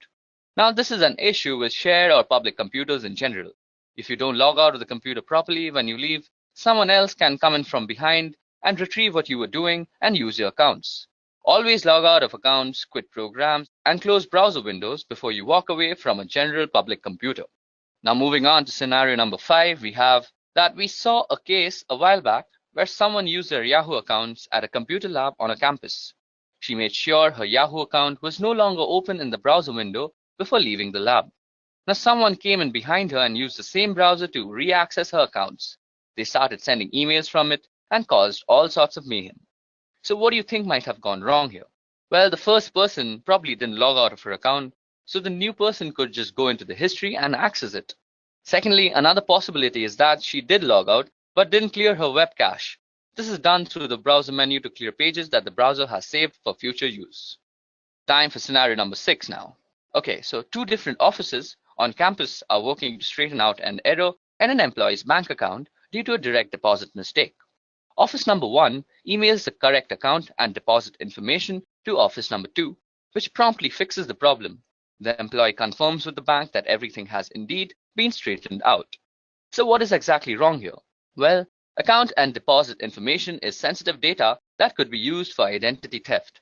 Sending this or any kind of sensitive information by email is very, very risky because email is typically not private or secure. Anyone who knows how can access it anywhere along its route. So as an alternative, the two offices could have called each other or worked with the ITS to send the information in a more secure fashion. Okay, moving on to the next scenario, which is the mouse on your computer screen starts to move around on its own and click on things on your desktop. What do you do in such a situation? A. Call your coworker over so they can see. B. Disconnect your computer from the network. C. Unplug your mouse. D. Tell your supervisor. E. Turn the computer off. F. Run an antivirus. Or G. All of the above. So we have to select all the options that apply in this situation. So the options that apply are B and D, which is basically disconnect your computer from the network and tell your supervisor. So this is definitely suspicious. Immediately report the problem to your supervisor and the ITS support center. Also, since it seems possible that someone is controlling the computer remotely, it is best if you can disconnect the computer from the network and turn off wireless if you have it until help arrives. If possible, don't turn off the computer. Okay, time for scenario number 8. So below are a list of passwords pulled out of a database. Now, which of the following passwords meet the UCSC's password requirement? Okay, so the third password, which is option number C, is the only one that meets all the following of the UCSC's requirement. It has at least 8 characters in length. It contains at least 3 of the following 4 types of characters, which are lowercase characters, uppercase characters, numbers, and special characters. And not a word is preceded or followed by a digit. So it's the third option which is correct in this situation.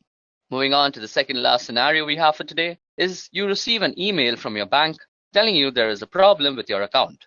The email provides instructions and a link so you can log in to fix your account and fix the problem in doing so. So what should you do? Well, we have to delete the email, and better yet, use the web client that is Gmail, Yahoo Mail, etc. and report it as spam or phishing and then delete it. Any unsolicited email or phone call asking you to enter your account information, disclose your password, financial account information, social security number, or any other private or personal information is suspicious, even if it appears to be from a company you are familiar with. Always contact the sender using a method you know is legitimate to verify that the message is indeed from them. Okay, so it's time for our last scenario of the day, which is a while back, the IT folks got a number of complaints that one of our campus computers was sending out Viagra spam. They checked it out and the reports were true. A hacker had installed a program on the computer that made it automatically send out tons of spam email without the computer's own knowledge. So how do you think the hacker got into the computer to set this up? Well, this was actually the result of a hacked password. Using passwords that can be easily guessed and protecting your password by not sharing them or writing them down can help to prevent this. Passwords should be at least 8 characters in length and use a mixture of uppercase, lowercase letters, and numbers and symbols. Even though in this case it was a hacked password, other things could possibly lead to this are that out-of-date patches and updates, the lack of an antivirus software or an out-of-date antivirus software, or clicking on an unknown link or attachment, or downloading unknown or unsolicited programs onto your computer. Okay guys, so that was it for the session on cybersecurity interview questions. If you all have any questions regarding any of the questions that were discussed here, please put a comment down below. If you all also want the PowerPoint presentation that's shown out here, you all can also comment for that. And if you all want any other cybersecurity related specific interview questions, please do comment for that. I'll make a video on them soon. That's it from me. Goodbye. I hope you have enjoyed listening to this video. Please be kind enough to like it, and you can comment any of your doubts and queries, and we will reply them at the earliest. Do look out for more videos in our playlist and subscribe to EduReka channel to learn more. Happy learning!